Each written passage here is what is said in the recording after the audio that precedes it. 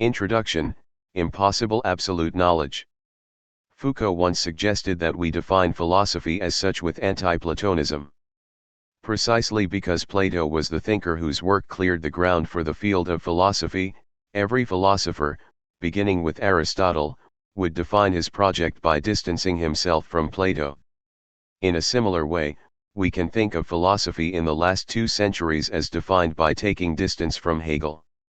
Hegel is the incarnation of the panlogical monster, the total dialectical mediation of reality, the total dissolution of reality in the self-movement of the idea. Faced with this monster, various ideas have been advanced that would supposedly be capable of escaping the mediation of the concept. This procedure is already visible in the 3 great post-Hegelian reversals that opposed the absolutism of the idea in the name of the irrational abyss of the will, Schelling, in the name of the paradox of individual existence, Kierkegaard, and in the name of the productive process of life, Marx. When siding with Hegel, even the most favorable commentators refuse to step over the line into accepting absolute knowledge. Thus, Jean Hippolyte emphasized that the post-Hegelian experience permitted the irreducible opening of the historico-temporal process through an empty repetition that destroyed the framework of the progress of reason. Even among partisans of Hegel, their relationship to the Hegelian system is always one of course, but still, of course Hegel affirmed the fundamentally antagonistic character of affectivity, the decentering of the subject, etc., but still. This fissure is finally cancelled through the self-mediation of the absolute idea that heals all wounds. The position of absolute knowledge, of the final reconciliation, plays the role of the Hegelian thing. It is the monster that is both frightening and ridiculous, from which one would do best to keep one's distance. It is both impossible, absolute knowledge is, of course, unattainable, an unrealizable ideal, and forbidden, absolute knowledge is terrifying, because it threatens mortification of all the richness of the living through the self-movement of the concept. In other words, any identification with Hegelian thought implies a moment where this identification will break down, the thing must always be sacrificed. For us, this image of Hegel as panlogicist, devouring and mortifying the living substance of the particular, is the real of his critics. Real in the Lacanian sense, the construction of a point that does not actually exist, a monster unrelated to Hegel himself, but that, nonetheless, must be presupposed in order to legitimate our position through negative reference to the other, by distancing ourselves. Where does this terror that grips the post-Hegelians in the face of the monster of absolute knowledge come from? What is concealed in the fascinating presence of this phantasmic construction? A hole, an empty space. It is possible to define this hole by undertaking the reading of Hegel with Lacan, which is to say against the background of the Lacanian problematic of the lack in the other, the traumatic emptiness around which the signifying process articulates itself. From this perspective, absolute knowledge reveals itself to be the Hegelian name for what Lacan attempted to pin down with the term the passe la passé, the final moment of the analytical process, the experience of the lack in the other. If, according to Lacan's famous formulation, Sada gives us the truth of Kant, then Lacan himself could give us access to the fundamental matrix that gives the movement of the Hegelian dialectic its structure, Kant with Sada, Hegel with Lacan. What then is the relationship between Hegel and Lacan? Today, things seem clear-cut. While no one denies that Lacan owes a certain debt to Hegel, at the same time it is widely accepted that Hegel's influence was limited to certain theoretical borrowings, which occurred during a very fixed time frame. Between the late 1940s and the early 1950s, Lacan attempted to articulate the psychoanalytic process in the terms of the intersubjective logic of the recognition of desire or the desire for recognition. Already at this time, Lacan had taken care to distance himself from the closure of the Hegelian system, from the absolute knowledge that he associated with the inaccessible ideal of a perfectly homogeneous discourse, complete and sealed in upon itself.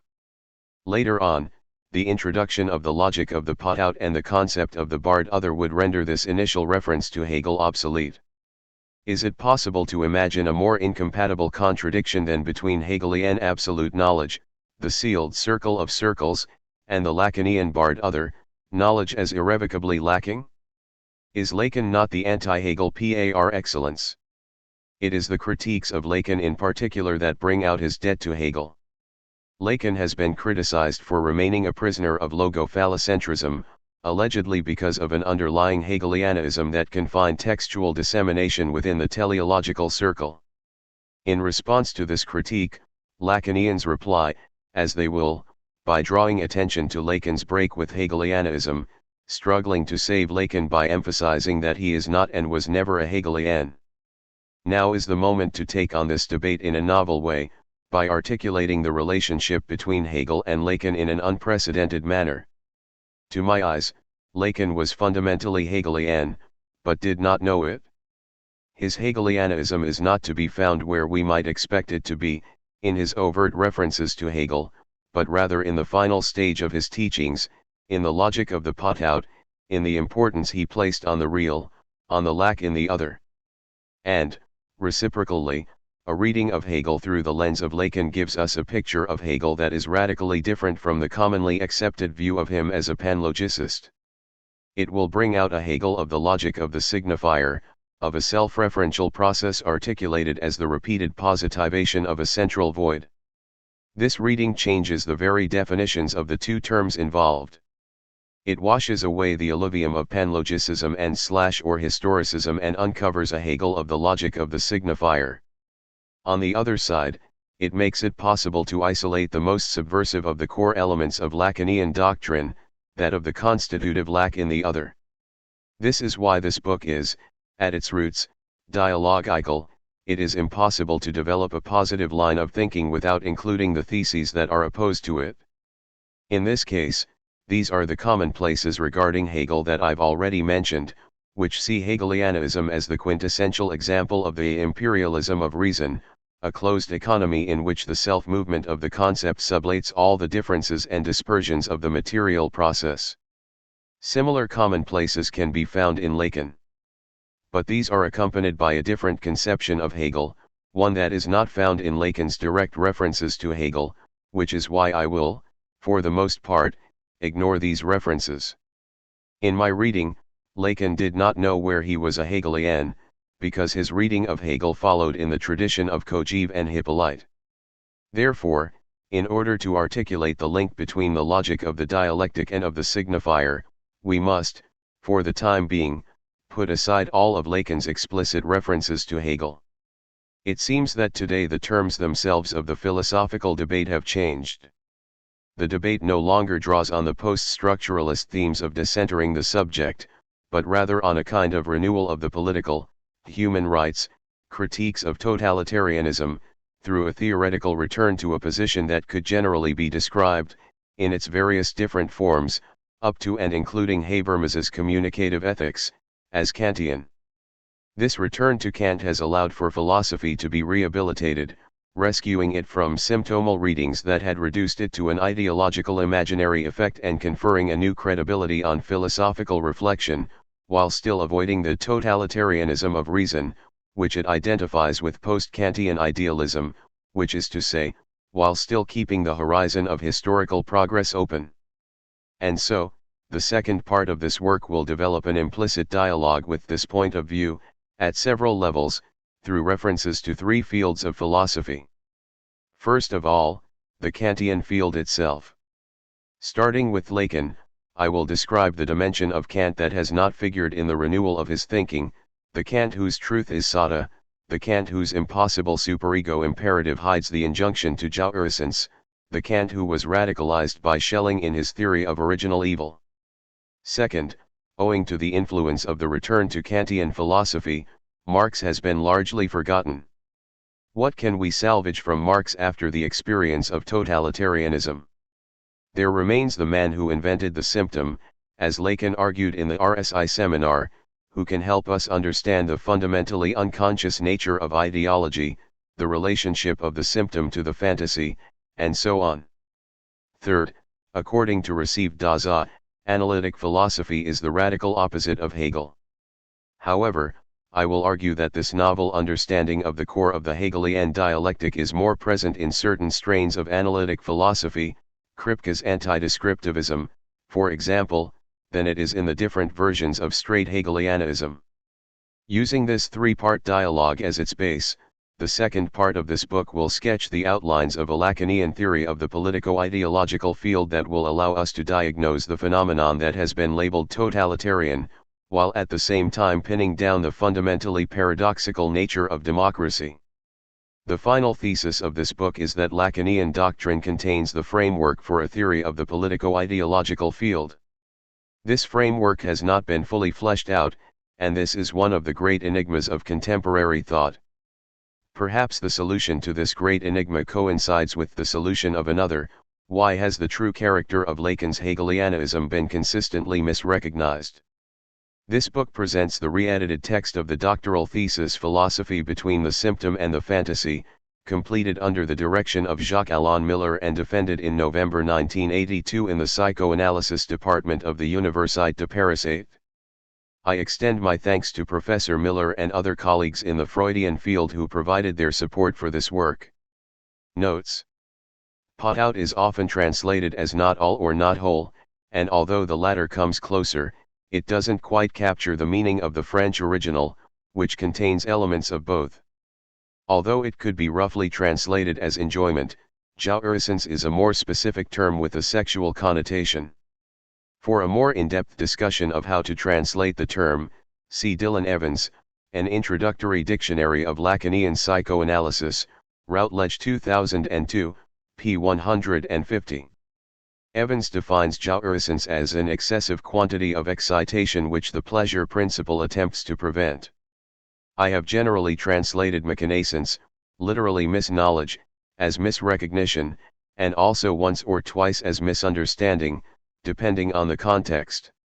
Although it is often left untranslated, it seems not to lose anything essential in its translation. For a more in-depth discussion, see Evans, An Introductory Dictionary, p. 112. Book I. Hegel with Lacan. 1. The formal aspect, reason versus understanding. The story of an appearance. The first materialist inversion of Hegel? It can be pinpointed precisely: Nuremberg Central Square, May 2, 1828. On that date, a peculiarly dressed young man appears in downtown Nuremberg. His countenance and his gestures are markedly stiff. The only words he knows are a few fragments of the Lord's Prayer that he has memorized and an enigmatic, and slightly ungrammatical, sentence, "I would be a horseman, like my father was," the first hint of an identification with an ego ideal. In his left hand, he holds a paper bearing his name, Caspar Hauser, and the address of a cavalry captain in Nuremberg. Once he learns to speak, Caspar tells his story. He had spent his life alone in a dark cellar where a man in black brought him food and water, until the day when this man brought him to Nuremberg, teaching him along the way the few sentences Caspar knew. Placed in the care of the Dahmer family, Caspar was quickly humanized, learned to speak properly, and became a celebrity. He was the subject of philosophical, psychological, pedagogical, and medical interest, as well as the focus of political speculation as to his origins. After a few years of quiet life, he was found on the afternoon of December 14, 1833, with a fatal stab wound. On his deathbed, he claimed that his assailant was the man in black who had brought him to Nuremberg, see Horisk 1979. Although Caspar's sudden appearance provoked a brutal encounter with an impossible reality that ruptured the symbolic circuit of cause and effect, the most surprising thing was that, in a certain sense, the moment was awaiting him. As a surprise, he arrived right on time. Caspar was an incarnation of the age-old myth of the child of royal descent abandoned in the wilderness and then found as an adolescent, and the rumor soon spread that he was the Prince of Baden. The fact that the only objects he remembered from the cellar were a few toy animals carved from wood was itself a poignant reenactment of the myth of a hero who is rescued and cared for by animals. But above all, toward the end of the 18th century, the theme of the child living outside of human society had become the subject of an ever-increasing number of literary and scientific works, as the pure embodiment of the distinction between the nature and culture of man. Casper's emergence was, from a material point of view, the result of a series of unexpected accidents. But from the formal point of view, it was fundamentally necessary. The structure of contemporary knowledge had prepared a space for him. Because this empty space had already been constructed, his appearance caused a sensation, whereas a century before or after it would have passed unnoticed. To grasp this form, this empty space that precedes the content that will come to fill it, is the work of reason in the Hegelian sense. That is to say, reason as opposed to understanding, in which the form expresses a positive and predetermined content. In other words, far from being overtaken by his materialist inversions, Hegel is the one who, ahead of time, gave them their meaning. Wanting to say and saying. According to orthodox dialectics, understanding supposedly treats categories, conceptual determinates, as abstract moments, frozen and removed from the living totality, reduced to the specificity of their fixed identity. Reason, on the other hand, goes beyond the level of understanding by deploying the living process of subjective, self, mediation whose dead and rigid abstract moments, whose objectifications, are the categories of understanding. Where understanding sees only rigid categories, reason sees the living movement that generates them. The understanding/reason distinction is therefore seen through the Bergsonian opposition between the flexible, movable, vital force and the inert matter it produces that is accessible to understanding. A view such as this completely misses the true significance of the distinction between understanding and reason.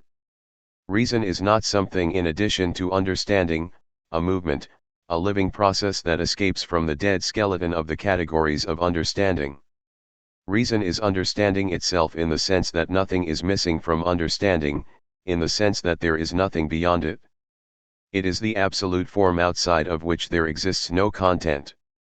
We remain at the level of understanding so long as we think there is something beyond it, a force that eludes understanding, an unknown inaccessible to the rigid schematics of the categories of understanding, and so long as we give the name reason to this beyond. By making this step toward reason, we are not adding anything to understanding, rather, we are subtracting something from it, the phantom of the object that persists beyond the form. We are reducing it to its formal process.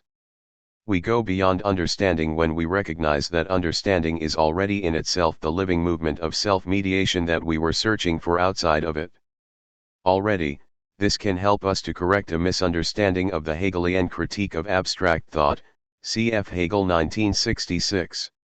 All that is usually retained from this critique is the idea that common sense, understanding, proceeds by abstraction, by subsuming all of an object's richness under a specific determination. A feature of a concrete network is picked out from the fullness of the living. A man, for example, is identified by the determination thief or traitor, and the dialectical approach is supposed to compensate for this loss, by allowing us to return to the richness of the concrete living world. But, as Gerard Lerbra, 1972, has pointed out, this is not the case. Once we're in the domain of logos, the loss is irremediable, what is lost. To use Lacan's words, once we've spoken, the gap between the real and its symbolization is irreducible.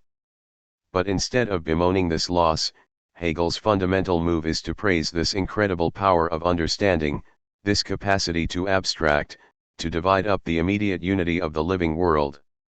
The action of separating the elements is the exercise of the force of understanding, the most astonishing and greatest of all powers, or rather the absolute power. The circle, which is self-enclosed and at rest, and, qua substance, holds its own moments, is an immediate relation, the immediate, continuous relation of elements with their unity, and hence arouses no sense of wonderment. But that an accident as such, when cut loose from its containing circumference, that what is bound and held by something else and actual only by being connected with it, should obtain an existence all its own, gain freedom and independence on its own account, this is the portentous power of the negative, it is the energy of thought, of pure ego. Hegel 1977, 23. To put this another way, the concreteness of thought is completely different from the immediate concreteness of the fullness of the living. The progress of dialectical thought in regard to understanding is in no way the reappropriation of this pre-linguistic richness, rather, it can be reduced to the experience of its fundamental nullity. The richness that is lost through symbolization is already in itself something ephemeral. The error of understanding is not that it wants to reduce the richness of the living to the abstract determinations of thought.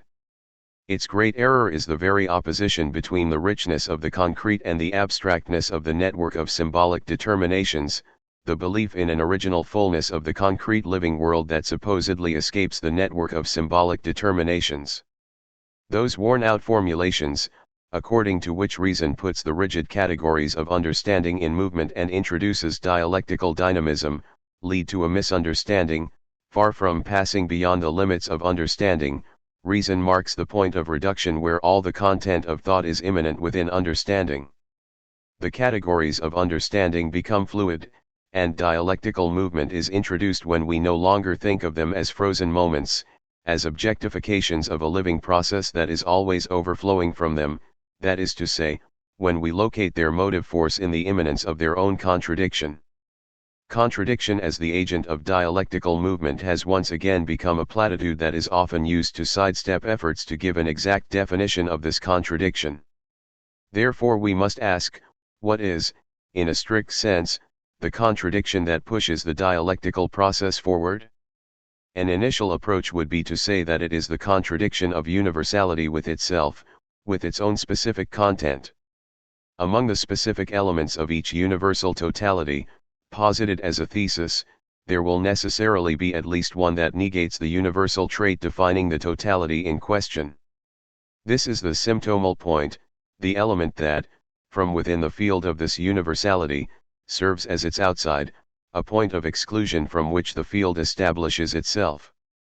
Therefore, we do not compare the universality of a thesis to a truth in itself to which it supposedly corresponds, we compare it with itself, with its own concrete content. Exploring the concrete content of a universal thesis subverts it retroactively, out of the structural necessity of an element that extrudes and that functions as its constitutive exception.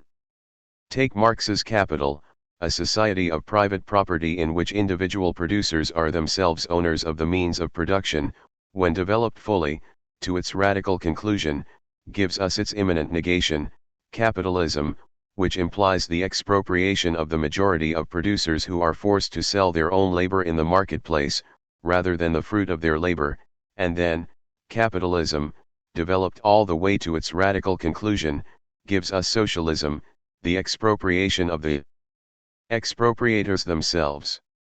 Second, we must specify the character of this comparison of universality to itself, to its concrete content. Ultimately, it is a matter of the comparison of what the subject who uttered a universal thesis wanted to say and what he really said. One subverts a universal thesis in such a way as to show the subject who formulated it how, by his own formulation, he was saying something completely different from what he wanted to say. As Hegel makes clear, the most difficult thing in the world is to utter, to articulate, what one really said by formulating a proposition.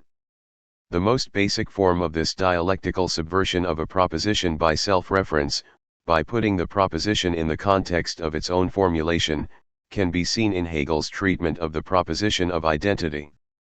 The subject wants to say that identity has nothing to do with difference, that it is something radically other than difference.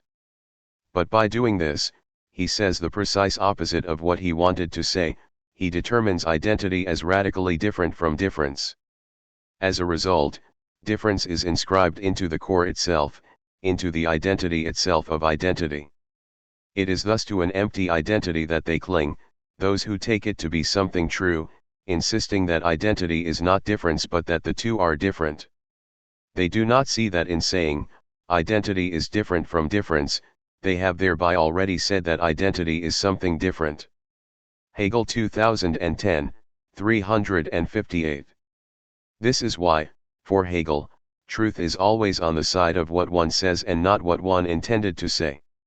Already in the beginning of the phenomenology of spirit, in the case of sense certainty, the literalness of the spoken subverts the intention of signification. The consciousness wanted to say an absolutely specific here and now, but, in fact, it spoke the greatest abstraction, any here and now whatsoever. Hegel knows that we always say too much or else too little, always something else, as opposed to what we wanted to say.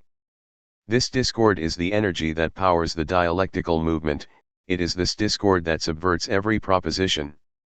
This crucial distinction between what the subject wants to say, what he thinks meant, and what he actually says, a distinction that corresponds perfectly to Lacan's distinction between signification and signifiance, can be explained in relation to the dialectic of essence and appearance.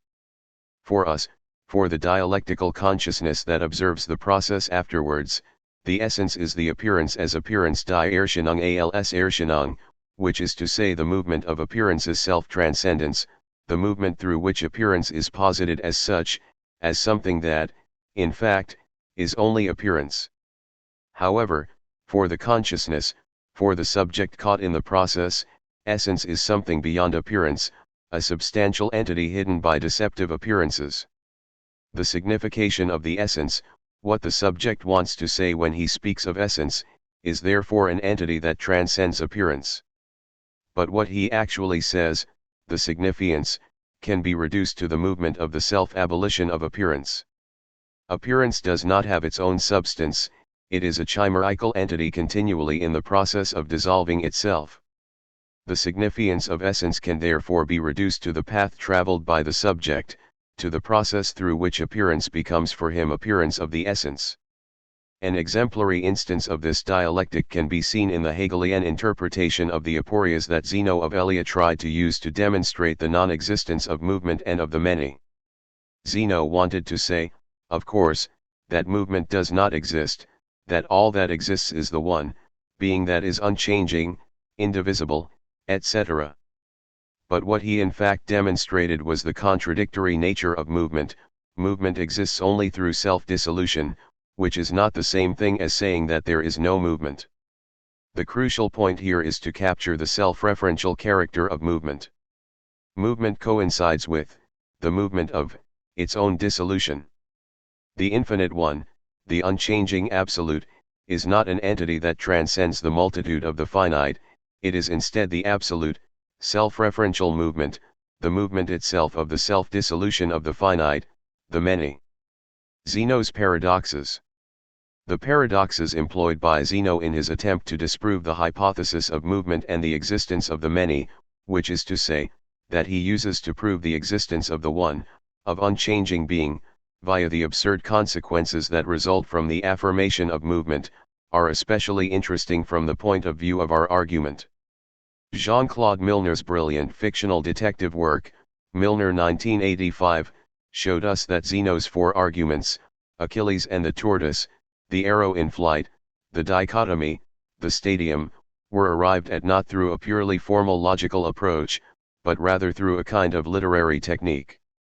Let us examine the exact nature of the literary examples that served as reference points for Zeno. Take the most famous paradox, that of Achilles trying in vain to capture the tortoise, or Hector.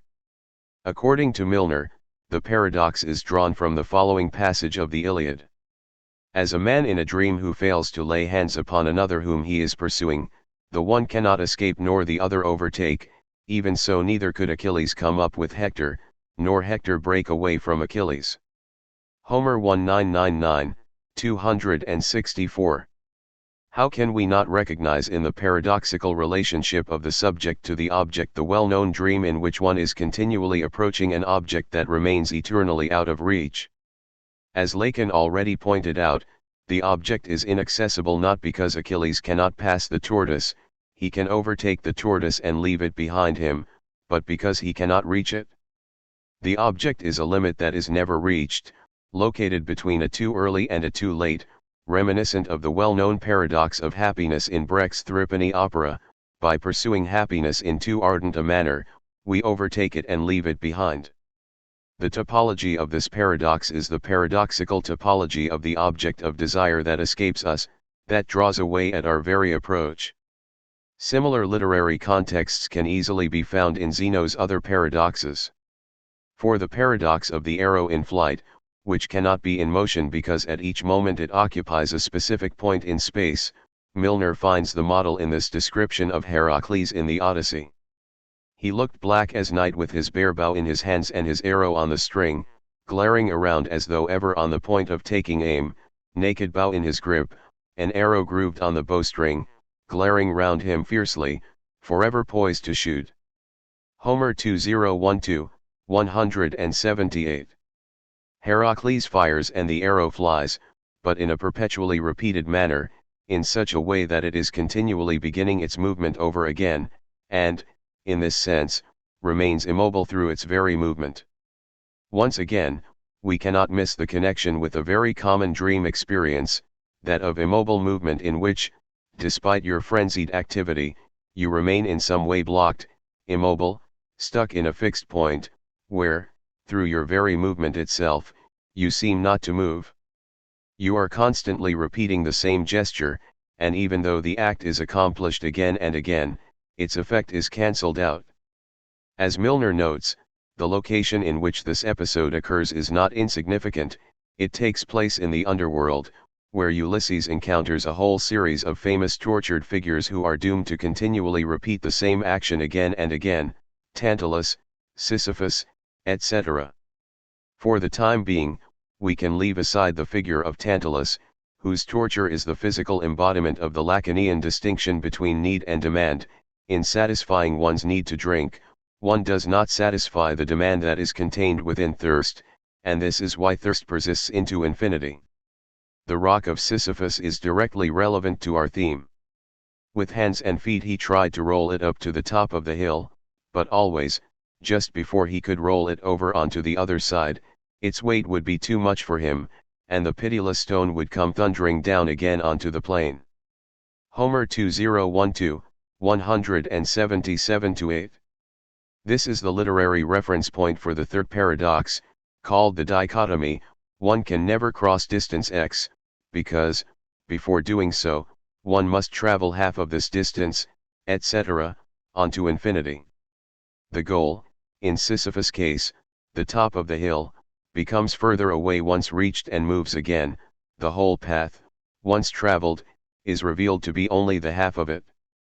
The actual goal of Sisyphus' activity is the path itself, the circular movement that consists in pushing the rock uphill and letting it roll back down. It is clear that here we have the basic framework of a drive, with its pulsation and its circular movement. The true aim of a drive is not its stated goal, it is nothing more than the return into the circuit of the drive. Lacan 1998a, 178. And the final paradox. Two rows of bodies, each row being composed of an equal number of bodies of equal size, passing each other on a race course as they proceed with equal velocity in opposite directions, the one row originally occupying the space between the goal and the middle point of the course and the other that between the middle point and the starting post. Half a given time is equal to double that time. Aristotle 2006, 87. Or, to quote Plato's general formulation, the half is worth more than the whole, Plato 1992, 141. Where can we find such an experience, in which the influence of an object is reinforced and increased as it is diminished? The more it diminishes, the more important the remaining part becomes. Consider the way in which the figure of the Jew, the quintessential libidinal object, functioned in Nazi discourse. The more we eliminate and destroy them, the more dangerous the rest become. The more we attempt to repel the horrifying object of desire, the more it looms, frightening, in front of the subject. The general conclusion we can draw from this is that there is a domain in which the paradoxes of Zeno take on their full value, a domain that operates in a perfectly homologous way to Zeno's paradoxes of movement themselves. This is the domain of the object of desire, of the impossible relationship of the subject to the object cause of his desire and the compulsion that circles around this object. The topology of Zeno's paradoxes is that of the relationship of the subject to the object cause of his desire. The domain ruled out by Zeno, I am even tempted to say foreclosed, as impossible in order to establish the reign of the one, is the real of compulsion and the object that it circles around. Omitting the object is constitutive of the field philosophy as such. The object is the one lacking in philosophical consideration in order to situate itself, that is, in order to know that it is nothing. Lacan 1987, 110. This is why the paradoxes Zeno used in order to prove the impossibility of movement and from there its non-existence are the other side of the existence of the one, of what Parmenides, the first philosopher, called unchanging being. The object is simultaneously the purest semblance, a chimera without substance, the fragile positivation of nothingness, and also the real, the hard kernel, the rock upon which symbolization is dashed. This explains the paradox of philosophy. Philosophy lacks the real because of its very attempt to find true being through exclusion, through ruling out false appearance semblance, which is to say, by setting about drawing the line of separation between true being and the semblant. The lack of consideration given to the real core takes the paradoxical form of the fear of being taken in by false appearances, of succumbing to the power of the semblant. The pure semblant appears horrifying, because it announces a real that threatens to explode the ontological consistency of the universe. To bring this back to Hegel, we can reformulate his reading of Zeno's paradoxes in the following way. Zeno's intention is to exclude the paradoxical circuit of compulsion, the paradoxical nature of the object that grows through its very own diminution, that keeps its distance through our very approach. However, what he actually does is define in a very neat and concise way the paradoxical topology of the impossible real object, the phantasmic relationship of the subject to the object cause of desire, $A. Truth as loss of the object. This Hegelian reading of Zeno demonstrates the fundamental error of the standard view of the in itself and sich category. The in itself is normally thought of as the transcendental substantial content that eludes consciousness and therefore, according to the Kantian model of the thing in itself, has not yet been mediated by it. To return to Zeno, what is the in itself of his argument? Zeno takes his argument to be a reductio proof of the existence of unchanging being, which persists in itself beyond the misleading appearance of movement. And so already, for the consciousness, for Zeno himself, there is a difference between what is only for it, for the ordinary consciousness, and what exists in itself. Movement is a false appearance that only exists for the naive, pre-philosophical consciousness, while in itself, there only exists unique and unchanging being. This is the first correction we must make to the aforementioned standard view. The difference between what is for it, the consciousness, and what exists in itself is a distinction that takes place within the naive consciousness itself. The Hegelian subversion consists only in relocating this distinction and showing that it is not where the naive, or, critical, which is nothing more than the supreme form of naivete, consciousness posits it. For the consciousness, for Zeno, there is a distinction between the contradictory, self-dissolving appearance of movement and unchanging being, unique, identical to itself, existing in itself. Zeno's truth, his in itself for us, is that the entire content of unchanging being, all that Zeno actually says, can be reduced to the movement of movement's self-sublation. Unchanging being, beyond appearance, is the process of movement's self-dissolution through contradiction. This is the crucial point. For the consciousness, for Zeno, this argumentative approach is fundamentally exterior to the thing itself. It is only our path to the one, to unchanging being that is supposed to persist in itself, unaffected by our methods. To use the well-known metaphor, it is like the ladder that we kick away after using it. For us, on the other hand, the entire content of being resides in the argumentative path that brought us to it. For us, unchanging being is only an objectification, a fixed figuration of the method through which we came to see movement as misleading appearance. The passage from that which is only for the consciousness to the in itself or for us is therefore in no way a passage from misleading, superficial appearance into the beyond that exists in itself. On the contrary, it is a question of recognizing that what the consciousness took to be a path toward the truth, exterior to the truth, Zeno's argumentative approach, for example, is already the truth itself. In a certain sense, everything is in the consciousness. The true in itself is not hidden in some transcendent beyond. The error of the consciousness consists entirely in failing to notice that what it took for a procedure exterior to the object is already the object itself. Here we can see the whole weight of the category of the formal aspect das Formell introduced by Hegel in the introduction to the phenomenology of the spirit.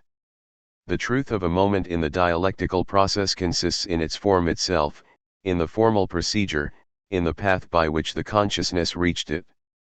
The content, however, of what presents itself to us does exist for it. For the consciousness, we comprehend only the formal aspect of that content, or its pure origination. For it, what has thus arisen exists only as an object. For us, it appears at the same time as movement and a process of becoming. Hegel 1977, 56. Contrary to the classical representation of an external form that supposedly obscures the true content, the dialectical approach conceives of the content itself as a fetish, an objective given whose inert presence hides its true form. The truth of Eleatic being is the formal approach that demonstrated the inconsistency of movement. That is why the Hegelian dialectic implies the experience of the fundamental nullity of the content, meaning this core of the in itself that we supposedly approach through the formal procedure. We must come to recognize in X an upside-down effect of the formal process itself. If Hegel criticized Kant for his formalism, it's because he was not formalist enough, which is to say, because he retained the postulate of an in itself that supposedly escapes the transcendental form, not realizing that this was in fact a pure thing of the mind. The dialectical path toward the truth of an object therefore implies the experience of its loss. The object, its rigid form, dissolve into the network of mediations, of formal procedures. That the dialectical truth of an object consists in the network of its mediations is nothing new, but, as a rule, people forget the other side of the immediacy of the object's passage toward the network of its mediations, the loss of the object. By grasping the truth of Eleatic being as the movement itself of the demonstration of the non-existence, the self-dissolution of movement, we lose being as an entity existing in itself. In place of being, a fixed reference point, identical to itself, all that remains is the vertiginous movement of the bottomless maelstrom, the self-dissolution of movement, a procedure that at first seemed to be an exterior path to being. This is Heraclitus as the truth of Parmenides, see Dola 1986. And it was the concept of truth itself that Hegel famously reversed. Truth does not consist in the correspondence of our thought, the proposition, the concept, to the thing, the object, but rather the correspondence of the object itself to the concept. Heidegger, 2002, replied that this reversal remained trapped in the same metaphysical framework of truth as correspondence. But what escaped from Heidegger's critique was the radically non-symmetrical character of the Hegelian reversal. For Hegel, we are dealing with three elements, not just two. Knowledge, the dual relationship between thought and its object, is replaced by the triangle of subjective thought, the object and the concept that is in no way the same thing as thought. We might say that the concept is in fact the form of the thought, form in the strictly dialectical sense of the formal aspect as the truth of the content. That which remains unthought impens in a thought is not a transcendental surplus, an unseizable X of its objectual content, but its form itself. The encounter between an object and its concept in a strictly dialectical sense, not some abstract universal Platonic idea, is therefore necessarily a missed encounter. The object can never correspond to its concept, because its existence, its very consistency, depends on this non-correspondence. The object itself, as a fixed, inert point, that is to say, as a non-dialecticized presence, is in a certain sense non-truth incarnate and, as a point, plugs the hole in the truth. This is why the path to the truth of an object entails its loss, the dissolution of its ontological consistency. Note: here I have left the French word significance in its original form, although it has also been translated as signifierness, signifyingness, or meaningfulness. For a more in-depth discussion of the various translations of the term, see Lacan 2006, 318. 2. The retroactive performative, or how the necessary emerges from the contingent. 1 grain more, 1 hair less. Doesn't the dialectical procedure entail the total dissolution of the positive object into the absolute form of the concept? And isn't this dissolution simply Hegelian panlogicism in action? Such hasty reasoning overlooks the fact that the Hegelian concept of totality is fundamentally put out. There must always be a grain of sand that functions as a foreign body. What is this grain? It is, of course, the same one as in the paradoxes of 1 grain more and 1 hair less. Which grain is it that makes a collection of grains of sand a pile? Which hair is the one whose removal makes someone bald? The only possible answer involves inverting the Lacanian concept of anticipated certainty. That what we have in front of us is already a pile is something that can only be recognized too late. After the fact, the moment can never be quite right. At a particular moment, we simply recognize that what we have in front of us was, at least 1 grain earlier, a pile. In other words, the validity of our observation is retroactive. It remains true if we remove a grain, if we add a hair. Why is this? What we are dealing with here are symbolic determinations, which refuse to be reduced to descriptions of positive traits, positive properties, which always involve a certain distance from positive reality. A symbolic determination, pile, for example, will never seamlessly coincide with reality. We can only notice, after the fact, that the state of things in question already existed, beforehand. The paradox is, of course, that this beforehand, this effect of already there, results retroactively from the symbolic determination itself. The excess, superfluous grain that makes a pile, superfluous, because the pile would remain a pile even if we removed the last grain we added, embodies the function of the signifier in reality. I am tempted to say that it represents the subject for all the other grains. This paradox of inevitable superfluousness, of necessary excessiveness, is a good illustration of the fundamental nature of the symbolic order. Language is always excessive, it is always added as a surplus, but if we take away the surplus, we lose the very thing that we had hoped to capture in its naked form, without the superfluous element, reality in itself. This is a good point from which to approach the fundamental paradox of the Hegelian dialectical process, which is characterized by 2 traits that seem, at first, to contradict, perhaps even mutually exclude, each other. The principal thrust of Hegel's critique of the theory of naive knowledge, common sense, is that it sees the process of acquiring knowledge as a discovery, a penetration into a universe of pre-existing facts. We supposedly gain knowledge of reality as it existed prior to this process. This naive theory misses the constructive nature of the relationship of the process of knowledge in regard to its object, the way in which knowledge itself modifies the object, giving it, through the act of knowing, the form that it takes as an object of knowledge. The key thrust of Hegel's critique bears on something completely different from the Kantian critique, which emphasized the constitutive role of transcendental subjectivity. For Kant, the subject gives universal form to a substantial content of transcendental origin, the thing in itself. Kant remained within the framework of the opposition between subject, the transcendental network of the possible forms of experience, and substance, the transcendental thing in itself, whereas for Hegel we must treat the substance itself as subject. Knowledge is not breaking through to the substantial content that would supposedly be unaffected by the knowing process.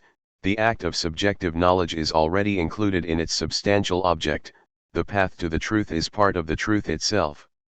In order to illustrate the point Hegel is making here, let me give an example that might initially seem surprising, but that testifies to the Hegelian legacy in historical materialism and that confirms Lacan's thesis that Marxism is not a worldview, Lacan 1998b, 30. The fundamental claim of historical materialism is that the proletariat has a revolutionary role and a historical mission. But the proletariat only becomes an effective revolutionary subject through the recognition and acceptance of its true historical role. Historical materialism is not objective knowledge of the historical role of the proletariat, its knowledge requires the subjective position of the proletariat, it is in this sense self-referential, included in its own object of knowledge. Therefore, the first point we must address is the question of the performative character of the process of knowledge. When the subject goes behind the curtain of appearance to search for the hidden essence, he thinks he will discover something that was always there. He does not realize that in passing behind the curtain, he is bringing with him the very thing that he will find. And yet, elsewhere in Hegel we can find an argument that seems initially to directly contradict this conception of the performative nature of the dialectical process. While the idea of performativity is today a commonplace in Hegelian interpretations, this other thesis receives significantly less attention from Hegelians. When Hegel describes the decisive reversal of the dialectical process, he constantly makes use of the same stylistic device: things are already there, or were always already. This implies the recognition of a pre-existing state of affairs. The reversal is reduced to the realization that it's already like this: we already have the thing we were looking for, what we aspire to is already the case. The passage from the Sein to the dialectical synthesis is therefore in no way an ordinary synthesization of opposites, a productive act that reconciles the opposites, that erases the Sein. Rather, it can be reduced to the realization that, in fact, the Sein never existed, that it was an effect of our perspective. This in no way implies a position of abstract identity that would nullify all differences, a night in which all cows are black. Rather, what Hegel emphasizes is that it is the Sein itself that unites the opposing poles. The synthesis that we were looking for beyond the Sein was already realized by the Sein itself. Take the example of the unhappy consciousness in the Phenomenology of the Spirit, Hegel 1977, 119. It is unhappy because it feels the pain of the Sein between the Absolute and itself, a finite consciousness, excluded from the Absolute. What would it take to bridge the Sein? How does the unhappy consciousness succeed in overcoming the Sein? Not by succeeding, at long last, in arriving at the transcendent Absolute, finally satisfying its fervent aspirations by fusing itself with the Absolute. Instead, overcoming the Sein requires only the simple recognition that the unhappy consciousness is already the medium, the field of mediation, the unity of the two opposing moments, because the two moments occur in it and not in the Absolute. In other words, the very fact that the unhappy consciousness suffers the pain of the Sein proves that it is in itself the unity of the two opposing moments, of itself and the Absolute, which is not an Absolute that exists in serene indifference. How then should we think of these two sides of the dialectical process? On the one hand, we have its performative character, which we must be careful not to treat as if it were the movement toward some pre-existing in itself. On the other, there is its constitutive character, according to which the Sein is overcome because it never existed, the obstacle vanquished because it was never an obstacle. Herein lies the proof that the Hegelian dialectic is none other than the logic of the signifier. The concept of the signifier can be found in the paradoxical unity of these two traits, in the paradox of retroactive performativity. Let us return to our example of the pile of sand. The recognition that there is a pile is a performative one. The determination pile is not reducible to description using only positive properties. And, as we saw earlier, out of structural necessity, this recognition can only occur after the fact. It is always at least one grain too late, implying that what we have before us was already a pile one grain earlier. This is the signifier's performative temporal reach, which retroactively makes the thing in question, the pile, for example, what it already was. The wits of the synthesis. Is this kind of structure of retroactive performativity the key to the fundamental paradox of the dialectical process? Do we achieve the infinite goal by realizing that it was already achieved, erase the Sein by recognizing that it was already erased, that, in a certain sense, it never even existed? Does the antithesis proceed to the synthesis through the realization that it was already, in itself, the synthesis it was searching for in vain outside of itself? Let us take as an example the following: Quite Hegelian, wits, Rubinovich, a legendary figure in Jewish wits from the Soviet Union, enters the emigration office in Moscow and declares that he wishes to emigrate. The bureaucrat on duty demands that he justify his request. Rubinovich replies, "There are two reasons. The first is that I'm frightened that communist rule in the Soviet Union will collapse, and once the reactionaries are back in power, they will blame all the ills of socialism on the traditional scapegoats, the Jews. There will once again be pogroms." The bureaucrat interrupts him, "But that's absurd. Communist rule in the Soviet Union is invincible, it will last forever, nothing will change the Soviet Union." "And that is the second reason," Rubinovich calmly replies. What is essential to notice here is that the wits only works because of its dialogic economy. If Rubinovich simply listed the two reasons, 1. Because, if Soviet power collapses, there will be pogroms, 2. Because Soviet power will never collapse, we would only have a non sequitur similar to the famous Freudian kettle logic, it would lack the twist necessary for it to be a wits. The genius of this wits lies in including the listener's reaction to Rubinovich's first reason. There are two reasons, the first is offered, the other person protests, produces arguments against the first reason, and there you go, he himself has given the second reason. This is the logic of the thesis-antithesis synthesis in its pure form. The thesis is the first argument, I want to emigrate because I am afraid of the pogroms that would follow the collapse of Soviet power. The bureaucrat's objection is the antithesis, Soviet power is indestructible. The synthesis is exactly the same as the antithesis, the bureaucrat's reply becomes its own opposite, it becomes the reason itself. The synthesis is the antithesis, the only step between the two is a reversal in perspective, a retroactive realization that the solution can be found in what we originally saw as the problem. The pass is what had initially seemed to be the impasse. The Hegelian performative makes it so that the thing in question is, in the end, what it had always already been. A good example of this retroactive performativity can be found in Jean-Claude Milner's commentary on the Leninist-Maoist theory of the weakest link and the principal contradiction. What was impossible for them is that an act could create the conditions that would, retroactively, make it just and timely.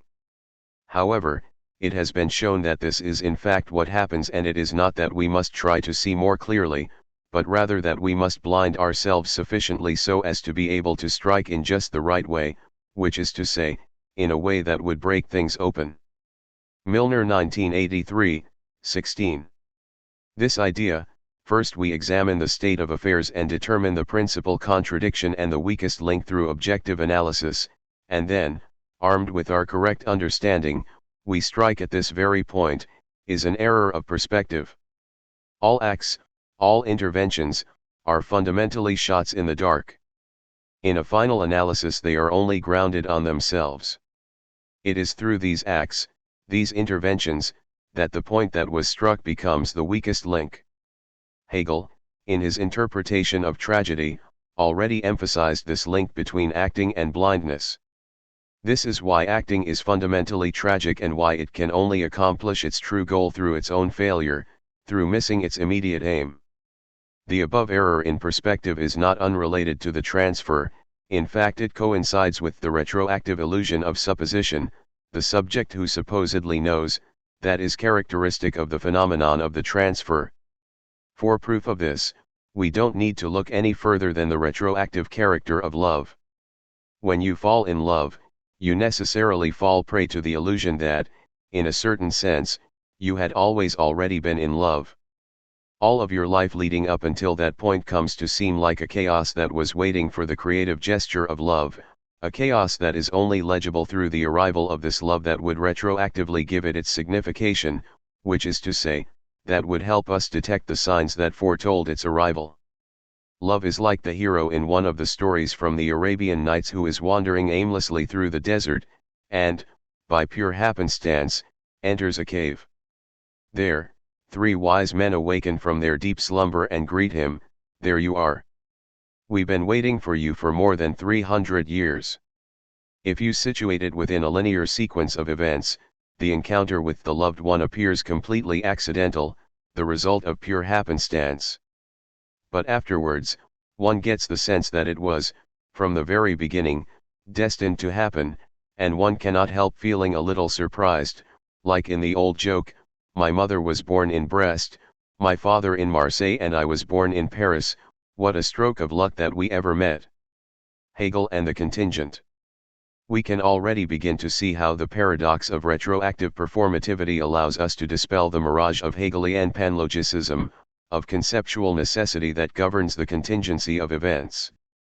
The habitual counterargument proffered against Hegel's alleged panlogicism is the irreducible fact of existence. As Schelling emphasized, logical necessity only deals with reality's conditions of possibility, reality in the guise of the possible. It cannot capture the positive given form of reality, its quod est, the thing that is left over once we have removed its rational form. The most infamous version of this is Krug's quill. Krug, a minor philosopher and a contemporary of Hegel, offered the following challenge to speculative idealism: deduce from the logical movement of the absolute the quill with which I am writing at this very moment. To which Hegel replied, far from claiming the ability to deduce all individual content, speculative philosophy is in fact the only philosophical theory that can acknowledge the idea of absolute happenstance, that includes the contingent in the very concept itself of essence.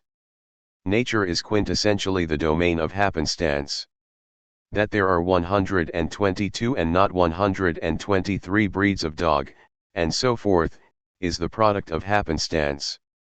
Non-conceptual contingency overflows from logical necessity, and this is the necessary consequence of the development of the idea, which externalizes itself and gives free range to its particular moments. Let us recall Hegel's famous reply when one of his students criticized him because an empirical detail did not fit with his theory: too bad for nature. This incessant overflowing, the transgression of natural forms in regard to the rational order, the never-ending production of bastards, the intermixing of different species, these are not reflections of the creative power of nature, but rather its fundamental powerlessness, its inability to attain the level of the concept. The concept, in its self-development, divides itself and necessarily posits its externality as the domain of happenstance. The necessity is contingency, not the contingent. This is why determinate/particular content is not the object of substantial theoretical interest. Henrik 1971, 168. This is the difference between Hegel's position and that of Kant or Fichte, for whom the subject is dedicated to the infinite task of mastering contingency, reducing it, suffusing it with rational necessity. The correct attitude of the subject towards happenstance is not in the endless drive to dissolve the contingent into the concept, but rather the renunciation of such an understanding. Happenstance is, as natural content, allowed to roam free, already surpassed by the idea and therefore posited as uninteresting. Henrik 1971, 169. This shift that Hegel represents in relation to the Kantian-Fichtean position can best be understood against the background of the Lacanian logic of Potout. The Kantian position is that of a whole, a universality of the formal transcendental conditions of all possible experience and from there of all objects of experience.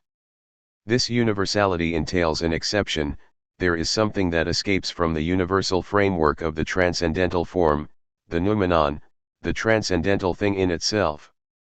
According to the traditional interpretation of the passage from Kant to Hegel, the latter supposedly radicalized the above position of Kant and Fichte. In this view, Hegel's famous formulation, "the real is the rational," is taken to mean that, from this moment on, everything without exception is encompassed by the circle of rational self-mediation, every contingency is suppressed, recovered as a moment in the necessary movement of the concept. But, as we have seen, to think that the formulation "the real is rational" contains the program for the total dissolution of contingent reality in the necessity of logos is to completely miss the point. The real is rational, and vice versa, should not be read as all that is real is rational, but rather there is no thing of the real that is not rational, the price of this no exceptions being that, in fact, all is not rational, the domain of the contingent escapes conceptual deduction. By excluding the contingent from necessity, by giving up on conceptually deducing the contingent, Hegel takes a first step in what seems like the other direction, presenting us with an exemplary case of the logic of the whole and the exception. If all is rational, we must exclude something from the necessary movement of the rational totality, the contingent. But such a reading gives the contingent an importance that is incompatible with Hegel's conceptualization. This would make the contingent the opposite pole, the corollary equivalent of the necessary. However, Hegel emphasizes that it does not follow from all is not rational that a positive substantial thing exists that would be an exception, a thing that would not be rational. What escapes from the self-determination of the concept, the thing that makes it the case that all is not rational, is indeed the contingent. But the contingent in itself is simply a nullity, an expired moment with no substantial weight, disappearing on its own, self-dissolving. This difference from Kant and Fichte is especially conspicuous in the domain of ethics. Kant saw ethics as a continual battle against everything inert, non-rational, contingent in man, against his pathological inclinations, a never-ending and constant effort to reduce the role of the contingent. Hegel, meanwhile, held that we must exclude happenstance but without opposing ourselves to it. If we oppose ourselves to pathological happenstance, if we make this opposition the principal terrain upon which the ethical battle is fought, we are according far too much weight to happenstance, we are taking it for precisely what it is not, for the essential rather than the peripheral. The only proper attitude toward happenstance given its peripheralness is to see it as such, indifferently, dispensing with the contingent without opposing it. To stoop to the level of the contingent by believing that the basis for an ethical life is the infinite battle against the contingent will always implicate positing the contingent as essential. What is the difference between this Hegelian position and Stoicism, which also regards the contingent course of the world with indifference? According to Hegel, the Stoic logos is an empty formal identity, without content, that is unable to specify itself, to alienate itself as particular content. In other words, it is not yet a concrete universality. This is why Stoicism culminates in the homeostasis of an isolated and abstracted individual, whereas, for Hegel, the form ethical duty takes is always dictated by the historical situation of the social community, the polis. There is therefore a development inside the field of ethics, the battlefield of the spirit against itself, that arrives in the form of the necessary conflict of duties, the confrontation of two ethical positions, that of Antigone and Creon in Antigone, for example. In these situations, pathological particularity re-emerges at the very heart of the ethical edifice, good itself, posited as exclusive, coincides with absolute evil. Necessity as a retroactive effect. The concept that, through its self-development, divides itself and necessarily posits its externality as the domain of happenstance, evokes the idea of an essential necessity that realizes, self-mediates, and expresses itself through a multitude of contingent conditions. This brings to mind two standard examples from Marxist theory. The development of capitalism occurs according to the necessity of its internal logic, but it will be realized through a multitude of contingent circumstances that arise out of primitive accumulation, which will differ from country to country. Over the course of the French Revolution, the passage to empire was a historical necessity, and therefore a figure like Napoleon was necessary, but it was only by happenstance that this necessity was realized precisely in the person of Napoleon. Normally, the Hegelian theory of happenstance is reduced to just this: necessity is realized through a series of contingent conditions, contingency is therefore the form through which hidden necessity reveals itself. This necessity is the unity of itself and its contradiction, it encompasses and sublates off-head happenstance. It's impossible to miss the big themes of the post-structuralist critics of Hegel, Derrida, for example, who saw the Hegelian dialectic as the extreme form of metaphysics of presence, in which identity mediates and suppresses all difference, necessity mediates and suppresses all contingency. The Hegelian idea of a necessity that retroactively puts in place its own necessary preconditions allows for a different, and more interesting, Reading of Hegel from a Lacanian perspective. Contingency is the way in which possibility is posited as realized. Something that exists only in the mode of the possible is, when it is able to exist effectively, in relation to this possibility alone effectuated in a contingent manner. Henrik 1971, 162. How then do we pass from the contingent to the necessary? If we are dealing with a possibility that has been realized, the conditions of its realization are certainly contingent. If we look at the process of effectuation/realization from the point of view of its result, we see necessity. That is to say, the effective result that comes from the realization of a possibility appears necessary in that it locates its own necessary preconditions, in that it designates them as the conditions of its realization. The possible that has become effective is not contingent but necessary because it posits its own conditions itself. Henrik 1971, 163. When a thing occurs as a result of a series of contingent conditions, it produces the retroactive impression that it was teleologically necessary, as if its development had been preordained from the very beginning. From the vantage point of the end result, it appears to have posited its own preconditions. The key for Hegelian teleology would therefore be to search inside the retroactive movement of the signifier for the point at which the appearance of a new master signifier retroactively bestowed signification upon the chain that preceded it. Hegelian necessity is precisely the necessity of an S1 that miraculously turns chaos into a new harmony, that transforms a series from a lawless to a law-like series. The dialectic is, in its essence, the science of how necessity emerges from contingency.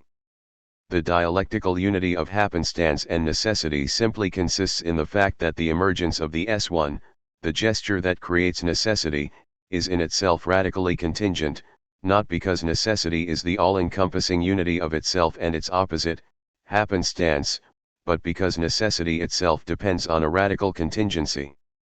All the effort of the dialectical approach is directed to guarding against falling prey to the retroactive illusion that the final result was preordained from the outset, and thus to not losing sight of the contingency upon which the arrival of necessity depends. This is why Brecht's concept of alienation Verfremdung is a constitutive part of dialectical analysis. That which is most familiar, most natural, must always appear to be a totally contingent and fictional order. How should we understand this contingency? We should not take the retroactive character of necessity to mean that the way in which a story unfolds will appear necessary as soon as we know how it will end, nor that contingency will reappear if we present events in their linear order, from beginning to end. In his play Time and the Conways, J.B. Priestley presents the destiny of the Conway family in 3 acts. The first act finds them spending an evening together as a family, full of enthusiasm and projects for the future. The second act takes place 20 years later and they are all reunited once again. It is a meeting of desperate, failed lives.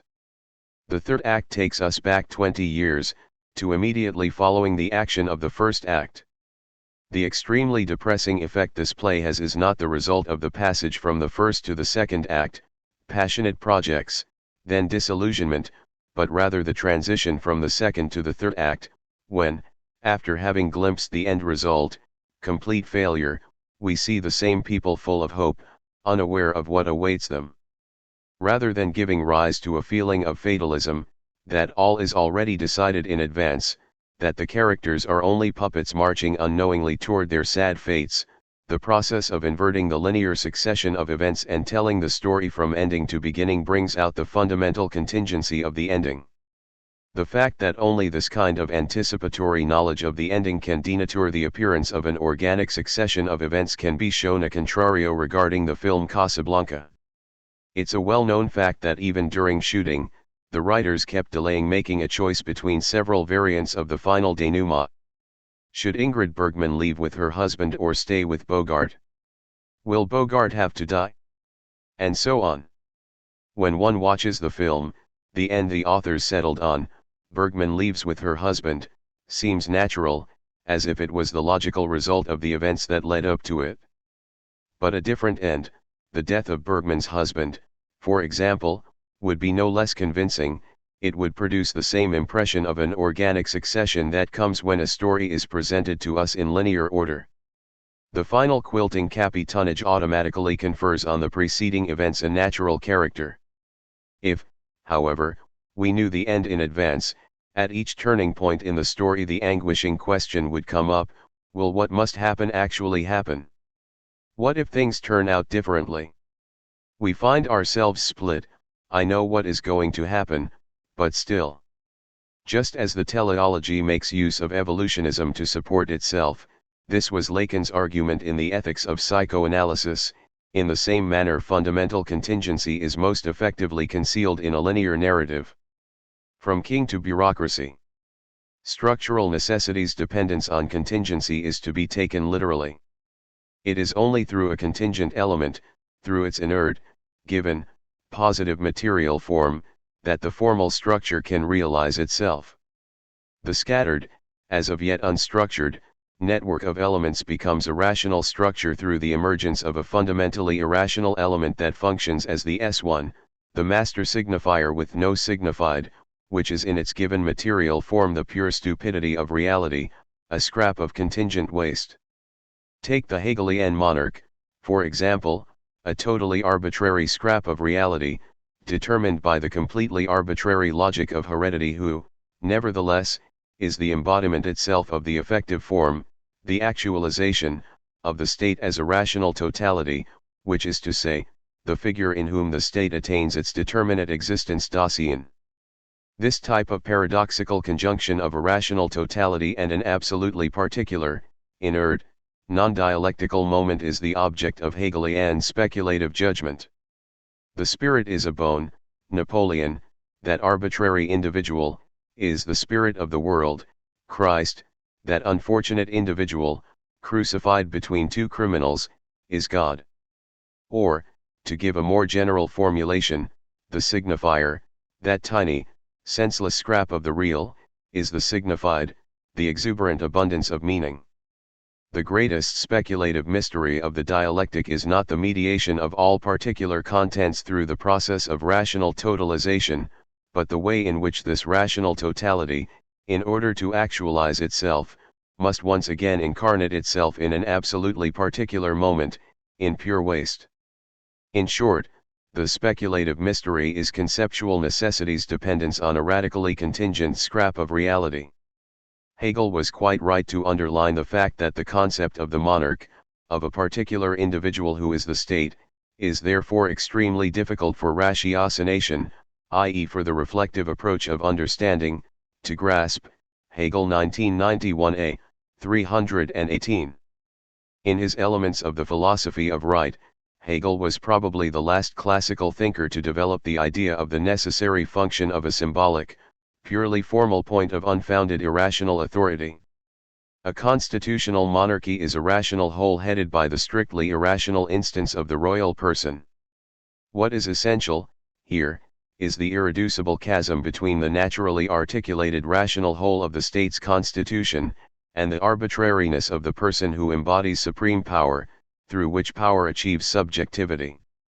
In response to the criticism that the fate of the state should not be left up to the psychological disposition of the monarch, his wisdom, honesty, courage, etc., Hegel argues.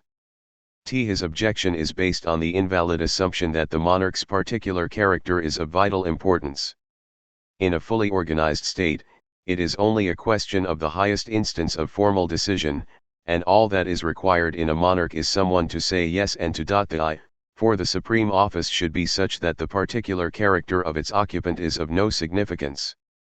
In a well-ordered monarchy, the objective aspect is solely the concern of the law, to which the monarch merely has to add his subjective I will. Hegel 1991a, 323. The essential nature of the monarch's act is therefore completely formal. The framework for his decisions is determined by the constitution, the concrete contents of his decisions come from his expert counselors, so that he often has nothing more to do than to sign his name. But this name is important, it is the ultimate instance and non plus ultra, Hegel 1991a, 321. It is all already there, the monarch is the pure signifier, the master signifier without signified.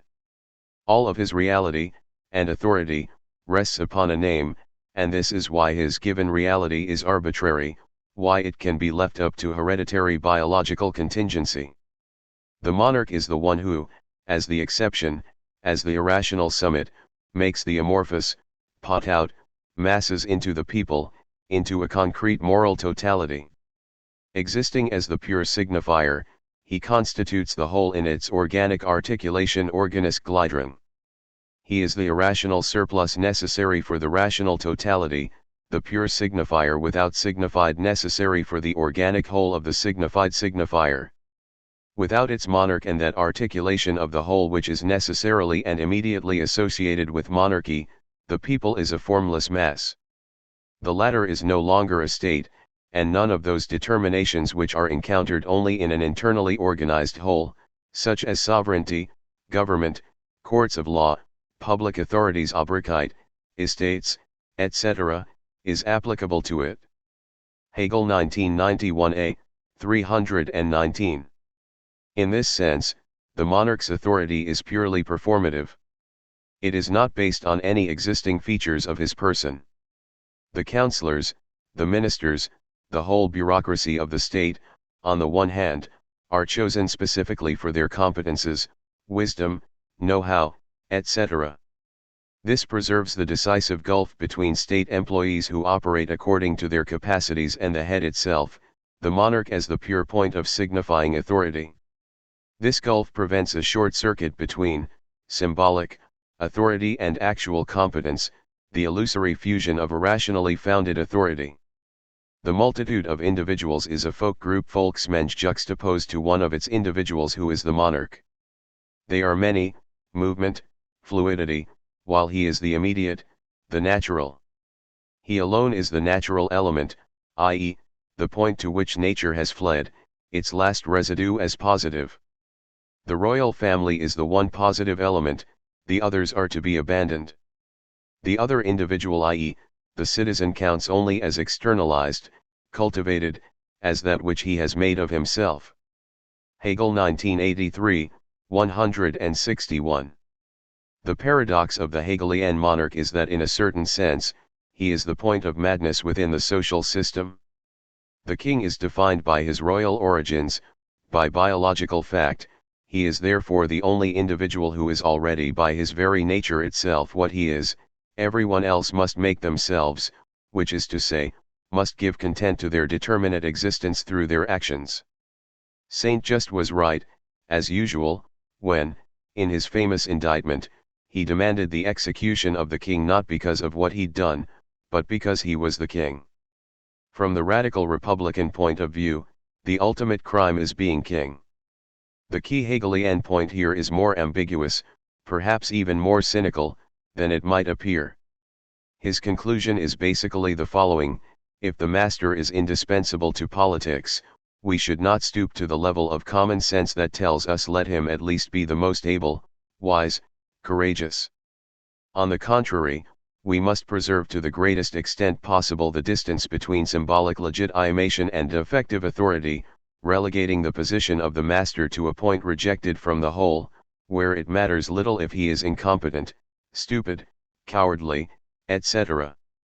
In the very place where he seems to be singing the praises of monarchy, Hegel accomplishes a kind of separation between S1 and A, the Lacanian notation for the Freudian definition of hypnosis. The power that the king has to fascinate comes from covering over the difference between S1 and A.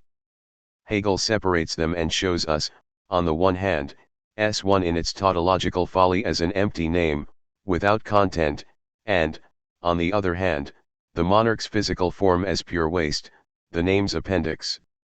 In other words, Hegel is saying the same thing here as Lacan is in The Other Side of Psychoanalysis, the 1969-70 seminar. The gulf between the state bureaucracy and the monarch corresponds to the gulf between the field of knowledge, S2, bureaucratic know-how, and the quilting point, S1, the unary master signifier.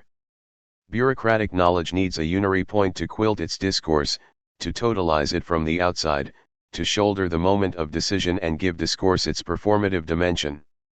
Our only hope is to isolate S1 as much as possible, to make it an empty point of formal decision, without any concrete weight, which is to say, to preserve as great a distance as possible between S1 and the register of authority due to ability. If this exceptional point fails, bureaucratic knowledge becomes crazed, the neutrality of knowledge comes to seem malevolent. Without a quilting point, its very indifference provokes in the subject the impression of a superego imperative, we arrive at rule by totalitarian bureaucracy. It is the logic of the signifier that can account for the necessity of this one, of the exceptional point of an empty name. 3. The dialectic as logic of the signifier, the one of self-reference. The quilting point to Capitan. In the opening act of Racine's Athaliah, Abner laments the cruel fate that awaits followers of God under Athaliah's rule, to which Joad replies with the famous lines. He who can reign in the fury of the waves knows also how to check the base one's plots. Submit with reverence to his holy will. Dear Abner, I fear God, and no one else. I have to fear. These lines have a transformative effect upon Abner. From an impatient zealot, and as such worried and uncertain, he turns into a calm believer, confident in himself and in the almighty power of God. How does evoking the fear of God manage to operate this miraculous conversion? Before this transformation, Abner saw in the earthly world only a multitude of dangers that filled him with fear, and he was waiting for his side, God, and his representatives, to lend him their aid and help him to vanquish the world's many difficulties. Faced with this opposition between the earthly realm of dangers, uncertainty, worry, etc. and the divine kingdom of calm, love, and confidence, Joad doesn't just try to convince Abner that the forces of God are powerful enough to triumph over earthly chaos. He assuages Abner's fears in quite a different manner, by presenting their opposite, God, as more frightening than any worldly danger. And, this is the miracle of the quilting point, this one fear more, the fear of God, retroactively changes the character of all the other fears. It completes the sleight of hand that transforms, from one minute to the next, all fears into perfect courage. All fears, I have no other fear, are exchanged for what is called the fear of God, which, however constraining it may be, is the opposite of a fear. Lacan 1993, 267. The traditional Marxist view that religious consolation is an imaginary compensation for worldly misery is therefore to be taken literally. We are dealing with a dual, imaginary, relationship between terrestrial earth and celestial heaven, without any other symbolic mediation. According to this conception, religion works by compensating for worldly horrors and uncertainties with the bliss that awaits us in the other world, all of Feuerbach's famous formulations of heaven as an inverted mirror image of earthly suffering. In order for this operation to succeed, a third moment must intervene that would, in a certain sense, mediate between the two opposing poles. Behind the multitude of worldly horrors we can make out the infinitely more terrifying wrath of God, so that all the misfortunes of the world take on a new dimension and become so many manifestations of divine anger. The same operation takes place in fascism. In Mein Kampf, how does Hitler go about explaining to Germans the calamities of the era, the economic crisis, moral decadence, etc.? He constructs a new subject that is infinitely more terrifying, a single cause behind the multitude of misfortunes, the Jewish conspiracy that explains everything. Just like that, all the problems of the world, from the economic crisis to the crisis of the family, become manifestations of the Jewish conspiracy. The Jew is Hitler's quilting point. The Dreyfus affair is a paradigmatic example of the miraculous twist in discourse that is produced by the intervention of a quilting point. Its role in French and European political history already resembles that of a quilting point. It restructured the entire world of politics and sparked, directly or indirectly, a whole series of shifts that, still today, define the political landscape, the final separation of church and state in bourgeois democracies, the socialist collaboration with bourgeois governments and the resulting schism between social democrats and communists, the birth of Zionism, the rise of anti-Semitism as the defining feature of right-wing populism, etc.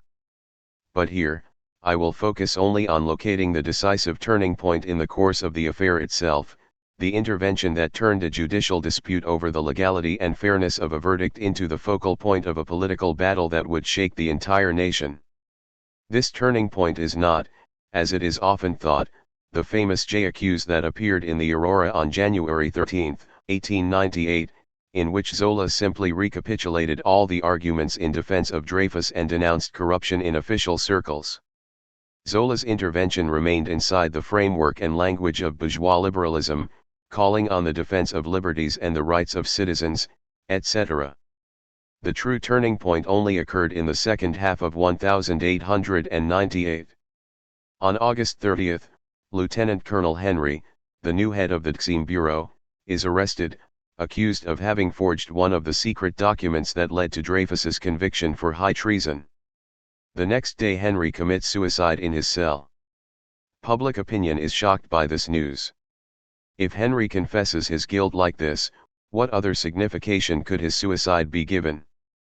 It must be that the charges leveled against Dreyfus were fundamentally flawed.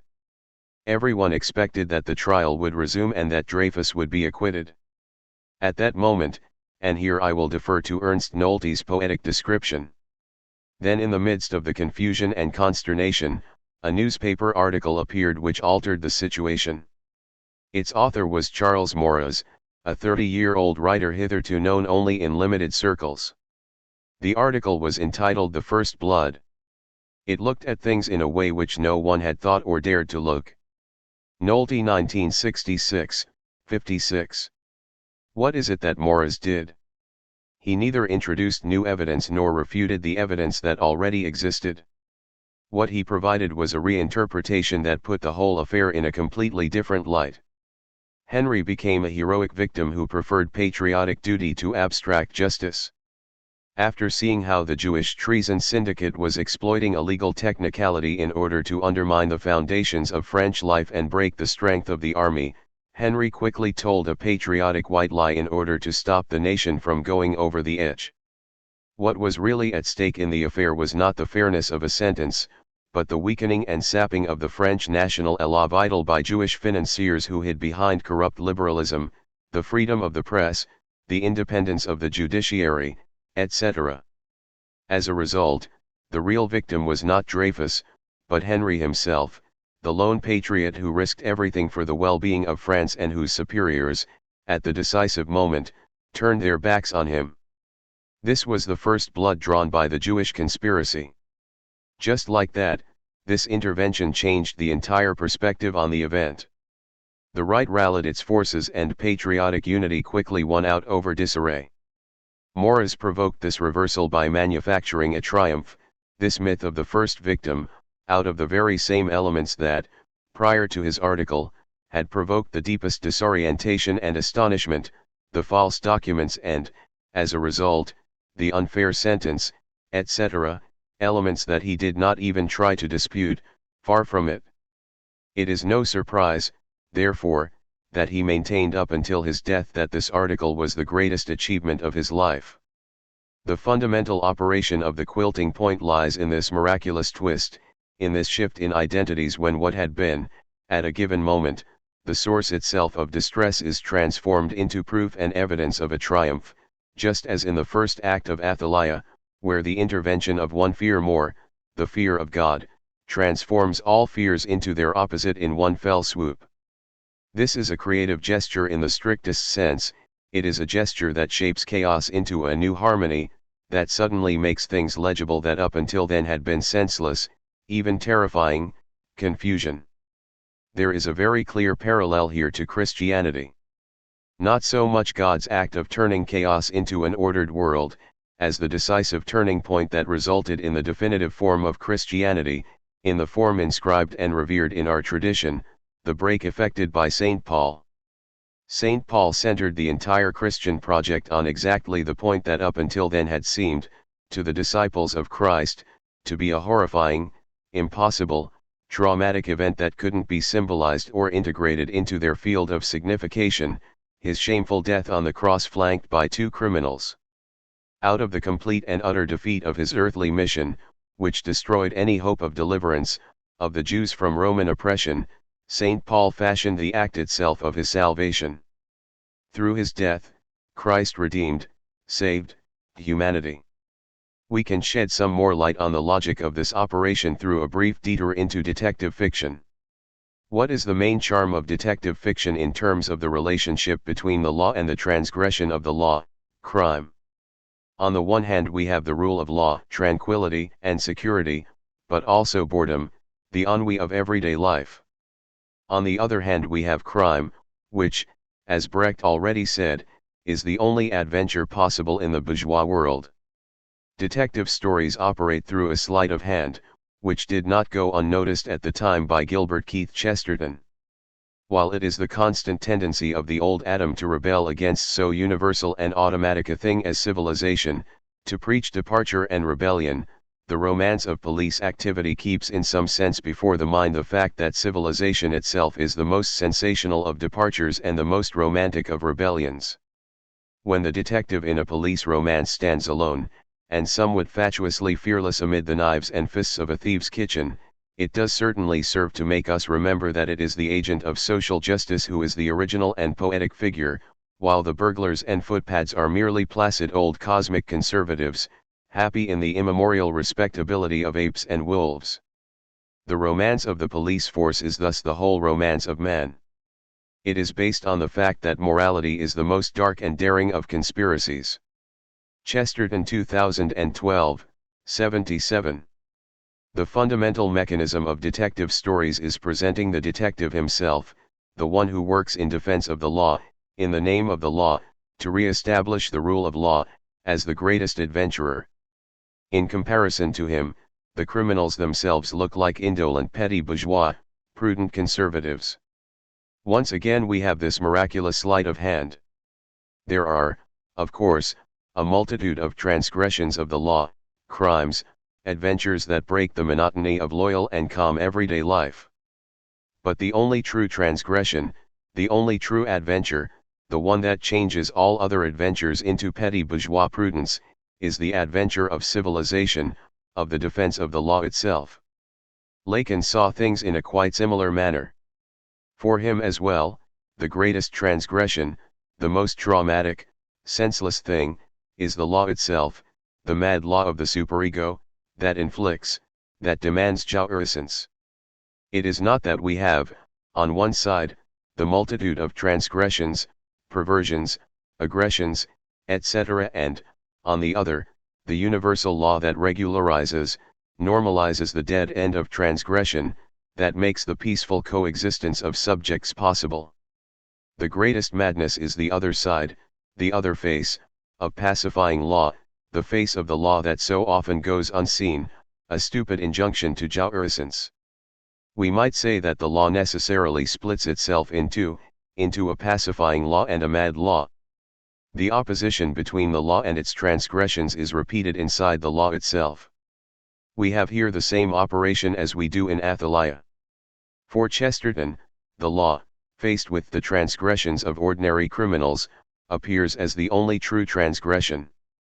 In Athaliah, looking upon worldly fears, God appears to be the only thing truly worthy of fear.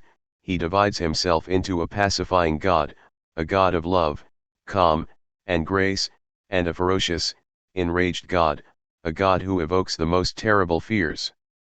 This twist, this moment of inversion where the law itself appears to be the only true transgression, corresponds exactly to what is called, in Hegelian terminology, the negation of the negation. First, we have a simple opposition between a position and its negation, in our case, between the positive, pacifying law, and the multitude of specific transgressions of the law, of crimes. The negation of the negation is the moment when we understand that the only true transgression, the only true negativity, is the law itself, which changes all ordinary, criminal transgressions into indolent positivity. This is why Lacanian theory is irreducible to any variant of transgressivism, anti-Oedipulism, etc. The only true anti-Oedipus is Oedipus himself, his super-egotistical side. This Hegelian economy is present even in Lacan's organizational decisions. Dissolving the École Freudienne de Paris and creating La Cause Freudienne might appear to be a liberating gesture. Out with bureaucratization, rules, and regulations, now there would only be the cause itself, freed from all mundane constraints. But it soon became clear that this action led to the re-establishment of an école of the cause, far stricter than any other school, just as the transcendence of earthly fears through divine love necessarily requires the fear of God, more terrible than any worldly fear. The dialectical return to the self. The triad, the ternary structure in which universality, confronted with its particular contents, divides itself into positive and negative, inclusive and exclusive, pacifying and destructive, offers us the basic matrix of the dialectical process. When confronted, mediated by the multitude of particular differences, the initial position reveals itself to be pure difference. When confronted, mediated by the multitude of particular negativities, the initial position reveals itself to be pure, absolute negativity. To give two more concrete examples, confronted with the multitude of specific crimes, the universal law reveals itself to be the absolute, universalized crime. Confronted with the multitude of horrors on earth, God himself, paragon of calm and love, is revealed to be absolute fury, total horror. At first glance, this matrix seems to confirm Derrida's analysis, cf. Derrida 1986. Is it not the case that such a coincidence of absolute negativity with absolute positivity, of identity with absolute difference, etc. reduces difference to the self-movement of identity, reduces negativity to the self-mediation of positivity? The circle appears to be closed. Starting with identity, we pass to difference, and once we push difference to its point of self-reference, difference is recuperated by identity. However, this reading misses the decisive point of the dialectical movement. It is not difference that ends up being reduced to the self-movement of identity, but identity that is reduced to absolute, which is to say self-referential, difference. Identity is the name for difference taken to its point of self-reference. To return to the example of the universal law and the specific crime, it is not that universalized crime coincides with the law, but that it is the truth of the law itself that it is nothing more than crime universalized. Truth is therefore on the side of crime and not the side of the law. Crime is not recuperated in the self-movement of the law, reduced to a subordinated moment of its self-mediation. It is rather the law itself that self-divides as it is caught up in the movement of the specific crime, insofar as it emerges out of its own self-reference. The law is crime universalized. In the middle of a concrete analysis of the revolutionary process in class struggles in France, Marx develops the perfect example of the universal splitting when confronted with its specific contents. Discussing the role of the Party of Order during the revolutionary events of the mid-19th century, he writes: "The secret of its existence, the coalition of Orleanists and Legitimists into one party, the nameless realm of the Republic, was the only one in which both factions could maintain with equal power the common class interest without giving up their mutual rivalry. If each of their factions, regarded separately, by itself, was royalist, the product of their chemical combination had necessarily to be Republican." Marx 2008, 79. Following this logic, the Republican is a species inside the royalist genus and, as such, it serves as the genus itself for the species that are subsumed within the genus. The royalist family is therefore divided into three species: Legitimists, Orleanists, and Republicans. We can understand this conjuncture as a question of choice. A royalist is faced with the choice between legitimism and Orleanism. Can he choose royalism in general, the medium itself of the choice? Marx replies, yes, if he chooses to be a Republican, to place himself at the intersection itself between the Orleanist and Legitimist groups, see Figure 1. This paradoxical element, this third option that cannot itself be selected, is the unsettling point where the universal genus encounters itself among its specific species.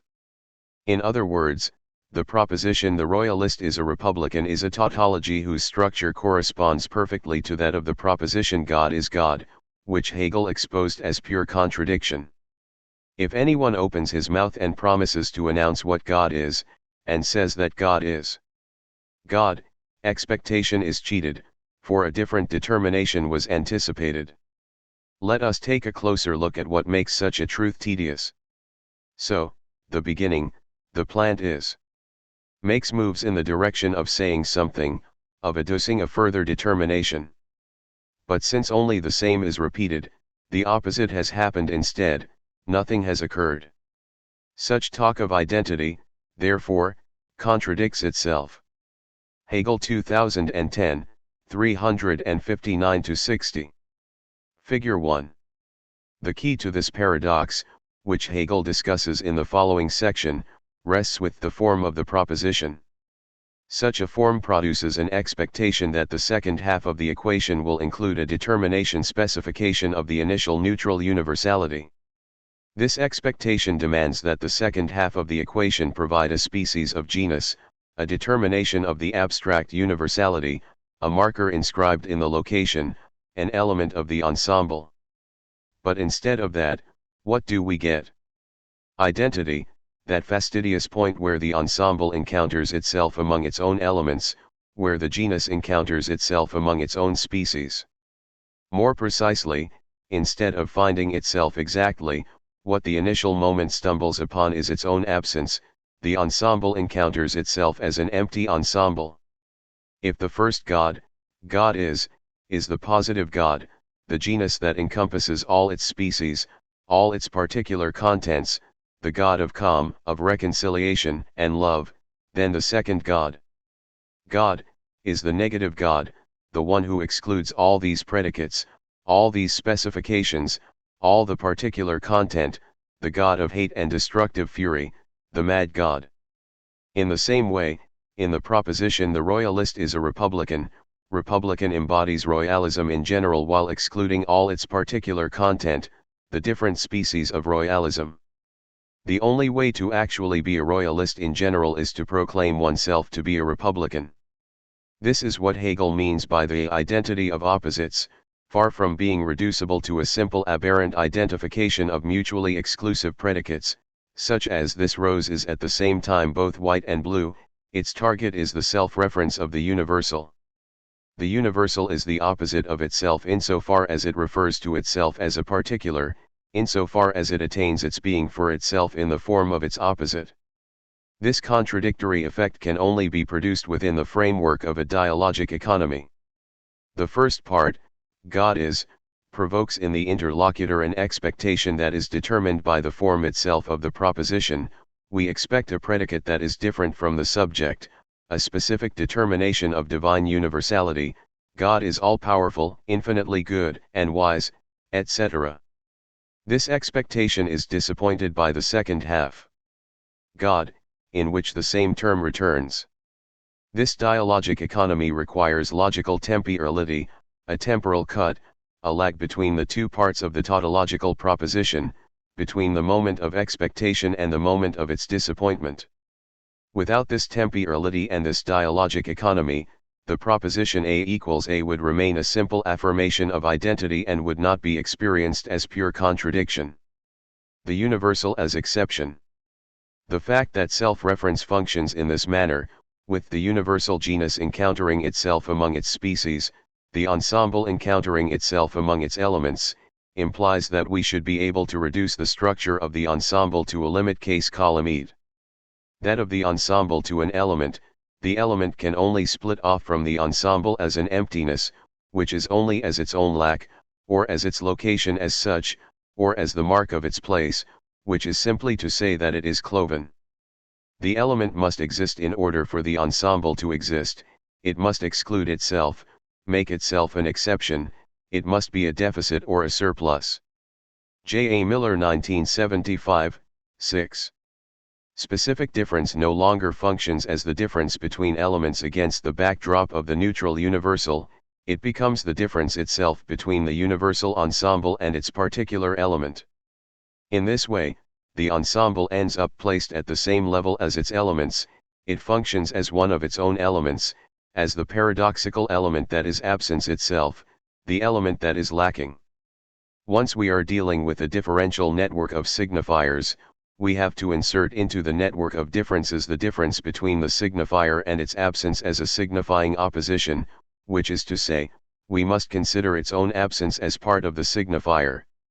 We must posit the existence of a signifier that is the very lack of a signifier itself, which coincides with the signifier's place of inscription. This difference is, in a certain sense, self-reflexive. It is the paradoxical, but necessary, point where the signifier not only differs from another signifier but from itself as a signifier.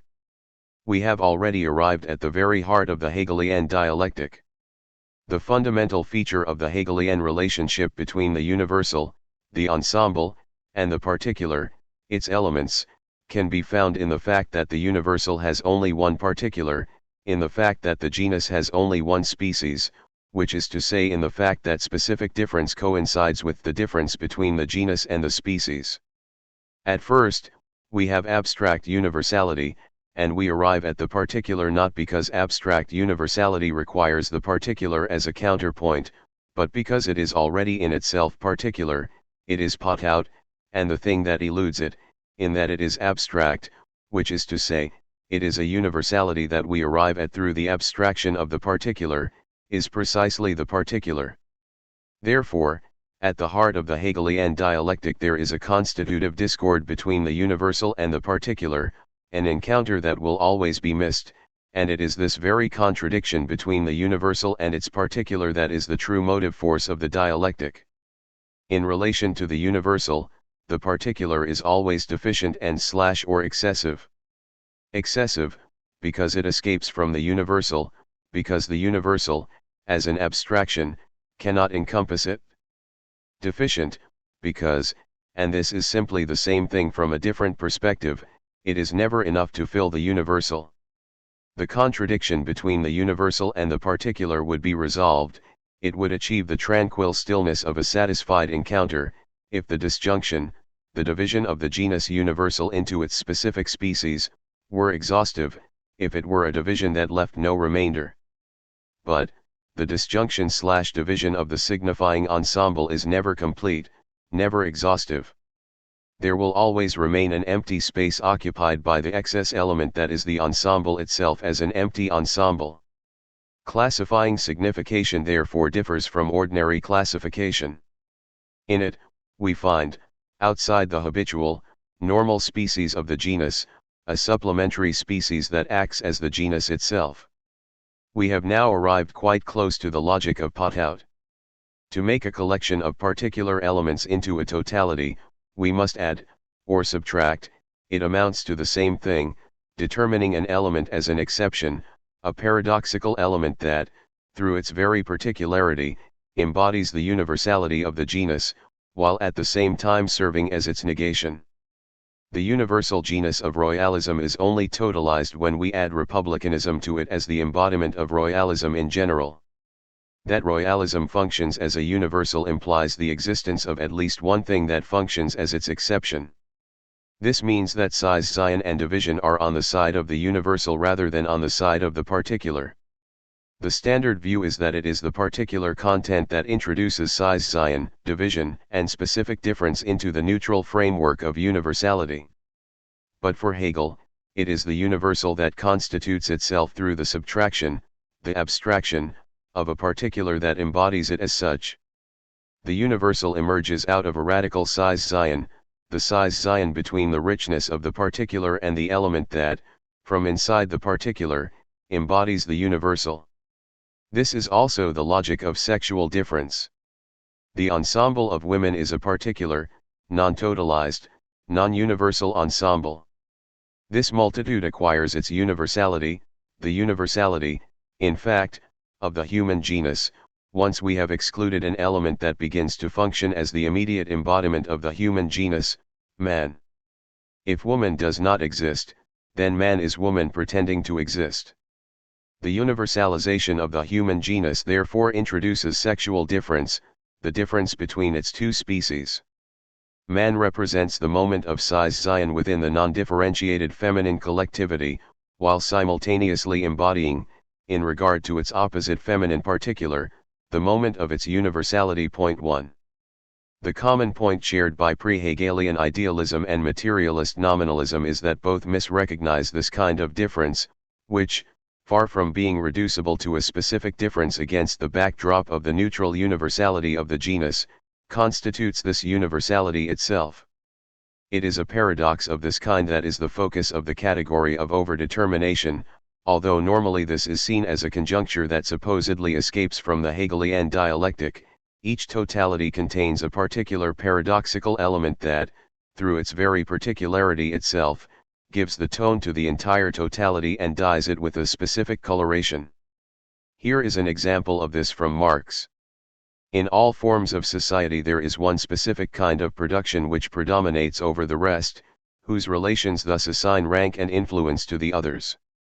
It is a general illumination which bathes all the other colors and modifies their particularity. It is a particular ether which determines the specific gravity of every being which has materialized within it. Marx 1993, 106-7.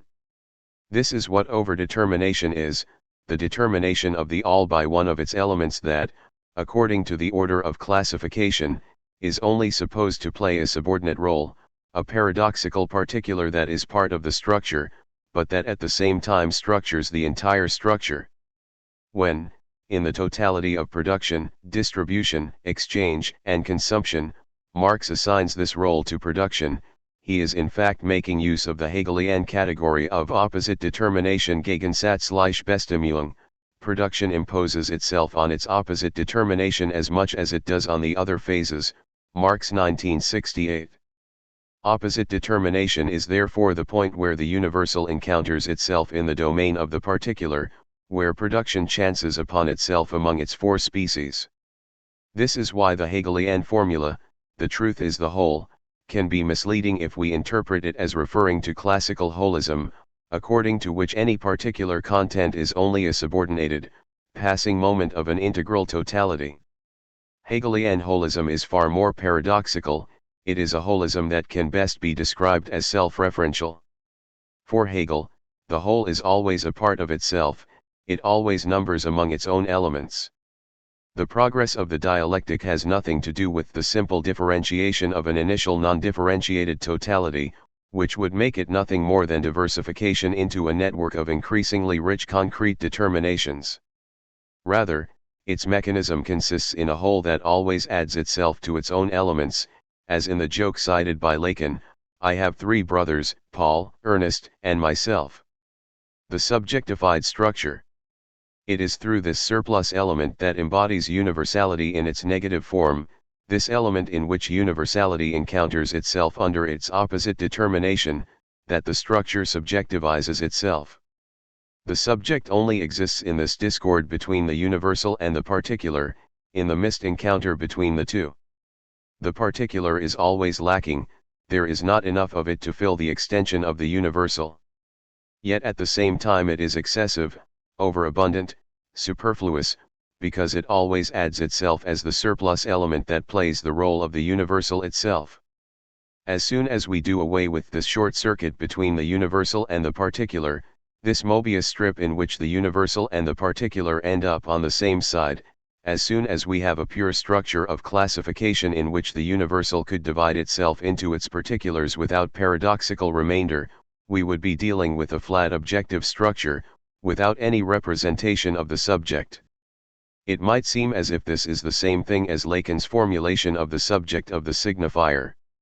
Isn't this the paradoxical particular that, among the other particulars, serves as the universal, the signifier that represents the subject for the other signifiers? To extend this to the example of royalism and republicanism, republicanism would represent royalism in general for the other species of royalism. But this is not at all the case. In such a simplistic reading, the dialectic of lack and excess remains concealed. The surplus particular is the negative embodiment of the universal, it fills the lack, the void, the deficiency of the particular in regard to the universal. The surplus, the excess, is therefore the form which lack takes, and it is only at this point that it becomes legitimate to introduce the formula of the subject. This excess, This surplus element that fills the void, is the signifier that represents the subject. Take the following passage from the Science of Logic: I have concepts, that is, determinate concepts, but the I is the pure concept itself, the concept that has come into determinate existence. Hegel 2010, 12.17, 514. The I, which Hegel uses here as synonymous with the subject, is therefore placed at the intersection between being and having.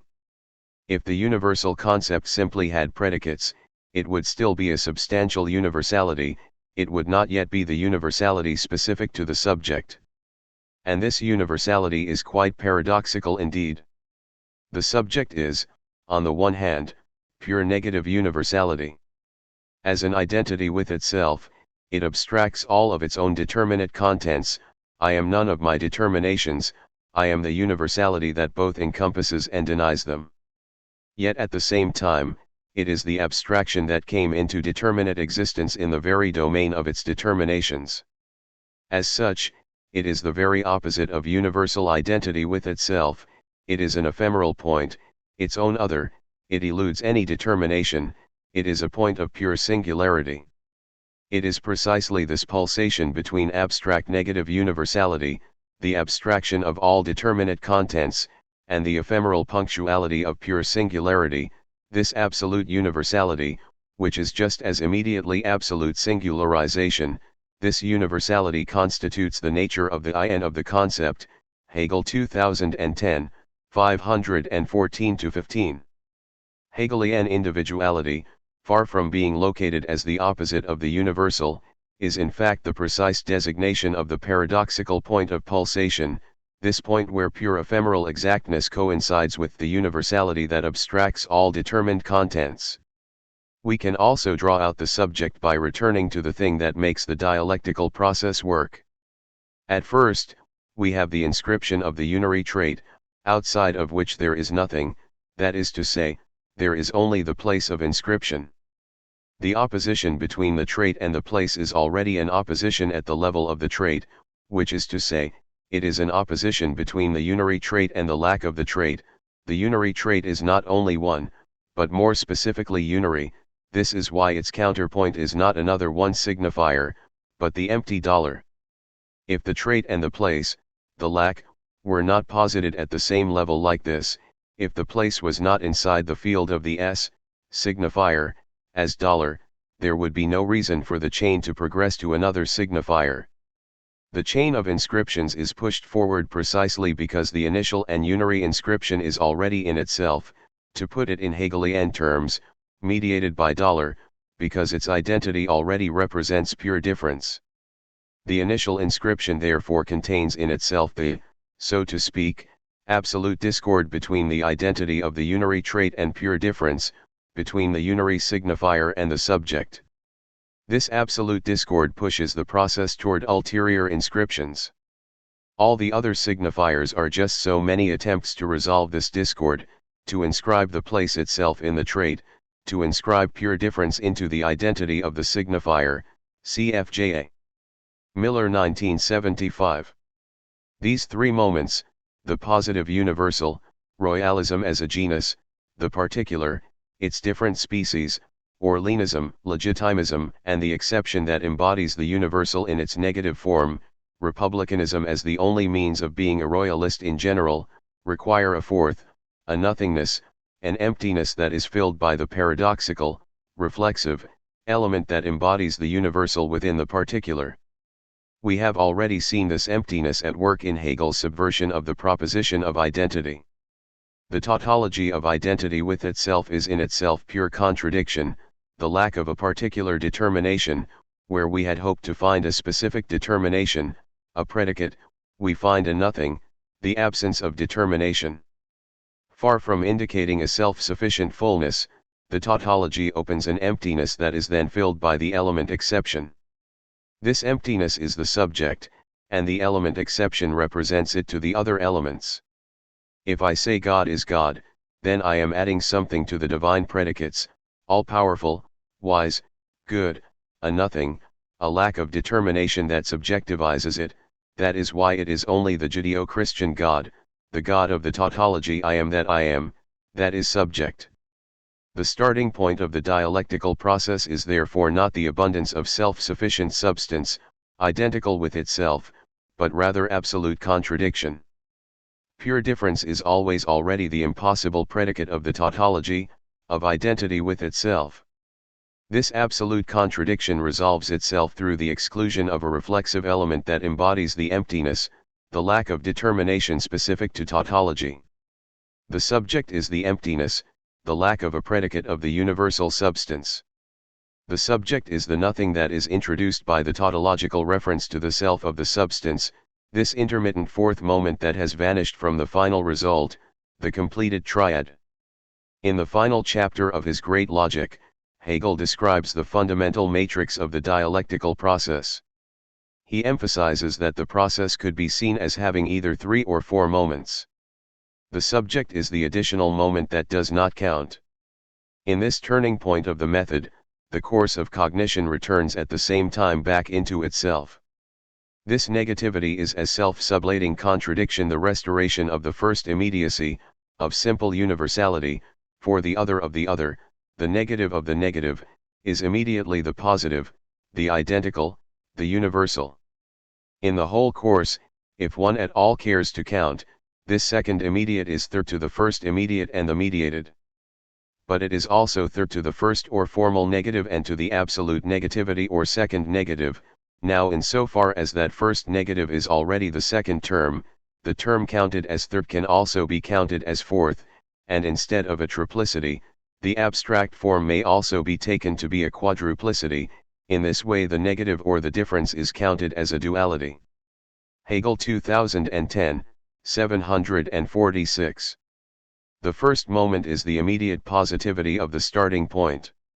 The second moment, the mediation, is not simply the opposite pole, the contradiction of the immediate. Rather, we produce it as soon as we try to seize the immediate in itself and for itself, as such. In this way, we already see it as the other of the mediation, and therefore as mediated by the mediation. More precisely, the second moment is not the negative or the other of the first, it is the first moment as its own other, as its own negative. As soon as we try to take hold of the first moment as is, it becomes its other. As soon as we try to take hold of being as such, it evaporates into nothing, etc. This is why we have to count negativity twice. If we want the second moment in its for itself and not simply as the alterity of the first, we must reflect on it in itself, and negativity's reference to the self gives us absolute negativity, pure difference, the paradoxical moment that is the third moment because it was already the first moment that, as soon as we tried to take hold of it as such, became its own other. The first as such is already the other of the other. This is the only way of grasping it intellectually. This is why the second is, in its for itself, the third, and the final mediated identity is the fourth. If we are only counting the positive moments, there are only 3, the immediate, the mediation, and the final synthesis, the mediated immediacy.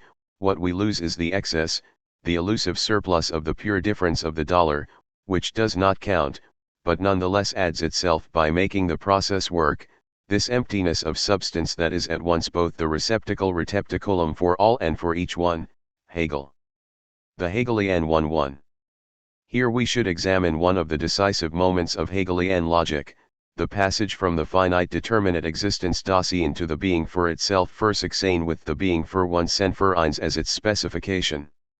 Hegel starts with the formula used in German to inquire as to the quality of a thing, was für einer. For example, was für ein Ding ist das. Literally, for what one thing is this.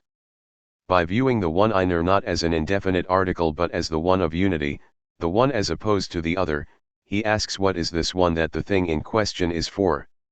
His first answer emphasizes that this one is in no way the same thing as the something it was. The correlate of something is something else ein anderes. This all takes place at the level of finite reality and its network of reciprocal determinations, where a thing is always linked to other things, interlaced with them, limited by them, mediated by something else. Something is therefore always a being for another sane verandaries. We only reach one when this other, the other thing for which the something is reflected in that thing itself as its own ideal unity, when something is no longer for another thing, but for itself. In this way, we pass from the being for another to the being for itself für sein. The one is the ideal unity of the thing beyond the multitude of its real properties. The thing as an element of reality is sublated aufgehoben in the one. The passage from something to the one coincides with the passage of reality to ideality, the one for which the thing as a thing of the real is, for what one is this, is the thing itself in its ideality. I need hardly mention that this passage implies entry into the symbolic order. This passage is only possible if the one, the ideal unity of the thing beyond its real properties, is again embodied, materialized in its signifier. The thing as an element of reality is killed, cancelled, suppressed, and at the same time elevated to its symbol, which places it as one above the multitude of its properties by reducing it to a single trait, the unary trait, its signifying mark. In other words, the passage from being for another to being for itself entails the radical decentering of the thing in relation to itself. The self of the for itself, the most intimate kernel of the thing, is simultaneously externalized into an arbitrary signifying mark. Being for itself means the existence of the thing for its own symbol. The thing is more itself in its exterior symbol than in its reality, in its immediate reality. If the correlate of something is something else, what is the correlate of one? Let us not forget that in regard to the sequential order of Hegelian logic, we are still only at the level of quality. The one in question is not yet that of quantity, the one to which we can add the second, the third, etc. For this reason, the correlate of the one is not the other but the void das Leer. The correlate of the one cannot be the other, cannot be something else, because the one is already the unity, reflected in itself, with its other. It is the thing itself as its own other, the other for which the thing is itself, as a one, its ideal unity.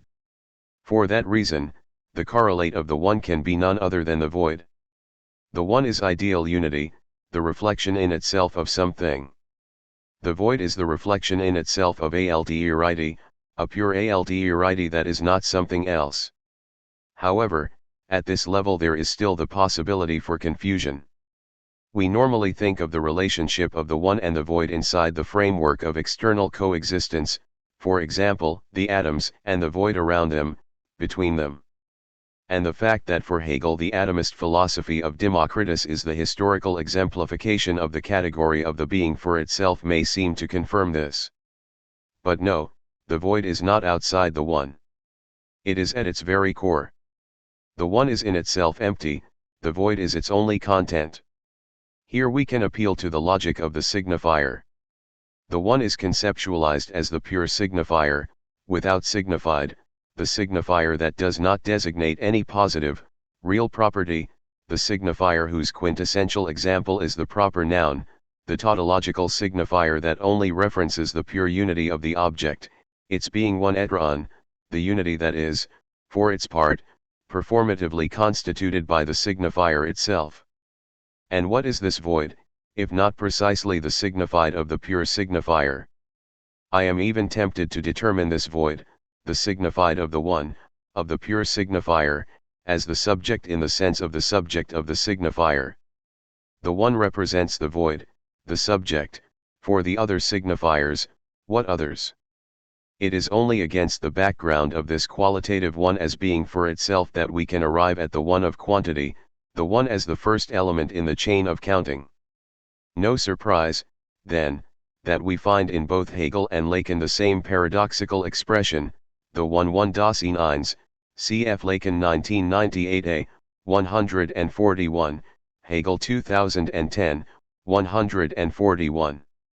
First, we must have the one of quality, the unary trait, in order to then be able to count, to say we have one, we have another one, we have three ones. The passage from being for another to being for itself makes use of a figure of speech that is unique to the German language, was für eins, which is liable to elicit the comment that for Hegel, the absolute speaks German. It is true that a whole series of Hegelian concepts and developments are founded on specific features of the German language. The Aufhebung depends on the three components of the signification of this German word: cancel, preserve, elevate.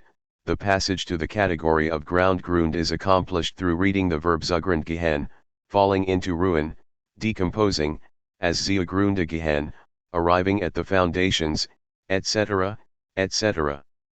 However, the key here is not that Hegel is privileging the German language. Rather, he is explicitly emphasizing that we are dealing with fortuitous encounters where, purely by chance, the signification of a word, more precisely, its split signification, expresses its speculative meaning. The ordinary signification of words operates at the level of understanding, and the supposed precise, scientific definitions do nothing more than consolidate and harden the fundamentally non-dialectical nature of signification.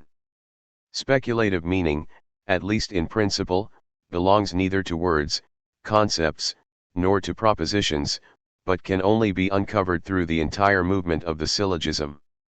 This meaning can, sometimes, erupt, break through, at the level of the words through the means of these fortuitous encounters, and this is the only support possible for speculative truth. Here we have a Hegel who is very far from the conventional depiction of him as a panlogicist. For him, speculative truth can only articulate itself at the level of words through chance encounters. Hegel radically subverts the Platonic opposition, from Critolus, between the natural character and the arbitrary character of language, an opposition that would in modern thought take the form of two distinct fundamental conceptions of the nature of language. There is the rationalist conception, which reduces language to a system of signs that are fundamentally arbitrary, external, disposable, whose signification is based on free association and is therefore without any intrinsic value. On the other hand, there is the romantic conception, according to which language does not allow itself to be reduced to a simple tool or a means, but carries in itself the value of an intrinsic truth, a foundational and profound signification, although this may have been lost in subsequent developments. Hegel's position toward these two alternatives is paradoxical. Language certainly contains an intrinsic truth, but we should not search for it in obscure origins, in foundational roots that have been lost through progressive instrumentalization. Instead, this truth is the result of a chance encounter that came afterwards. In principle, language lies, it hides the true dialectic of the concepts, their speculative movement. But sometimes, by accident, chance encounters, fortuitous coincidences, double meanings, plays on words, etc., speculative content breaks through. It is not at the level of the universality of principles that we should look for the truth, but rather at the level of the contingency of the particular. The truth articulates itself through puns and double meanings. Notes. 1. In woman does not exist. Existence should be understood in the sense it is used in Hegel's logic, in which it is not just a simple synonym of being. The discussion of the category of existence is found near the end of the second half of the logic that deals with essence. The term that is paired with existence is not essence, which is coupled with appearance, but foundation, Grund das Grund. Existence is defined as the effect, the appearance of a foundation, of a reason, of an essential and unique principle. It is being appearing insofar as it is posited and understood as the effect of a foundation.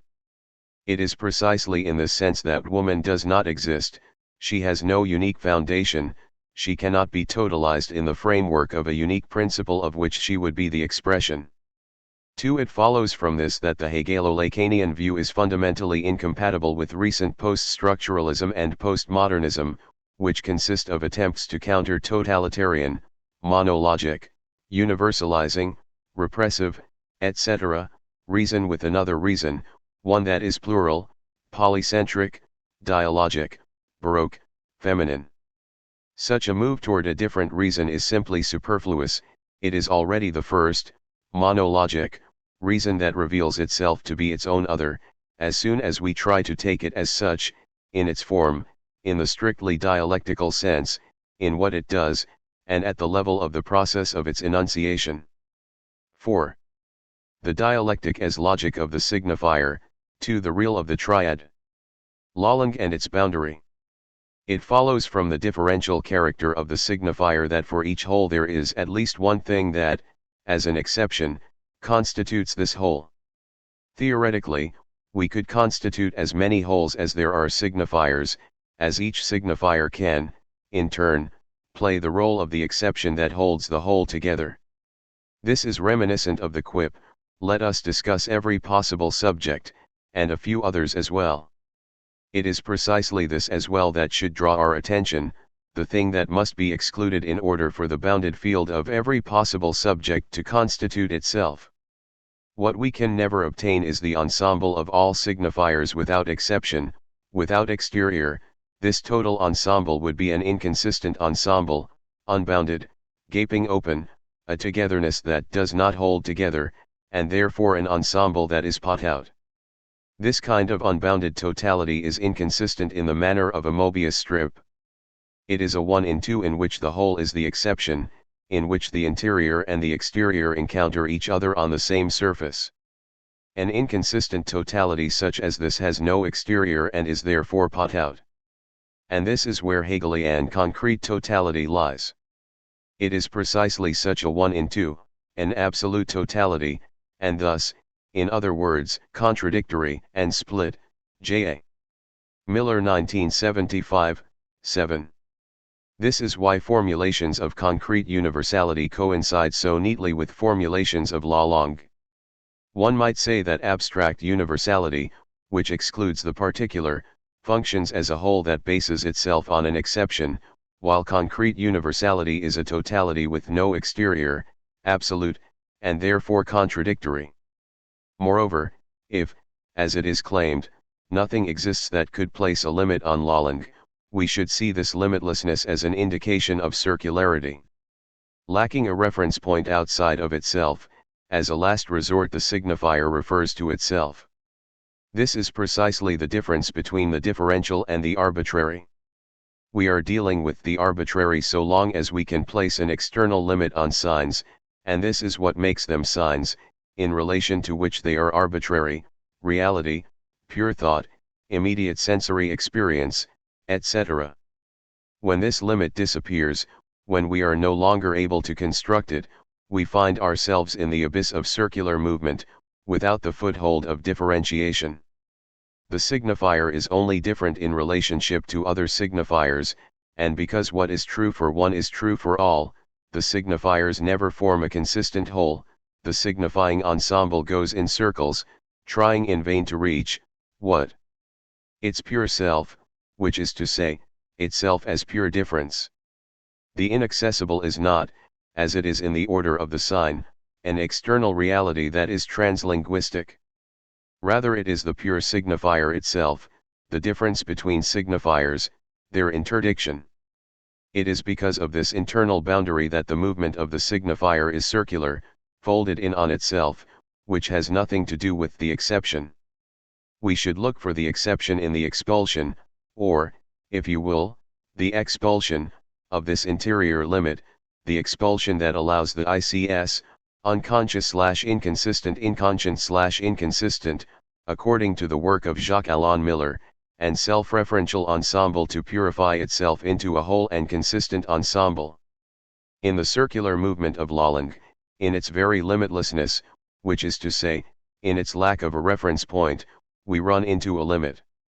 This limit has a name, pure difference / the pure signifier that holds the abyss of the signifying order open as a differential order, and therefore as one without reference point.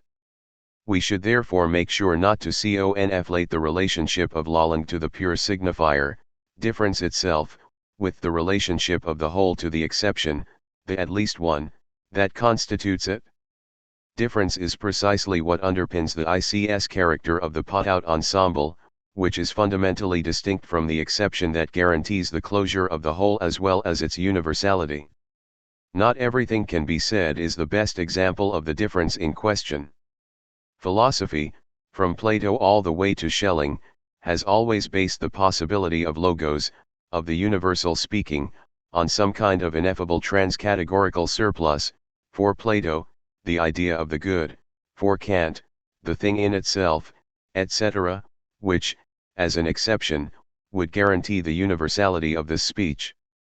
Here, not everything can be said means, the necessary condition for rational speech is an ineffable surplus. In the order of Lalande, on the contrary, not everything can be said means that the field of Lalande could never be traversed. Insofar as nothing exists that could limit it, speech is a circular movement of self-reference without solid foothold. It is, in other words, chasing its own tail.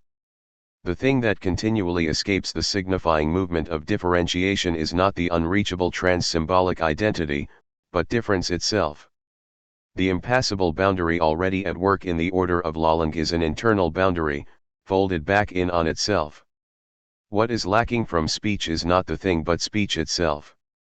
The external limit of language is reality, the internal limit of Lalande is difference itself. The limit of the sign is the thing, the limit of the signifier is the pure signifier itself. It is not a coincidence that Marx developed the same formulation of an internal limit when discussing capital.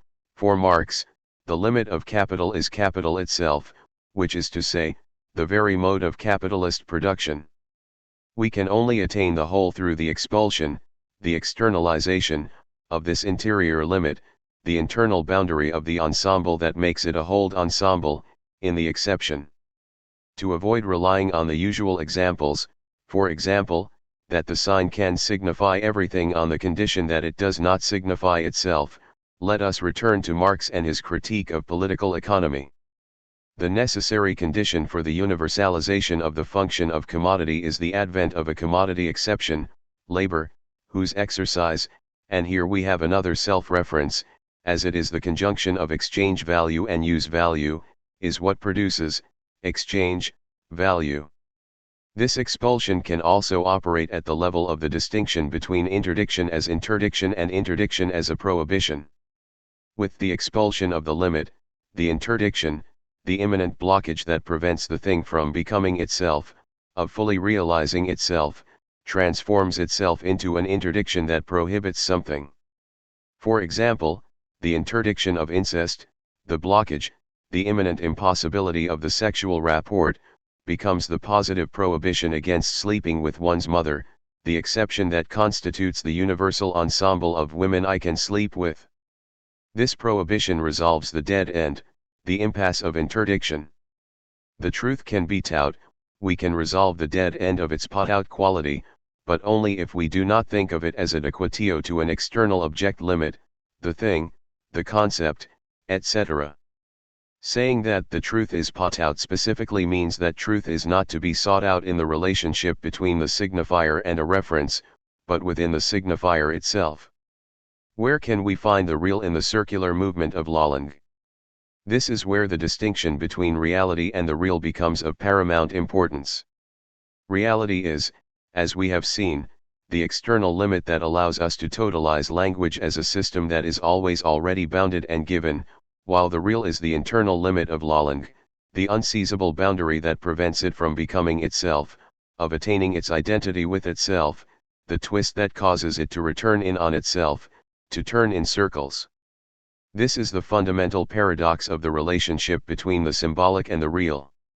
The bar that separates them is inside the symbolic field, it is the bar that prevents the symbolic from becoming itself, from achieving its full realization. The problem for the signifier is not that it can never reach the real, but rather that it can never reach itself.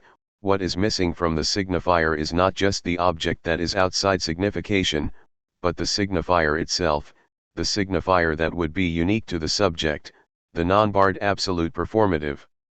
In more speculative terms, the signifier does not just miss the object, it already misses itself, it never realizes itself as a signifier, and it is in this missed encounter that the object is inscribed. The positivity of the object is nothing more than the positivization, the incarnation, the materialization of the impassable bar that prevents the signifier from becoming itself. Coincidentia oppositorum. It quickly becomes clear that the Lacanian real is the conjunction of a series of opposite determinations. The real is the starting point, the foundation of the process of symbolization. In this sense, we can talk about the symbolization of the real. In a way, it precedes the symbolic, it is the raw substance structured by the symbolic, which has caught it in its net. Symbolization mortifies, empties, separates the real from the living body. But the real is also the waste product of the process itself of symbolization.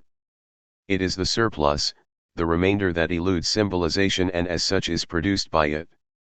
In Hegelian terms, we could determine the real as both presupposed and posited by symbolization. Insofar as the core of the real is made out of the jouissance substance, this duality takes on the form of jouissance and surplus jouissance. Jouissance, the body that is jouissant, is the fundamental void, structured, dissected, quartered by symbolization, and this operation produces the remainder, surplus jouissance. The next opposition is linked to the first. The real is the plenitude of inert, positive presence.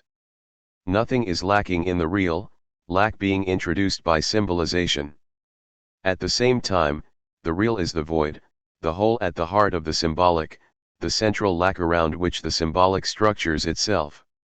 The real as a presupposed starting point is positive plenitude, lacking nothing.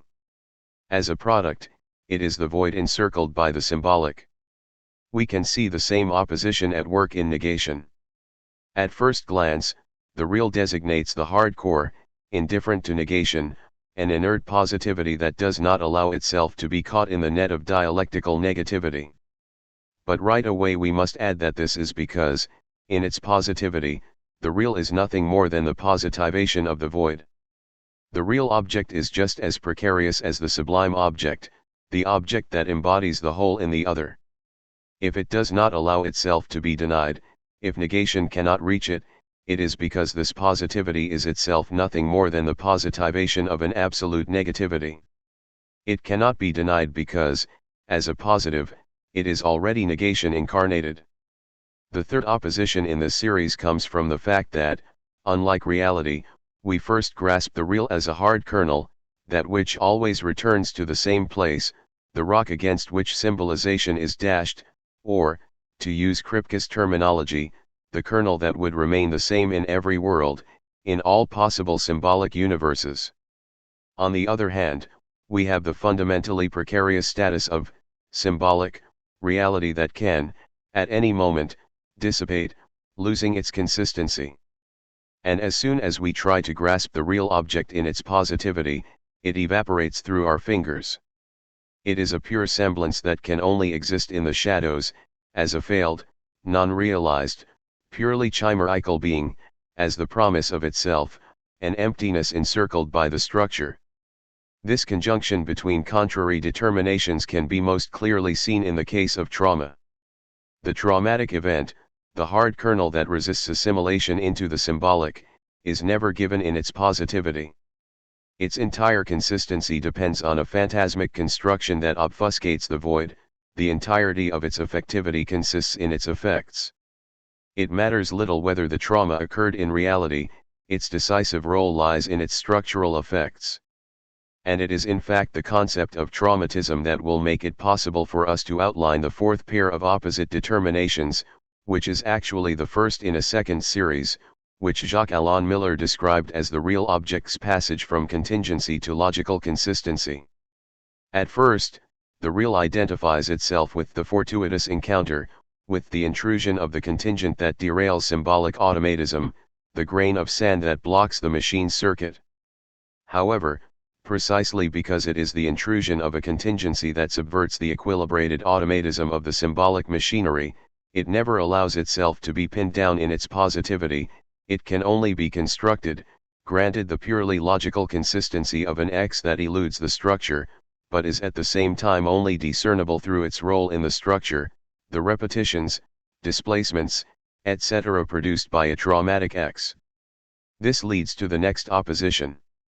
The real is, according to the definition that has already become the standard, that which never stops not writing itself, and is therefore the impossible, that which eludes writing, the sexual rapport, for example, but at the same time, from a certain point of view, writes this impossibility itself in its difference from the signifier. The written is therefore on the side of the object, its status is therefore real and not symbolic, it is identifiable with that which, in a language, always returns to the same place, beyond, or more precisely below, possible subjectifications.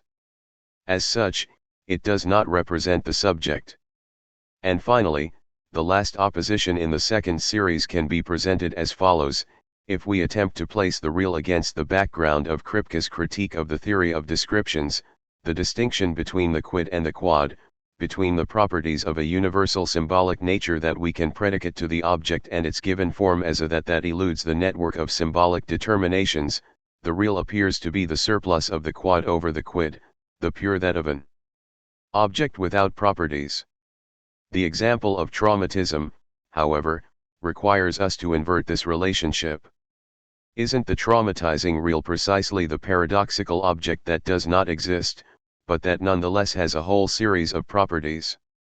Namely, traumatism, as fundamentally chimerical, as a fantasy projection on the void in the symbolic other, is an entity whose existence we must refuse. It does not withstand the test of reality, but this does not prevent it from having a multitude of properties that we can discern through its effects in the symbolic universe of the subject. For Freud it was the primordial crime, patricide, that played the role of the real. Even though we do not find any trace of patricide in prehistoric reality, we must construct it in order to explain the emergence of culture. For Hegel it was the fight to the death between the future master and the future slave. It would be a waste of time to search for the moment this fight occurred in prehistoric reality. It is not a fact to be discovered through anthropological research. It is a fantasy scenario, and as such it is always already implicated. It is presupposed by the very fact of labor. Labor presupposes a certain intersubjective conjuncture, the fight to the death between two subjects for recognition, and its result, the defeat of one of them who then becomes the slave laborer. Labor is, a priori, formally, or, in Hegelian terms, in its very concept, work for a master, whether he is real, as in the person of the master, or a symbol, God, death as the absolute master, etc., and for a master in front of whom one does not dare show one's jouissance. Labor is therefore, a priori, formally structured as an obsessive activity. Here Hegel was well ahead of his critics, Habermas, for example, who tried to resolve the problem of the relationship between labor and intersubjectivity by differentiating between two sides of human activity.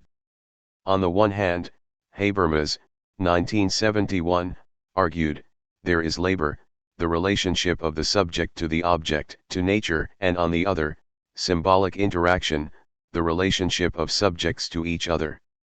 Hegel, ahead of time, answered the question that is repressed by such distinctions: what is the intersubjective, symbolic, economy of work itself, of the instrumental relationship to objectivity?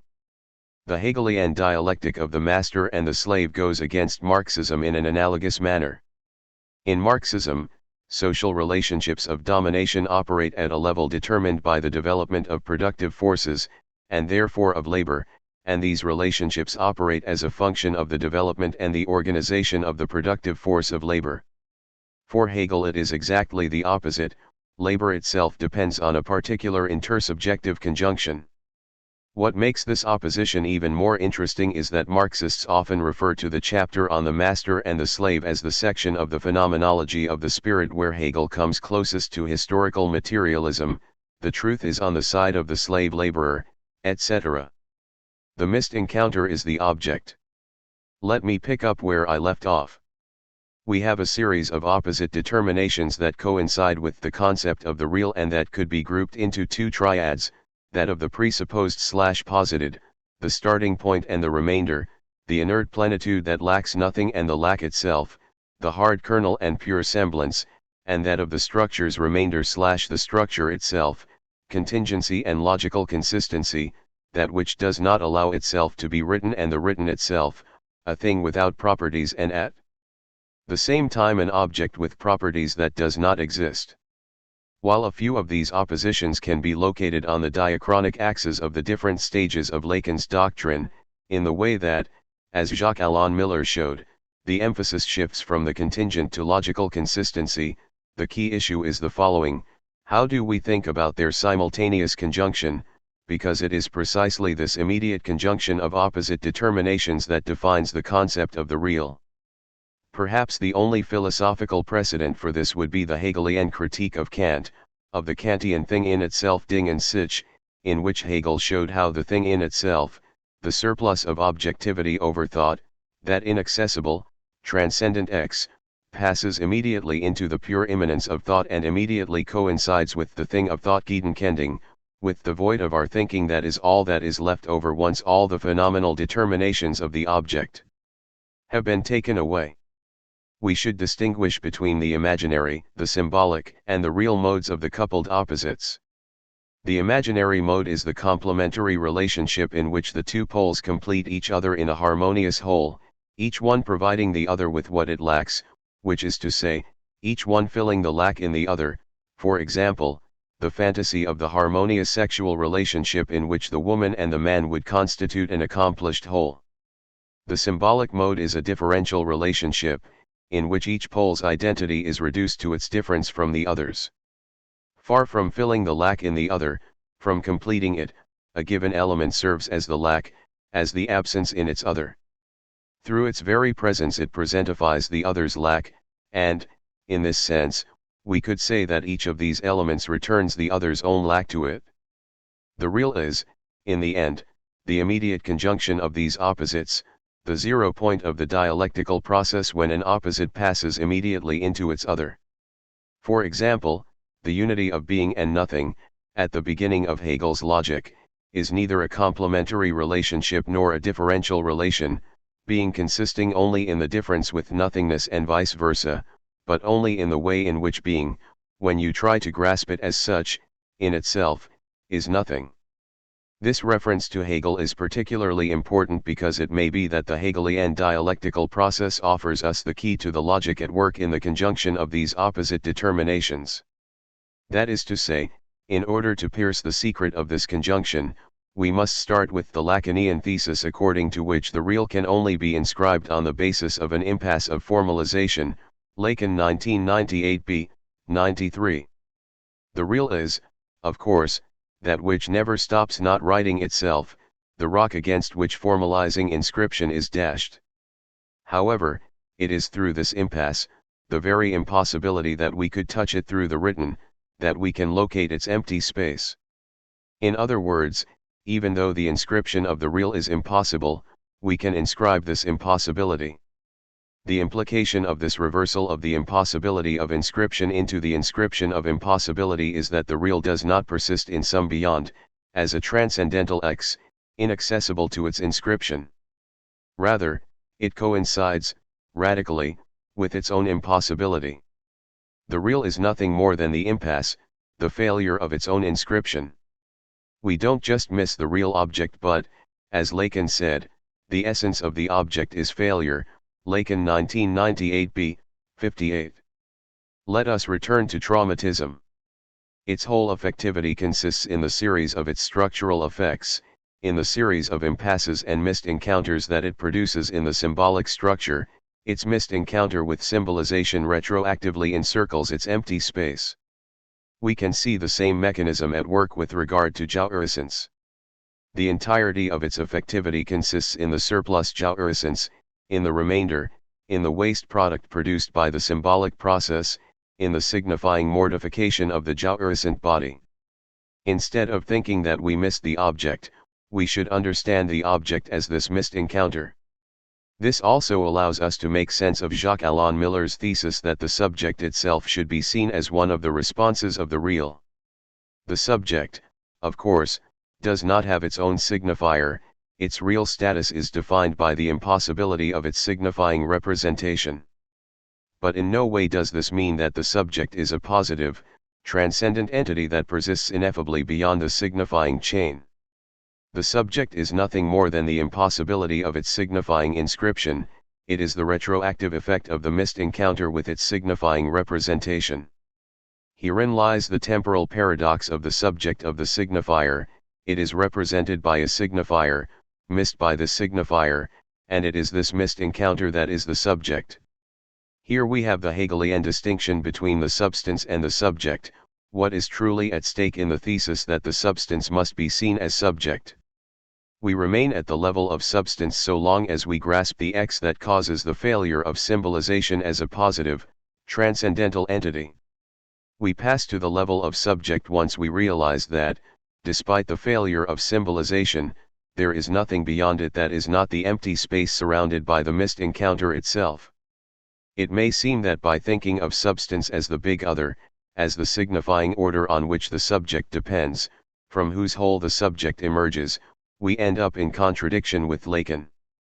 In Encore, didn't he define substance as jouissance, as the jouissant body, and therefore precisely as the non-symbolic, extimate, core of the other, cf. Lacan 1998b, 21-2? There is no need for us to try to resolve this problem by introducing an additional conceptual distinction, say, between substance in the sense of the big other and substance in the sense of the jouissant body, because, here again, the problem is already its own solution, which is to say, this ambiguity is already part of the concept of substance. Substance is, first of all, the big other, the order that gives birth to the subject. But the very heart of this order is outside of it, its core is a foreign body. This ambiguity means that the proposition we should see the substance as subject has a dual meaning. First, it means that substance, the big other, because it is whole, always already includes the subject. The subject is internal to substance as its constitutive void, as its blockage, as its immanent impossibility. Second, it articulates the dimension that is enunciated and represented by the matheme $a. The subject is correlative to the object that embodies the whole in the other, to the surplus jouissance that makes its kernel extimate. In other words, it is correlative to substance in the sense of the jouissant body, and as such, it is its opposite side. Forbidding the impossible. It is true that this problematic was only articulated rigorously by the Lacan of the 1970s, the one who introduced the difference between reality and the real and who focused on the impossibility of the real. But we can find the impossible real at work in the Lacan of the 1950s, well before he ever put it directly into words, although he articulated it using different terms. Take the following passage, for example, from Seminar 2. Throughout his life, Oedipus is always this myth. He is himself nothing other than the passage from myth to existence. Whether he existed or not is of little importance to us, since he exists in each of us, in a palely reflected form, he is ubiquitous, and he exists far more than if he really had existed. One can say that a thing does or doesn't really exist. On the other hand, I was surprised to see, regarding the archetypal cure, one of our colleagues opposed the term psychic reality to that of true reality. I think that I have put you all in enough of a state of suggestion for this term to seem to you a contradiction in adjecto. Whether a thing really exists or not doesn't much matter. It can perfectly easily exist in the full sense of the term, even if it doesn't really exist. By definition, there is something so improbable about all existence that one is in effect perpetually questioning oneself about its reality. Lacan 1991b, 229. In a certain sense, it is all already there. There is the difference between reality, that which truly exists, and the real, the fantasy myth, whose true existence is irrelevant, the disjunction between the order of the true and that of the real, which is what makes the expression true reality a contradiction in adjecto, and the determination of the real as impossible, the improbable character of every existence. Traumatism presents us with an exemplary case of a real for which it matters little whether it truly exists or not. What matters is solely the fact that it exercises its effectivity, that it functions as a point that must be constructed in order to make sense of the current state of affairs. The real is a little bit like the joke Freud told about Wellington. Is this the spot where the Duke uttered that famous line? Yes, this is indeed the spot, although he actually never said those words. A list of such examples of a non-existent entity to which we nonetheless attribute properties could go on forever. God has all the perfections except one, he does not exist, Z did not believe in spirits, and he went so far as to not even be afraid of them. If, therefore, we can construct the real as a reference point that, despite not truly existing, possesses a whole series of properties, it becomes clear that the quintessential real is jouissance. The final sentence in the above citation from Lacan retroactively takes on its full importance if we replace existence with jouissance. By definition, there is something so improbable about all jouissance that one is in effect perpetually questioning oneself about its reality. An experience that, as we all know, is at the root of the obsessive position. And it is perhaps this difference between existence and properties, which is to say the determination of the real as an entity that does not exist but that nonetheless possesses a whole series of properties, that gives us the key to the paradoxical interdiction whose presence unambiguously signals that we are dealing with the real, the interdiction of an impossible thing. In Lacan's Encore, he produces the formula for other jouissance, other in relationship to phallic jouissance. Were there another one, it shouldn't be / could never fail to be that one. Lacan 1998b, 60. This other jouissance therefore does not exist, because, as Lacan underlines, only phallic jouissance exists, but it nonetheless possesses a property, that of being excessive and therefore forbidden. It is false that there is another one, but that doesn't stop what follows from being true, namely, that it couldn't be / could never fail to be that one. Lacan 1998b, 60. Here, Lacan is using the logical rule according to which it is valid to deduce the true from the false. The real is just such a false entity, and as it does not exist, it must be presupposed for us to deduce the truth from it. The paradox of forbidding an impossible thing can be resolved if we link impossibility to existence and interdiction to properties. The real is impossible insofar as it cannot exist, but nonetheless it is forbidden because of its properties. This is why the Hegelian dialectical process brings us into contact with the real. The paradox of losing something that we never possessed, this paradox of the loss, the negation of the negation, can only occur at the level of the real. The structural parallel between the loss of something that one never possessed and the interdiction of an impossible thing is immediately clear. In both cases, the negation, the loss, the interdiction, relies on an element that is already in itself posited either as lost or as impossible. This leads to a new definition of the negation, the point where the subject realizes that that which is forbidden to him is already in itself impossible. Experiencing that what I lost I never had in the first place is, perhaps, a fairly rigorous definition of the final moment of analysis, of the exit from sortie, the transfer, especially since the transfer is characterized by what is called transferential love for the person who is supposed to know. If, according to the Lacanian definition, love is giving what one doesn't have, then in the exit from the transfer, giving what one doesn't have becomes the experience that I never had the thing that I lost in the first place. Thesis, antithesis, synthesis. The logic of the dialectical process is, therefore, that of the imaginary real symbolic.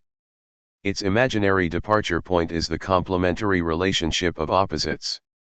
Then the real of their antagonism one falls apart, the illusion of their complementarity is broken, each pole passes immediately into its opposite. This extreme tension is resolved through symbolization, in which the relationship of the opposites is posited as differential. The two poles are once again united, but against the background of their common lack. The starting point, the thesis, is neither the subject, which would then oppose itself to the object, nor the immediate identity of the subject-object. Rather, it is the abstract being in itself of immediate objectivity.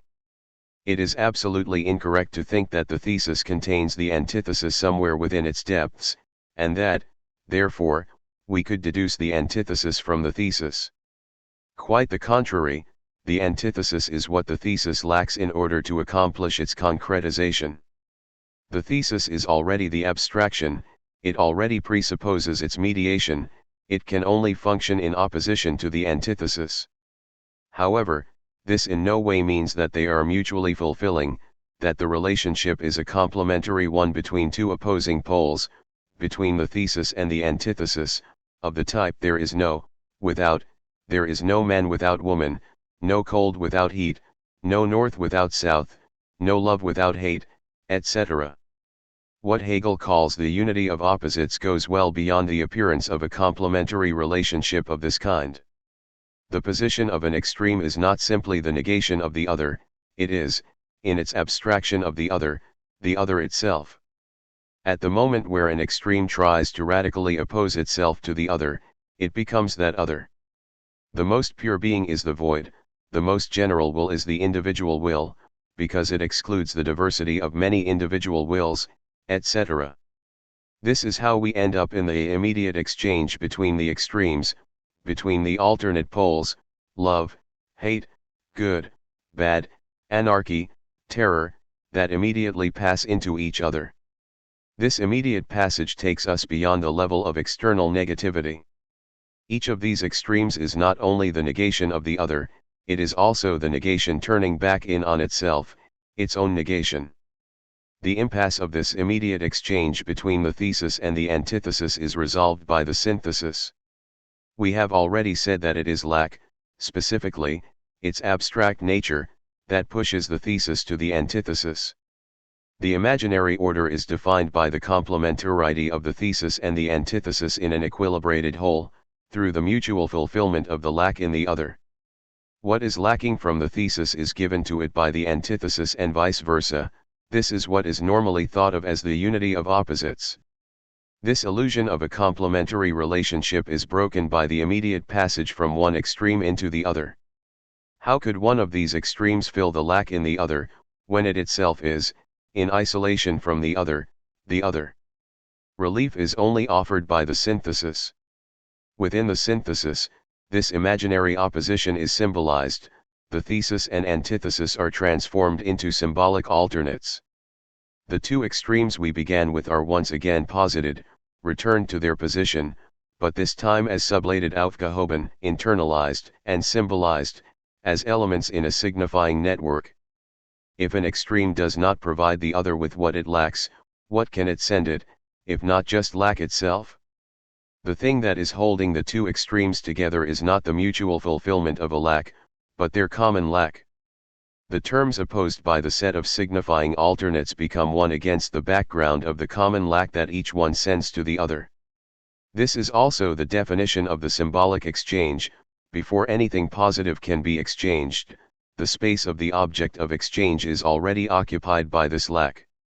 This lack is what symbolization internalizes.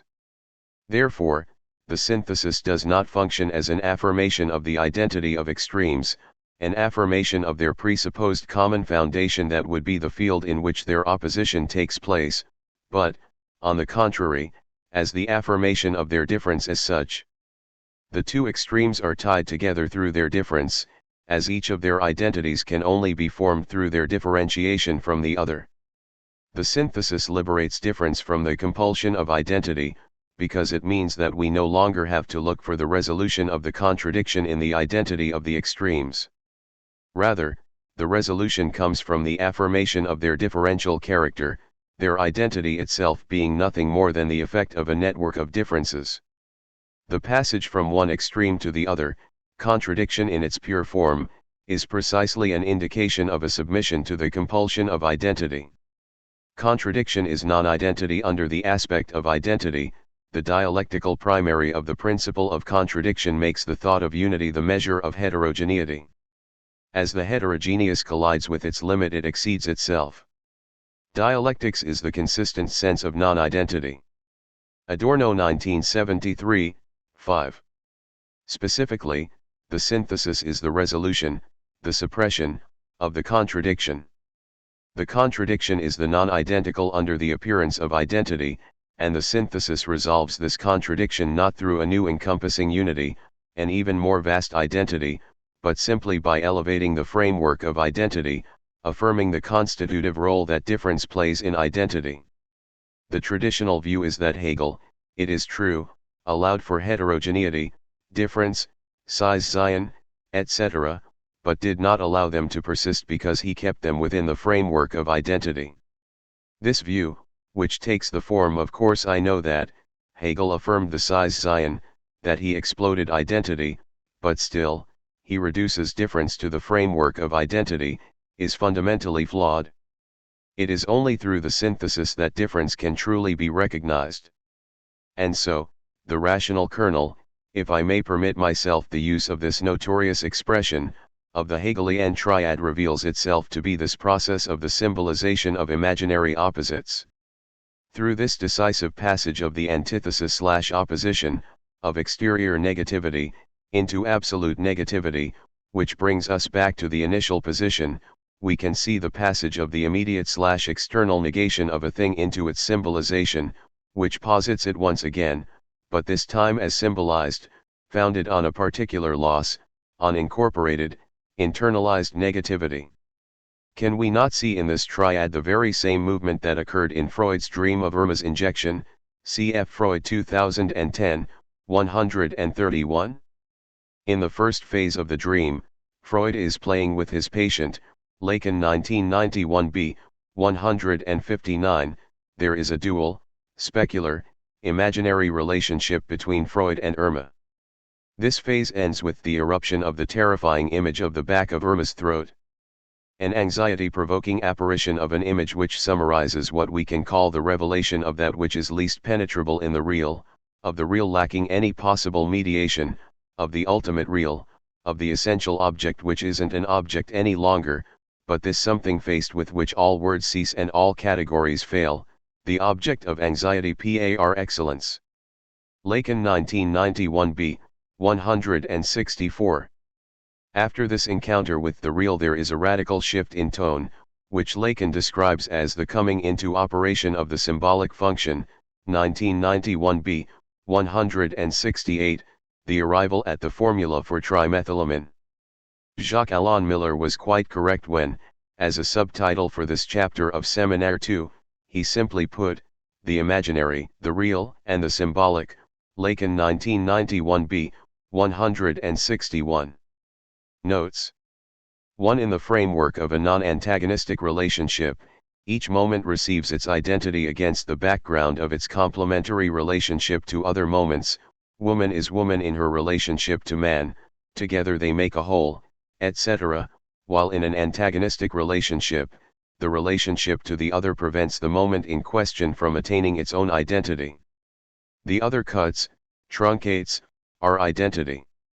At our very core, we are already the other.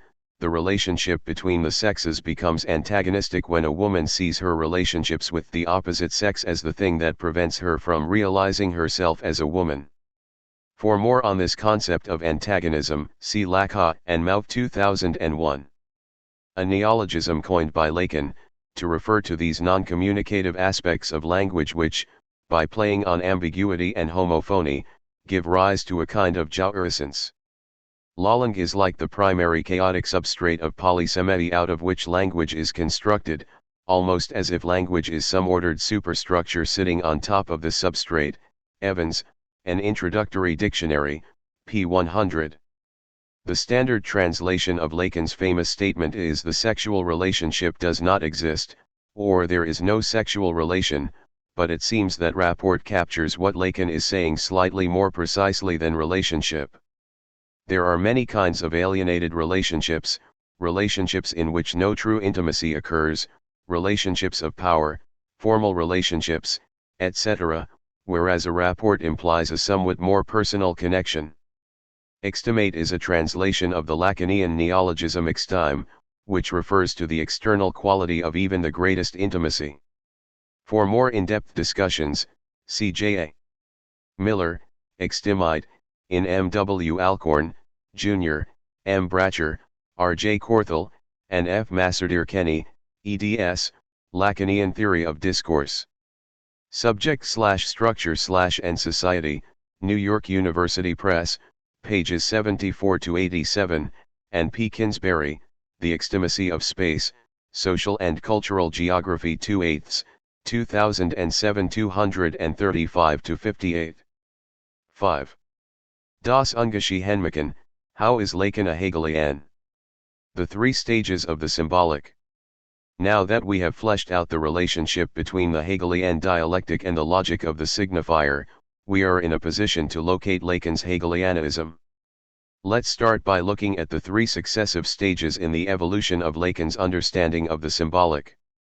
First we have the function and the field of speech and language in psychoanalysis, which focuses on the intersubjective dimension of speech, speech as the medium of intersubjective recognition of desire. What predominates here is the theme of symbolization as historicization, as symbolic realization. Symptoms and traumatisms are blanks, empty, non-historicized spaces in the subject's symbolic universe. Analysis takes these traumatic spaces and realizes them in the symbolic. It includes them in the symbolic universe by retroactively, after the fact, conferring their signification upon them. What we have here is a conception of language that remains basically phenomenological, similar to that of someone like Merleau-Ponty. The goal of analysis is to produce the recognition of desire in full speech parole plane, to integrate it into the universe of signification. In typically phenomenological manner, the order of speech is identified with the order of signification, and analysis itself functions at this level. All analytic experience is an experience of signification, Lacan 1991b, 325. The second stage, exemplified by Lacan's interpretation of the purloined letter, is in a way complementary to the first, just as language is complementary to speech. It emphasizes that the signifying order is that of a closed, differential, synchronic structure. The signifying structure functions as a senseless automatism to which the subject is subjugated. The diachronic order of speech, of signification, is therefore regulated by the senseless signifying automatism, by a formalized differential game that produces the signifying effect. This structure that runs the games is concealed by the imaginary relationship, and here we are at the level of the L schema. I am, of course, aware of the importance of imaginary impregnations pragung in the partializations of the symbolic alternative that give the signifying chain its appearance. Nevertheless, I posit that it is the law specific to this chain which governs the psychoanalytic effects that are determinant for the subject, effects such as foreclosure Verwerfung, repression Verdrängung, and negation Verneinung itself, and I add with the appropriate emphasis that these effects follow the displacement and stellium of the signifier so faithfully that imaginary factors, despite their inertia, figure only as shadows and reflections therein. Lacan 2006, 11. If the first stage was phenomenological, this one would be structuralist. The problem in this second stage is that the subject, as subject of the signifier, irreducible to the imaginary me, is, fundamentally, unthinkable. On one side, we have the imaginary me, the space of blindness and misrecognition, which is to say the AA axis. On the other hand, we have a subject who is completely subjugated to the structure, alienated entirely and without remainder, and in this sense is desubjectified. The coming into operation of the symbolic function in its most radical, absolute, usage ends up abolishing the action of the individual so completely that by the same token it eliminates his tragic relation to the world. At the heart of the flow of events, of the functioning of reason, the subject from the first move finds himself to be no more than a pawn, forced inside this system, and excluded from any truly dramatic, and consequently tragic, participation in the realization of truth. Lacan 1991b, 168. A subject who liberated himself completely from the AA axis and who realized himself totally in the other, and in doing so accomplished his symbolic realization, a subject without me, without imaginary blindness, would be radically desubjectivized, reduced to a moment in the functioning of the symbolic machine, of the structure without subject. The third stage is, of course, in no way a synthesis of the two previous stages. It is not a combination of the phenomenological view of speech and the structuralist view of language. The two earlier stages are already in themselves complementary, two sides of the same theoretical edifice. The third stage explodes this common edifice, This complementary relationship of the full speech of signification and the complete structure, by positing a barred, non-achieved, pot-out other, an other that has a non-symbolizable, extimate kernel at its core. It is only from this barred other, a, that we can grasp the subject of the signifier, dollar. If the other does not have a whole, if it is a complete series, then the only possible relationship of the subject to the structure is total alienation, all-encompassing subjectivity, leaving no remainder. The fact that the other is lacking means that there is a remainder, an inertia that cannot be integrated into the other, the object A, and that the subject can avoid total alienation insofar as he posits himself as correlative to this remainder $A. It is in this manner that we can conceive of a subject different from the I, a space of imaginary unfamiliarity, a subject that does not get lost in the process without subject of structural combination. We can also approach this conjuncture from the perspective of desire. That the other is barred entails an other that is not simply an anonymous machine, the automatism of the structural combinatorial, but rather a desiring other, an other who lacks the object cause of desire, an other who wants something from the subject, che voit. We could say that the subject of the signifier exists to the extent that this dimension of the question is insisted on by the other. In other words, it is not a question from the subject confronted with the enigma of the other, but rather a question coming from the other itself. At first glance, it may seem as if Lacan's references to Hegel are limited to the first stage, in the themes of symbolization as historicization, integration into the symbolic universe, etc. During this period, the Lacanian reading of Hegel was mediated by Kojève and Hippolyte. The aspects of Hegel that received the most attention were the themes of struggle and final reconciliation within the medium of intersubjective recognition of speech. Imagine that symbolic realization is accomplished, every symptom abolished, every traumatic kernel integrated into the symbolic universe. This would be the final and ideal moment in which the subject is finally liberated from imaginary opaqueness, in which all of the blanks in his history are filled in by full speech, in which the tension between the subject and the substance are, at long last, resolved by the subject recognizing and acknowledging his desire, etc. Isn't this state of plenitude the psychoanalytical version of Hegelian absolute knowledge, an unbarred other, without symptom, without whole, without opaque and traumatizing kernel? Therefore it may seem that once Lacan had introduced the idea of the barred other, any reference to Hegel was, at the very least, relegated to the background. The barred other specifically entails the constitutive impossibility of absolute knowledge, of the accomplished symbolization, because there is a void, a lack in the signifier, that accompanies the movement of symbolization. To rephrase this at another level, it is because whenever meaning comes to be, a non-meaning, a nonsense, will necessarily emerge. The conceptual field of Lacan's third stage would therefore be the field of the other who always resists complete realization, an other held by the obstacle of a real impossible kernel whose inertia blocks dialecticalization, an obstacle that sublates it in and through the symbol, in short, the quintessential anti-Hegelian other. Das Ungeschiehene. Before we succumb too quickly to this seductive image of Lacan the anti-Hegelian, it would be worthwhile to describe the logic operating behind the three stages of Lacanian doctrine. There are a couple of lenses through which we could do this. For example, it is possible to demonstrate that each of these three stages corresponds to a specific determination of the end of the analytical process. 1. Symbolic realization is the accomplished historicization of the symptoms. 2.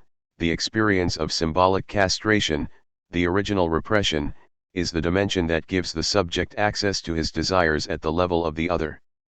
3. The traversal of the fantasy is when the object that plugs the hole in the other falls. However, I think the best way to approach this logic is through the death instinct, because the link between the death instinct and the symbolic order, while remaining a constant in Lacan's theories, articulates itself in an altogether different manner in each of the stages. 1. In the Hegelian phenomenological stage, it can be found in a variation of the Hegelian theme of the word as murder of the thing. The symbol, the word, is not just a simple reflection, a substitute, a simple representation of the thing, it is the thing itself. That is to say, the thing is aufgehoben, sublated internalized, in its concept, which exists in the form of a word. Remember what Hegel said about the concept is the time of the thing. To be sure, the concept is not the thing as it is, for the simple reason that the concept is always where the thing isn't, it is there so as to replace the thing. Of the thing, what is it that can be there? Neither its form, nor its reality, since, in the actual state of affairs, all the seats are taken. Hegel puts it with extreme rigor, the concept is what makes the thing be there, while, all the while, it isn't. This identity in difference, which characterizes the relation of the concept to the thing, that is what also makes the thing a thing and the fact symbolized, as we were told just now. Lacan 1991a, 242-3. The death instinct therefore means that as soon as it is symbolized, the thing in its immediate, corporeal, reality is annihilated. The unity of the thing, the trait that makes the thing, is decentered in relation to the reality of the thing. The thing must die in order for its reality to reach its conceptual unity through its symbol. 2. In the subsequent, structuralist, stage, the death instinct is identified with the symbolic order itself, insofar as it follows its own laws beyond the subject's imaginary lived experience vécu, which is to say, beyond the pleasure principle. It is the mechanism that, through its automatism, breaks the equilibrium of the imaginary homeostasis. The symbolic order isn't the libidinal order in which the ego is inscribed, along with all the drives. It tends beyond the pleasure principle, beyond the limits of life, and that is why Freud identifies it with the death instinct. The symbolic order is rejected by the libidinal order, which includes the whole of the domain of the imaginary, including the structure of the ego. And the death instinct is only the mask of the symbolic order. Lacan 1991b, 326. 3. In the third stage, Lacan emphasizes the real as the impossible/unsymbolizable kernel, and the death instinct becomes the name for what Sada called the second death.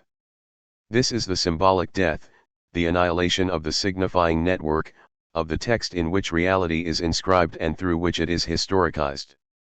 This is also the name for what, in the psychotic experience, appears to be the end of the world, the twilight, the crumbling of the symbolic universe. In other words, the death instinct designates the ahistorical possibility that is implied, opened, by the process of symbolization/historicization, the possibility of its own radical erasure. The Freudian concept that best describes this act of annihilation is das Ungeschehen, undoing what has been done, in short, retroactive cancellation, cf. Freud 1990, 46. And it is more than just coincidence that we find the same term in Hegel, who defines das Ungeschehen as the supreme power of the spirit. Spirit is Lord and master over every deed and actuality, and can cast them off, and make them as if they had never happened. 1977, 406. This power to undo the past is only possible at the symbolic level. In the course of immediate existence the past is only the past and therefore incontrovertible. But once we are at the level of history as a text, as the network of symbolic traces, we can annihilate the past. We can therefore see the Ungeschehen, the highest manifestation of negativity, as the Hegelian version of the death instinct. This is not some marginal or arbitrary element in the Hegelian theoretical edifice. Rather, it designates the key moment in the dialectical process, the moment of what we call the negation of the negation, the reversal of the antithesis into the synthesis. The reconciliation of the synthesis is not the act of surmounting or suspending, even in a dialectical way, the size Zion by passing beyond it. It is the retroactive recognition that there was never any size Zion at all, the synthesis retroactively cancels the size Zion. This is how we should understand this enigmatic yet crucial sentence in Hegel's Encyclopedia: the accomplishment of the infinite purpose consists therefore only in sublating the illusion that it has not yet been accomplished. 1991b, 286. We do not accomplish the end by attaining it, but rather by having the experience that it was already attained in the very place where before we had seen only the path to its realization. As we advanced, we never seemed to reach our destination, until, all of a sudden, we had already been there the whole time. Too early suddenly turns into too late, without allowing us to determine the moment in which this passage occurred. We are therefore dealing with the structure of a missed encounter. When we were on the path, while we had still not yet arrived, truth drew us forward like a ghost, a promise awaiting us at the end of the path. But, all of a sudden, we notice that we had already had the truth. The paradoxical surplus that slips away in the missed encounter as the impossibility of the exact right moment is, of course, the objecte. It is the pure semblant that pulls us toward the truth, up until the moment where it suddenly seems as if we've already overtaken the truth, that it is already behind us. It is a chimerical being that does not have its own time, that exists only in the discrepancy between too early and too late. Crime and punishment. It seems as if, in his theoretical development, Hegel also followed this logic of the retroactive cancellation of the size Zion. Beginning with his Frankfurt period, Hegel's fundamental concern was overcoming, cancelling, the abstract oppositions in thought determinations that came from understanding, the subject versus the object, the finite versus the infinite, the ideal versus the real, freedom versus necessity, etc. In Frankfurt, he saw the synthesis of these opposite determinations as love, the force of organic, non-coercive unity, which could encompass the opposing poles. From the point of view of the mature Hegel, which begins with the moment where Hegel became Hegel, we must nonetheless recognize that such a solution still takes place at the level of understanding, as it sees love as an encompassing medium that itself remains abstractly opposed to the formal determinations of understanding. This idea that we could immerse and dissolve the fixed and abstract determinations of understanding in an all-encompassing medium beyond understanding, the idea according to which there is an organic effectivity beyond understanding, which is limited to the domain of phenomena submitted to mechanical causality, and inaccessible to it, love, or perhaps life, the other answer given by the young Hegel, is a proposition of understanding par excellence. Because, to return to my initial argument, to pass beyond understanding is not to limit it or to see it as the partial, abstract moment of a much vaster organic totality, but rather to experience the realization that there is nothing that is outside of it. A good example of this is the status of crime, the transgression of the law and punishment in the different stages of Hegel's thought. The Hegel of Frankfurt still saw the legal judicial punishment of the criminal act as an external mechanical coercion that did not lead to true reconciliation between the transgressive criminal and the community whose law his action violated.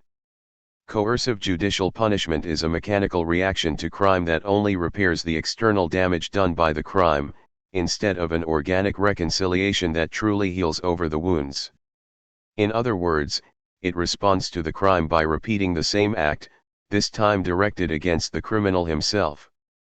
The criminal resents the penalty as a reprisal from a substantial force that remains fundamentally foreign to him. After the punishment, the abyss that separated the criminal from the community has in no way been bridged. The thesis of the mature Hegel, articulated especially in his philosophy of right, is that the judicial penalty already accomplishes the true reconciliation, the retroactive suppression of the crime. We should emphasize that the passage from the young Hegel to the mature Hegel did not consist in the older Hegel rejecting what had earlier appeared as the synthesis in order to find another form of synthesis, of reconciling opposites. Rather, it was the realization that what had at first seemed to be a coercive, external, mechanical adjudication was already the true synthesis. What we had originally taken to be the formal mechanical doubling of the crime through its repetition as punishment in fact already accomplishes the reconciliation. The fundamental question here is the Ungeschehen of crime. The supreme power of the spirit is that it can make it that what already happened did not happen, which is to say that, in order to suppress crime, it is not enough that the crime be resolved, repaired, repaid through some penalty, it must also be cancelled retroactively. The thesis of young Hegel is precisely that the coercive judicial penalty, fine, prison, execution, does not accomplish this retroactive cancellation. The criminal individual's transgression of the law is only paid back by extorting the same price from the individual, an eye for an eye, etc., and the crime, although formally resolved, remains a crime, because its positivity has not been cancelled out.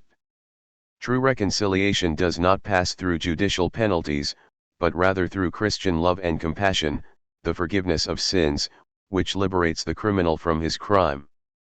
But herein lies the paradox, because for the mature Hegel the judicial penalty is already the thing that effectuates the true reconciliation. The mature Hegel begins with the point that the criminal act is not a particular act, it necessarily contains the moment of universality, insofar as it is the action of a rational and responsible being. The criminal is not just a person who breaks the universal norms of the community. At the very same time, as a rational being he, through his act, posits a new norm that presumes to have universal validity. If he steals, he posits the right to steal as a universal norm, etc. Of course, the universal dimension, the formal aspect of his act, is not necessarily apparent to the criminal. He only thinks that he is violating a universal norm through his particular action. He is only conscious of the determined content of the law he is breaking, in no way presuming to hold his act up as a universal norm. But, as Hegel says in a very concise manner, the form of the law, its universality, pursues him and remains attached to his crime, his act becomes universal. This is why legal authorities must respond. Legal authority does not respond to crime as a particular action, it responds to crime as a criminal action attempting to establish a new universal norm that would breach the universality of the established rule of law. In this sense, punishment is reduced to a purely self-referential action. Through the means of the punishment, we recognize the criminal as a rational being, we take the universal dimension of his act seriously, and we apply to him that same norm that he established through his crime. In this manner, the criminal act cancels itself out and the rule of law is reaffirmed. Therefore, the penalty does not cancel out the crime as a particular act of a contingent, empirical nature. At this level, what is done is done. But it can retroactively cancel its pretension to universality. In other words, it retroactively makes it a crime, a particular transgression of the law's universality. Punishment cancels the crime through the very act of positing it as crime, as something that violated the universality of the law and is, as such, in itself a null moment, without value, without its own consistency. The crime is posited as null as soon as it is posited as crime, as soon as we remove its universal form from it, as soon as we suppress the contradiction between its particular contents and its universal form. The punishment rejects the crime, as a null particular in the circle of universality. It is this retroactive cancellation of the crime that offers us the key to the dialectic of the beautiful soul. The beautiful soul. In order to understand the figure of the beautiful soul in context, we must begin with Hegel's critique of Kantian ethics. According to Hegel, the fundamental feature of Kant's critique of practical reason is the dualism between freedom and nature, between moral law, duty, and man's pathological urges. Man is, on the one hand, a phenomenal being, caught in the chain of natural causation, and, on the other, a noumenal being capable of self-determination and free action. This size Zion, which Kant posits as irreducible, is precisely what prevents the subject from acting, from taking action. A purely moral act is impossible, man never acts from duty alone, his pathological urges always interfere. The subject who is sure of himself, the figure of consciousness who follows a Kantian moral vision of the world, breaks this vicious circle through the act itself, he simply takes action. Instead of the Kantian subject who experiences moral law as a transcendent, superego commandment that comes from outside of himself, that weighs heavy upon his inert nature, we have a subject for whom moral duty immediately expresses itself through natural dispositions, in whom the moral commandments and natural urges coincide, a conjunction between freedom and nature. The German term Gewissen, good, consciousness, articulates this unity. The subject experiences his duty as an organic, harmonious element of his free nature. In doing his duty, he is not obeying an authority outside of himself, but rather the law of his heart. Here we have an immediate unity between knowledge and duty. You know what you must do, and your act is only the realization of your intimate convictions. This is a critique of Kant as is found in Schiller, with the emphasis on this idea of an aesthetic man for whom moral duty is in accordance with the spontaneous activity that expresses the subject's free will. But here again, the Sein re-emerges, this time between the formal aspect of the act and its contents.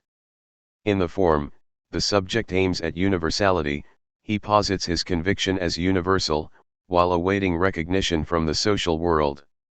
He knows that the act in itself does not have any effectivity, he knows that effectivity only comes from the recognition of others, through general opinion, in other words, through its inscription in the network of symbols.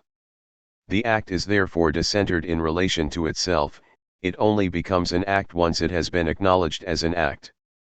In German, the word for act has, besides its two main significations, taking action, actualization, effectuation, and act in the sense of being written down on paper in a notarized act, the meaning of portrait of a naked woman, we therefore have the full imaginary real symbolic triad.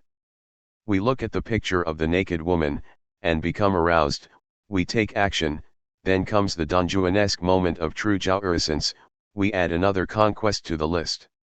The aim of the acting subject is therefore the universal recognition of his act, but its particular and arbitrary contents are felt by the community as a crime.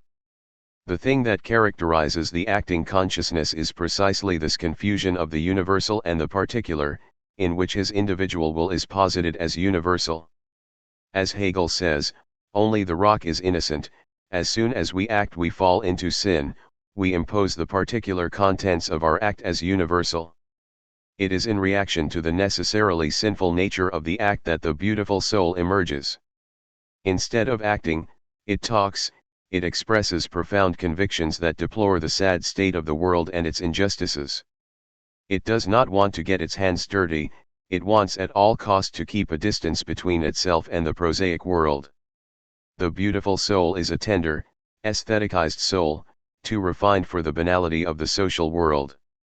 We can find a form of this in Goethe's Confessions of a Beautiful Soul, in which a republic of spirits live in a small university, sealed off from the stormy outside world, preserved in purity and innocence.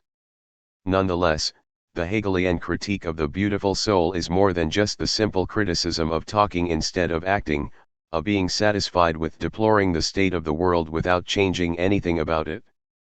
Complaining that he is not adapted to the cruel world, in fact he is only too well adapted to it, since he assists in its very fabrication, Lacan 2006, 498. In the network of intersubjective relationships in which it plays the role of the passive victim, of someone who cannot adapt to the exigencies of banal reality, the entirety of this network is already its creation. The network cannot reproduce itself without the beautiful soul consenting to play this role. The appearance of a recognition of fact, the facts are there, they hold true to reality, hides the consent, the complicity, perhaps even the active will to shoulder such a role and in this way permit the deplorable situation to reproduce itself. Here we are operating at the strictly structural level, non-activity, the role of the passive victim, can function as a kind of activity par excellence to the extent that its role is actively assumed.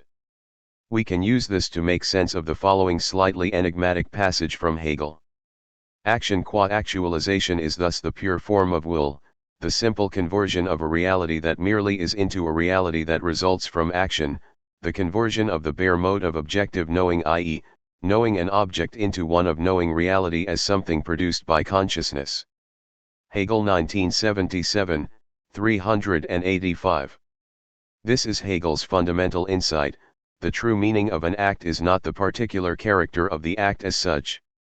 The effective act is the preconditional mode of symbolically structuring reality, the way in which we articulate reality so that our act, or non-act, our passivity, has a place. the beautiful soul presents itself as describing the sad state of the world as if it was excluded from it, as if it was observing from an objective distance, we could say, from the distance of meta-language. But it forgets to include its own subjective position, the fact that it wants the world to be as it is, so that it can continue to occupy the comfortable position of the exploited victim. The entirety of its jouissance is tied to this role. Its identity as an exploited victim gives consistency to its imaginary me. Take the suffering mother, for example, the pillar of the family who bears her torments calmly, who sacrifices herself in silence for the happiness of those around her. Being exploited, being the victim of her own family, isn't that her symptom that she loves more than herself? What is she afraid of? It is not of being exploited too much, but rather that people would no longer be willing to accept her suffering. The flow of her complaints is nothing more than the inverted form of a demand addressed to her family to accept her sacrifice. In such a family, communication is perfect. By mercilessly exploiting the mother, the family members return the message of her complaints to her in their inverted form, which is to say, in their effective meaning. This is the point that she would never want to give up. Giving up such a point entails the loss of the consistency of one's me. It is the point where one hopelessly cries, I would be willing to sacrifice everything except that. Everything except one's role as the victim, everything except sacrifice itself. What the subject must effectuate in order to rid himself of his role as the beautiful soul is precisely such a sacrifice of the sacrifice. It is not enough to sacrifice everything, one still has to renounce the subjective economy in which sacrifice leads to narcissistic jouissance. A dual movement of this kind operates according to the logic of the negation of the negation. The first sacrifice, the one that permits the beautiful soul to find its imaginary consistency in renunciation itself, functions as a simple negation. The second, the sacrifice of the sacrifice itself, the purification of the sacrifice, effectuates a certain kind of negation of the negation. The sacrifice of the sacrifice, the loss of the loss, is therefore far from being a simple return to full identity without loss. What it loses is its very foundation, the support that gave consistency to the loss, the framework in which the loss took on a positive signification. Let us recall the old communist criticism of Sartre leveled during the debate surrounding existentialism. With his theory of the subject as pure being for itself, negativity, emptiness freed from positive contents, Sartre certainly rejected all the bourgeois content, all the positive prejudices and limitations of bourgeois ideology. What was left over after the sacrifice of all content was precisely the pure, emptied form of the bourgeois subject. He therefore needed to make the next step, reject this form of bourgeois subjectivity itself and join the working class. This is the fundamental gesture of the radical, critical intellectual. He is prepared to renounce all bourgeois content in order to retain the form itself of the free, autonomous subject. More specifically, he reproduces the form of the bourgeois subject through this very sacrifice of the content itself, insofar as he turns the sacrifice into the narcissistic gesture of an autonomous subject. In this way, the intellectual critique blinds itself to the fact that the true source of evil is not the sacrificed contents, but the very form itself. The duplicity of the beautiful soul becomes even clearer when it develops itself into the judgmental consciousness that condemns the acting consciousness by reducing action to its particular motive. Here, Hegel is especially thinking of the great men of action and the base explanations that popular opinion attributes to their acts. It is said that Caesar tried to destroy the Republic because of his lust for power, that Napoleon conquered Europe because of his grandiose ambition, etc. While it is perhaps true that Caesar, as a private individual, was driven by pathological motives of this sort, his act nonetheless realized a historical necessity, that of the passage from republic to empire. The judgmental conscience blinds itself to the true signification of the act. When examining the act, it isolates the act from its historical context and reduces it to an arbitrary and psychological particularity. This is a key point of the Hegelian critique. This isolation of the act from its context, this inability to see its universal signification, it is precisely this that is true evil. In this light, the judgmental consciousness appears even worse than the acting and sinning consciousness. Absolute evil is the innocent point of view that sees evil everywhere, much as in Henry James's The Turn of the Screw, in which the true evil is the governess's point of view itself, which sees the presence of evil spirits everywhere. Evil does not lie in the act, which always has a universal dimension, even if it is not known to the subject who is acting, but in the point of view that reduces the act to its particular contents. Hegel finishes Napoleon's famous quote, "No man is a hero to his valet," by adding not because the man is no hero, but because the other is a valet. This is why the path to reconciliation passes through the acting consciousness. Just as with all of the preceding figures in the phenomenology, the opposition of the master and the slave, of the base consciousness and the noble consciousness, etc. Truth is on the side of the acting consciousness that introduces crimes, Zion, and sin. Here Hegel brings us back to his interpretation of Christianity. The dialectic of the beautiful soul resolves itself in the passage to the absolute spirit, to religion. The cancellation of sin does not occur through the condemnatory judgment of a neutral and innocent perspective, that of meta-language, do not judge and you will not be judged. But through pardoning, through the forgiveness of sins. The sinful act is retroactively liberated, through the truth that it made possible through its very failure. This is what Hegel calls das Ungeschehenmachen. We do not simply cancel the act, rather, we just cancel out its failure, we experience the failure as positive, as integral to the truth, an inversion that Hegel called the cunning of reason. 6. The cunning of reason, or the true nature of the Hegelian teleology. Failure in Austen. Jane Austen is Hegel's only true literary complement. Pride and Prejudice is the literary phenomenology of the spirit, Mansfield Park is the logic, and Emma the encyclopedia. In Pride and Prejudice, Elizabeth and Darcy feel a mutual sympathy, even though they belong to different social classes. He is from a wealthy and noble family, she is from the shabby genteel middling bourgeoisie. An extremely proud man, Darcy feels that the love he experiences is undignified. When he asks Elizabeth to marry him, he openly avows his disdain for the world that she belongs to, and expects her to receive his proposal as an unthinkable honor. Seeing herself being regarded with such prejudice, and victim to her own prejudice, Elizabeth experiences Darcy's offer as a humiliation and turns him down. This double failure, this twofold error, has the structure of a dual communicative movement, in which each individual receives from the other his or her own message in its inverted form.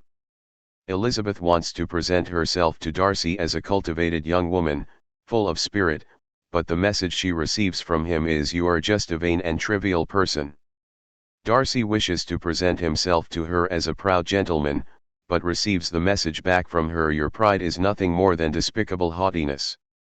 After they break off contact, a series of accidents leads to each learning about the other's true nature. She learns of Darcy's tender and sensitive side, he learns of Elizabeth's cultivated and refined spirit, and the story ends as it must, in marriage. Where is the Hegelian stratagem, the cunning of reason, here? It lies in the failure of their first encounter, in the dual misunderstanding concerning the other individual's character, which is a necessary condition for the final denouement.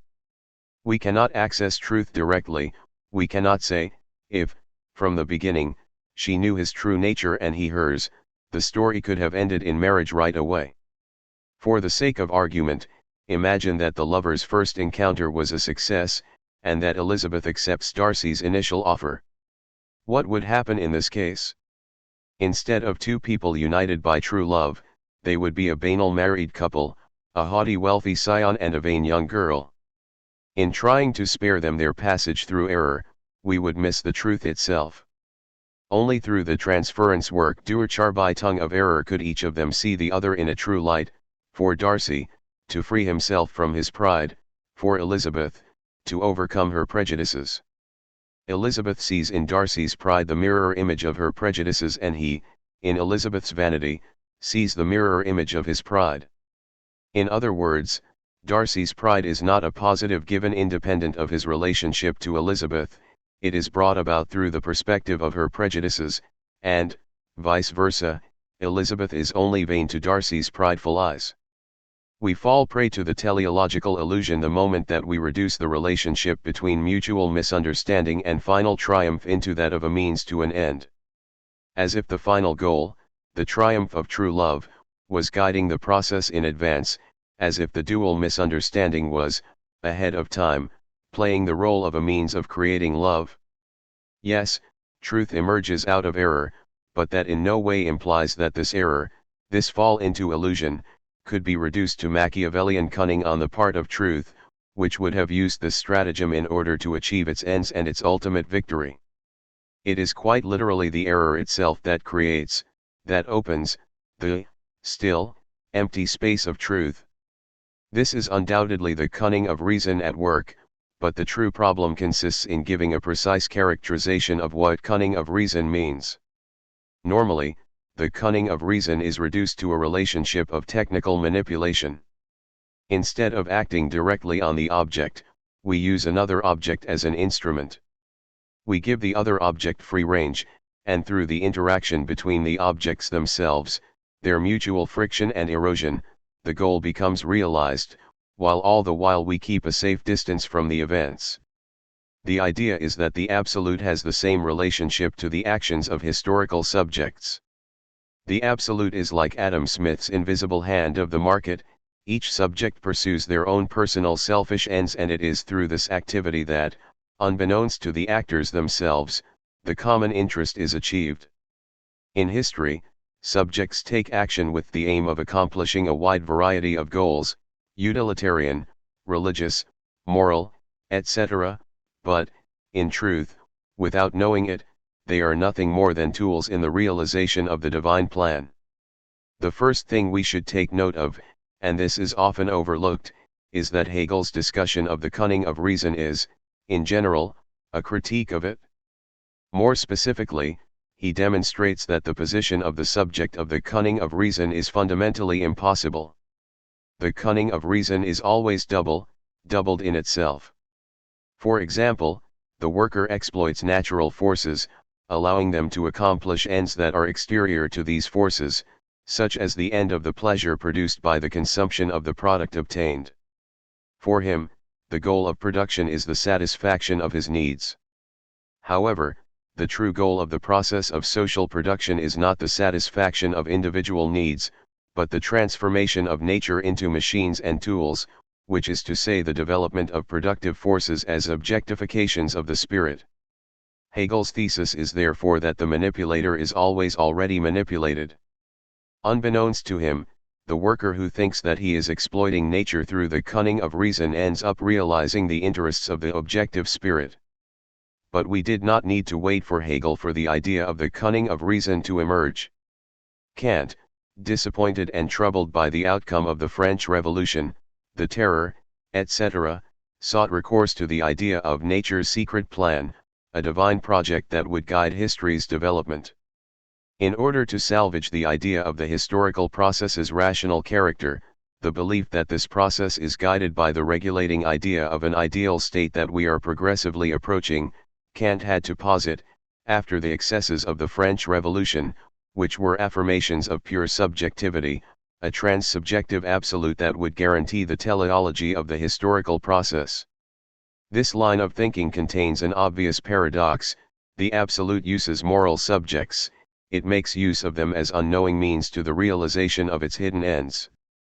Subjects can only trust in the wisdom of the absolute and endure their destiny, knowing that they are being sacrificed to the supreme goal, that they are contributing to the establishment of a state in which man would no longer be the plaything of transcendental forces, but would truly be free. We can find the same thesis in Fichte's 1889, Conferences on the Vocation of the Scholar. For Fichte, the absolute governs history in the form of divine reason. The scholar's role is to know, at least partially, what the divine project is and to guide, in accordance with this project, the actions of unenlightened individuals. Fichte's ideas here contain the seed of the Leninist-Stalinist conception of the party. They saw the party as a community of scholars, the collective intelligence, who, because of their understanding of the divine project, of the necessary development of history, could guide the activity of the masses. It might seem, at first, as if Hegel is doing the same thing when he introduces the concept of the cunning of reason. This may be called the cunning of reason, that it sets the passions to work for itself, while that which develops its existence through such impulsion pays the penalty, and suffers loss. Individuals are sacrificed and abandoned. The idea pays the penalty of determinate existence and of corruptibility, not from itself, but from the passions of individuals. 2001, 33. There is nonetheless a fundamental difference between Hegel's vision of the cunning of reason and Fichte's conception of the scholar's role. For Hegel, the realization of Fichte's idea in the form of the Leninist-Stalinist party would be inconceivable and excluded a priori. Hegel would reject the idea that any force, any politico-historical actor, could legitimate its activity through the cunning of reason, that any politico-historical subject would be capable of understanding its own role in the framework of a divine project, of understanding the way in which its own activities were the tools of the cunning of reason, and that therefore could posit itself in advance as the incarnation of historical reason. In other words, such a conjunction, a subjective position that claimed to have knowledge of the absolute and the practical historical dimension, is impossible for Hegel. Hegel knew that a combination like this, an actor that legitimated itself as the embodiment of reason in history, could lead only to totalitarian terror. The cunning of reason only occurs after the fact, we can only grasp it retroactively, when the subject recognizes that the true results of his act were different from his goal. It is a priori impossible to act with the knowledge of the true goal, the signification, of one's act. Action is always fundamentally a failure, it always involves some fundamental blunder. In other words, we can only act blind. Why is this? If we wish to remain Hegelian and understand the substance as subject, which is to say, if we want to avoid falling back into traditional metaphysics, the absolute as a transcendental substance, inaccessible to subjects, etc., there is only one possible answer we can give. The actual goal, the true signification of an act, as it differs from its goal, is only constituted after the fact, through the failure of this act. The idea that true signification could be given in advance through divine reason is just the teleological illusion of the naive consciousness. Hegelian teleology, on the other hand, is always retrospective. It is true that individuals in history are the unknowing means of the realization of reason, of its infinite goals. However, what individuals are means of is only constituted through their activity itself. The Hegelian subject versus the Fichtean subject. We should therefore draw a strict distinction between the Hegelian subject and Fichte's subject. For Fichte, there is a true violence of subjectivity that, through its synthetic activity, wishes to abolish the autonomy of the object, which has been reduced, in the end, into an injunction to action. The fundamental relationship of the subject to the object is one of production, of the subject actively changing the object. Two divergent interpretations of German idealism that are as different as Heidegger's and Marx's overlap when they place the foundation of the Hegelian work of the concept in the concept of work. Both argue that the Hegelian dialectic is fundamentally a metaphysics of labor, the articulation of a technical productive relationship to objectivity. For Marxism, there is a mystification, an idealist absolutization of social labor, cf. Example Adorno 1993. Heidegger's position, as defined in his letter on humanism, 1993, is that the concept of work is the key to understanding the phenomenology of the spirit. From this perspective, the Hegelian reconciliation becomes, vulgari eloquentia, Fichte on steroids, as if the Hegelian dialectic could succeed where Fichte fell short, as if in Hegelian absolute idealism the subject would finally be able to devour, to internalize the object, to abolish the remainder, that unmediatable surplus that Fichte's subjective idealism was unable to do away with. My goal, of course, is to show the exact opposite. There is a radical difference between Fichte and Hegel. Work is not the fundamental character of the Hegelian dialectic. It would be futile to search for the matrix of the dialectical process in the process of work, in the externalization objectification of the subject in its product. Nor should we look for the matrix of reconciliation in the act of recognizing oneself in one's own product and appropriating for oneself the alienated result of one's labor. For Hegel, the act is fundamentally tragic, it never attains its goal. Through reconciliation, the subject recognizes that, through the very failure of his act, he has realized a different end, the endless end. Such a retroactive structure radically excludes any progressive or evolutionary framework. Even though the standard view of this pairing is that it is the ultimate proof of the evolutionary nature of the dialectical process, Hegel's radical anti-evolutionism is clearly visible in the conceptual pairing in itself/for itself, the progressive development of the in itself into the for itself. In itself as the opposite of for itself is both, 1, the possible, that which only exists as potential, as internal possibility, the opposite of realized, which is that which has been externalized, actualized, and, 2, realization in the objective sense, in its raw external given form, the opposite of subjective mediation, internalization, self-examination. In this sense, in itself is realization that has not yet attained the conceptual level. Advancing these two aspects simultaneously subverts the traditional view of the dialectical process as a gradual, progressive realization of the object's internal potential through its spontaneous self-development. Hegel is very clear on this point: in an object, its internal potential for self-development and the pressure that is exerted upon the object by an external force are strictly correlative, they are the two sides of the same conjunction. The potential object must also be present in an external realization under the form of a heteronymous constraint. For example, and this example comes from Hegel himself, saying that the student is, at the beginning of the educational process, the one who has the potential to know, the one who will realize his creative potential through the framework of this process, means that his internal potential must be, from the beginning, present in some external realization in the form of the authority of the master who exerts pressure on the student. Today, we might also add to this the tragic example of the working class as potential revolutionary subject in itself.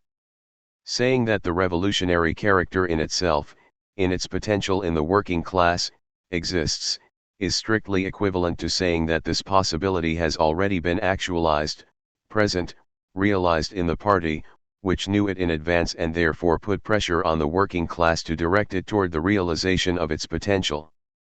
This is how the party is legitimate in its role as educator-leader, how it gets the right to guide the working class according to its potential, imbuing it with its historical mission. The counterargument to this theory is that, despite all this, the dialectical process still consists in a gradual progression toward an increasingly concrete, mediated truth. Each successive stage is the truth of the stage that preceded it, progress is nevertheless still being made.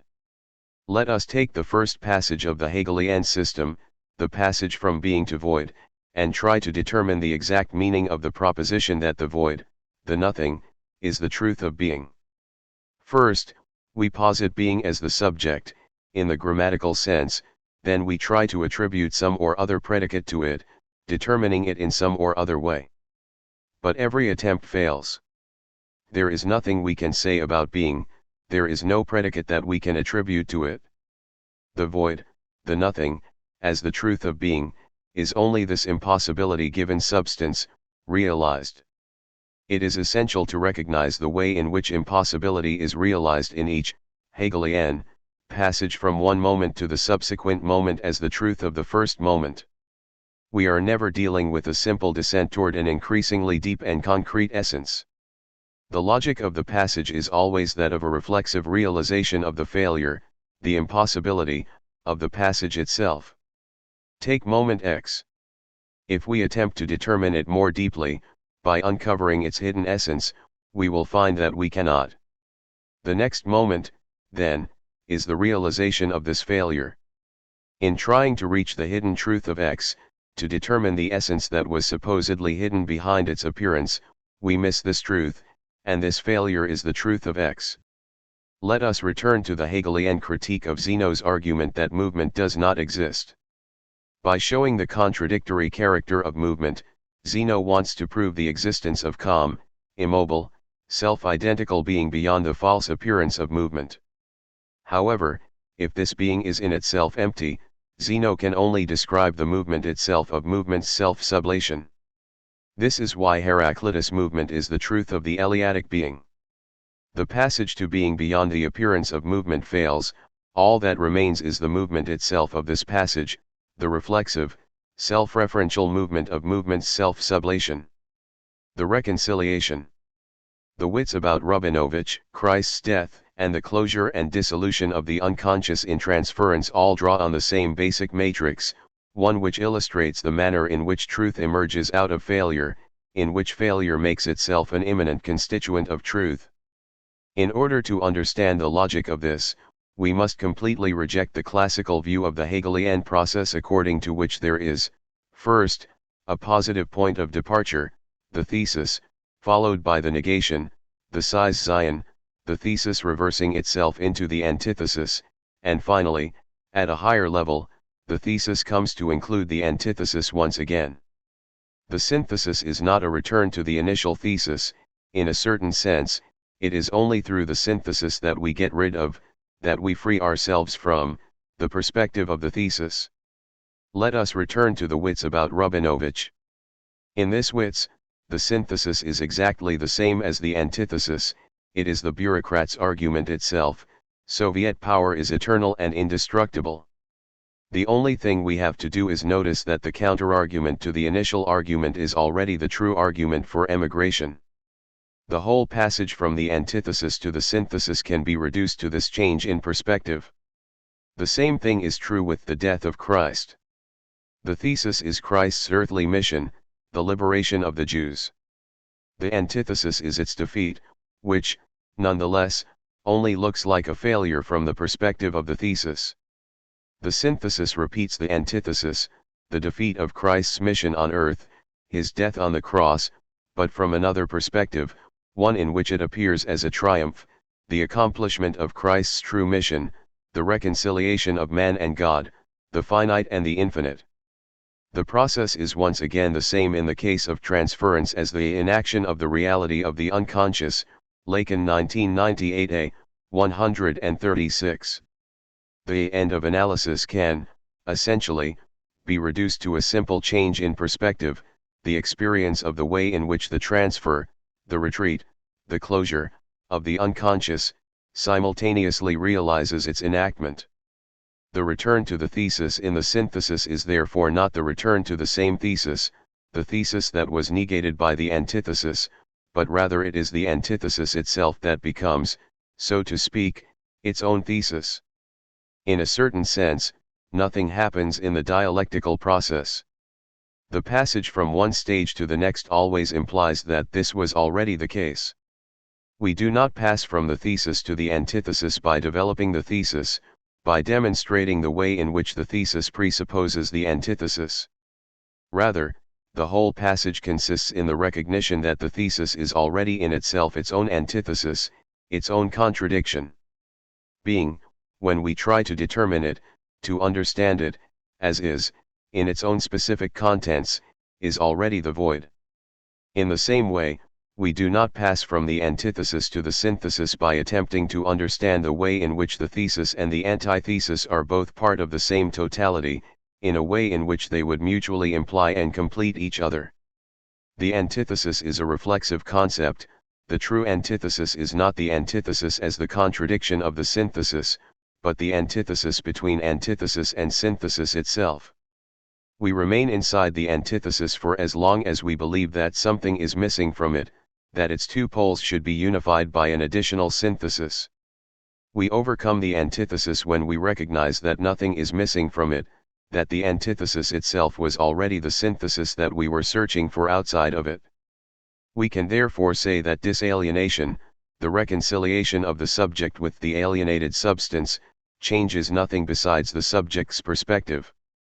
Far from appropriating the alienated substantial content, far from recognizing the content as his own product, the subject simply notices that he is already inside the substance because of the very trait that he had thought excluded him from it, that the distance that seemed to separate him from the substantial other was a distance from the self, a gap inside the other.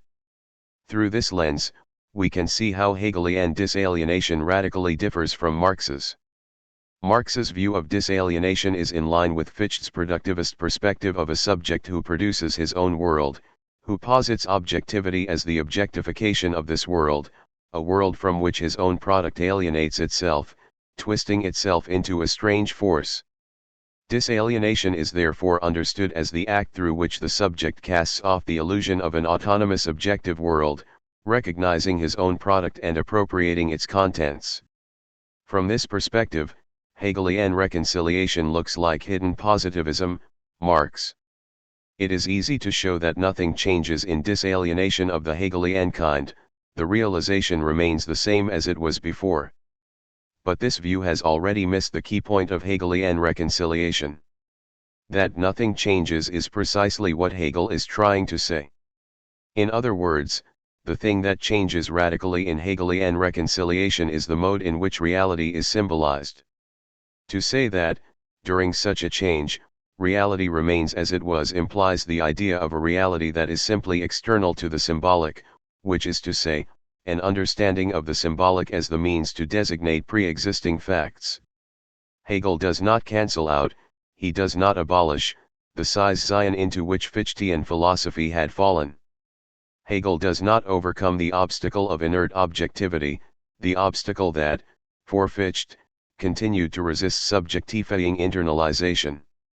The entire Hegelian operation can be reduced to the retrospective recognition that the obstacle was not an obstacle, that what had seemed to Fichte to be an obstacle to the movement of subjectification was in fact its necessary condition. The undialecticizable remainder that seemed to block the full realization of the subject reveals itself to be its objectual correlate. The subject must recognize this inert surplus as its Dasein, it must realize that the non-integrated object is only the realization of the void, the empty space of the subject.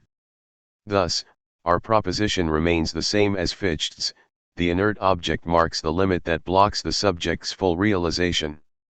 All that we have to do is just take the speculative meaning of this and change the emphasis ever so slightly. The subject himself is nothing more than the void, the blockage, his own impossibility, and this is why the inert, non-subjectified object, because it embodies this blockage, functions as the subject's Dasein, its objectual correlate. The subject, pure negativity, the absolute movement of mediation, can only attain being for itself, effective existence, by embodying itself once again in an absolutely inert, non-subjective moment. The spirit is a bone. At the level of the immediate, of understanding and representation Vorstellung, this proposition certainly seems to be an extreme variant of vulgar materialism. We reduce the spirit, the subject, pure negativity, the most mobile and flexible element, into a rigid, frozen, dead object, total inertia, an absolutely non-dialectical presence. Therefore, our first reaction is that of the Soviet bureaucrat in the wits about Rubinovich. We are indignant, the proposition the spirit is a bone seems senseless, it produces in us the feeling of a radical, intolerable contradiction, the image of a grotesque incongruity, an extreme negative relationship. And it is precisely this response, just as in Rubinovich's case, that is its speculative truth, because this negativity, this unsustainable discord, is subjectivity itself, it is the only possible way of presenting subjectivity's negativity. We succeed in transmitting the dimension of subjectivity through the means of the failure itself, through its radical insufficiency, through the absolute non-correspondence of the predicate to the subject. The speculative proposition is thus a proposition whose terms are not comparable. The proposition the spirit is a bone, the equivalence of two absolutely non-comparable terms, the pure negative movement of the subject and the total inertia of the frozen, rigid object, is it not something along the lines of a Hegelian version of the fantasy, $A? In order to show this with certainty, We need only to understand this proposition within its specific context, the passage from physiognomy to phrenology in the phenomenology of the spirit.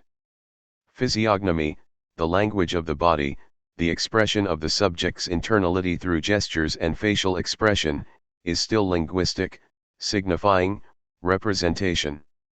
A physical expression, a gesture, a grimace, represents, signifies, the internality of the subject. The final result of physiognomy is its failure. Each signifying representation betrays and displaces the subject. There is no signifier that belongs to the subject. The passage from physiognomy to phrenology functions precisely in the same way as the passage from representation to presence.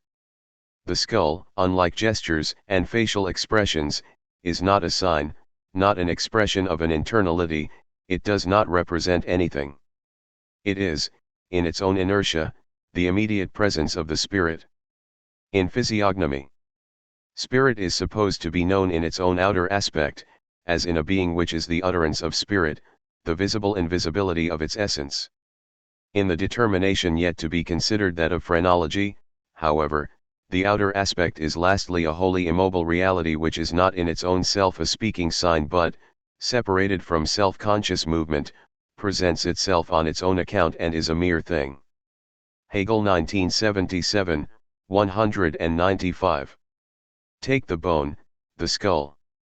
Here is an object that, through its presence, fills the emptiness, the impossible signifying representation of the subject. It is, to put it in Lacanian terms, the realization of lack. It is the thing that fills the place where the signifier is lacking, the phantasmic object that fills the lack in the other. We might say that Hegel's idealist wager was his belief that it might be possible to dialecticize the inertia of the fantasy object through the movement of Aufhebung, the reversal of the lacking signifier into the signifier of lacking.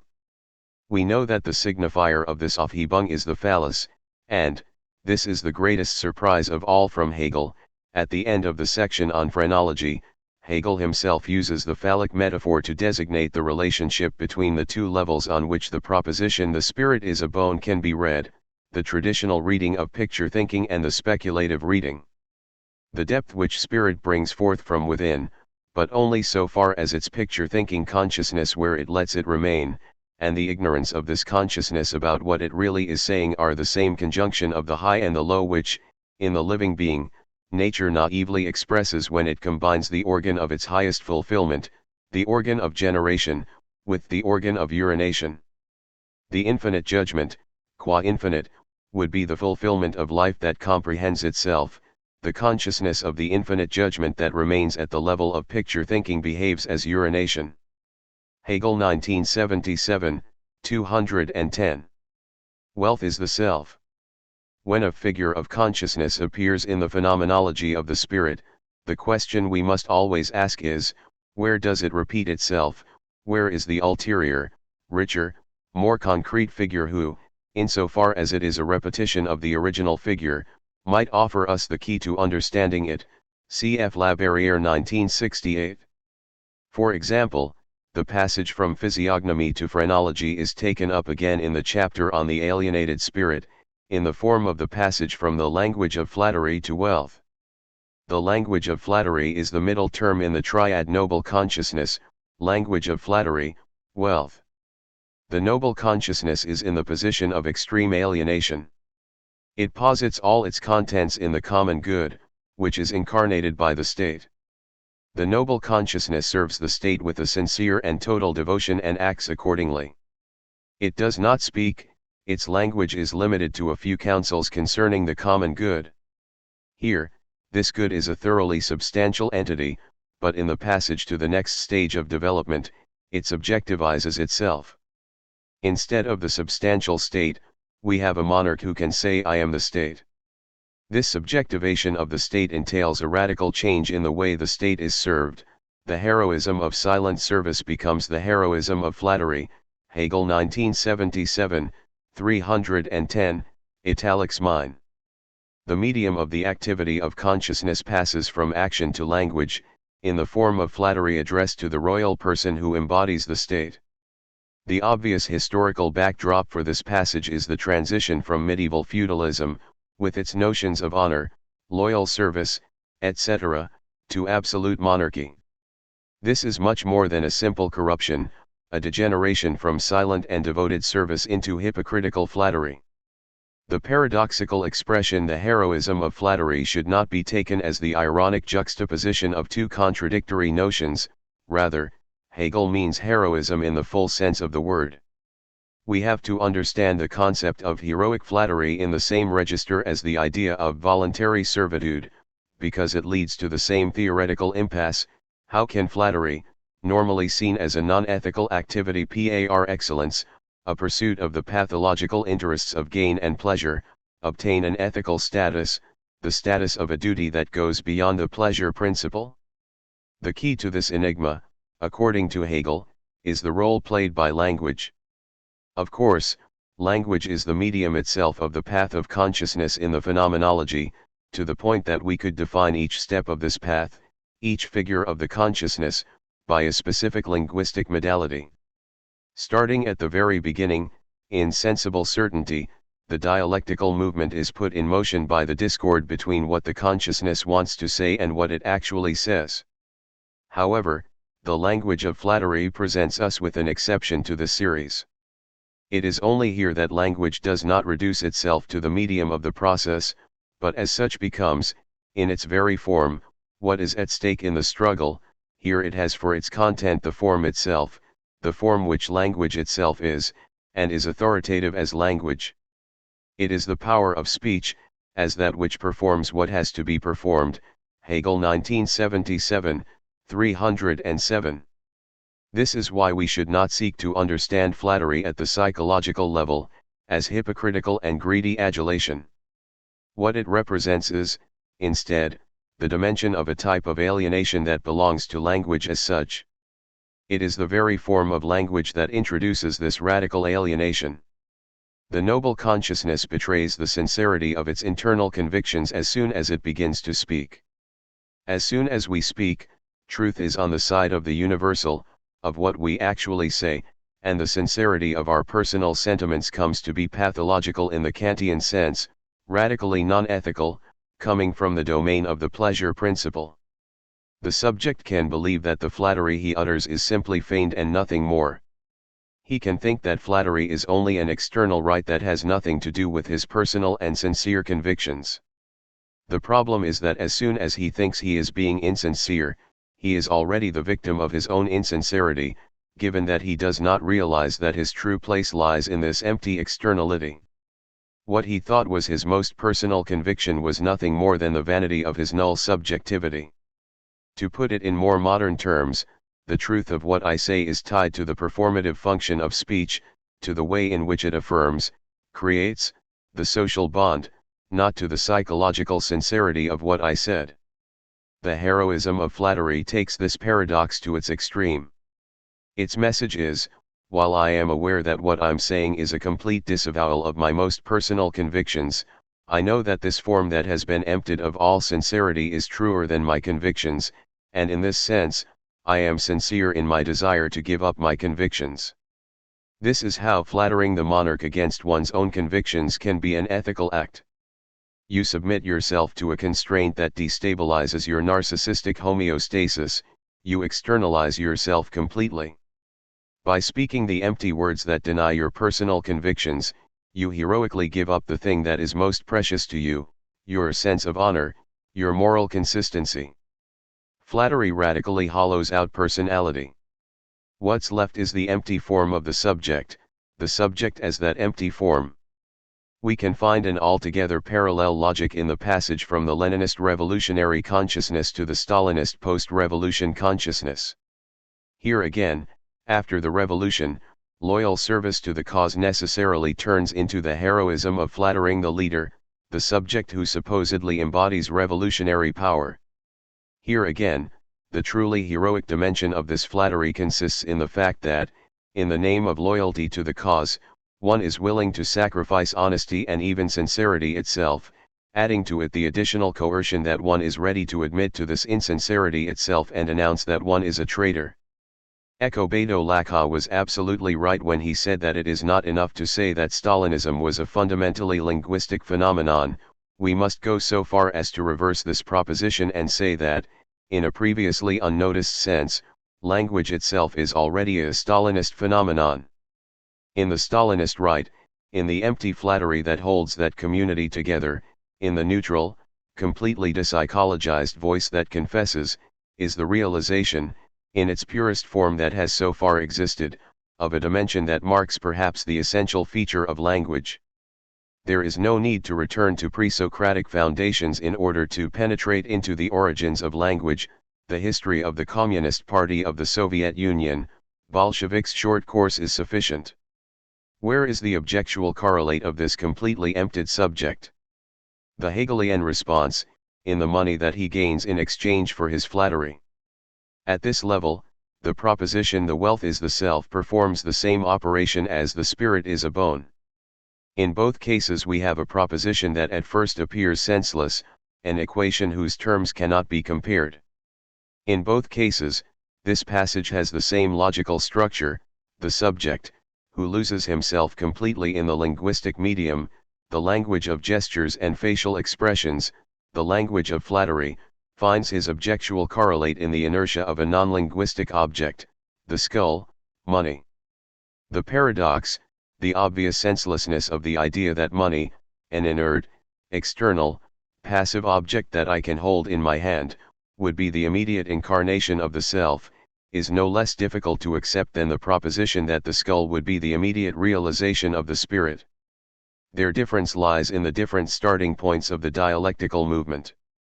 If we begin with language in the sense of the body's gestures and facial expressions, the objectual correlate of the subject is that which, at this level, presents the point of total inertia, the bone, the skull.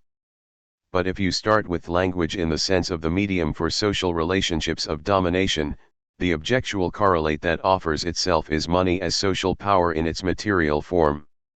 Note: Žižek uses the French word perlaboration, which is the standard translation of the Freudian term Durcharbeitung. Lacan himself preferred to use travail de transfert, which Bruce Fink translates as transference work, Lacan 2006, 526. 7. The supersensible is the phenomenon as phenomenon, or how Hegel goes beyond the Kantian thing in itself.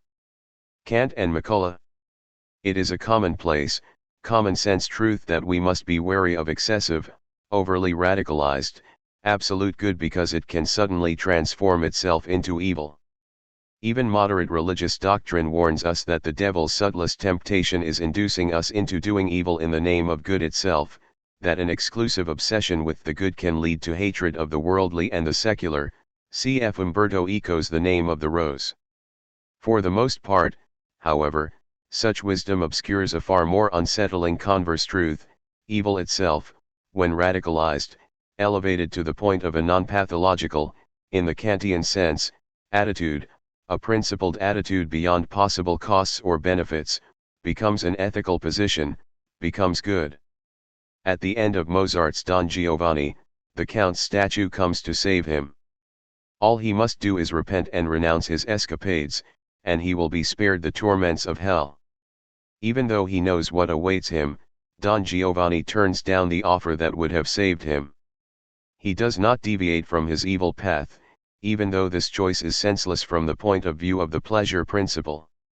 By refusing to repent, he affirms his evilness as a properly ethical position, more than a simple greedy search for pleasure. This is what Kant, the philosopher of unconditional duty, the greatest obsessive in the history of philosophy, missed. But what eluded Kant is something that our contemporary vulgar sentimental literature, our kitsch, knows well. There is nothing surprising about this, if we remember that it is precisely in the universe of this kind of literature that the tradition of courtly love has survived, a tradition whose defining trait is that it posits love of the lady as the supreme duty. Let us take an exemplary instance of the genre, An Indecent Obsession by Colleen McCulloch, which is unreadable, and therefore was published in France as part of the Jai Lu literally, I have read, trans collection. The book takes place near the end of World War II, in a small hospital in the Pacific where a nurse takes care of shell-shocked soldiers. She is torn between her professional duty and her love for one of her patients. At the end of the book, she makes up her mind as to what she truly wants, renounces love, and returns to her duty. At first glance, this seems to be moralism of the most insipid sort. Duty wins out over romantic passion, pathological love is renounced in the name of duty, and so forth. However, the description of her motives for this renunciation is slightly more nuanced. From the final paragraphs of the novel, she had a duty here. This wasn't just a job, her heart was in it, fathoms deep in it. This was what she truly wanted, without any fear, understanding herself at last. And understanding that duty, the most indecent of all obsessions, was only another name for love.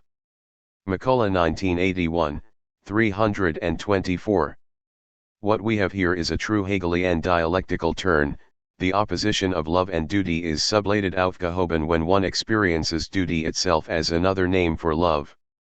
Through this reversal, the negation of the negation, duty, which at first appeared to be the negation of love, coincides with the supreme love that abolishes all the other pathological loves. Or, in Lacanian terms, it functions as a quilting point in relation to the other ordinary loves. The tension between duty and love, between the purity of duty and the indecency, the obscene pathology of romantic passion, resolves itself in the moment when we experience the radically obscene, indecent character of duty itself. In the French version, the final sentence of the novel is mistranslated in a telling way. Duty is referred to as la plus tyrannique de obsessions, the most tyrannical of all obsessions, when in fact, it is the most indecent of all obsessions. The key here is the shift in the location of indecent obsession with regard to the opposition between duty and love. At the beginning, duty appears as pure and universal, the opposite of pathological, particular, indecent romantic passion. But then, duty itself is revealed to be the most indecent of all obsessions. This is the Hegelian logic of the reconciliation between the universal and the particular. The most radical, absolute particular is the universal itself, insofar as its relationship to the particular is one of negative exclusion, which is to say, it opposes the particular and excludes the richness of its concrete contents. This is how we must understand the Lacanian thesis that good is only the mask for radical, absolute evil, concealing the indecent obsession behind das Ding, the horrible obscene thing. Behind good lies radical evil. Supreme good is just another name for an evil that does not have a particular, pathological status. To the extent that it obsesses us in an indecent, obscene manner, das Ding makes it possible for us to detach ourselves, to liberate ourselves from our pathological attachments to worldly, particular objects. The good is just a way of maintaining distance from the evil thing, a distance that makes it bearable. This is what Kant, unlike our contemporary kitsch literature, misunderstood. He did not see the other side, the obscene, indecent side of duty itself. And this is why he was only able to evoke the concept of das Ding in its negative form, as an incomprehensible, possibility. In his treatise on negative magnitudes, for example, he discusses the difference between logical contradiction and real opposition. For Kant, contradiction is a logical relationship that does not exist in reality, while in cases of real opposition, both poles are positive, which is to say that their relationship is not the relationship of a thing to its lack, but rather two existing phenomena in opposition to each other. For example, and this example is not random insofar as it bears directly on what is in question here, the pleasure principle, pleasure and displeasure. Consider the following question: is displeasure simply the lack of pleasure? Or is displeasure a ground of the deprivation of pleasure? And in this case, displeasure, while being indeed something positive in itself and not merely the contradictory opposite of pleasure, is opposed to pleasure in the real sense of the term. Kant 1992, 219. Therefore, pleasure and pain, the two poles of a real opposition, are positive phenomena, One is negative only in relation to the other, while good and evil are contradictory, their relationship is of a plus to a zero. This is why evil is not a positive entity, it is only the lack, the absence of the good. It would be an absurdity to attempt to understand a contradiction's negative pole as something positive, and therefore to think of a special sort of thing and to call such things negative things, Kant 1992, 214. But das Ding is, in its Lacanian conceptualization, just such a negative thing, a paradoxical thing that is only the positivization of a lack, a hole in the symbolic other. Das Ding as evil incarnate is an object irreducible to the pleasure principle, to the opposition between pleasure and pain. In other words, it is, in a strict sense, a non-pathological object. This paradox would be unthinkable for the Kant at his critical stage, and this why we must think about Kant with Sada. The ne expletive. It follows from this that there is a fundamental incompatibility between the Lacanian real and the Kantian thing in itself, and that it is a mistake to try to interpret das Ding, the Lacanian thing, the non-symbolizable kernel of the real, through the lens of the thing in itself. The Lacanian real is not a non-symbolizable surplus that will always elude us. Rather, it appears in the form of a traumatizing encounter, we stumble upon it where we had thought we were only dealing with misleading appearances.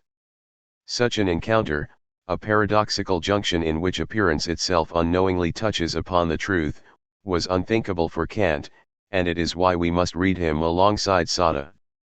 The true aim of Kant's obsessive economy is precisely the avoidance of this traumatic encounter with the real. At first, Kant's approach, which limits the field of possible experience to phenomena, excluding the thing in itself, appears to represent a quest for truth, a fear of being taken in too quickly by phenomena, of mistaking them for the thing in itself. However, as Hegel said, the content of this fear of error, of confusing the phenomena and the thing in itself, is its opposite, the fear of truth itself. It contains a desire to avoid, at all costs, the encounter with the truth.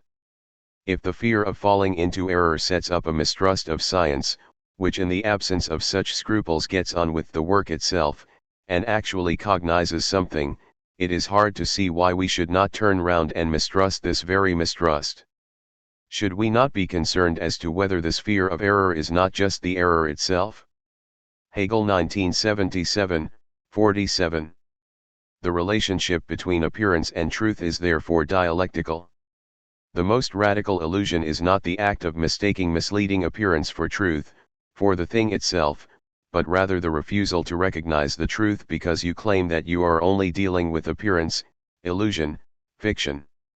In other words, the ne not in pair de ne pas être sujet à l'erreur I worry, might I not be prone to error, is not purely expletive. Or, if it is insofar as the symptom of a full semantic negation, betraying the subject's true desire. The Kantian subject wants to say that his intention is to avoid error, but in fact, he is actually afraid of ne plus être sujet à l'erreur not being prone to error, of touching upon the truth. The Hegelian idea that the principal mistake is the actual fear of mistakes and that therefore the fear of mistakes conceals its opposite, fear of the truth, brings to mind the infinite precautions and infinite deferment that are characteristic of the obsessive subject. Understanding the parallels with the obsessive economy allows us to reject the mistaken view according to which this fear of the truth comes from the worry that the truth might be, in all its richness, too strong, too bright for our eyes, that it would be impossible for us to look directly into the brilliant light of truth. But this is not the case.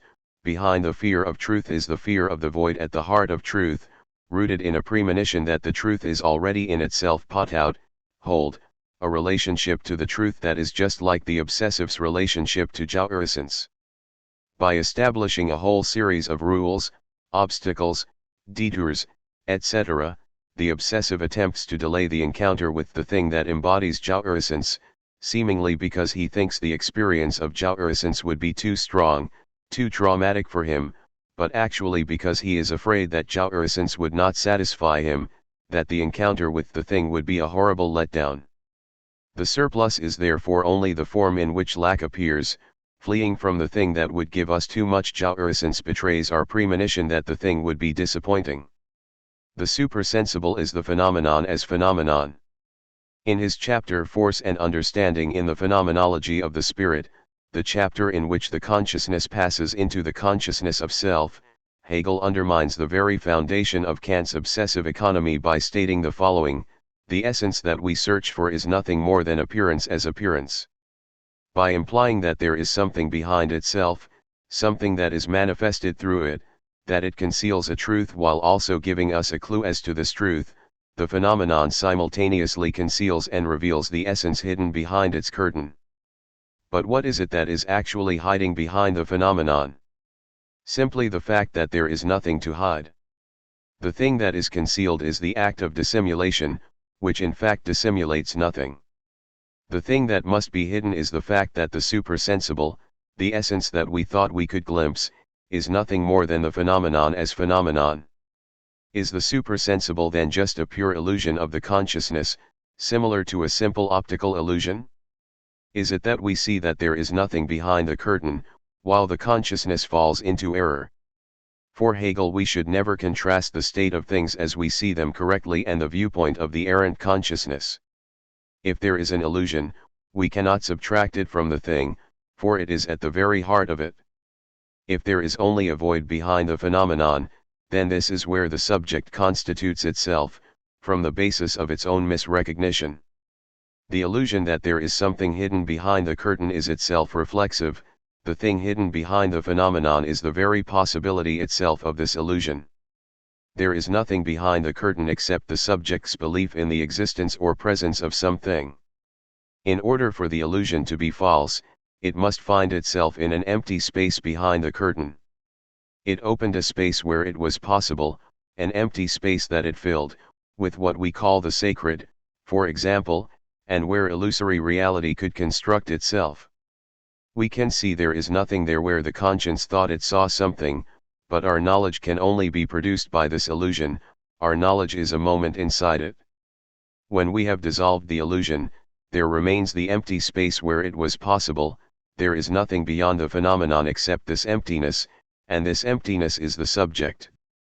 In order to grasp the phenomenon as phenomenon, the subject already had to pass outside of it, but there all that he will find is his own passage.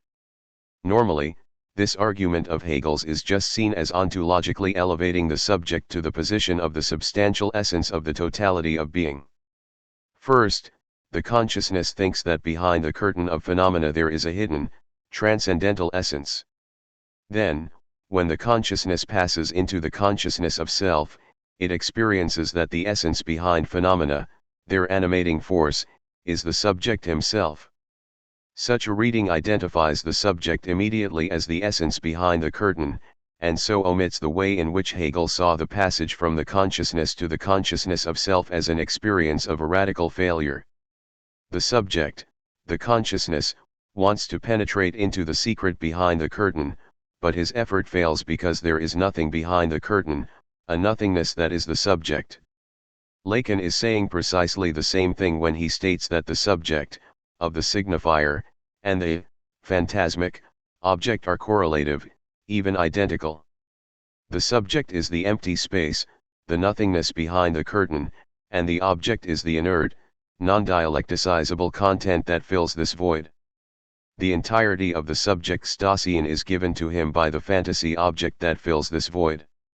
This Hegelian formulation is similar step by step to Lacan's apology in Seminar 11.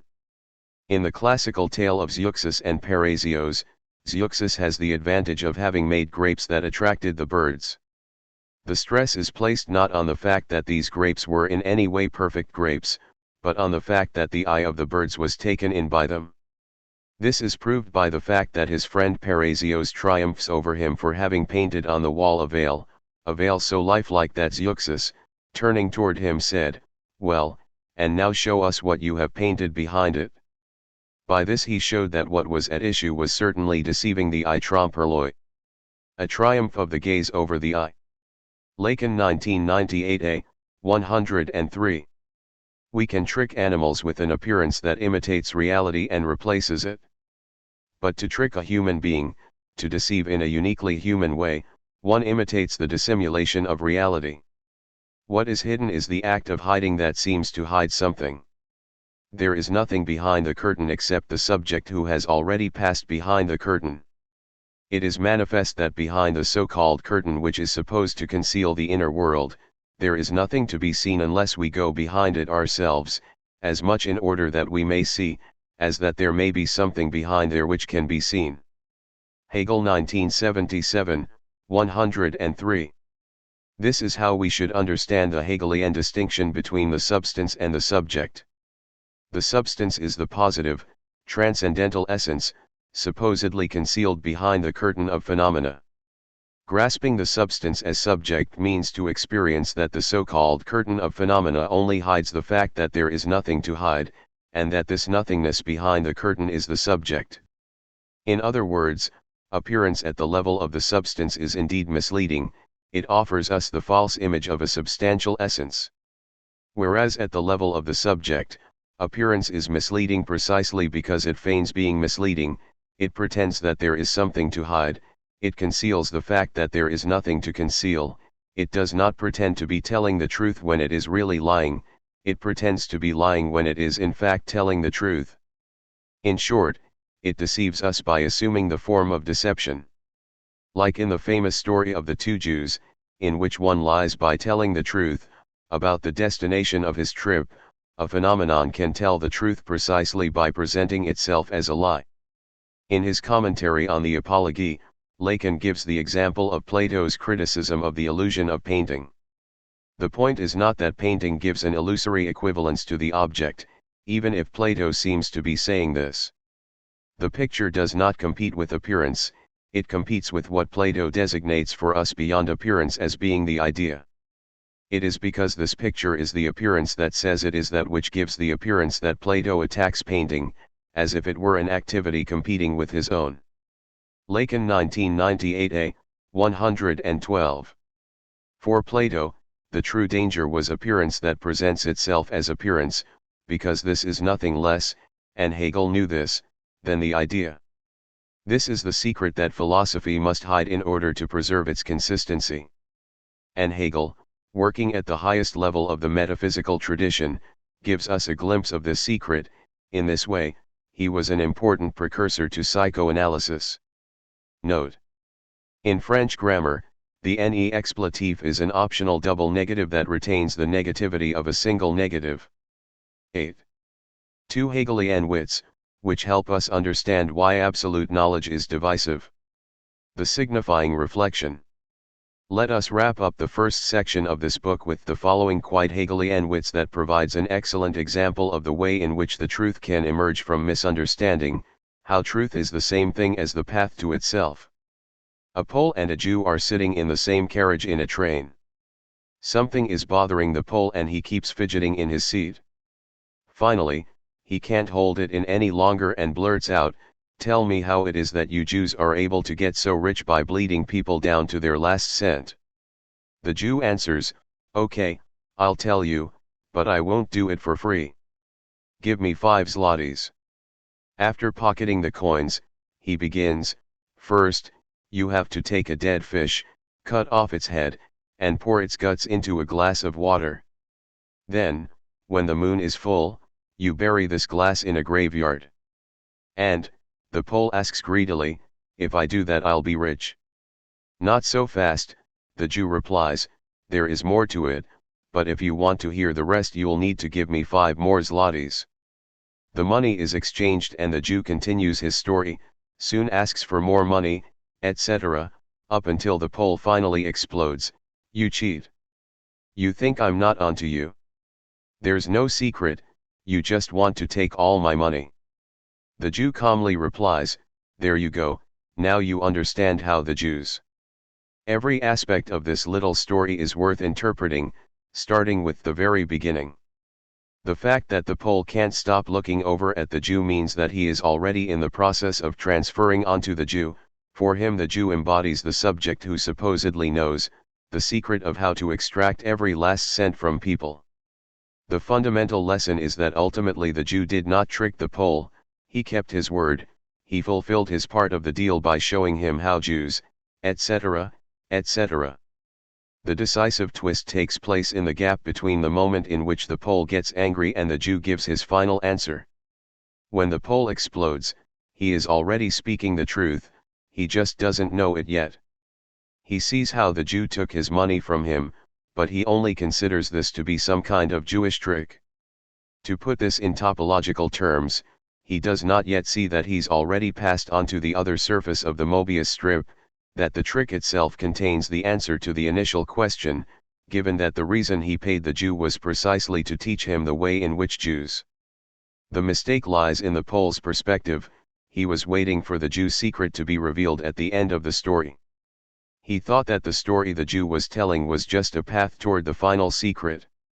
His fixation on the hidden secret, the final point of the narrative chain, blinded him as to the true secret, which was the way in which he was tricked by the Jew's story about said secret.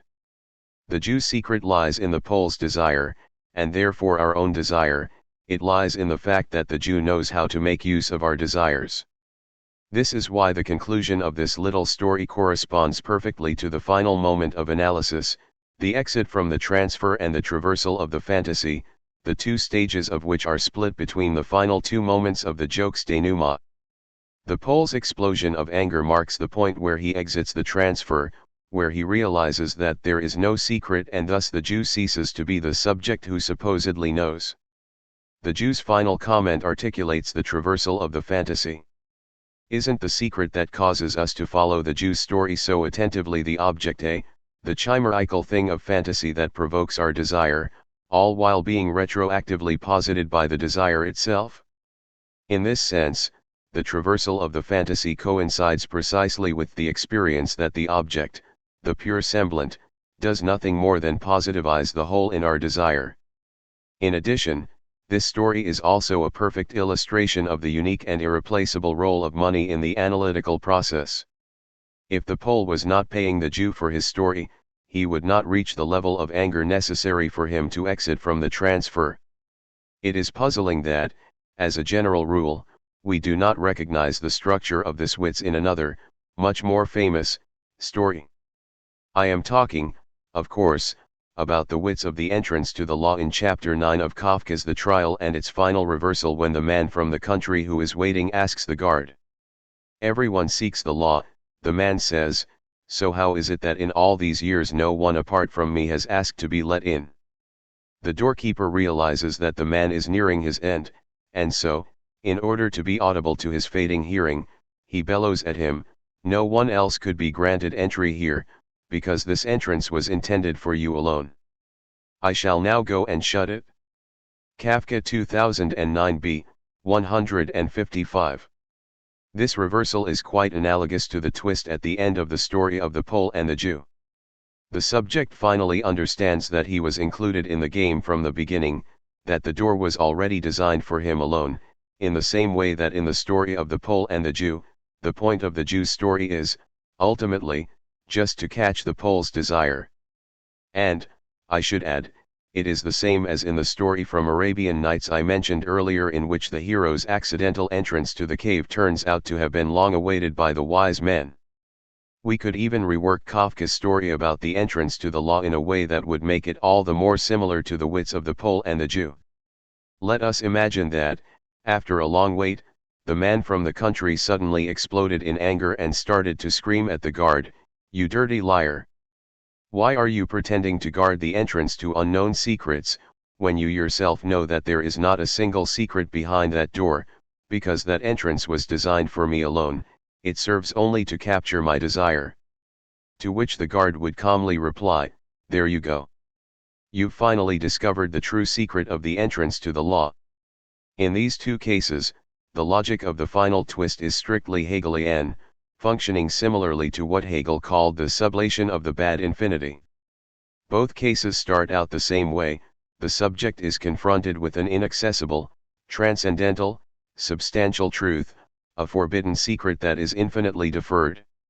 In one case there is the inaccessible heart of the law that lies beyond the infinite series of entrances, in the other there is the inaccessible final answer to the question of how Jews manage to get people to give them all their money down to their last cent, because it is clear from the narrative that the Jew could keep going forever. In both stories, the denouement, the solution, is the same. Instead of finally succeeding in lifting the final curtain and unveiling the ultimate secret, the heart of the law/the way in which the Jews extract people's money, the subject realizes that he was included in the game from the very beginning, that his exclusion from the secret and his desire to learn the secret were already included in the very way the secret operated. This reveals the dimension of a certain type of reflexivity that is missed by the classical philosophical conception of reflexivity. Philosophical reflexivity consists in the mediating movement through which the one comes to include its alterity. The subject appropriates the substantial content opposed to it by positing itself as the unity of itself and its other. But this idea of the positivation of impossibility necessarily implies a whole different kind of reflexive reversal, whose key moment occurs when the subject recognizes that the impossibility of appropriating the heart of the other is a positive condition for the definition of his own status as subject. This twist constitutes a radical change in perspective. It is this very failure, the frustration of the subject's attempt to appropriate the opposed substantial contents in order to penetrate into the heart of the other, that includes the subject in the substance, in the other. This reflexive shift is exactly what we see at the end of Kafka's parable about the doors of the law. The man finally understands that the door that supposedly hid an inaccessible substantial content was destined for him alone, that from the very beginning the unreachable other of the law was addressed to him, that it had accounted for him from the outset. The other's lack.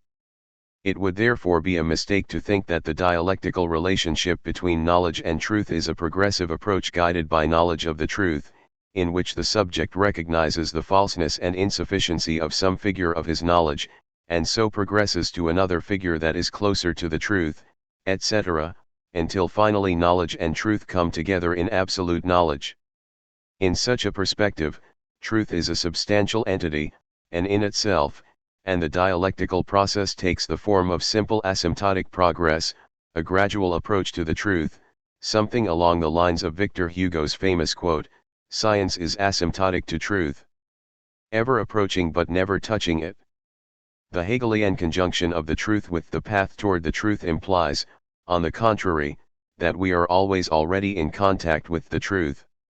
When knowledge changes, truth itself must change, which is to say that when knowledge does not correspond to the truth, we don't simply need to accommodate the truth, but in fact transform the two poles. The insufficiency of knowledge, its lack in relation to the truth, indicates that there is always a lack, an incompleteness at the very core of truth itself. We must therefore toss out the traditional conception of the dialectical process as moved forward by particular, limited, and unilateral elements that push it toward a final totality. The truth at which we arrive is not whole, the question always remains open, it simply becomes a question we ask of the other. This is the perspective from which we should understand Lacan's statement that Hegel was the most sublime hysteric. The hysteric asks questions because he wants to burrow a hole in the other. He experiences his own desire as if it were the other's desire. The hysterical subject is above all the subject who asks himself a question while at the same time presupposing that the other has the answer, that the other holds the key. In the dialectical process, this question asked of the other is resolved through a reflexive turn in which the question begins to function as its own answer. To illustrate this, let's take the following example of Adorno's 1970. It is impossible today to give a single definition of society. There is always going to be an endless number of definitions that are more or less contradictory, even exclusive. For example, those who see society as an organic whole that transcends individuals and those who think of society as a link between atomized individuals, organicism versus individualism. It may seem at first as if these contradictions block us from understanding society in itself, but this presupposes that there is a societal thing in itself that we could only approach through a multitude of partial, relative conceptions, never being able to truly touch it. The dialectical turn takes place when the contradiction itself becomes the answer. The different definitions of society no longer serve as obstacles, rather, they come to be seen as elements of the thing itself, indicators of actual societal contradictions. The antagonism of society as an organic whole opposed to atomized individuals is not simply gnoseological, it is the fundamental antagonism that constitutes the very object that we wish to know. This is the key to the Hegelian strategy, the very inappropriateness itself. In our case, the contradictory definitions would flush out the secret. Lacan 2006, 695. Through the dialectical turn, what had at first seemed to be an obstacle becomes the very indication that we have reached the truth. We are immersed in the thing through that which had earlier seemed to conceal it, which implies that the thing itself is whole, constituted around a lack. Examples of this kind of paradoxical logic, in which the problem functions as its own solution, are numerous in Lacan's works. Besides the obvious subversion of the subject and the dialectic of desire in the Freudian unconscious, let's take two examples of Lacan's replies to his critics. In Science and the Truth, Lacan comments on the confusion of Laplanche and Leclerc on the subject of the problem of the double inscription, and says that they could have read its solution in their own split over how to approach the problem. Lacan 2006, 734. And in Encore, Lacan's reply to Nancy and Lacaille-Labart's criticism of the impasse in his theory of the signifier. Beginning with what distinguishes me from Saussure, and what made me, as they say, distort him, we proceed, little by little, to the impasse I designate concerning analytic discourse's approach to truth and its paradoxes. It is as if it were precisely upon reaching the impasse to which my discourse was designed to lead them that they considered their work done. Lacan 1998b, 65. In both cases, Lacan takes the same approach, drawing attention to an error in perspective. What his critics saw as a problem, a dead end, an impasse, a contradiction, was already in itself the solution. I am even tempted to see here the basic form of Lacanian refutation of criticism. Your formulation of the problem already contains its own solution. It is here, rather than in his explicit references to Hegel, that we can find Lacan's Hegelian side. We can find the logic of a question that functions as its own answer in the wits about Rubinovich. At first it seems we have a problem, our initial position is invalidated by our adversary's objection, but then comes the turn, and this objection reveals itself to be our true argument. Hegel himself, in his philosophy of history, quotes the French witticism, in rejecting the truth, one ends up embracing it la vérité, and la repoussant, on l'embrasse, which implies a paradoxical space where the very heart of the thing itself joins up with its own externality. A very rudimentary form of this structure can be found in the famous Hegelian quip that the secrets of Egypt are also secrets for the Egyptians themselves. The solution to the enigma comes from splitting it, relocating the same enigma in the other. The solution to this question consists in understanding it as a question that the other asks herself. It is through the very thing that initially seemed to exclude us from the other, our question, through which we came to see the other as enigmatic, inaccessible, transcendent, that brings us together with the other, because this question is the other's question, because the substance is the subject. Let us not forget that the thing that defines the subject is the very question itself. Would it not therefore be possible to base Hegelian disalienation on Lacanian separation? Lacan defines separation as the superimposition of two lacks, cf. Lacan 1998a, 214, when the subject encounters the lack in the other, he responds with a pre-existing lack, his own lack. In the process of alienation, the subject is confronted with a full, substantial other, in whose depths there supposedly lies a secret, an unreachable treasure. Disalienation, therefore, has nothing to do with appropriating this secret. The subject never finally pierces into the other's hidden core, far from it. The subject simply experiences that this hidden treasure, agalma, the object cause of desire, is already missing from the other herself. Disalienation can be reduced to the act through which the subject perceives that the other's substantial secret is also a secret for the other, in other words, the experience of a separation between the other and its secret, the object a. The symbolic act. If the field of truth was not put out, if the other was not incomplete, we could not understand the substance as subject, and the subject would only be an epiphenomenon, a secondary moment caught up in the advance of substantial truth. The subject is inside substance precisely because it is its constitutive whole, it is the void, the impossibility around which the field of substantial truth structures itself. The answer to the questions, why are error and illusion immanent to truth? Why does truth emerge out of misrecognition, is therefore quite simple, because the substance is already the subject. The substance is always already subjectivized, substantial truth is the same thing as the path to itself, which passes through subjective illusions. And so there is another answer to the question of why error is immanent to truth, because there is no meta-language.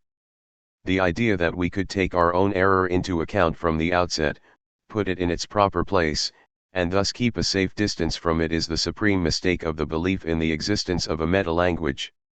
It is the illusion that even though one is taken in by an illusion, one might still be able to observe this process from an objective distance.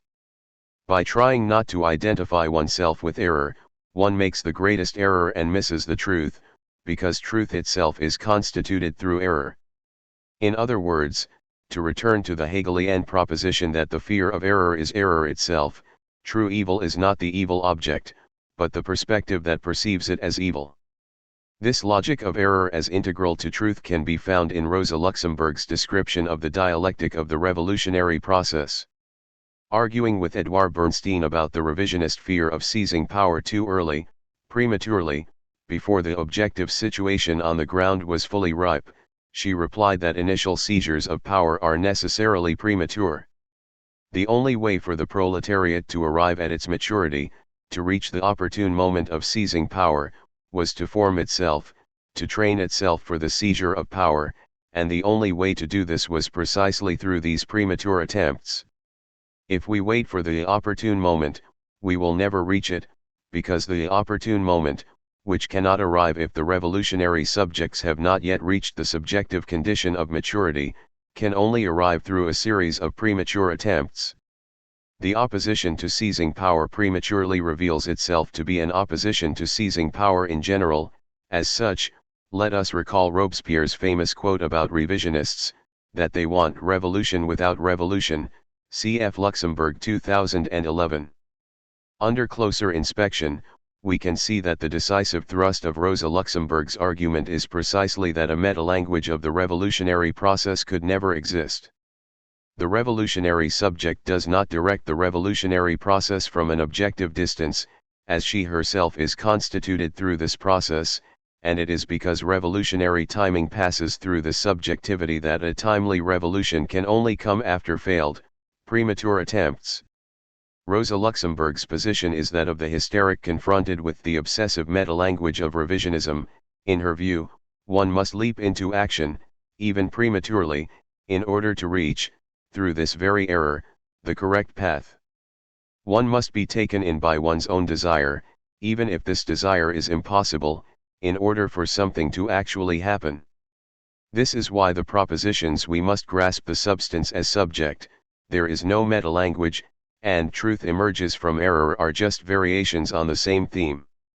We cannot say, although we accept the necessity of premature revolutions, we should not have any illusions about it, we should remain clear-eyed to the fact that they are already doomed to fail. The idea that we could simultaneously act and remain at the distance of an objective viewpoint from which we could, even during the act itself, become conscious of its objective signification, that it is destined to fail, ignores the way in which the subjective illusion of the actors is part of the objective process itself. This is why the revolution must repeat itself. The signification of the premature attempts is literally to be found in their defeat, or, in Hegel's words, in general, a political revolution is sanctioned by popular opinion when it repeats itself. Hegel's theory of historical repetition, developed in his philosophy of history, is basically just this: repetition realizes and confirms something that initially seemed only contingent and possible. Hegel uses Caesar's death as an example of this theory at work. When Caesar was consolidating his personal power, he was acting objectively, in itself, in accordance with the historical truth that the Republic could no longer be decisive, and that this decisiveness could only come from an individual will. However, the Republic was still formally in power, for itself, in the public opinion, to paraphrase the Freudian dream of the father who did not yet know that he was dead. The Republic was only alive because it had forgotten that it was already dead. From the viewpoint of someone who still believed in the Republic, Caesar's actions appeared arbitrary, accidental. It seemed as if we only have to dispose of this one individual, and the Republic will spontaneously return. However, it was precisely the conspirators against Caesar who, in accordance with the cunning of reason, confirmed Caesar's truth. The final result of Caesar's death was the reign of Augustus, the first Caesar. In this way, the truth emerged out of failure itself. While it failed in its immediate aim, Caesar's murder fulfilled the role that history had cunningly assigned to it, revealing historical truth by trying to deny it. A sound 1975, 68. The full scope of historical repetition can be found here, in the passage from Caesar, the name of an individual, to Caesar, the title of the Roman emperor. The murder of Caesar, the historical individual, ended up resulting in the establishment of Caesarism. Caesar the person is repeated as Caesar the title. What then is the reason, the motive of this repetition? A sound does a good job of developing the dual operation of Hegelian repetition, which simultaneously signifies the passage from contingency to necessity and the passage from unconscious substance to consciousness. In other words, from the in itself to the for itself. An event that only happens once seems by definition as if it could have not happened. A sound 1975, 69-70. However, it still seems as if a sound interprets this conjunction a little too mechanically, as if the fact that an event repeated itself simply means that there are two instances of a general law. A sound 1975, 70, which convinces public opinion that the event was inevitable. A sound's interpretation is, essentially, that the end of the Republic, together with the rise of imperial power, was an objective inevitability that was recognized as such once it had repeated itself. However, a sound's own formulation actually goes beyond this simplistic interpretation. It is by recognizing a previously experienced event that the historical consciousness comes to understand the necessity of the generating process. A sound 1975, 70. Taken literally, this means that it is the signifying network in which the event is inscribed that changes between the original and the repetition. The first time, the event was experienced as a contingent trauma, as the eruption of the non-symbolized. It was only through its repetition that it gained recognition, which here can only mean realized in the symbolic. This recognition through repetition necessarily presupposes, just as it did in Freud's analysis of Moses, a crime, the act of murder. Caesar must die as an empirical person in order for his historical necessity to be realized as the title of imperial power, precisely because the necessity in question is symbolic necessity. Therefore, it is not simply that people need time to understand, that the initial form in which the event occurs is too traumatic. The misunderstanding of its initial occurrence is integral to its symbolic necessity. It is a basic and essential component of its recognition. To give the standard formulation, the first murder, the patricide of Caesar, gives rise to guilt, which is what gives force to the repetition. The event does not repeat itself because of some objective necessity independent of our subjective will and therefore irresistible. Rather, it is the guilt itself that opens the symbolic debt and therefore gives rise to the repetitive compulsion. This repetition announces the entrance of the law, of the name of the father in the place of the assassinated father. Through its repetition, the repeated event retroactively receives its law. In other words, we can conceptualize the Hegelian repetition as precisely this passage from lawless to lawlike, cfja. Miller 1978, as the quintessential interpretive gesture. Lacan says somewhere that interpretation always takes place under the sign of the name of the father, the symbolic appropriation of the traumatic event. Hegel has therefore already succeeded in describing the constitutive delay of the interpretive gesture. Interpretation only comes through repetition, an event cannot already be law-like the first time it occurs. We can see an analogy to the necessity of repetition in the famous passage from the preface to the Philosophy of Right, in which Hegel writes that the owl of Minerva only spreads its wings at twilight. Contrary to the Marxist critique, which saw this as a sign of the impotence of the post festum interpretive position, we must understand this delay as integral to the objective process itself. The fact that opinion saw Caesar's act as accidental, and not the manifestation of historical necessity, is not just an example of the delay of the consciousness in regard to effectivity. Historical necessity itself, missed by opinion on its first appearance, mistakenly seen as arbitrary, is only constituted, only realized, through this first mistake. There is a crucial distinction between this Hegelian position and the Marxist dialectic of the revolutionary process. For Rosa Luxemburg, the failure of the premature attempts creates the conditions necessary for the final victory, whereas, for Hegel, the dialectical reversal consists in a shift in perspective through which failure as such comes to appear as a victory. The symbolic act, the act as symbolic, succeeds in its very failure. The Hegelian proposition that the true beginning only arrives at the end should therefore be taken literally. The act, the thesis, is necessarily premature. It is a hypothesis that is condemned to failure, and the dialectical reversal occurs when the failure of this thesis, the antithesis, is revealed to be the true thesis. The synthesis is the signification of the thesis that emerges through its failure. And so, after all, Goethe was right in his criticism of writing.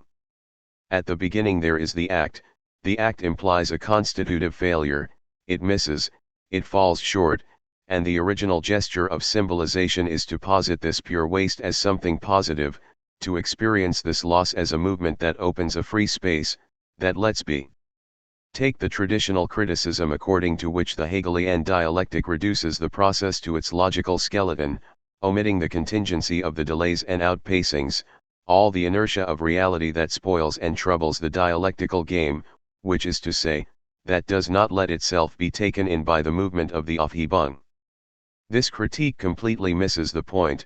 The back and forth of delay and overshooting is included in the dialectical process, and not simply at an accidental, non-essential, level, but as its central element. The dialectical process always takes the paradoxical form of delay/overshooting, the form of reversing a not yet into an always already, a too soon into an afterwards. Its true motor is the structural impossibility of the right time, the irreducible delay between the thing and its proper moment. By definition, the initial moment, the thesis, arrives too early to achieve its full identity, and it only realizes itself, it only becomes itself after the fact, retroactively, when it is repeated by the synthesis. That integral void that we also call the sacred. Let me be precise.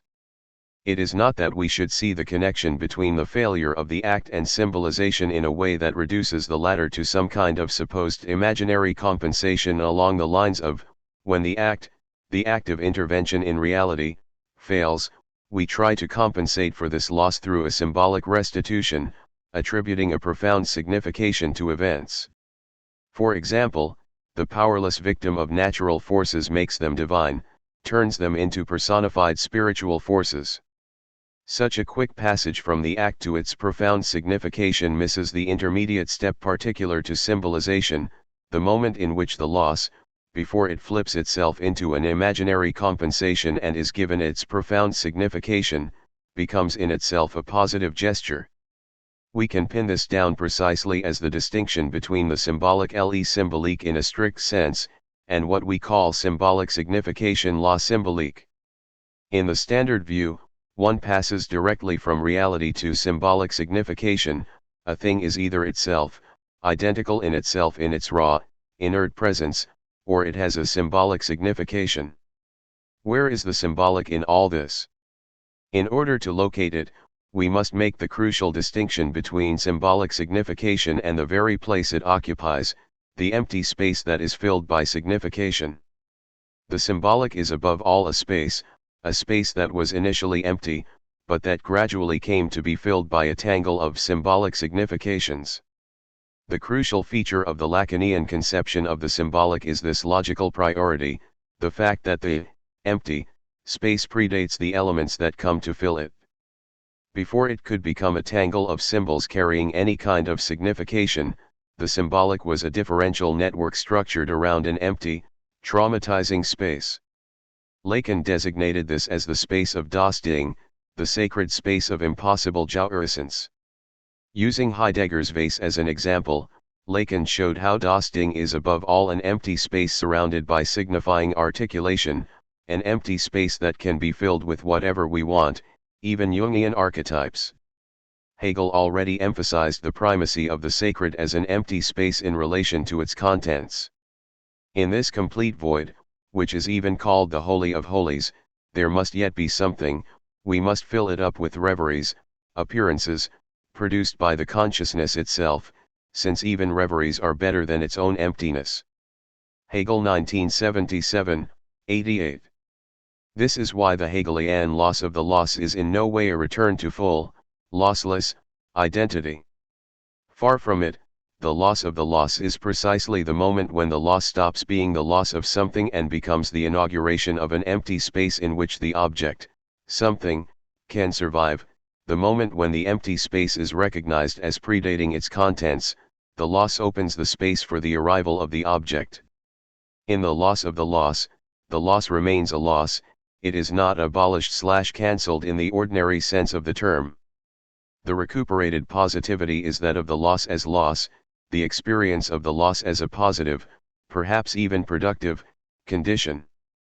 Would it not be possible to determine the final moment of the analytical process, the pass, as the experience of the positive character of the loss, of the initial emptiness filled by the dazzling and fascinating fantasy object, experiencing the realization that the object as such is fundamentally the positivization of an emptiness? Isn't this experience of the primacy of the place over the fantasy object the traversal of the fantasy, the moment in which, to quote Mallarmé, nothing takes place except the place? This is why it is so important to completely differentiate the pass from resignation, from giving up. From this perspective, analysis would be finished when the analysand acquiesced to his symbolic castration, resigning himself to the fact that radical loss is part of the condition of the being of language parlitra. This kind of interpretation turns Lacan into some kind of wise guru who preaches total renunciation. It may initially seem as if there is a lot of evidence for this interpretation. Isn't the fantasy fundamentally the fantasy of the sexual rapport finally become possible, finally fully realizable? And isn't the end of the analysis, the traversal of the fantasy, simply experiencing the realization of the impossibility of the sexual rapport, and therefore the irreconcilably blocked, knotted, failed nature of the human condition? But nothing of the kind is true. If we posit as the fundamental ethical principle of analysis not to give up on one's desire, from which it follows that the symptom is, as Jacques-Alain Miller pointed out, precisely a specific mode of giving up one's desire, we must determine the pass as the moment in which the subject takes on his own desire in its pure, non-pathological, form, beyond its historicalness/hystericalness.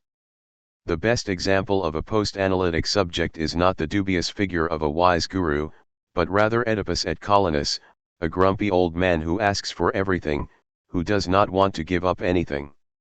If the traversal of the fantasy is tied to the experience of some kind of lack, this lack is the other's and not that of the subject himself. In the pass, the subject undergoes the realization that the agulma, the hidden treasure, is already missing from the other, the object separates itself from the I, the signifying trait in the other. After the subject has been placed in relation to the object A, the experience of the fundamental fantasy becomes the drive. What, then, does he who has passed through the experience of this opaque relation to the origin, to the drive, become? How can a subject who has traversed the radical fantasy experience the drive?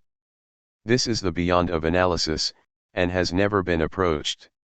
Up to now, it has been approachable only at the level of the analyst, inasmuch as it would be required of him to have specifically traversed the cycle of the analytic experience in its totality.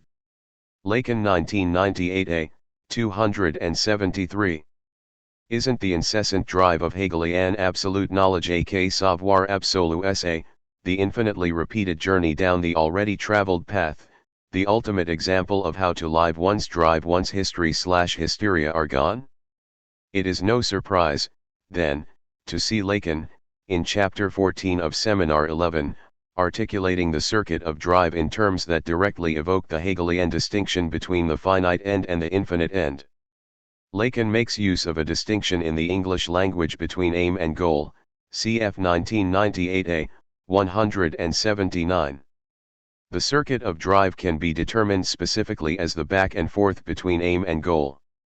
Drive is, initially, a path toward a particular goal, and then it becomes the experience that its true goal is the same thing as the path itself, that its goal is nothing more than turning around in circles, 1998a, 179. In short, the true end, the infinite, the aim, realizes itself through the continual failure of the realization of the finite end, the goal. In the very failure of the stated goal of our activity, our true aim is always already realized. How absolute knowledge is divisive. AK is in no way a position of total knowledge, a position from which, at long last, the subject could finally know everything. We must take into account the exact place at which the idea of AK emerges, the end of the phenomenology of spirit, the point when the consciousness defetishizes itself and thus gains the ability to access true knowledge, knowledge instead of truth, and therefore science in the Hegelian sense. As such, AK is just a silicet, a you can know that opens the space for the development of science, logic, etc. What does the fetish represent at its core? An object that fills the constitutive lack in the other, the empty space of the original repression, the place where the signifier must be missing in order for the signifying network to articulate itself. In this sense, defetishization is equivalent to the experience of the constitutive lack in the other as barred.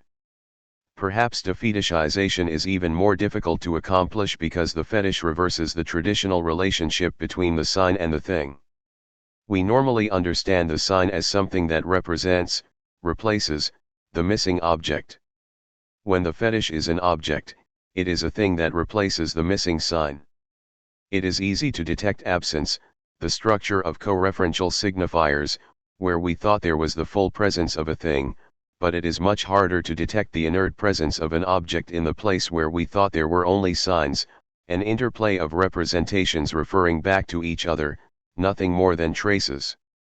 This is why we must take care to differentiate Lacan from any so-called post-structuralist tradition whose objective is to deconstruct the metaphysics of presence, to deny the possibility of full presence, to see only the traces of absence, to dissolve fixed identity into a cluster of references and traces. Lacan is actually much closer to Kafka than to the post-structuralists. It has become a cliché to see Kafka as the writer of absence who described a world whose structure remained religious, but where the central space reserved for God is empty. But this is not where it ends. It remains to be shown how this absence itself conceals an inert, nightmarish presence, an obscene superego object, the supremely evil being.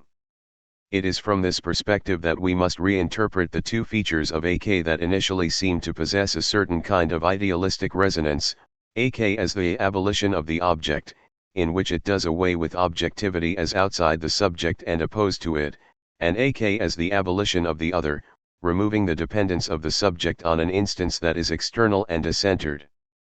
Hegelian sublation of the other is in no way equivalent to a fusion of the subject with its other, in which the subject appropriates the substantial contents. Rather, we should understand it as a specifically Hegelian way of saying the other does not exist, Lacan, that it does not exist as guarantor of truth, the other of the other, and that therefore we must posit a lack in the other, that the other is barred. The subject must recognize that his place is in this whole at the heart of the substantial other. The subject is internal to the substantial other because he is identified with the blockage, the impossibility of arriving at a closed self-identity. And the abolition of the object only represents the other side of this. It is not a fusion between the subject and the object into a subject-object, but only a radical change in the status of the object, it no longer masks nor fills the hole in the other. This is the post-fantasy relationship to the object is abolished, suppressed, it loses its fascinating aura. The thing that earlier had dazzled us with its charm is revealed to be a disgusting and viscous piece of trash. We look at the gift we were given and it is changed inexplicably into a gift of shit. Lacan 1998a, 268. In his discussion of Joyce, Lacan emphasized that he was perfectly correct to refuse analysis, a condition that a wealthy American patron attempted to place on him in exchange for financial support. He did not need it because through the practice of his art he had already reached the subjective position that corresponds to the final moment of analysis, as we can see from, to take just one example, his famous play on the words letter/litter, the transformation of the object of desire into shit, the post-fantasy relationship to the object, Jacques Alain Miller. In the field of philosophy, Hegelian, and perhaps only Hegelian, refers to the same subjective position of the traversal of the fantasy, of the post-fantasy relationship to the object, the experience of the lack in the other. Why only Hegelian? Well, look at the so-called post-Hegelian inversions. Whether it's Marx or Schelling, aren't they all essentially just attempts to escape the unbearableness of Hegel's approach? The price of these inversions seems to be a reading of Hegel that completely misses the dimension of his thought that involves the traversal of the fantasy and the lack in the other. For them, AK became the culminating moment of idealistic panlogicism, which we can easily disprove by examining the process of affective life. Traditionally, AK is seen as the fantasy of a full discourse without rupture or discord, an identity that could encompass all divisions. My reading, however, which shows the way in which AK is the traversal of the fantasy, holds the exact opposite. The distinctive feature of AK is not that identity is finally achieved in the place where, for the finite consciousness, there had been only size Zion, between subject and object, knowledge and truth, etc., but rather it is the experience of a distance, a separation where the finite consciousness had seen only fusion, that the object A and the other were one and the same. AK, far from filling the lack felt by the finite consciousness separated from the absolute, merely relocates it to the other itself. The twist operated by AK concerns the status of lacking. The finite, alienated consciousness suffers from the loss of the object, and so disalienation simply consists in the experience that the object was lost from the beginning, and that any given object only fills the hole in that loss. The loss of the loss is the point where the subject finally perceives that the loss preceded the object. Over the course of the dialectical process, the subject always continues to lose that which he never possessed, in that he always keeps falling prey to the necessary illusion that in the past, he had possessed it. The illusion that AK is the name for a final harmony between subject and object, knowledge and truth, which is to say, that it designates the moment when absolute identity abolishes all difference and fills the lack, is based on an error in perspective that is altogether analogous to the idea that the end of the analytical process, the eruption of the non-rapport, appears as its very opposite, as the creation of a fully realized sexual genital rapport. But what did Freud expect of the experience if not a formula for the sexual relation? He hoped to find it inscribed in the unconscious, hence his despair at not finding it. And after Freud, what happened? In attempting to solve the question of the end of analysis, analysts have again and again proposed formulas for the sexual relation. To cast the end of analysis in the event of a possible sexual relation has necessarily led them to rub out the castration complex, with the genital eraser. Lacan, on the other hand, is true to Freud when he states that there is no sexual relation. This formula preserves the irreducibility of what Freud designated as castration, but it also suggests that the question of the end of analysis cannot be posed in terms of the sexual relation which does not exist. The question of the end of analysis cannot be solved if such a solution requires the sexual relation. It can only be solved on the basis of its absence. It is a fact that psychoanalysis does not bring about the sexual relation. For Freud this was cause for despair. Eager to redress the state of affairs, the post-Freudians have been attempting to elaborate a genital formula. Lacan brings these attempts to a close. The end of the analytic process cannot be tied to the emergence of the sexual relation. It depends rather on the emergence of the sexual unrelation. The question of the end of analysis thereby finds a solution in a way that was previously inconceivable. The solution appears on the side of the object dismissed as pregenital by the post-Freudian trend.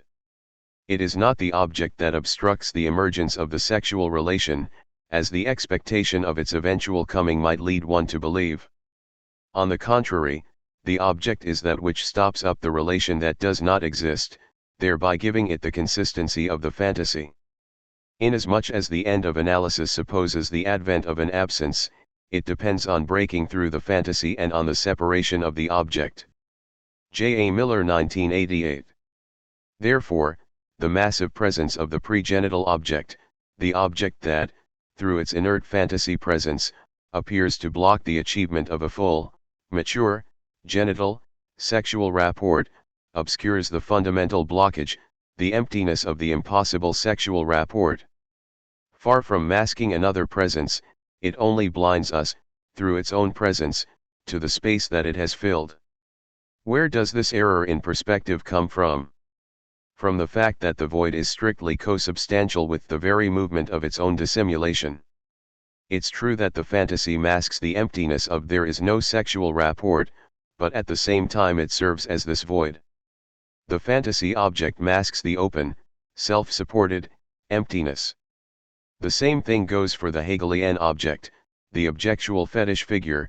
Far from being a premature figure of a true dialectical synthesis, it conceals, through its non-dialectical, unmediated presence, the impossibility of a final synthesis of subject and object. In other words, the error in perspective consists in thinking that the end of the dialectical process consists in the subject finally obtaining what he was looking for. This is an error in perspective because the Hegelian solution is not that the subject will never be able to possess the thing that he was searching for, but that he already had it, in the form of its loss. Gerard Miller's description of the difference between Marxism and psychoanalysis: in Marxism, man knows what he wants but does not have it; in psychoanalysis, man does not know what he wants and has always had it, applies well to the distance between Hegel and Marxism as well, particularly the way in which Marxism ignores the dialectical reversal of the impasse into the pass. Saying that the pass is the final moment of the analytical process in no way means that the impasse has finally been resolved, that the transfer has closed off the unconscious, for example, that its obstacles have been overcome. Rather, the pass is just the retroactive experience that the impasse itself was already its own resolution. In other words, the pass is exactly the same thing as the impasse, the impossibility of the sexual rapport, in the same way that, as I said earlier, the synthesis is exactly the same thing as the antithesis. The only thing that changes is the subject's position, his perspective. However, there is a definition of AK in Lacan's first seminars that seems to directly contradict the one I have just given. He lays out AK as the impossible ideal of attaining the complete closure of the field of discourse. Absolute knowledge is this moment in which the totality of discourse closes in on itself in a perfect non-contradiction up to and including the fact that it posits, explains, and justifies itself. We are some way yet from this ideal. Lacan, 1991a, 264. But this Lacan, who had not yet arrived at the concept of the lack in the other, could not yet see the way in which this idea functioned in Hegel's thought. At this early juncture, Lacan's main focus was symbolization historicization, the symbolic realization of the traumatic kernel that had not yet been integrated into the symbolic universe of the subject. For Lacan at this stage, the ideal endpoint of analysis was therefore the accomplished symbolization that would reintegrate all the traumatic ruptures into the symbolic field, an ideal embodied in Hegelian AK, but whose true nature is Kantian. This conception saw AK as a type of regulatory idea that would guide the symbolic realization of the subject, Lacan 1991b, 321. That is the ideal of analysis, which, of course, remains virtual. There is never a subject without an ego, a fully realized subject, but that in fact is what one must aim to obtain from the subject in analysis. Lacan 1991b, 246. We must counter this view by insisting on the key fact that Hegelian AK has nothing to do with any ideal of any kind. The reversal operated by AK comes about when we realize that the field of the other is already closed in its very discord. In other words, because the subject is barred, it must be posited as the correlate of the inert remainder that blocks its full symbolic realization, its full subjectivization, $A. This is why, in the Matheme for Absolute Knowledge essay, both terms must be barred, because it is the conjunction of $ and A. Book 2. Post-Hegelian Impasses. 9. The secret of the commodity form. Why is Marx the inventor of the symptom? Marx, Freud, the analysis of form. There is a fundamental parallel between Marx and Freud's interpretive approaches, especially in the way in which each sought out their respective secrets, the secret of commodity and the secret of dreams. In both cases, they guard us against the blindness that comes from a fetishistic fascination with some hidden content behind the form. The secret that we uncover through analysis is not the content concealed by the form, dream form, commodity form. On the contrary, it is the form itself. A theoretical analysis of the form of the dream is not an explanation of its hidden core, of the latent thought buried within it. Its purpose is, rather, to answer the question, why did the thought latent in the dream take on this particular form? Why did it transpose itself into the form of a dream? The same goes for our analysis of commodity. It is not that we must penetrate into the hidden core of commodity, that its value is determined by the quantity of labor expended producing it, but rather that we must seek to explain why labor took the form of commodity value, why it was only able to affirm its social character through the commodity form of its product. We are all familiar with the common accusation that Freudian dream interpretation is pansexual. Hans-Jürgen Eysenck in particular, a harsh critic of psychoanalysis, drew attention to what he saw as a fundamental contradiction in Freud's approach to dreams. According to Freud, the desire articulated in a dream is, at least in theory, supposed to be a desire that is at the same time both unconscious and sexual in nature. However, this doesn't even apply to most of the examples Freud himself gives, including the dream that he used to introduce the concept of dream logic, his dream of Irma's injection.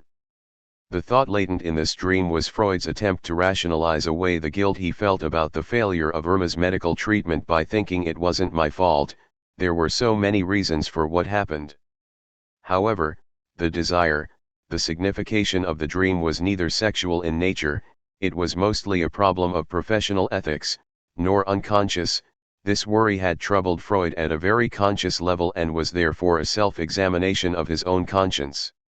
There is a fundamental theoretical error in this line of criticism. It conflates the unconscious desire at work behind the dream with the latent thought, the signification, of the dream.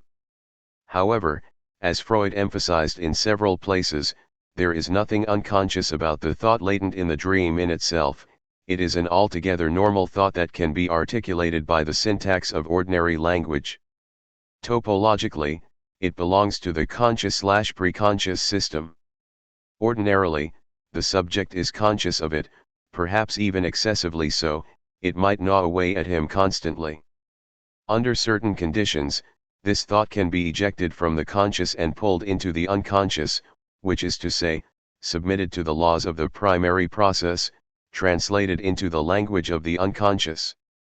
The relationship between the latent thought and what is called the manifest contents of the dream's text, the dream in its literal phenomenality, is therefore the relationship between an altogether normal, conscious-preconscious, thought and the translation of that thought into the rebus of the unconscious, the primary process. The essence of the dream is not the latent thought, but the mechanism of the displacement, the condensation, the figuration of the contents of the words and symbols, etc., that gives it its dream form. This has been systematically misunderstood. If we look for the dream secret in the latent content hidden by the manifest text, we will be disappointed, as we will only find a perfectly ordinary thought whose nature is, for the most part, non-sexual and which, to top it off, has nothing unconscious about it. This ordinary, conscious-preconscious thought is repressed, drawn into the unconscious, not simply because it seems disagreeable/uncomfortable to the consciousness, but because of a short circuit between it and another already repressed desire, which is always already unconscious, a desire that in itself has absolutely nothing to do with the thought latent in the dream. A normal train of thought, normal and therefore capable of being expressed in daily, public language, in the syntax of the secondary process, a normal train of thought is only submitted to abnormal treatment of the sort we have been describing, such as dreaming or hysteria. In other words, it is only submitted to the workings of dream, the mechanisms of the primary process, if an unconscious wish, derived from infancy and in a state of repression, has been transferred onto it. Freud 2010, 594. And, if this unconscious desire cannot be reduced to a normal train of thought, it is, from the very beginning, continually repressed. This is the original repression. Its origin is not in the normal language of everyday communication, in the syntax of the conscious-preconscious, its only space is in the mechanisms of the primary process. Therefore, we must not reduce, as Habermas did, for example, cf. Habermas 1971, the work of interpretation to the retranslation of the thought latent in the dream into normal, everyday language, because the structure is always ternary. There are always three moments: the manifest text of the dream, the content or thought latent in the dream, and the unconscious desire that articulates itself in the dream. This desire latches onto the dream in the gap between latent thought and the manifest text. It is not even more hidden, stowed away even deeper, it is, in relation to the latent thought, significantly closer to the surface. It consists entirely in the mechanism of signification, the processes that operate upon the latent thought. Its only space is the form of the dream. This is the fundamental paradox of dreaming.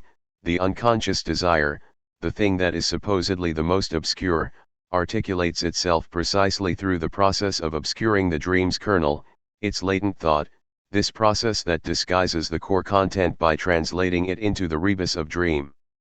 Here is the key passage from Freud. I used at one time to find it extraordinarily difficult to accustom readers to the distinction between the manifest content of dreams and the latent dream thoughts. Again and again arguments and objections would be brought up based upon some uninterpreted dream in the form in which it had been retained in the memory, and the need to interpret it would be ignored. But now that analysts at least have become reconciled to replacing the manifest dream by the meaning revealed by its interpretation, many of them have become guilty of falling into another confusion which they cling to with equal obstinacy. They seek to find the essence of dreams in their latent content, and in so doing, they overlook the distinction between the latent dream thoughts and the dream work. At bottom, dreams are nothing other than a particular form of thinking, made possible by the conditions of the state of sleep. It is the dream work which creates that form, and it alone is the essence of dreaming, the explanation of its peculiar nature. 2010, 241-2. Freud's argument here has two stages. First, he argues that we must break down our initial impression that dreaming is nothing more than meaningless confusion, a disturbance conditioned by physiological processes that have nothing to do with any kind of signification whatsoever. In other words, we must first take the hermeneutic step. We must recognize that dreams must be approached as signifying phenomena, as something that transmits a repressed message that could be uncovered through the interpretive procedure. Then, we must free ourselves from our fascination with the signifying kernel, the content concealed behind the form of the dream, the dream's hidden meaning, and refocus our attention on the form of the dream itself, on the transference work of the latent thought through the mechanism of dream work. This same two-stage analysis can be found in Marx's discussion of the secret of the commodity form. According to Marx, first we must do away with the appearance that a commodity's value is arbitrary, the result of an accidental relationship, say, supply and demand. We must take the essential step toward the meaning hidden behind the commodity form, the meaning expressed in this form, we must pierce into the secret of the value of commodity. The determination of the magnitude of value by labor time is therefore a secret hidden under the apparent movements in the relative values of commodities. Its discovery destroys the semblance of the merely accidental determination of the magnitude of the value of the products of labor, but by no means abolishes that determination's material form. Marx 1992, 168. However, as Marx writes, there is a but, simply arriving at the secret is not enough. The classical bourgeois political economy has already arrived at the secret of the commodity form. Its limitation is that it remains blinded by its fascination with the hidden meaning of the commodity form, remaining fixated on work as the true source of wealth. In other words, the bourgeois political economy is only interested in the content hidden behind the commodity form, and this is why it cannot explain the true secret, not the secret behind the form, but the secret of the form itself. The bourgeois political economy lacks an exact determination of the secret of the magnitude of value, and so the commodity remains enigmatic, mysterious, and we see the same thing happen with dreams. Dreaming remains an enigmatic phenomenon even after we have explained its hidden meaning, the thought latent within it. The thing that remains unexplained is quite simply the form itself of the dream, the process through which the hidden meaning came to disguise itself in this particular way. We therefore must take another, absolutely decisive, step and analyze the genesis of the commodity form itself, not just reducing the form to its essence, to its secret contents, but examining the process, analogous to the dream work, through which the hidden content takes this form, because, as Marx said, whence, then, arises the enigmatic character of this product of labor as soon as it assumes the form of a commodity? Clearly from this form itself, Marx 1992, 164.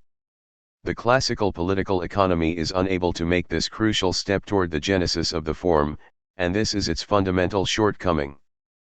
Political economy has indeed analyzed value and its magnitude, however incompletely, and has uncovered the content concealed within these forms. But it has never once asked the question why this content has assumed that particular form, that is to say, why labor is expressed in value, and why the measurement of labor by its duration is expressed in the magnitude of the value of the product. Marx 1992, 173-4. The commodity form in the unconscious. What is it about the Marxist analysis of the commodity form that makes it so fascinating? It's the fact that his analysis supplied the matrix that made all the later fetishistic reversals possible. It is as if his discussion of the commodity form revealed the basic mechanism in its pure form, a mechanism that is essential to the functioning of phenomena that appear on the surface to have nothing in common with the field of political economy, law, religion, etc.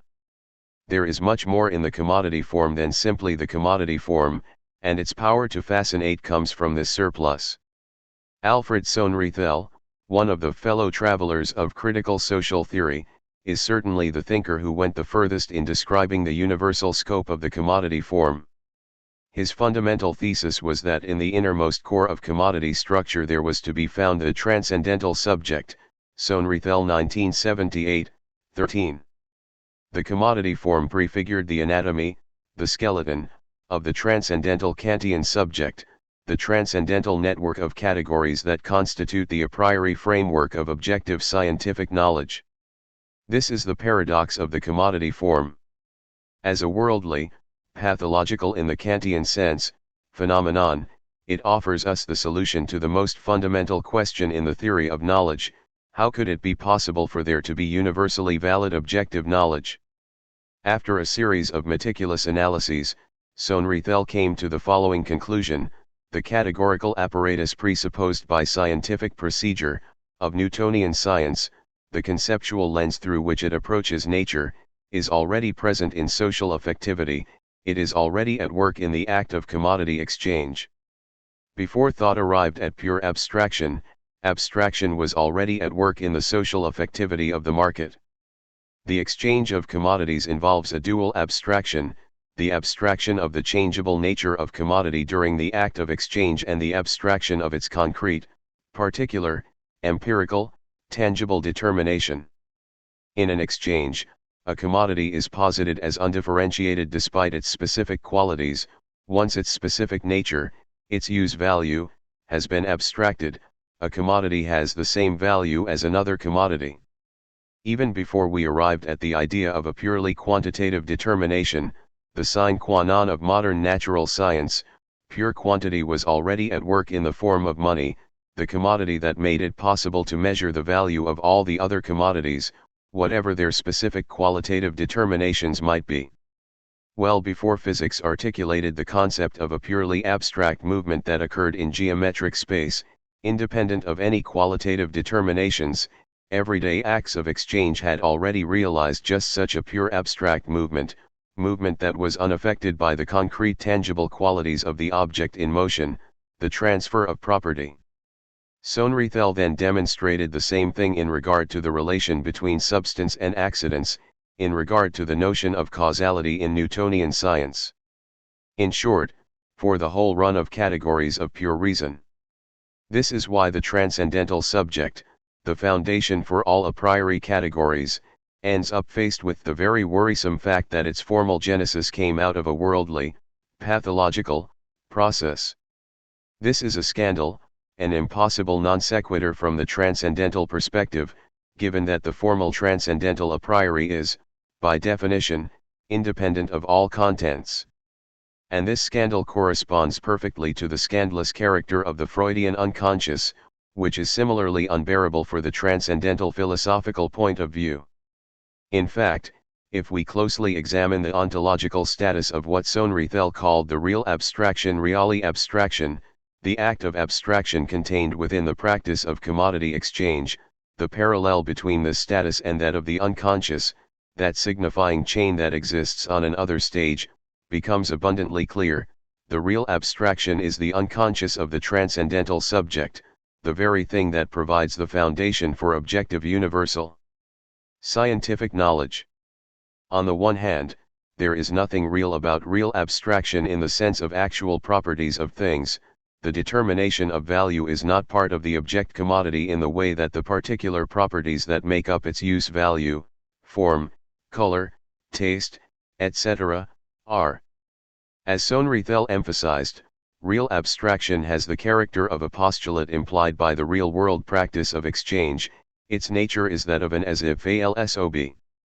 In the act of exchange, individuals act as if the commodity is not subject to physical changes during the act, as if it only existed at the level of the consciousness, even though the participants know full well that this is not true.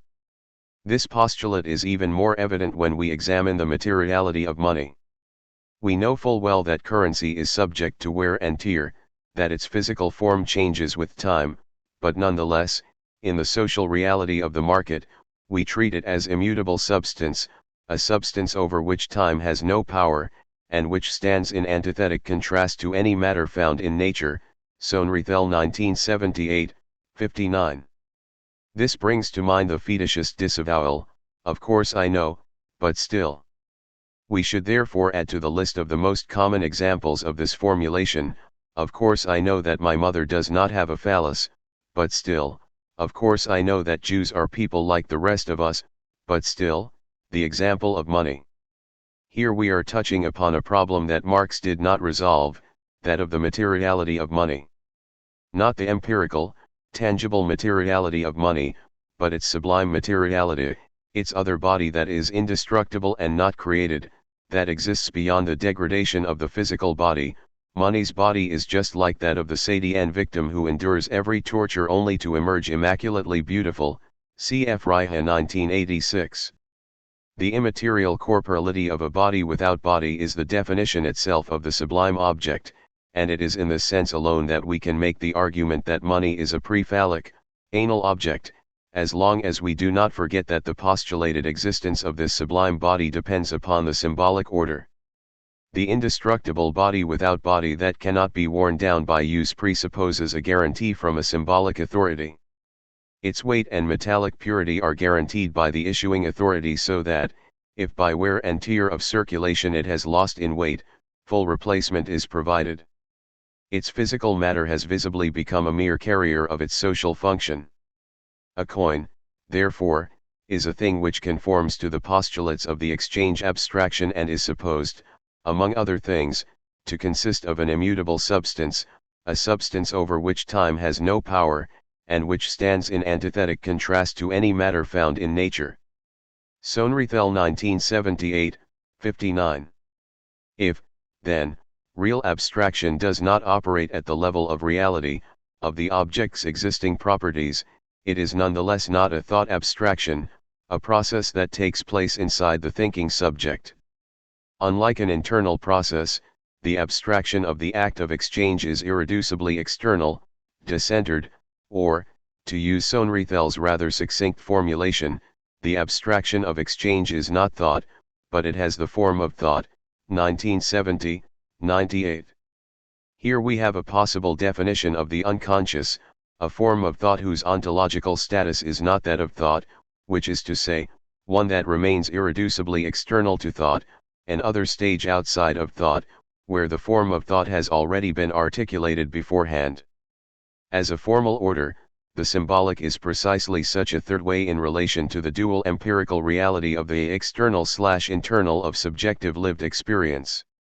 Soenrethel was therefore quite right to criticize Althusser for giving abstraction the status of thought, and thus reducing it to a process that can only occur at the level of knowledge and rejecting the category of real abstraction as epistemological confusion. Real abstraction was unthinkable for Althusser because it exploded his fundamental epistemological distinction between the real object and the object of knowledge by introducing a third option, the form prior to thought and external to thinking, simply put, the symbolic. Now we are in a position to specify what exactly it is about Soenrethel's arguments that are unbearable for philosophical thought, the thing that is scandalous about his approach. He made the circle of philosophical thought confront an external space where its form has been already pre-established. Philosophical thought found itself faced with a worrisome experience similar to the Eastern proverb "You are that, here, in the external practice of exchange, is your true place, this is the stage on which your truth was performed before you became conscious of it." The confrontation with this place is therefore unbearable for the philosopher, because the philosopher's position defines itself by not seeing this space.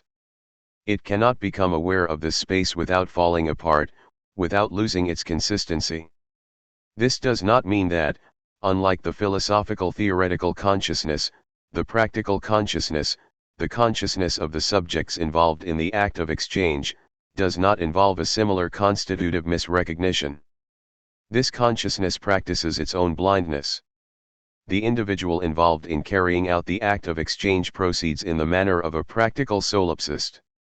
In the act of exchange he fails to see the socio-synthetic function of exchange, the level of real abstraction at which private production is socialized through the marketplace. This failure is the sine qua non of the successful completion of the act of exchange. If the participants were to become aware of the real abstraction, effective exchange would no longer be possible. Exchange as a synthetic social form of commerce blinds itself. Here, socialization can only occur if it is not perceived. Consciousness would require a reflection that would be incompatible with the act of exchange, the observation of the process of socialization would cut its cord. This ignorance of reality is part of its very essence. Soenrethel 1970, 119. This misrecognition brings out the size Zion in the consciousness between the practical consciousness and the theoretical consciousness. The owner who participates in the act of exchange proceeds in the manner of a practical solipsist. He blinds himself to the universal socio-synthetic dimension of his act by reducing it to a relation between atomized monads encountering each other in the marketplace. The repressed, social, dimension of his act then appears in the form of its opposite, universal reason oriented toward the observation of nature, the network of the categories of pure reason as the conceptual framework for the natural sciences. Here we encounter the relationship between being and knowledge that characterizes the Freudian conception of the unconscious. There is a paradoxical being that is not independent of the consciousness, the standard definition for materialist realism, an objective process that operates according to its immanent necessity, independently of what subjects think about it, but is nonetheless not an entity that depends on the consciousness nor one that exists only as the object of a consciousness, esse percipi, the formula for subjective idealism, but an entity whose existence implies a lack of knowledge. Its given form is itself the result of a blunder, its ontological consistency rests entirely on a misunderstanding. This is, perhaps, a potential definition of the imaginary order. For example, as soon as the subject knows too much about the imaginary me, it vanishes, dissipates, loses its consistency. The full presence of the imaginary gets its consistency from the fact that somewhere there is a forbidden zone, a zone of lethal knowledge. Marx, inventor of the symptom. Lacan's thesis that Marx invented the symptom refers to the way in which the latter problematized commodity fetishization. He did so by uncovering a fissure, an asymmetry, a pathological imbalance, that subverts the universality of bourgeois rights and duties. This imbalance, far from showing that this universalism was insufficiently implemented, that there was a remainder that had to be abolished through further radicalization, in fact functions as its constitutive moment. In a strict sense, the symptom is an exceptional element of this very kind, one that subverts the universal of which it is a part. Marx's theoretical approach, his critique of ideology, is fundamentally symptom-based. It consists in seeking out the point of rupture, point d'écrasement, J.A. Miller 1967, that is different from an ideological field and at the same time necessary for this field in order for it to achieve totality, for its circle to be closed. The logic of the exception is integral to Marx's theoretical approach. Each ideological universality, of freedom, justice, or equality, for example, is false. It necessarily contains a specific case that breaks its unity, that exposes its fallibility. Freedom is a universal concept that contains quite a number of subspecies: freedom of speech and of conscience, freedom of the press and of trade, etc. However, there is, by structural necessity, a particular freedom that subverts the universal concept of freedom, the freedom of labor, of the worker to freely sell his labor in the free market. This freedom is the opposite itself of effective freedom, because through the free sale of his labor, the worker loses his freedom. The effective content of this free act of sale is subjugation to capital. And it is precisely this paradoxical liberty, the form itself of slavery, that completes the field, that closes the circle of bourgeois freedoms. The same thing is true with the ideal of the marketplace, fair, equivalent exchange. Each commodity must be paid for in full, but there is a paradoxical commodity, which is, of course, labor once again, that is exploited precisely because it has been paid for in full. The exploitation of labor is not that it is not paid its full due. The exchange between the capitalist and the worker is, in principle, at least, a perfectly fair, equivalent exchange in which the worker is paid the full price for his labor. The sleight of hand consists in the fact that labor is a paradoxical commodity whose use, the work itself, produces a surplus of value in relation to its own value, and it is this surplus value that the capitalist appropriates. We therefore have another ideological universality, that of the fair, equivalent exchange, and a paradoxical exchange, of labor for wages, that, precisely because it is equivalent, is the form itself of exploitation. We could also formulate this question using the now infamous description, the dialectic of quantity and quality.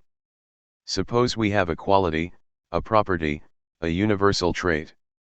As soon as we wish to understand, to unify, to totalize every case of a universality, the whole quantity of a quality, or, to put it in a logician's terms, the full extension of a concept, there will necessarily be at least one paradoxical element that, precisely because it is internal, subverts and destroys the universality of the quality in question.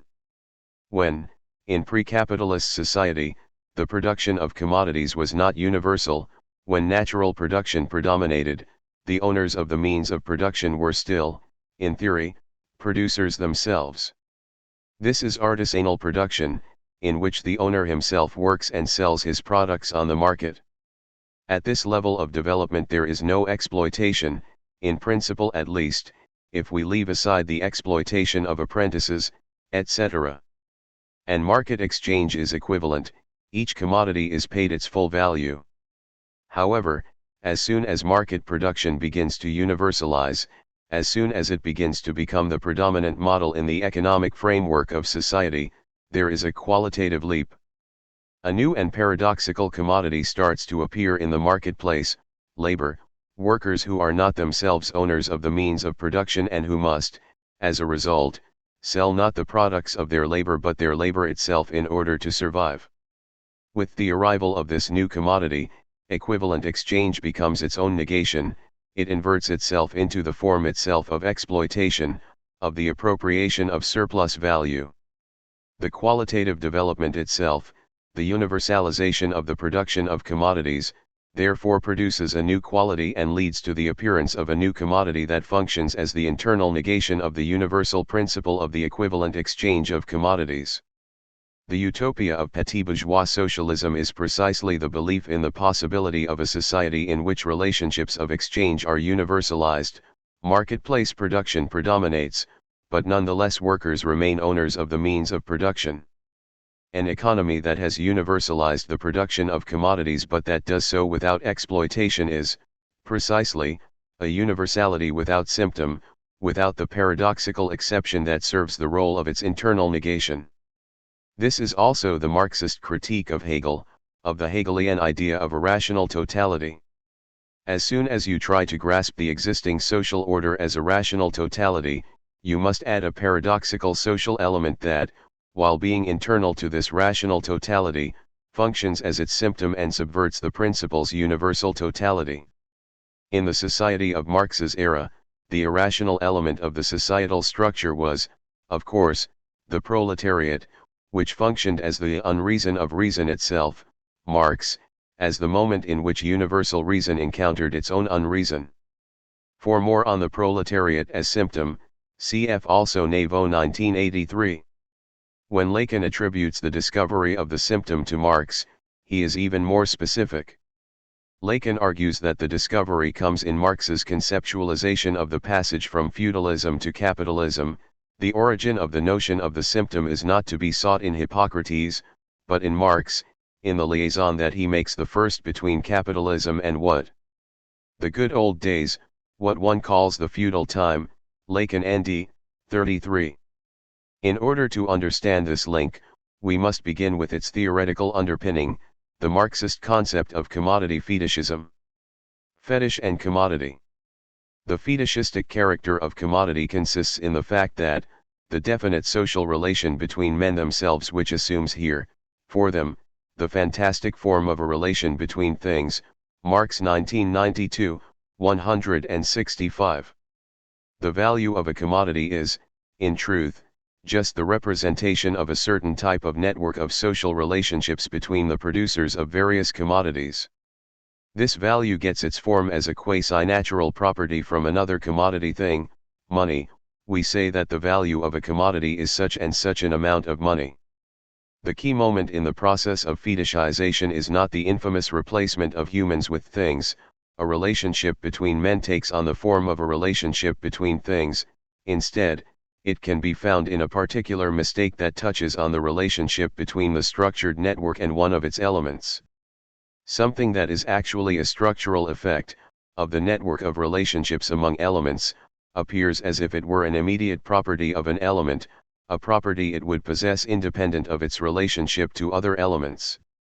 Such a mistake can arise from relationships between things as well as between people. Marx says this explicitly about simple expressions of value. Commodity A can only express its value in relation to another commodity, B, which thereby becomes its equivalent.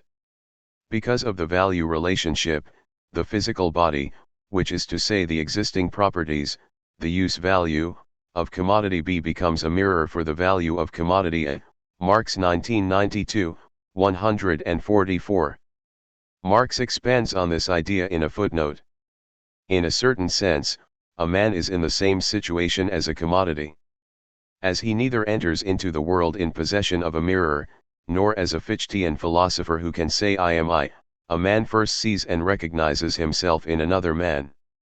Peter only relates to himself as a man through his relation to another man, Paul, in whom he recognizes his likeness. With this, however, Paul also becomes from head to toe, in his physical form as Paul, the form of appearance of the species man for Peter. Marx 1992, 144. In a way, this little aside prefigures the Lacanian mirror stage. The I can only achieve its own unity, its own identity, when itself is reflected in another, because this other person offers me an image of my own unity. Marx then follows up on this parallel: the other commodity, B, is only equivalent to the extent that A approaches it as the form in which its own value appears. It is only equivalent inside this rapport. But it appears, and this is the key effect of fetishism, it appears as if the exact opposite is true.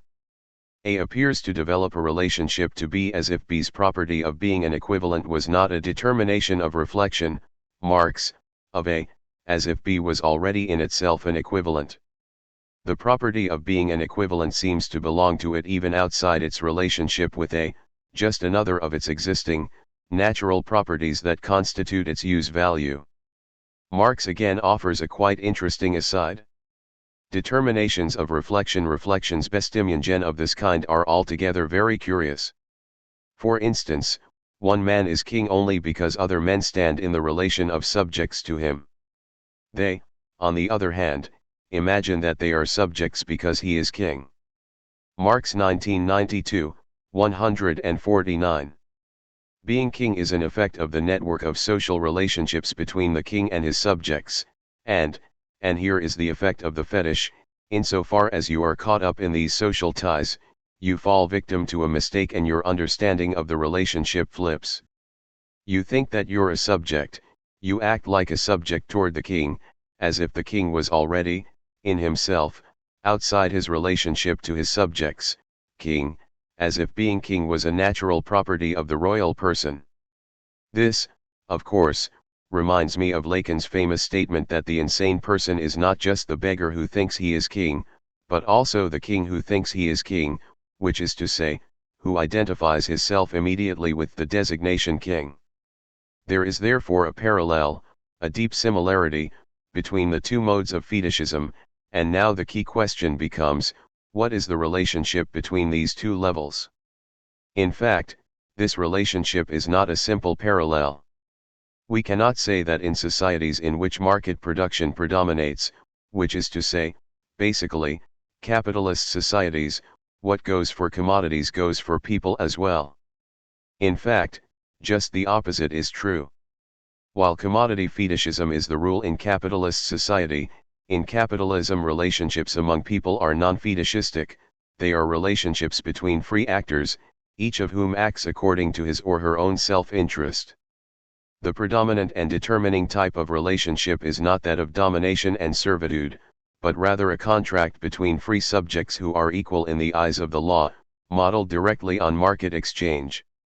Two subjects encounter one another, and their relationship is unencumbered by any yoke of domination or servitude, of veneration for the master, of the master's patriarchal obligations toward the servant.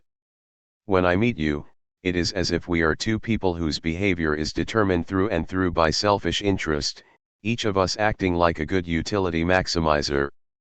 You have no mystical aura, I only see you as a partner who, just like myself, follows his own self-interest, and you are only interesting to me because you have something, a good, a commodity, that can satisfy my needs.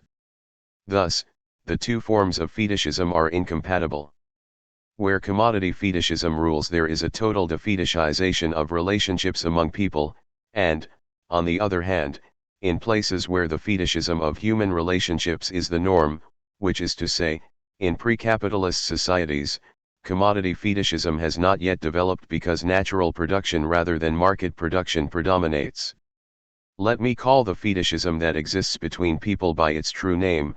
It is, as Marx says, relationships of domination and servitude, and more specifically the Hegelian relationship of the slave to the master. It is as if the retreat of the master caused by capitalism was in fact only a relocation, as if the defetishization of interpersonal relationships was paid for by the fetishization of relationships among things. The decisive social relationships, those of production, are not immediately visible in the way that the interpersonal relationship of master and slave, lord to serve, etc., are. They disguise themselves, to use Marx's extremely precise description, as social relationships between things, products of labor, which is to say, as commodities. This is why the discovery of the symptom comes in Marx's conceptualization of the passage from feudalism to capitalism. With the establishment of bourgeois society, relationships of domination and servitude became repressed. In capitalism it appears as if, in theory, there are free subjects, whose interpersonal relationships are free of any fetishism. The repressed truth, that of the continued existence of domination and servitude, breaks through in a symptom that subverts the picture presented by ideology of equality, freedom, etc. The symptom through which the truth of social relationships erupts is the social relationship of things. The decisive social relationships, those of exploitation, cannot be found through analyzing interpersonal relationships. We must look toward the social relationships of things, unlike feudal society, in which, whatever we may think, then, of the different roles in which men confront each other in such a society, the social relationships between individuals in the performance of their labor appear at all events as their own personal relations, and are not disguised as social relations between things, between the products of labor. Marx 1992, 170. That the social relationships of people, instead of neatly announcing themselves as personal relationships, disguise themselves as social relationships among things, this is a beautiful definition of the symptom, this is capitalism's hysteria of conversion. The subjects who supposedly. We must not let ourselves be distracted by the fact that the opposition between people and things may initially seem naive and humanist. Marx's reasoning is precisely so subversive because of the way in which he makes use of this distinction, which can be summarized in the following way: in capitalist society, relationships among people are transparent and demythologized, individuals are liberated from naive beliefs, from all obscurantist prejudices. They all act as rational utilitarian subjects, in other words, it is the things themselves that believe for them, and this belief is embodied, materialized, in the social relationships of things. This is similar to Tibetan prayer wheels: I turn the wheel, or better yet, if I act through the cunning of reason and build a windmill that turns it on its own, and thus the thing itself prays for me. More precisely, I pray through it. The thing acts as an intermediary, while I myself can go and do whatever I please, I can go off and indulge in the filthiest fantasies. To put this in Stalinist terms, it doesn't matter what I do, because objectively I'm praying. On the topic of the paradoxical possibility of delegating one's belief to another, I am tempted to bring up the Lacanian thesis about the fundamentally anti-psychological nature of psychoanalysis. Emotions themselves already follow a certain logic, and they can be transposed, combined, delegated, etc. without undermining their sincerity or authenticity.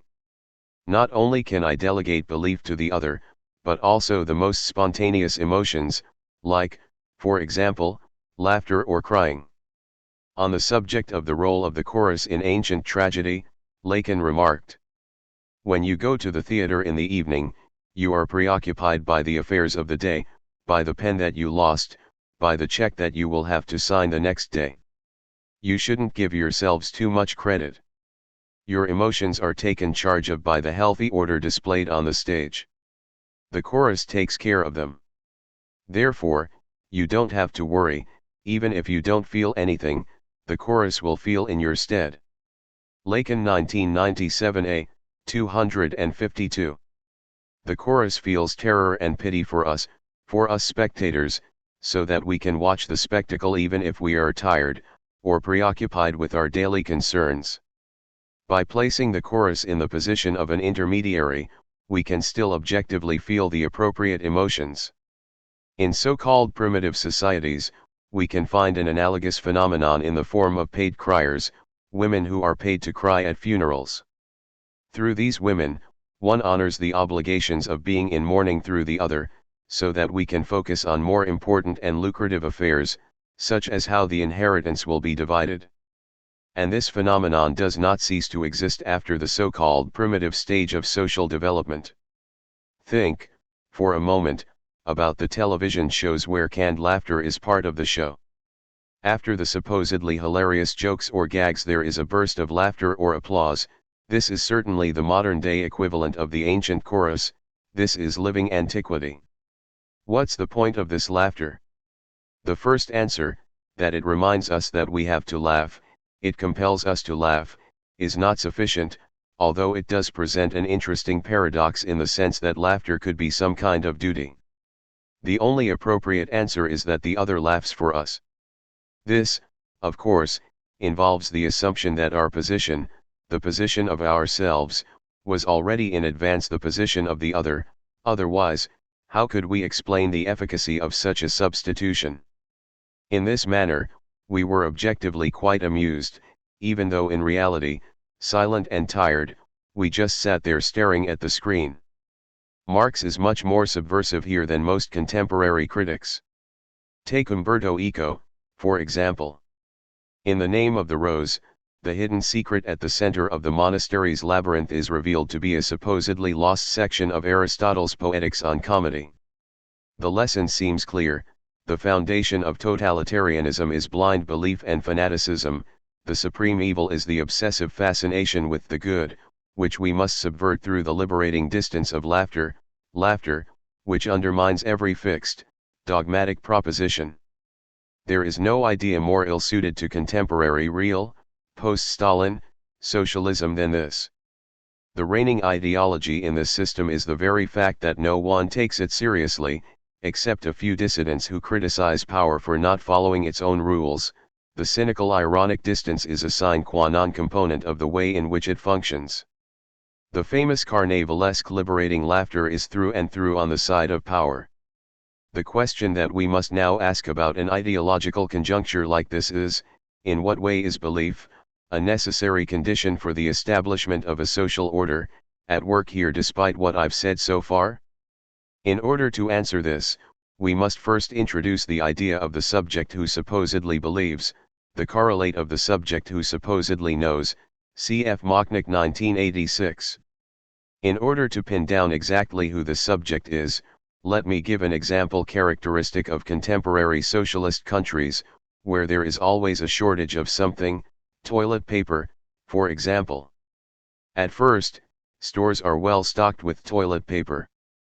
Then, a rumor starts to spread that there will be a shortage of toilet paper, and everyone rushes out to buy some, and, in the end, there is no more toilet paper on the shelves.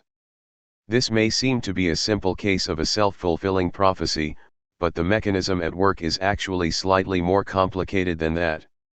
Each person's reasoning goes as follows: I know that there is no actual shortage of toilet paper, but there are people out there who are dumb enough to believe that there is, and, as a result, they're going to go buy it all up. Therefore, even though there's no actual shortage, I should go out and buy some toilet paper right away. Each person's actions are based on those of another subject who supposedly believes, and this other who supposedly believes directly, naively, has an effect even if he does not exist in the real world. In a social group, anyone can play this role for the others. Even if no existing individual actually fits the description of the subject who supposedly believes, this does not stop the subject from triggering a series of effects in social reality, including, for example, an actual shortage of toilet paper. This is the paradox of an object that, even though it does not exist, still has properties.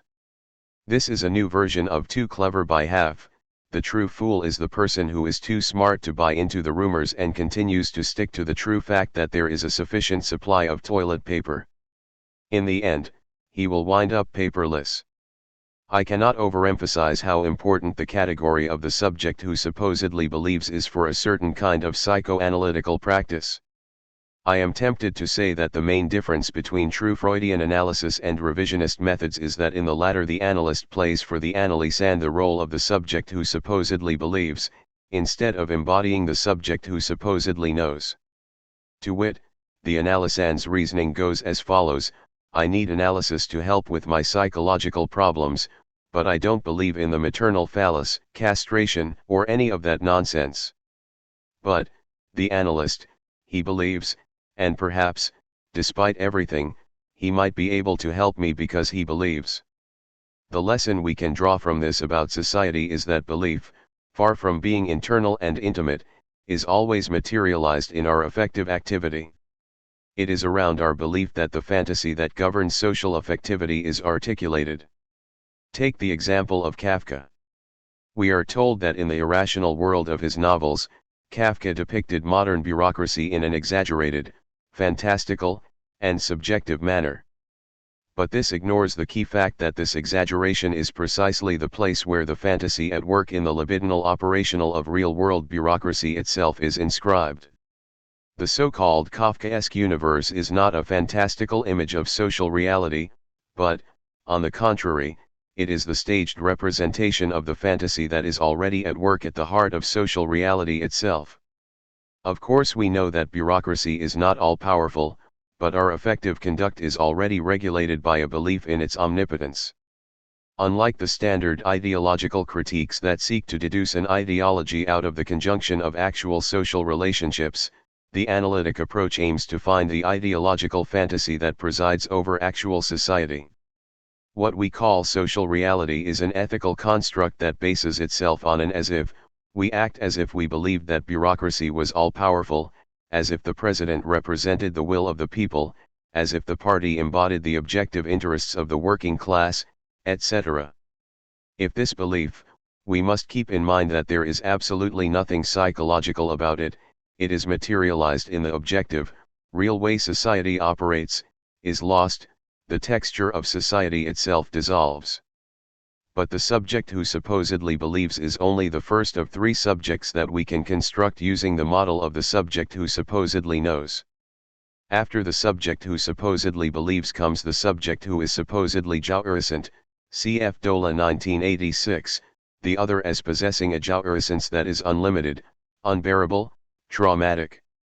Jacques-Alain Miller already emphasized the way in which this logic operates inside racism. The thing that worries us about the other, the Jew, the Arab, is fundamentally his particular mode of organizing jouissance. They enjoy themselves too loudly, their food smells unpleasant. Or it is woman who appears to the obsessive as possessing an overflowing, self-destructive jouissance. The obsessive will then behave in such a way so as to save her from her own jouissance, even if it comes at the cost of her destruction. And finally, there is the subject who supposedly desires. We assume that the other knows how to desire, that she knows how to get around the fundamental impasse of human desire. The parallels between this and the basic structure of hysteria are obvious. If the obsessive is traumatized by the other's unbearable jouissance, the hysteric needs the other in order to organize his desire. It is in this very specific sense that we should interpret Lacan's statement that the hysteric's desire is the other's desire, i.e., the other who, for the hysteric, embodies the subject who supposedly desires. The question we must ask about the hysteric is not what is the object of his desire, but, rather, where does his desire come from? What is the other subject through which he organizes his desire? In the case of Freud's patient Dora, it is clear that for her, Madame K is the other who embodies knowing how to desire. I should emphasize that, in this triad, the subject who supposedly knows retains its place as the keystone of the basic matrix. The other three are only derivatives whose function is specifically to obscure the radical dimension of the implications of supposed knowledge. 10. Ideology between the dream and the fantasy, a first attempt at defining totalitarianism. The real in ideology. In Seminar 11, Lacan references the famous paradox of Ko-and-Su Chu-and-Su, who, after having dreamed that he was a butterfly, wondered upon awaking whether he might not be a butterfly dreaming of being Ko-and-Su. According to Lacan, He had good reasons to ask himself this question, first of all because it proves he is not mad, he does not regard himself as absolutely identical with Ko-and-Su, and, second, because, in fact, it is when he was the butterfly that he apprehended one of the roots of his identity, that he was, and is, in his essence, that butterfly who paints himself with his own colors, and it is because of this that, in the last resort, he is Ko-and-Su. Lacan 1998a, 76. The first reason comes from the fact that the symbolic network that determines the subject's identity is external to the subject. Ko-and-Su is Ko-and-Su because that is who he is for others, because this is the identity bestowed upon him by the intersubjective network to which he belongs. He would be crazy if he thought that others treated him like Ko-and-Su because that's who he already was in himself, independent of the symbolic network. The truth of the subject is decided externally. The subject in himself is nothing, emptiness without consistency. However, is simply reducing the subject to emptiness, dissolving him into the symbolic network, all that we can say here? Is the entirety of the subject's content reducible to what he is for others, to the symbolic determinations, the titles and mandates, that have been placed upon him? Despite everything, the subject has a way of giving consistency to his identity outside of titles, of symbolic determinations that situate him in the universal symbolic network, a means of presentifying his Dasein in its pathological character, in its absolute particularity, the fantasy. In the fantasy object, the subject grasps some root of his identity. By seeing himself as a butterfly who dreams of being Ko-and-Su, Ko-and-Su was therefore correct. The butterfly is the object that constitutes the framework, the skeleton of his fantasy identity. The Ko-and-Su butterfly relationship would be written $A. In the dream that we call socio-symbolic reality, he is Ko-and-Su, but in the real of his desire, he is the butterfly. His entire determinate existence consists in butterfly being. Initially, Ko-and-Su's paradox seems to just symmetrically invert the so-called normal relationship between wakefulness and dreaming. Instead of Ko-and-Su who dreams about being a butterfly, we have a butterfly that dreams about being Ko-and-Su. But, as Lacan emphasizes, this appearance of symmetry is misleading. While awake, Ko-and-Su can take himself for Ko-and-Su who is a butterfly in his dreams, but when he is a butterfly, he cannot ask himself whether, when he is Ko-and-Su awake, he is not the butterfly that he is dreaming of being. Lacan 1998a, 76, which is to say, he cannot see himself as the butterfly who dreams of being Ko-and-Su. The mistake cannot be two-sided, symmetrical, because if that were the case we would end up with a nonsensical situation like the one described by Alphonse Allais. Two lovers, Raoul and Marguerite, promise to meet each other at a masked ball. At the ball, they think that they've recognized each other and slip off to a secluded corner where they take off their masks and, surprise! They both cry out in shock when neither one recognizes the other. He is not Raoul and she is not Marguerite. We can find the same paradox in certain works of science fiction that are narrated from the point of view of a hero who gradually learns that all the people around him are not humans but robots that look like humans. The final twist comes when the hero realizes that he himself is just an android. Psychoanalysis is therefore quite different from the theory of a universalized dream, which holds that all of reality is just an illusion. Rather, psychoanalysis insists on there being a remainder, a rock, a solid kernel that escapes the universal ephemerality of appearances. The only major difference between psychoanalysis and the naive realism that trusts in the hard realities of facts is that, according to analytic theory, the solid core arrives in dreams. It is only while dreaming that we approach the real, the traumatic thing that is the object cause of desire, which is to say, it is only in dreams that we are on the verge of wakefulness, and the very reason that we wake up is so that we can continue dreaming, in order to avoid having to encounter the real. Cf. Lacan 1998a, Chapter V, and J.A. Miller 1980. When we wake up, we tell ourselves it was all just a dream, blinding ourselves to the key fact that, precisely because we are awake, we are just the consciousness of this dream, Lacan 1998a, 76. The same thing is true with ideological dreaming. Our attempts to exit the dream by opening our eyes to reality will be in vain precisely because, as subjects viewed from the perspective of an objective, post-ideological, disabused gaze, one that is freed from ideological illusions, which sees the facts for what they are, we are only the consciousness of the ideological dream. The only way to escape is to confront the real that accompanies the ideology in question. For example, it's not that we must free ourselves of prejudice against the Jews, and see them as they truly are. The most effective way of unconsciously remaining a prisoner of these prejudices, but that we must examine ourselves and find the way in which the figure of the Jew is a reflection of an impasse in the real of our desire. This perspective requires us to radically redefine the concept of ideology. In the predominant Marxist perspective, ideology is an inverted false consciousness, that obscures the actual essence of social relationships. Therefore we must search for this hidden essence, effective social relationships, the class relationships hidden behind the universalism of formal bourgeois rights, for example. However, if we understand the social field as a structure that articulates itself around its own impossibility, we are obligated to define ideology as a symbolic edifice. But the thing that it masks is not society's hidden essence, but rather the void, the impossibility around which the field of society structures itself. This is why the critique of ideology no longer seeks to pierce the hidden essence. Instead, it subverts the ideological edifice by denouncing the element of the edifice that plays the role of the whole's own impossibility. But in the predominant Marxist perspective, the ideological gaze is a partial gaze that is blind to the totality of social relationships, whereas, from an analytic perspective, ideology betrays a totality that wishes to erase the traces of its own impossibility. I need hardly mention that this difference corresponds to the one that separates the Marxist concept of fetishism from Freud's.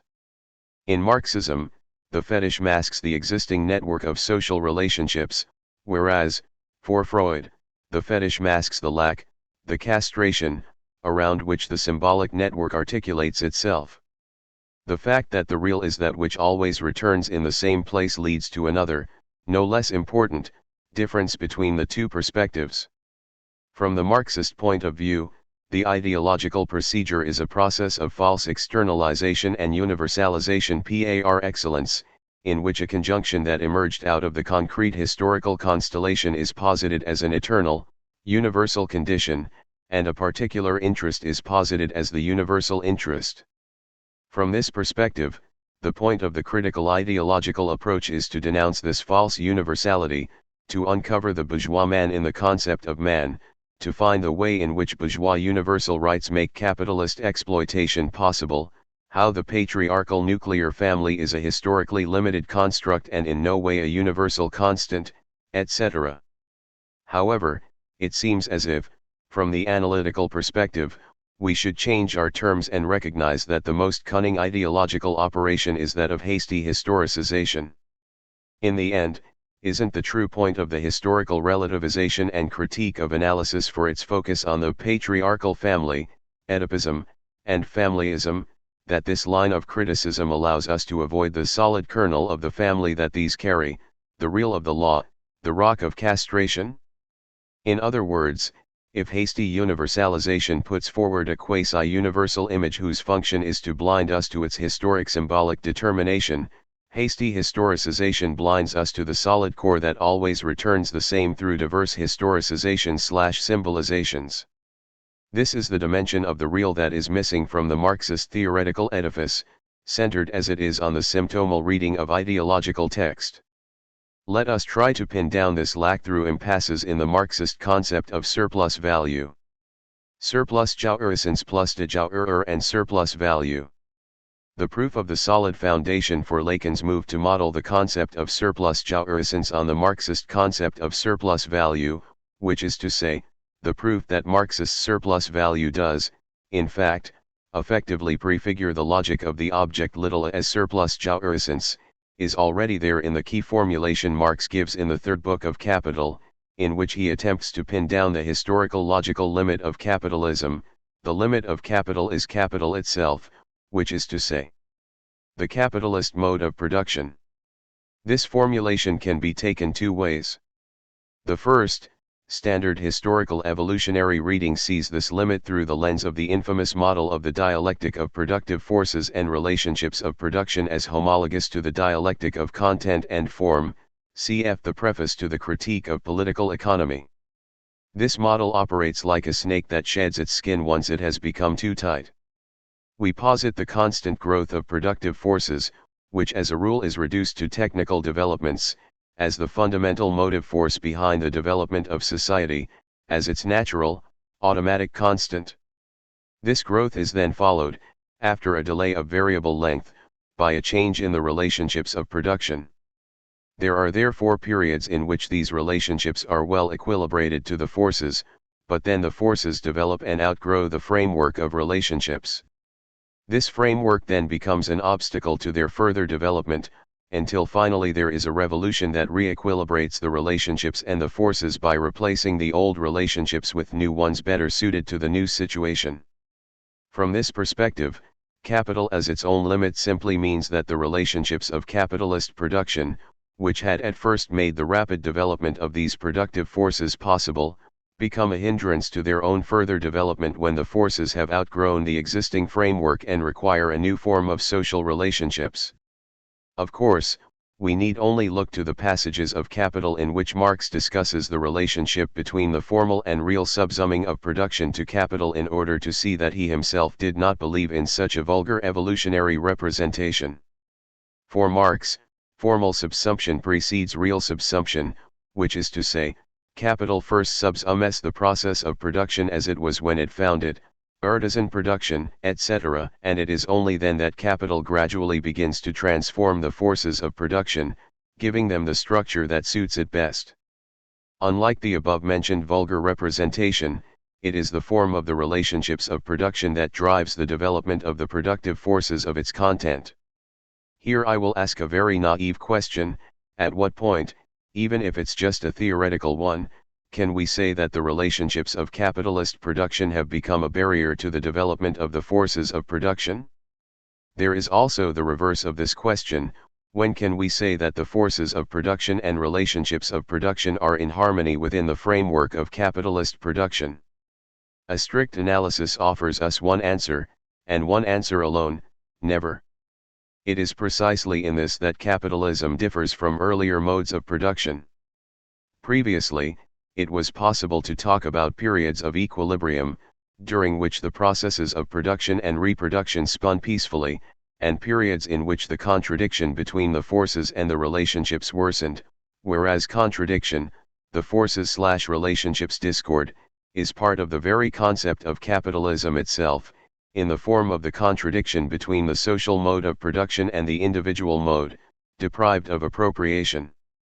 It is this very contradiction that forces capitalism into a state of permanent expansive growth, incessant development of its own conditions of production. This is quite unlike earlier modes of production in which production, in its normal state, took the form of a circular movement. If this is the case, then the evolutionary reading of capital as its own limit is no longer sufficient. It is never the case that at a certain point the framework of relationships of production block the further development of productive forces. On the contrary, it is this immanent limit itself, this internal contradiction, that pushes the perpetual development of capitalism ever onwards. The normal state of capitalism is the perpetual revolutionization of its conditions of existence.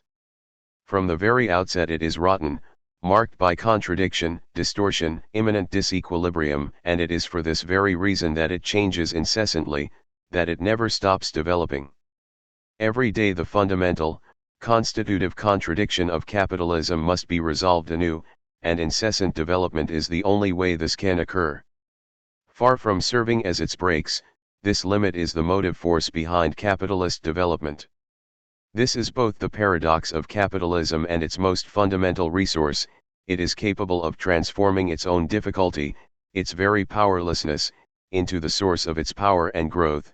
The more it rots, the more its internal contradiction worsens, the more it must revolutionize itself in order to survive.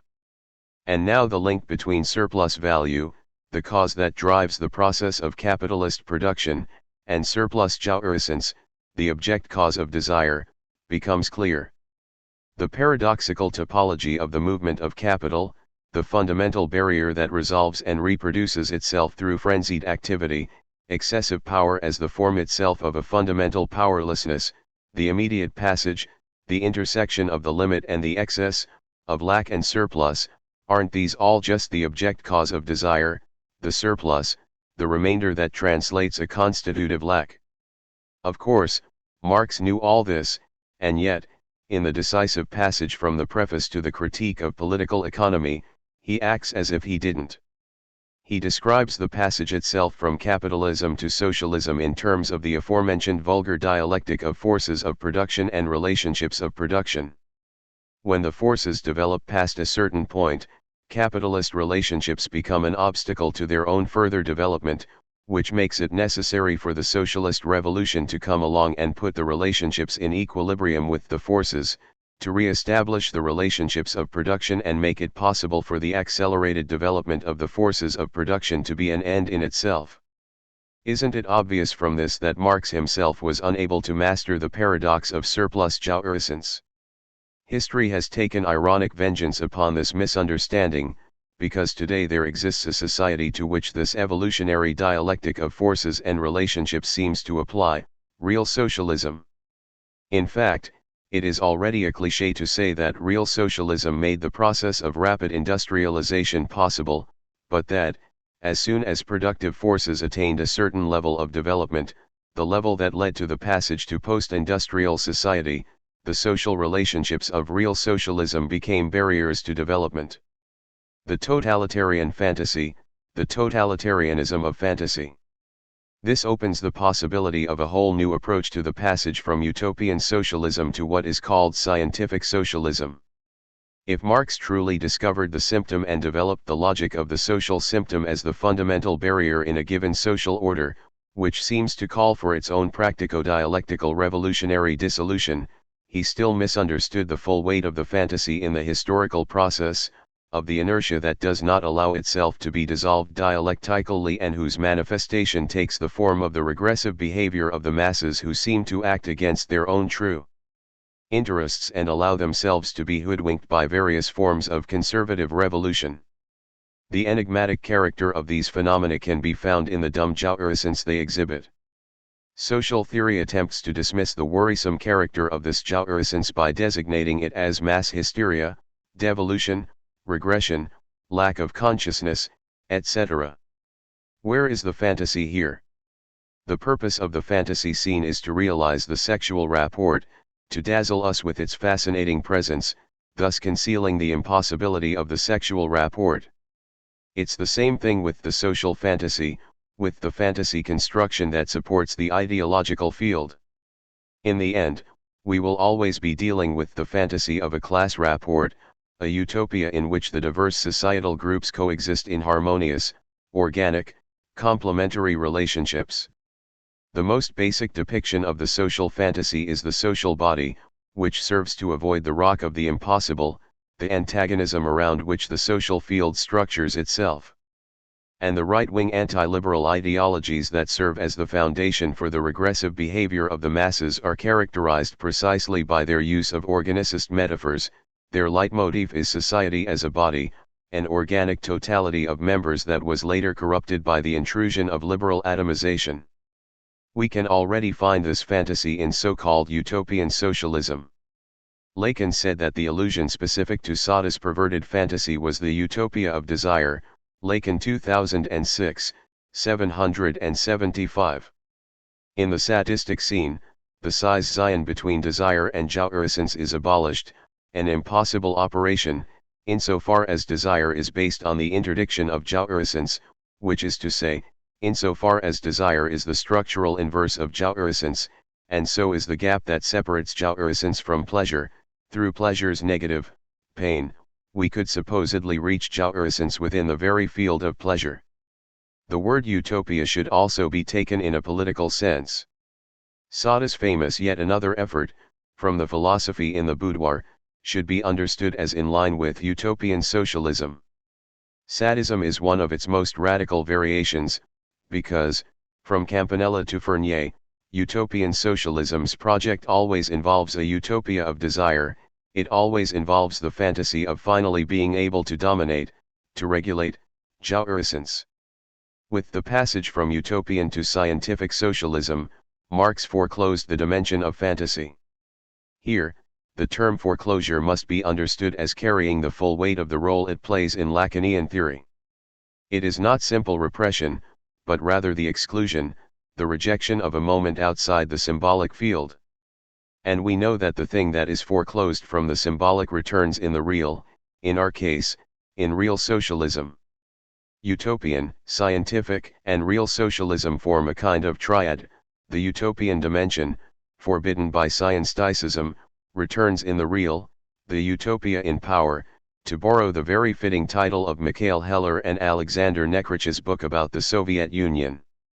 Real socialism is the price paid in blood for misunderstanding the dimension of fantasy in scientific socialism. It may seem, however, as if talking about the social fantasy involves a fundamental theoretical error, given that the fantasy is strictly non-universalizable. It is strictly particular, pathological in the Kantian sense, personal, the very foundation itself of the unity of a person as distinct from the subject, of the signifier.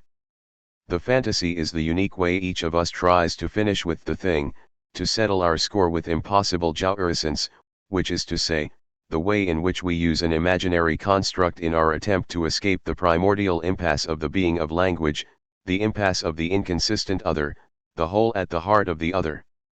The realm of the law, of rights and duties, on the contrary, doesn't just happen to be universalizable, but is universal by its very nature. It is the realm of universal equality, of equality brought about by exchange that is, in theory, equivalent. From this perspective, we can designate the object A, surplus jouissance, as the remainder, the excess that escapes from the network of universal exchange, and this is why the formula for the non-universalizable fantasy is written $A, which is to say, the confrontation of the subject with the impossible, unexchangeable remainder. This is the connection between surplus jouissance and surplus value, the excess that undoes the equivalent exchange between the capitalist and the proletarian, the surplus that the capitalist appropriates under the auspices of the equivalent exchange of capital for labor. However, Marx was not the first to notice the dead end of equivalent exchange. Doesn't Sada's heroism stem precisely from his efforts to spread the bourgeois form of universal and equal law, of universal exchange, of rights and duties of man, into the realm of jouissance? He starts with the idea that the revolution only went halfway because, in the domain of jouissance, it continued to be imprisoned within patriarchal, theological prejudices, which is to say that it did not reach the final goal in its project of bourgeois emancipation. However, as Lacan showed in Kant with Sada, the formulation of a universal norm, of a categorical imperative, that could legislate jouissance will always necessarily fail, it will always run into a dead end. We cannot legislate a right to jouissance on the model of formal bourgeois laws, which would end up being something like to each his fantasy, each person has the right to her own particular means of jouissance, and so forth. As described by Lacan, Sada's hypothetical universal law would be something like: I have the right to enjoy your body, anyone can say to me, and I will exercise this right without any limit to the capriciousness of the exact ions I may wish to satiate with your body. Lacan 2006, 648. The inherent limitations to a law like this are obvious. The symmetry is false, it would be impossible to consistently remain the punisher, in the end everyone would end up a victim. How then can we refute the objection that talking about a social fantasy is an in adjecto contradiction? Far from being simply epistemological, far from being an error in our theoretical approach, this impasse defines the thing itself. The fundamental trait of the fabric of totalitarian society is precisely this loss of distance between the fantasy that provides the subject with its references for jouissance and the formal universal law that regulates social exchange. The fantasy socializes itself immediately, the social law coincides with the injunction jouris, it begins to operate like a superego imperative. In other words, in totalitarianism it is truly the fantasy, that is in power, and this is what differentiates totalitarianism stricto sensu, Germany 1938-45, USSR 1934-51, Italy 1943-5, from patriarchal autocratic law and order regimes, Salazar, Franco, Dollfuss, Mussolini up until 1943, and normalized real socialism. Pure totalitarianism is necessarily self-destructive, it cannot stabilize itself, it can never achieve even the minimum level of homeostasis that would make it possible to reproduce itself through some equilibrated circuit. It is constantly shaken by convulsions, an immanent logic drives it to violence directed toward an enemy, be it external, the Nazi extermination of the Jews, or internal, Stalin's purges. The watchword for the post-Stalin normalization of the USSR was that of the return to socialist legality.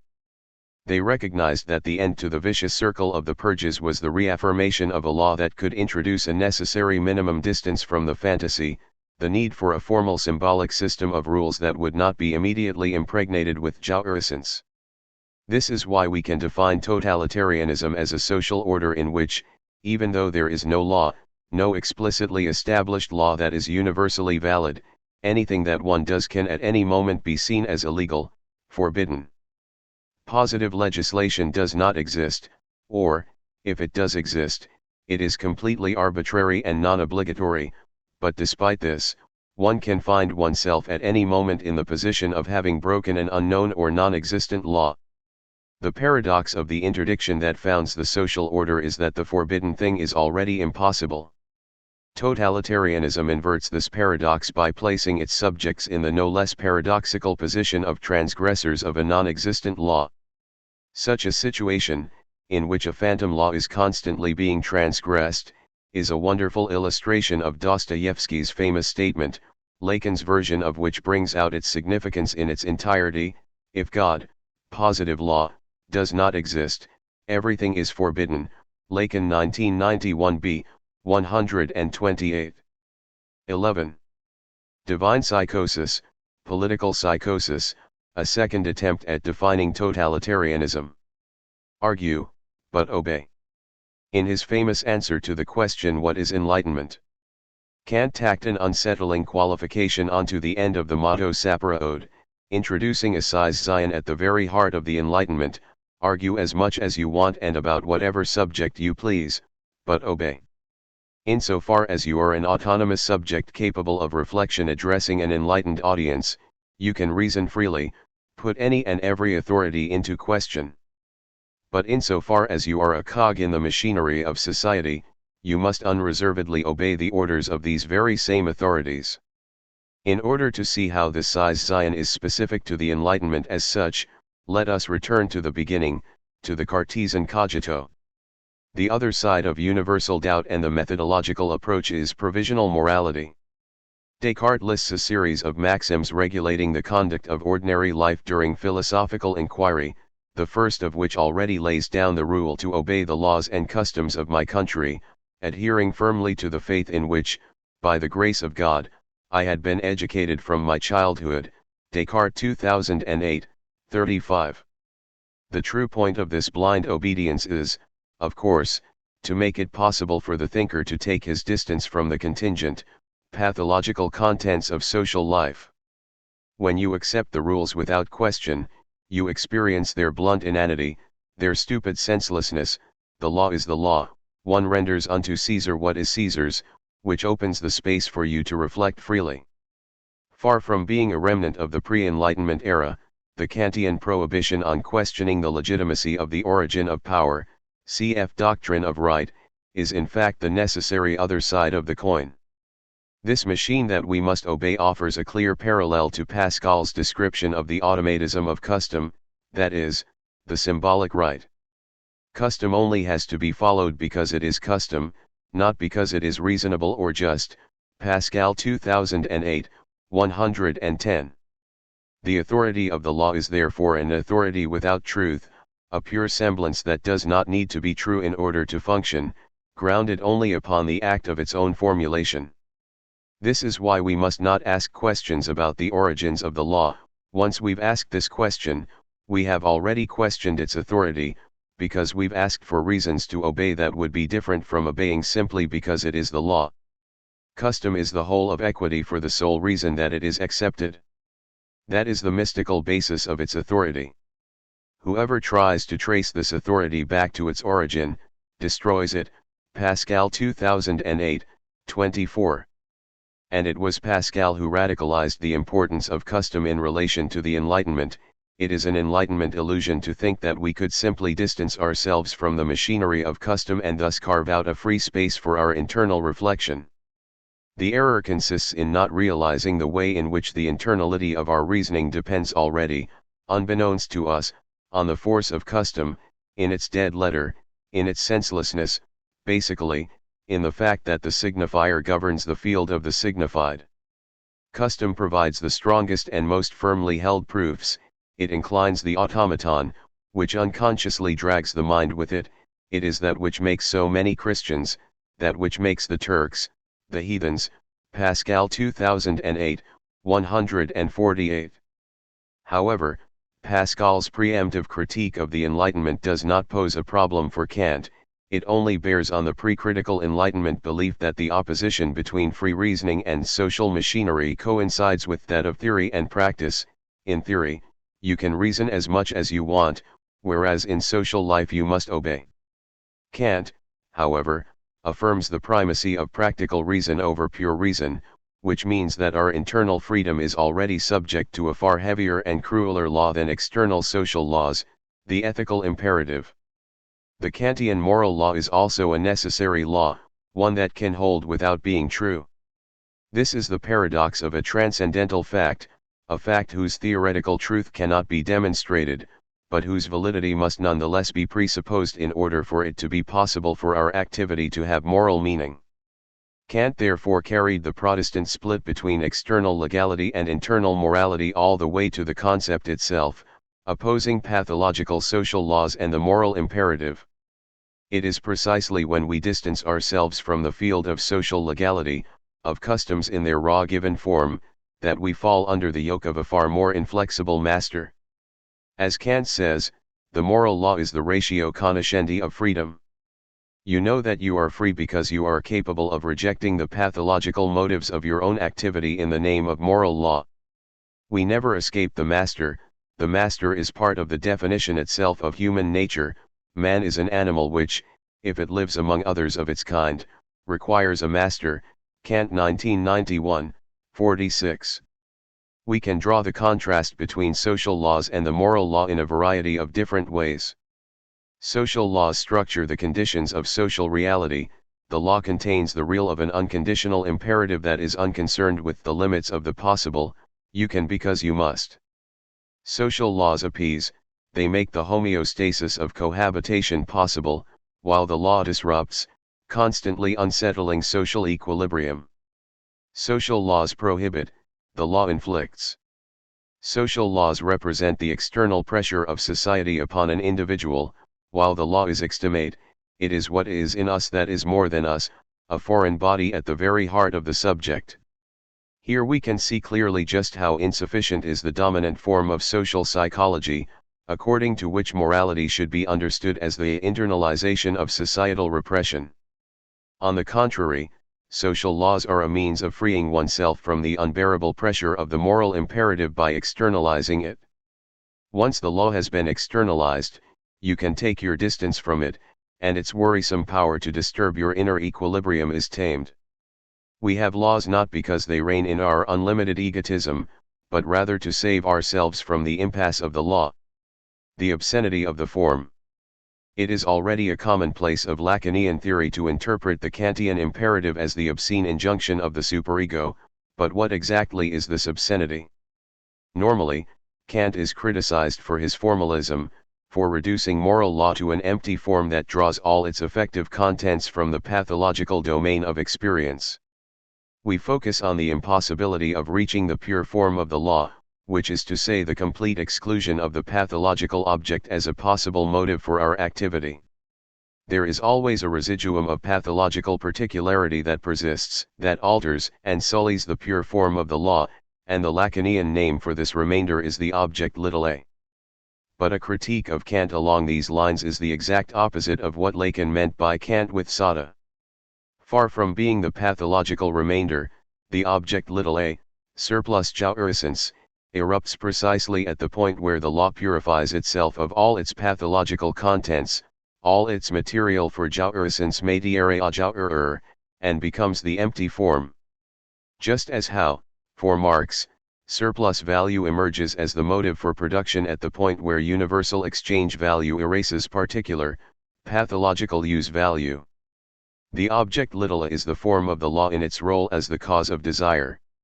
It is the form itself, the emptiness that separates the form from the contents, the form that occupies the position of the motive. We act morally when the determining content of our activity becomes the form itself. What is obscene about this? Perhaps it is that obscenity is precisely the fact of getting jouissance from the form itself, from the thing that should be the neutral form, free of any jouissance. Take the example of the authoritarian ideological edifice, of fascism, that draws its support from a purely formal imperative. We have to obey because we have to, we must not question the reasons for obeying, in other words, we must renounce all jouissance, we must sacrifice without having the right to clearly understand the meaning of the sacrifice is its own end in itself, and this is where the denial of jouissance itself begins to produce a certain surplus jouissance. The intrinsically obscene character of fascism comes from the fact that its ideological form is its own end, which is to say, something that, in the end, does not serve any purpose. The Lacanian definition of jouissance emerges directly from the form itself. A wonderful example of this is Mussolini's answer to the question, what is the fascists' platform that would justify allowing them to rule Italy? Our platform is very simple, we want to rule Italy. This is the obscene dimension of Kantian formalism that emerges in fascism. On this point, Kantian formalism resembles the attitude of the second maxim of Cartesian provisional morality, which tells us to imitate the example of travelers who, when they have lost their way in a forest, ought not to wander from side to side, far less remain in one place, but proceed constantly towards the same side in as straight a line as possible, without changing their direction for slight reasons, although perhaps it might be chance alone which at first determined the selection, for in this way, if they do not exactly reach the point they desire, they will come at least in the end to some place that will probably be preferable to the middle of a forest. Descartes 2008, 25. In this passage, it is as if Descartes was tipping the ideological game's hand, revealing its radical directionlessness. The goal, the direction, doesn't matter at all. The true endpoint of ideology is the attitude itself that ideology demands, the consistency of the ideological form, which is to say, the fact of walking in as straight a line as possible. Its content, the positive reasons that ideology references in order to legitimate its injunction to obey, serve only to conceal this fact, in other words, to blind us to the surplus jouissance of the form as such. This is the location of the aforementioned experience of the blunt stupidity of the law, of the senselessness of its given form. The senselessness that we experience is the senselessness of jouissance itself, the senselessness of the imperative jouirous, concealed in the form of ideology.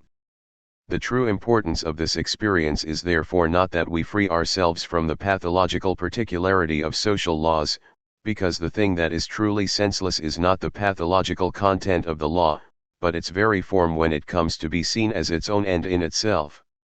Kant with Kafka. The fundamental feature of the superego is an impossible imperative that makes the subject guilty. The superego's injunction has no use for excuses, no invocation of our limited capacities can release us, you can because you must. Kant. I've already touched on the contrapositive of this injunction, the paradox of incest, you must not because you cannot. A prohibition that is superfluous because the thing it prohibits is already posited as impossible. The reference to the objective laws of historical progress that Stalinist bureaucracy used to legitimate its activity produces a new version of this paradox: you must because it is objectively necessary. This is the paradox of an injunction that orders us to put all our might behind the realization of an inevitable process, toward a result that is objectively necessary, that will come about independently of our will. The Stalinist categorical imperative, it is your duty to realize a process governed by laws that are independent of your will, is taken to its extreme when we define freedom as the understanding of necessity.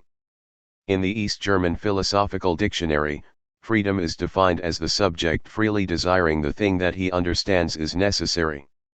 It is therefore the subject who pays the price for the totalitarian short circuit.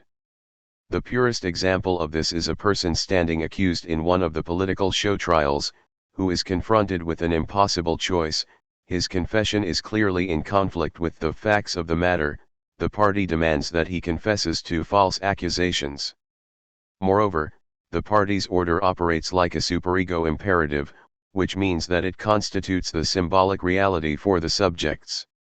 Lacan repeatedly emphasized the link between the superego and the so-called feeling of reality. When the feeling of foreignness, strangeness, strikes somewhere, it's never on the side of the superego, it's always the ego that loses its bearings. Lacan 1997b, 277. Doesn't this give us an answer to the question, where did the confessions in the Stalinist show trials come from?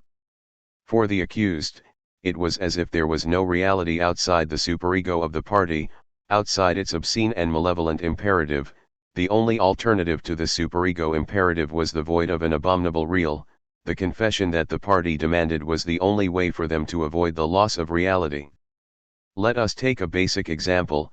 You are a traitor, you have betrayed the cause of the proletariat. This description of facts functions as an act that, because it was declared by the party, excludes the accused from the party and makes him a traitor. Therefore, if I, the accused, insist that the party's accusation is false, if I say, for example, that in truth I am not a traitor, I truly act against the party, I effectively oppose its unity. At the performative level, the only way to affirm through my actions my adherence to the party is to confess. Confess to what? Precisely to my exclusion, that I am in fact a traitor. The party's order, the order given to the accused during the trials was, if you want to be a good communist you must confess. This order literally divides the subject, it operates the division between the subject of utterance and the uttering subject. For the communist accused of treason, the only manner to affirm that he is truly a communist at the level of the subject of the utterance is to utter the statement, I confess, I am a traitor. The fundamental feature of the rise of totalitarianism is therefore that the social law begins to act like a superego. It is no longer the law that prohibits and, through this prohibition, opens and sustains the field of the coexistence of free bourgeois subjects and their diverse pleasures. Rather, it becomes mad, it starts directly ordering jouissance. It reaches the point of transformation where the permission to pursue jouissance mutates into obligatory jouissance. The superego injunction is therefore a you must feel jouissance because you can feel jouissance. One need hardly mention that this is the most effective means of blocking the subject's access to jouissance. Kafka's works contain a perfect depiction of bureaucracy in the form of an obscene, ferocious, mad law, a law that immediately inflicts jouissance, in short, the superego. That means I belong to the court, said the priest, so why should I want anything from you? The court does not want anything from you. It receives you when you come and dismisses you when you go. Kafka 2009b, 160. These words, which mark the end of the conversation between K and the priest in chapter 9 of the trial, are an excellent illustration of the malevolent neutrality of the superego. The indifference displayed by saying I do not want anything of you contains a call to jouissance that is not so much deliberately concealed as it is left unsaid. It is as if this proposition was suspended before it arrived at its main idea, much like President Schreiber's famous interrupted sentences, as if the positive imperative that follows from the initial negative part is missing. In its full form it would be: the court does not want anything from you, so Joris. And really, in the very beginning of Kafka's two great novels, The Trial and The Castle, there are appeals to a power higher than the subject, the law, the count, that are examples in which were the law to give the order, Joris. Enjoy, or come, the subject could only reply Jawis I hear, in which the jouissance would no longer be anything but understood sous-entendu, Lacan 2006, 696. Isn't the subject's misunderstanding, confusion, when faced with this power caused precisely by the fact that he doesn't understand the imperative to jouissance that breathes and leaks from every pore of this neutral surface? Examples of the mad, obscene side of the law can be found throughout Kafka's work. In The Trial, K is in the empty courtroom where the nocturnal interrogations are held and sneaks a glance into one of the judge's lengthy tomes, immediately stumbling across an obscene picture. A naked man and woman sitting on a sofa. The artist's pornographic intention was clearly recognizable, Kafka 2009 b. 42. This is the superego, a solemn indifference riddled with licentiousness. The same is true in The Castle. The land surveyor K is desperately trying to call the castle on the phone. When he's able to access the castle's network, the only thing he hears on the other end of the line is an indistinct, obscene whispering. There is therefore nothing surprising about the reaction of the teacher, whom K has approached to help him learn about the castle. Uncomfortable, the teacher looks back toward his students and whispers to K in French, "Kindly recollect that we're in the company of innocent children." Kafka 2009a, 12. In the texts we can uncover the dimension of the law that is a superego injunction to jouissance. This reading allows us to do away with the idea of Kafka as the writer of absence, according to which the inaccessible, transcendent power, the castle, the tribunal, occupies the space of lack, of pure absence. According to this view, Kafka's secret is that at the heart of the bureaucratic machinery there is emptiness, a void. Bureaucracy would be a machine gone mad that kept running on its own. But such a reading misses the way in which this absence, this empty space, is always already filled by an inert, obscene, dirty, repugnant presence. The tribunal in The Trial is certainly present in the form of the depraved judge who, during the nighttime interrogations, leafs through pornographic books. The castle is present in the form of the lazy and corrupt lower-level bureaucrats. In Kafka, the idea God is absent leads to a dead end. The problem is quite the opposite because, in this universe, God is too present, through a modality, of course, but not a reassuring one, that of repugnant, obscene phenomena. The universe of Kafka is a world in which God, who had up until then remained at a substantial distance, has come too close. The exegete's theory that Kafka's universe is one of anxiety must be interpreted against the background of the Lacanian definition of anxiety: we are anxious when we are too close to das Ding. This is Kafka's theological lesson: the mad, obscene God, the supremely evil being, Lacan 2006, 832, is exactly the same God as the God of supreme good. The difference is only that we are now too close to him.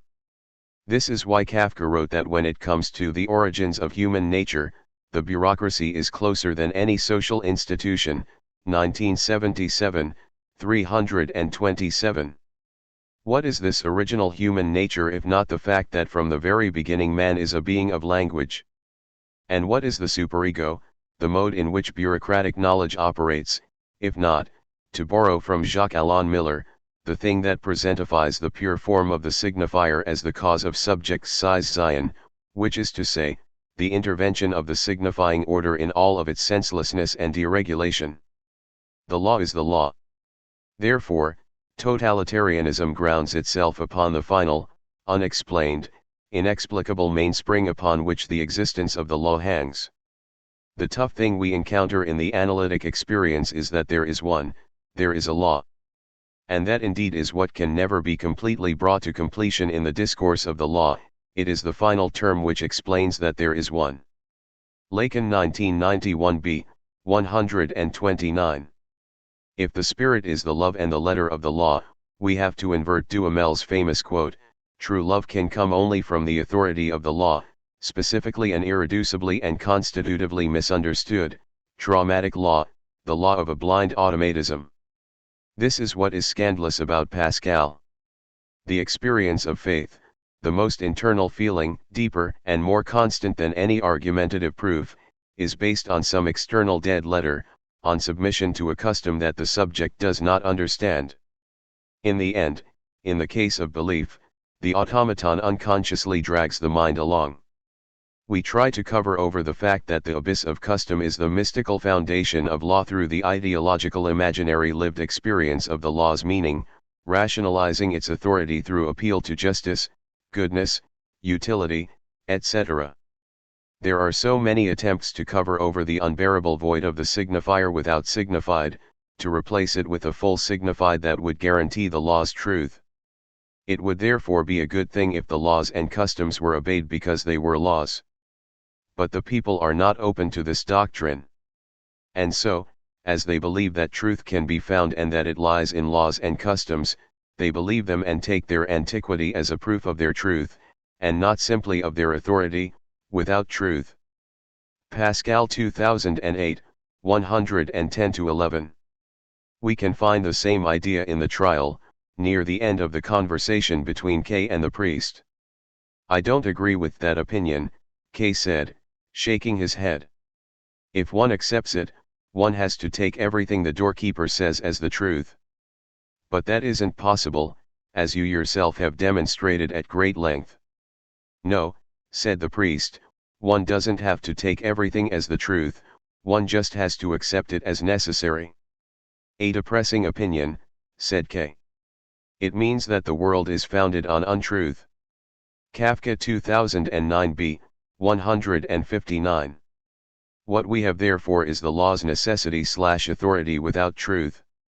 The fact that the people believe that there is truth in laws and customs, that they take their antiquity as a proof of their truth, and not simply of their authority, without truth, is a very good description of the imaginary blindness to the senseless and traumatic form that the law has taken, in short, the real of the law.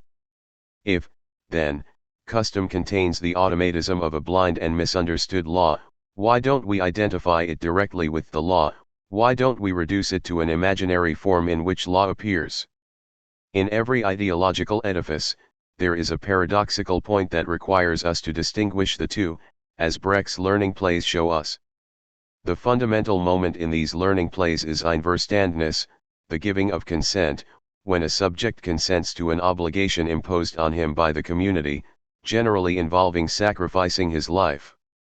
As the master explains in simpler terms to the young child in He Said Yesterday Sager, it is customary to ask the victim if he consents to being thrown off the cliff, but it is also customary that the victim think about it for a minute and then say yes. The pact that unites the community and the subject is fundamentally asymmetric. At a certain point the former says to the latter, "I give you the freedom to choose, provided that you make the right choice." The paradox of voluntary servitude is based on the constitutive short-circuit of the ideological field. Sooner or later, there will come a point where the subject is confronted with just such an impossible choice. He can freely choose between for and against, but as soon as he picks wrong, he loses the right to choose. In other words, the field of ideological commandments necessarily includes a paradoxical point of good behavior, in which commandment transforms itself into courtesy, into politeness, into a respect for proper etiquette. Recently in Yugoslavia, a student completing his military service refused to sign the oath stating that he would be willing to sacrifice his life to defend the homeland. He justified his refusal by saying that it is his decision whether or not to sign the oath, but that if any officer formally ordered him to sign, he would be happy to do so right away. His commanding officers patiently explained to him that they could not give him such an order because the whole point of the oath is the fact that he decides to sign it of his own free will, but that if he refuses to do so, he will be thrown in prison. The affair went all the way to the military tribunal, where the student achieved his goal by obtaining a formal injunction ordering him to sign the oath, an impossible injunction, because it ordered him to make a free decision. It is not a coincidence that this paradox emerged around the question of military service, as it necessarily emerges in the place where the subject has to affirm that he fundamentally belongs to the community. Essentially, it requires a formal gesture through which the subject must freely choose to be a part of the community to which he already belongs. Forced choice. Where in the history of philosophy do we first find this paradox of forced choice? It's already present in good old Kant, who saw choosing evil as a transcendental, a priori act. This was how he tried to make sense of a common feeling one has when faced with an evil person. One feels that this person's evilness is not simply a matter of circumstance, but that it stems from his fundamental character, that it is part of his unchanging nature. Evil seems to be an unchangeable and irrevocable trait that the person in question will never be able to change, will never be able to cast off through further moral development. Moreover, you have the impression, which at first seems contradictory, that the evil person is entirely responsible for their evilness, even though it comes from his always already given nature. Being evil is not the same thing as being stupid or irritable, or any of the other traits that come from one's psychology. We always feel that evil is a choice, a free decision for which the subject is entirely responsible. How can we resolve this contradiction between human evil's preordained, given nature and its free nature? Kant's solution is that we must think of choosing evil, deciding in favor of evil, as a transcendental, atemporal, a priori, act. This decision does not occur at a particular place in time, rather, it is the framework itself of the person in question's development, of his practical activity. In his treatise on freedom, the apogee of German idealism according to Heidegger, Schelling radicalized Kant's theory by introducing the radical distinction between freedom, which is to say, freedom of choice, and consciousness. For him, the atemporal choice in which the subject decides to be good or evil is unconscious. One cannot help but be reminded of the Freudian claim that the unconscious is fundamentally atemporal. But back to Schelling's argument. Freedom is posited as the cause of evil, which is to say that evil is the result, the product, of the subject's free decision in favor of evil.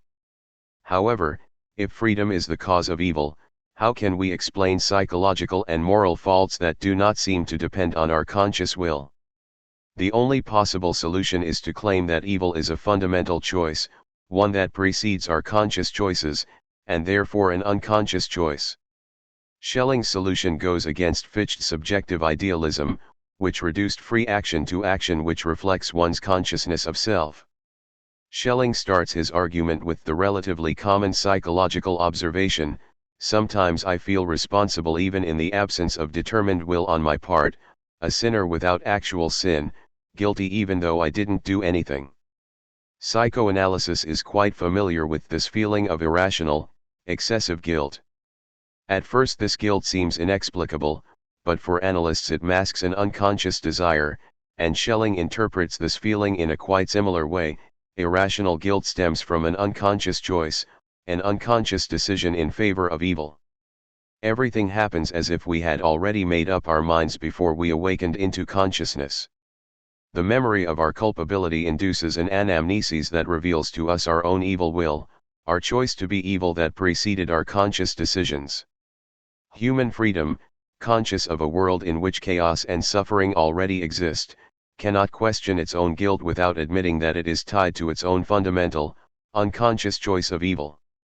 The core of Schelling's argument can be found in this really quite beautiful passage.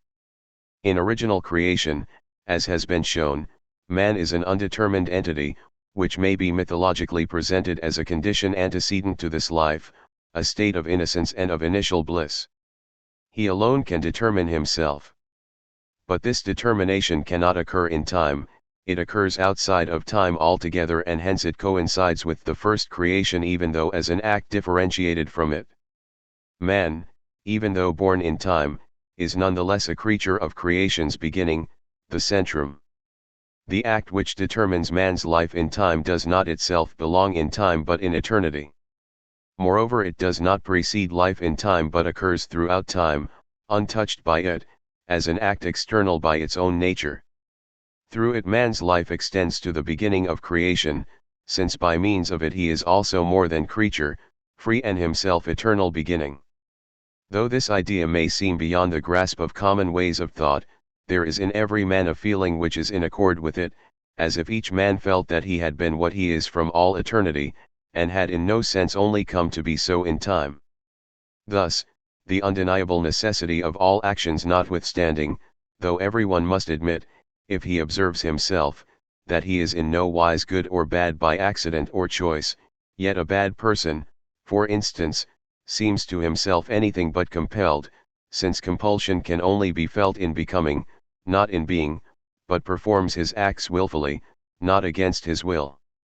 That Judas became a traitor to Christ, neither he nor any creature could alter, nonetheless he betrayed Christ not under compulsion but willingly and with full freedom.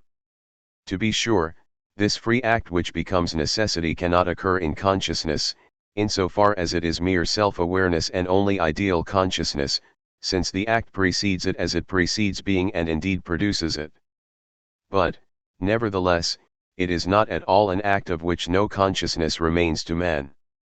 Thus someone, who perhaps to excuse a wrong act, says, "Well, that's the way I am," is himself well aware that he is so because of his own fault, however correct he may be in thinking that it would have been impossible for him to act differently.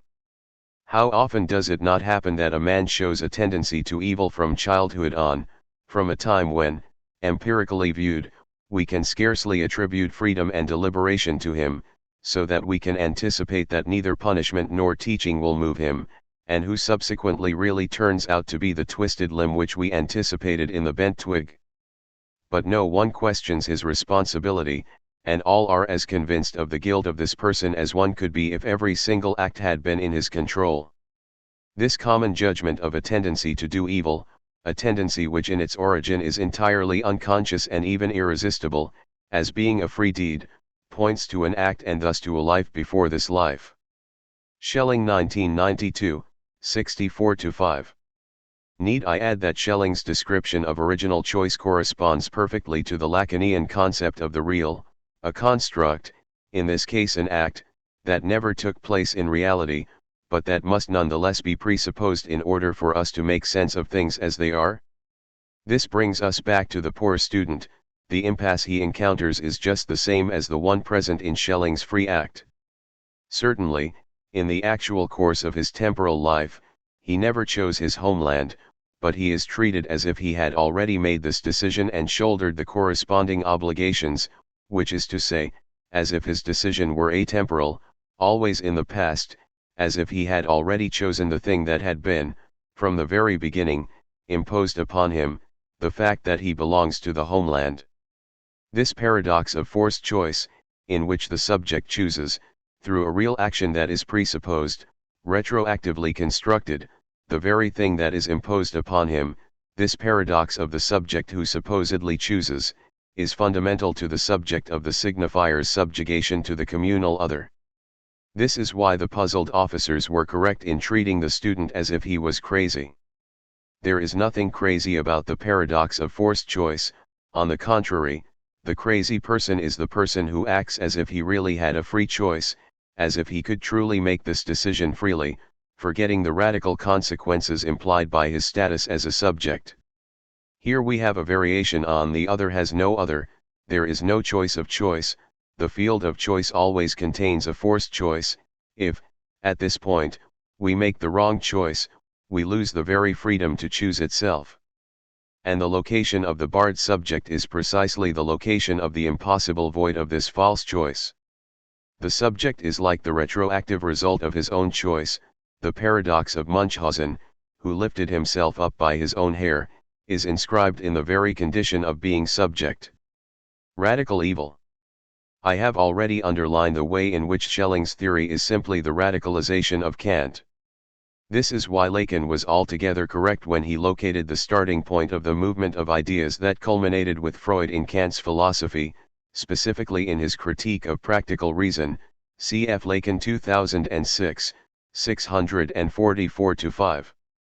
One of the consequences of the Kantian revolution in the domain of practical reason, one which is usually ignored, is that for perhaps the first time in the history of ideas, Kant granted evil as such a properly ethical status. With the idea of an original evil inscribed in a person's timeless character, evil became a matter of principle, an ethical position, ethical in the specific sense of a will that is beyond the pleasure principle, and its extension, the reality principle. Evil was no longer simple opportunistic behavior guided only by pathological motivations, pleasure, profit, utility. Quite the opposite, in fact, evil became a matter of the eternal and autonomous character of the person in question, stemming from an original, atemporal decision. Lacan's paradoxical coupling of Kant and Sada, along with the Kantian view of evil, was illustrated, in Kant's own time, by the emergence of a whole series of literary and musical figures who embody evil as an ethical position, from Mozart's Don Giovanni to Byron's romantic heroes. Traditionally, good and evil have been contrasted as pure and impure.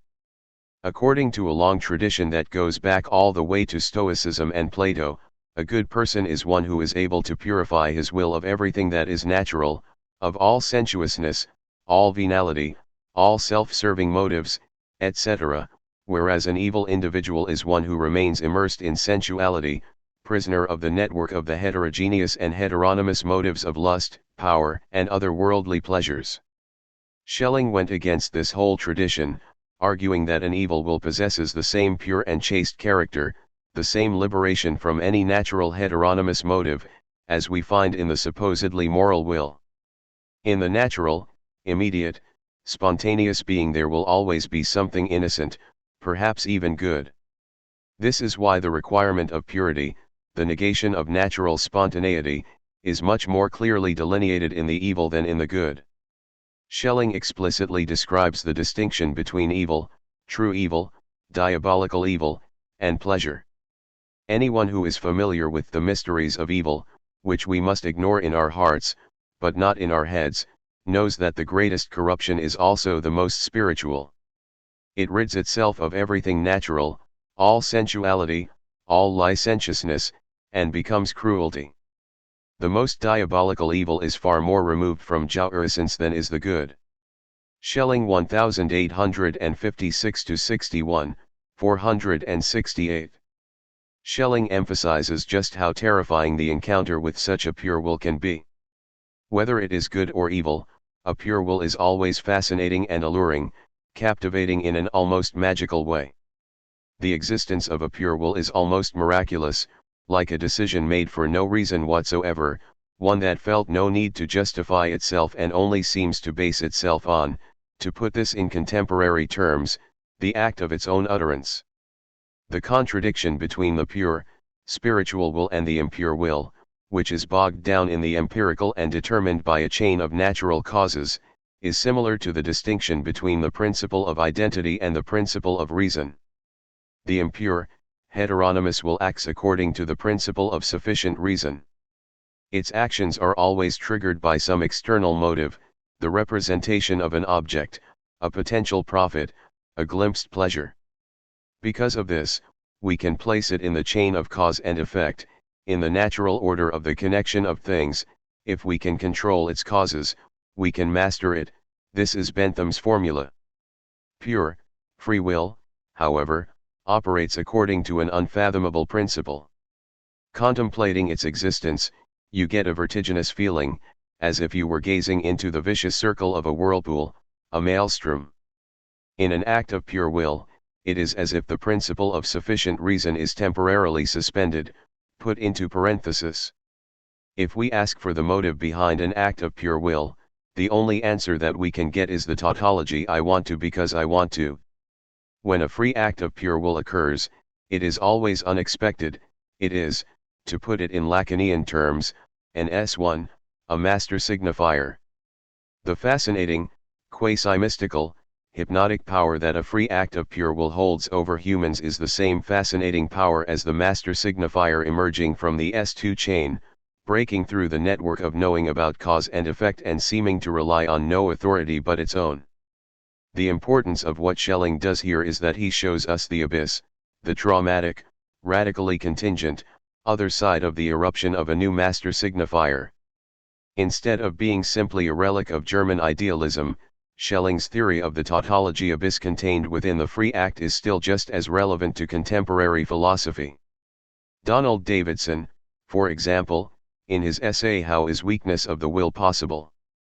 1980, addresses the same problem. Davidson asks the following question: how is it possible that between two acts, A and B, someone could choose B, if an examination of all the relevant reasons would conclusively lead to a preference for A? He resolves this problem by introducing the distinction between conditional judgments that take all relevant reasons into consideration, all things considered, and unconditional judgments that cause us to act. It is inconsistent but not logically contradictory for the subject to unconditionally choose B, even though he knows that A is clearly preferable all things considered. Davidson describes the difference between S2, the chain of sufficient reasons, and the unconditional/abyss/tautology of S1. I can act because I want to, unconcerned with the chain of reasons. His key insight is his emphasis on the fact that this inconsistency, choosing B even though, all things considered, A is preferable, has nothing to do with the moralizing opposition between duty and egotistical interests. It is not a question of giving in to pleasure and doing B when our duty requires us to do A. In general, it is actually A, the preferable act, all things considered, that is mandated by the pleasure principle, and its extension, the reality principle. By choosing A, we choose the thing that is good for us, while the choice of B could only be guided by something beyond the pleasure principle. The only thing that we can reproach Davidson for is his inapt, incongruent, expression, the weakness of the will.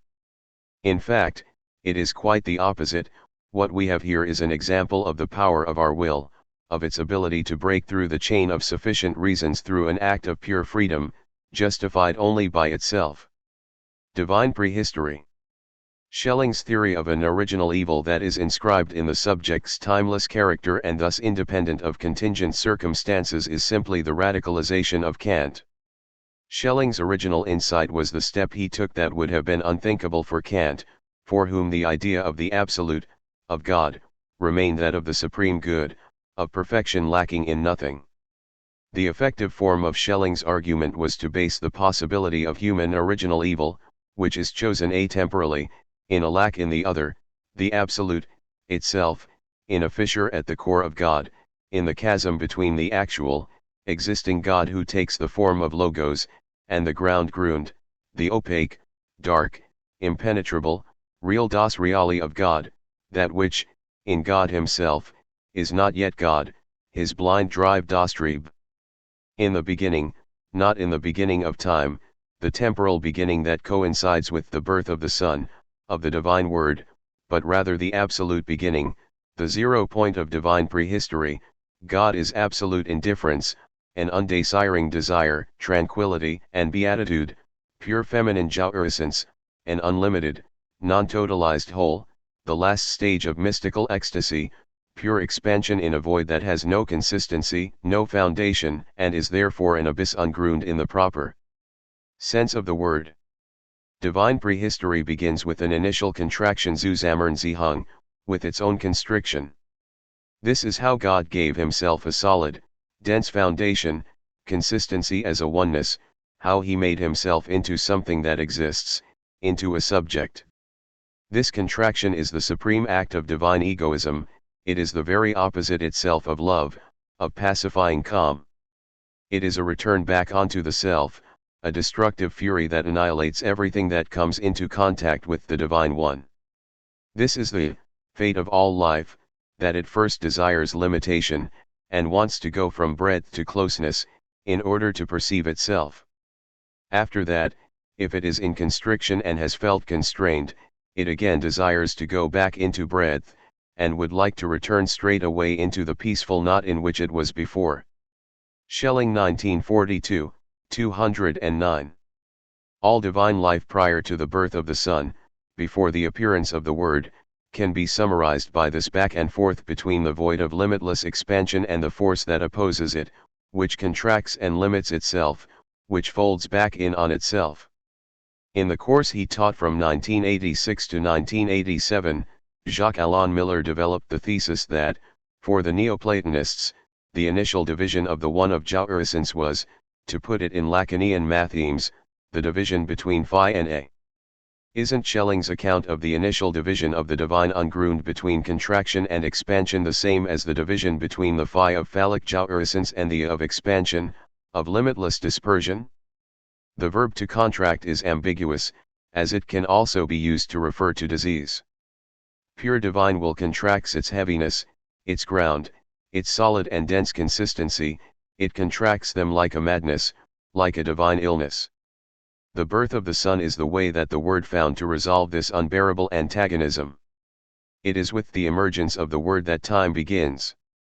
Logos distinguished the present from the past, it relegated the dark prehistory of divine rage, madness, the primitive and horrible whirlwind of divine drives, to the past.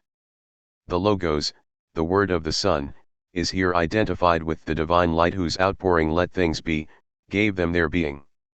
The arrival of the Word should therefore be understood in the sense of a primary procedure, Freudian Beijahung as opposed to Verwerfung, which is no other than the primordial condition for something from reality to come to offer itself up to the revelation of being, or, to employ Heidegger's language, to be let be, Lacan 2006, 323. We could say then that this Beijahung forecloses the unbearable antagonism of divine madness, consigning it into an impossible real past, excluded by symbolization. Lacan himself emphasized that the movement of symbolization, of realization in the symbolic, always entails a certain rejection of the world of shadows, of the unrealized, cf. Lacan 1991a, just as Schelling said, the necessary other side of the arrival of the Word, the birth of the Son, is the rejection, the expulsion into the past of the primitive whirlwind of divine drives. We should focus here on the pacifying, liberating character of the arrival of the Word. The entrance of the symbolic, of difference, is a relief, it is a liberation from infinite pain, from an unbearable antagonism. Divine life prior to the birth of the Son was a tension that descended into madness. It was, to put it in analytic terms, a world without an opening, before the arrival of the symbolic, a sealed world without distance, a world in which the real God, in his terrible loneliness, was constantly choking on his own rage, a world that was psychotic in the full sense of the term. At this level, there is no difference proper, because this would imply that there was already an opposition, a symbolic articulation, only the beating, hammering, pulsing, back and forth between nothing and one, between expansion and contraction. Schelling puts his own spin on the pantheistic formulation of God as all one by focusing on his nocturnal side, which is generally as misunderstood by partisans as by critics. Most of those who speak of the all one see only the all, that there is a one, a subject, is something that they have not yet noticed. The one is precisely the horrible loneliness, the autism of divine jouissance prior to the creation of the world. If I may, I will risk putting forward the thesis that prior to the creation of the world, which is to say, before the birth of the Son, God was a manic depressive, caught in a back and forth from which there was no exit, no opening of any kind, an oscillation between the nothing of the dispersion of an empty force and destructive rage, correlative to the well-known feeling of the end of the world, the destruction of the universe. And the birth of the Son, the arrival of the Word, the creation of the world were therapeutic. God mastered his internal antagonism, his tension, the barrier inside himself, through the externalization of conflict, by redirecting it outside, by directing his pulsing energy toward what we call a creative goal. To the question why did God create the world? Schelling replies, it was a form of creative therapy to save himself from his own madness. We must therefore admit that within the divine life there was a moment of blindness and madness, Marquet 1973, 500, a moment that was absolutely necessary in order for God to take on the consistency of a oneness, of a subject, in order for him not to lose himself in the void of limitless expansion. Why is madness inherent to the divine life? Because the process of divine history was a project in which God himself was engaged, if I dare to say it, at his own risk, Mark A. 1973, 542, to put this in more contemporary terms, it is because God does not occupy the position of meta-language. And all of Schelling's later work in developing a philosophy of revelation was only a desperate attempt to extricate himself from this position and find a way to avoid the risk of divine madness by positing that God already possessed his own being. God is posited as the supreme being whose existence was a necessary, sine qua non, condition of his freedom as creator. This cancels out the short circuit of divine madness. On the one hand we have the divine person, the God who must exist and who has the power to create, a God sheltered from the risks of creation, and on the other we have the amorphous material that awaits the intervention of the divine formative force. Therefore God is, in a strict sense, outside of history. He keeps himself at a distance, in a secure position from which he can intervene through revelation. Why is this mythical account of divine prehistory relevant in our present day? At first, tying evil and madness together like this seems like a pre-scientific understanding of things, harking back to a time when madness was considered an indication of moral corruption. However, if we read Schelling's work retrospectively, through the lens of Lacan's return to Freud, we can see the preemptive outlines of the key Lacanian argument that madness rests upon freedom, upon an original choice. Far from being an insult to freedom, madness is freedom's most faithful companion, following its every move like a shadow. Not only can man's being not be understood without madness, but it would not be man's being if it did not bear madness within itself as the limit of his freedom. Lacan 2006, 144. In other words, doesn't Schelling preemptively herald, beyond any Jungian obscurantist reading, Lacan's no clinical without the ethical pas de clinique sans éthique? 12. Between two deaths, third, and final, attempt at defining totalitarianism. The second death. Sada's idea of an absolute, radical crime that would liberate the creative forces of nature is rooted in his distinction between the two deaths, which he develops in the Pope's lengthy speech in Book V of Juliet. There is natural death, which is part of the natural cycle of reproduction and corruption, decomposition and recomposition, and therefore the incessant transformation of nature. Then there is absolute death, which is the destruction, the annihilation, of this cycle itself, which would liberate nature from its own laws and thus open a space for the creation of new forms of life ex nihilo. The difference between the two deaths is related to Sada's fantasies, because in his works the victim is, in a certain sense, indestructible. He can torture her, and she endures it all, suffering every torment without losing her beauty. It is as if beyond her natural, ordinary body, which is part of the cycle of reproduction and corruption, and therefore beyond natural death, she had another body, a body made from a special stuff, a body exempted from the cycle of life, a sublime body. Today we can find examples of this very same fantasy at work in various products of mass culture. Take cartoons, for example. Tom and Jerry, the cat and the mouse, are constantly subjected to horrible pain. The cat gets stabbed, or the dynamite in his pocket explodes, or he gets run over by a steamroller and is flattened like a pancake, and so forth. But in the next scene his body is as good as new and the game can start all over again, as if he had another body, one that was indestructible. Or take the example of video games in which there is a literal difference between the two deaths.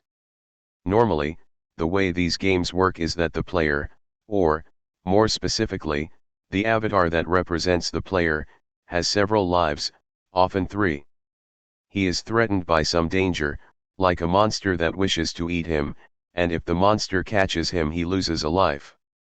But, if he reaches his goal quickly enough, he wins an extra life or 2. The entire logic of these games is therefore founded on the difference between the two deaths, between the death in which I lose one of my lives and the final death in which I lose the game itself. Lacan understood the difference between these two deaths as the difference between effective death and symbolic death, the settling of accounts, the fulfillment of symbolic destiny. It is possible for a temporal gap to exist between the two deaths. In the case of Antigone, For example, symbolic death, the exclusion from the symbolic community of the city, precedes real death, which is what gives her person a certain kind of sublime beauty. The ghost of Hamlet's father, on the other hand, is an example of the opposite. In Hamlet we have a case of real death without symbolic death, before accounts have been settled, and this is why the father will return as a frightening apparition until his son settles the debt. This space between two deaths is a place of sublime beauty and horrifying monsters. It is the location of Das Ding, the object cause of desire, the real traumatic kernel at the heart of the symbolic. It is opened by symbolization/historicization itself. The process of historicization contains an empty space, an ahistorical kernel around which the symbolic network articulates itself. In other words, human history distinguishes itself from animal evolution precisely because of its reference to this ahistoric, unhistoricizable space, which is the retroactive product of symbolization itself. As soon as reality is symbolized/historicized, we distinguish it from the empty space of the thing. It is this reference to an empty space that makes it possible for us to imagine the possibility of the total, complete annihilation of the signifying network. The second death, the radical obliteration of the natural cycle, is only conceivable if the cycle is already symbolized/historicized, inscribed in the symbolic network. Our imagination can only grasp absolute death, the destruction of the universe, as the destruction of the symbolic universe. The death drive is the Freudian name for what Sada called the second death. It is the possibility of a history that is opened by the process of symbolization/historicization. In the entire history of Marxism, there was probably only a single moment in which the ahistorical character of history was glimpsed, in which historical reflection was taken all the way to the point where the death instinct became the 0 hour of history, Walter Benjamin's final work, On the Concept of History. Moreover, Benjamin was precisely the person who, and this too was unique in the history of Marxism, understood history as a text, as a series of events that will have happened, which is to say whose signification will be settled after the fact, through their inscription in the symbolic network. Benjamin, Revolution as Repetition. Benjamin was so exceptional precisely because he was the only one who thought to look for energy of the revolution in the fantasy inertia of the real. In the entirety of Marxist tradition, and I am including critical social theory here, phantasmic inertia has always been seen as an obstacle that hindered the revolutionary desires of the masses, manifesting itself in the irrational behavior of the masses, causing them to act against their own true interests, a fascist mob, for example. Normally it is seen as something that must be suppressed. It is seen basically as a symptom of reactionary jouissance that must be untangled through a clear-eyed dialectical analysis. This brings out the radical difference between Benjamin and Adorno, who was the quintessential dialectician, and helps us to define the position of Benjamin's paradoxical internal externality with respect to the field of critical social theory. On one side we have Adorno, caught up in the interpretative leap, in the constant movement of reflection and self-reflection, and on the other is Benjamin, focused on the imagery of fantasy. However, his thoughts contained in On the Concept of History, intercalated and seeming almost to come from a different field, are not just at odds with critical social theory, but with the evolution of Benjamin's intellectual development itself. The traditional story about how Benjamin's thinking evolved is that over time he gradually approached Marxism. On the Concept of History marks a clear break from any account of this sort. It was written at the very end of Benjamin's theoretical path, and it was only at this precise moment that the theological problematic emerged. The only way for historical materialism to achieve victory is if it employs the services of theology. Here is Benjamin's famous first thesis. It is well known that an automaton once existed, which was so constructed that it could counter any move of a chess player with a counter move, and thereby assure itself of victory in the match. A puppet in Turkish attire, water pipe in mouth, sat before the chessboard, which rested on a broad table. Through a system of mirrors, the illusion was created that this table was transparent from all sides. In truth, a hunchbacked dwarf who was a master chess player sat inside, controlling the hands of the puppet with strings. One can envision a corresponding object to this apparatus in philosophy. The puppet called historical materialism is always supposed to win. It can do this with no further ado against any opponent, so long as it employs the services of theology, which as everyone knows is small and ugly and must be kept out of sight. Benjamin 2009, 2. What is perhaps most striking here is the contradiction between the allegory as it gives itself to be read in the first part of the thesis and the interpretation of it that Benjamin gives in the second part of the thesis. In his interpretation, it is historical materialism that employs the services of theology, whereas, in the allegory itself, it is theology, the hunchbacked dwarf, who pulls the strings from inside, who controls the puppet of historical materialism. Of course, this contradiction is none other than the difference between the allegorical figure and its final meaning, between the signifier and signified, the latter which thinks that it can make use of the signifier as tool, but which, through this, itself becomes more and more enmeshed in the signifier's network. In this case, the two levels overlap.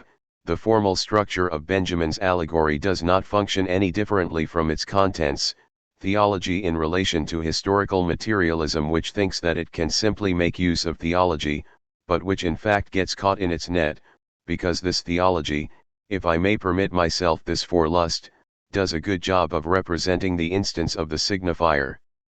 But let's take this one step at a time. What was the theological dimension for Benjamin?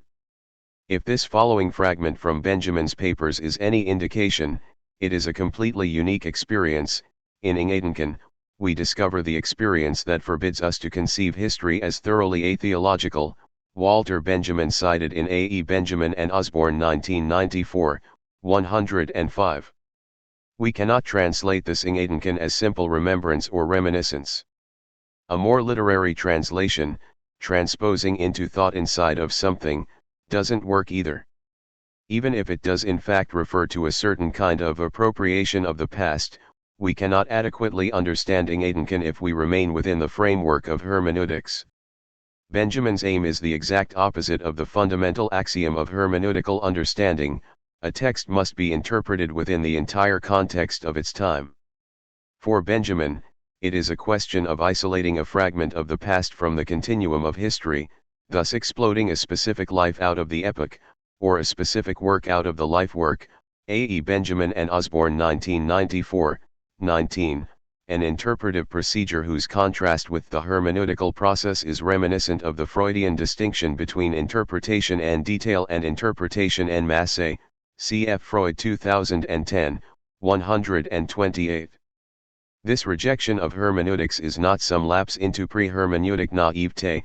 It is not a question of becoming accustomed to the past by trying to abstract the actual position from which one is speaking. Ingedenken is an interested appropriation on the part of the oppressed class. To articulate what is past does not mean to recognize how it really was. Benjamin 2009, 6. The subject of historical cognition is the battling, oppressed class itself. 2009, 14. However, it would also be a mistake to think that he's advocating some sort of Nietzschean historiography in which the interpretation is the will to power. The conqueror has the right to write his own history, to legitimate his own perspective, which is to say, if we tried to read Benjamin's theses as some kind of call for a struggle between the two classes, the ruling class and the lower class, around the question of who will write history. This might be true for the ruling class, but it is not true for the underclass. There is a fundamental asymmetry between the two, which Benjamin explains by referencing two modes of temporality. There is the empty, homogeneous, and continuous time, of the dominant historiography, and the filled, discontinuous time, of historical materialism.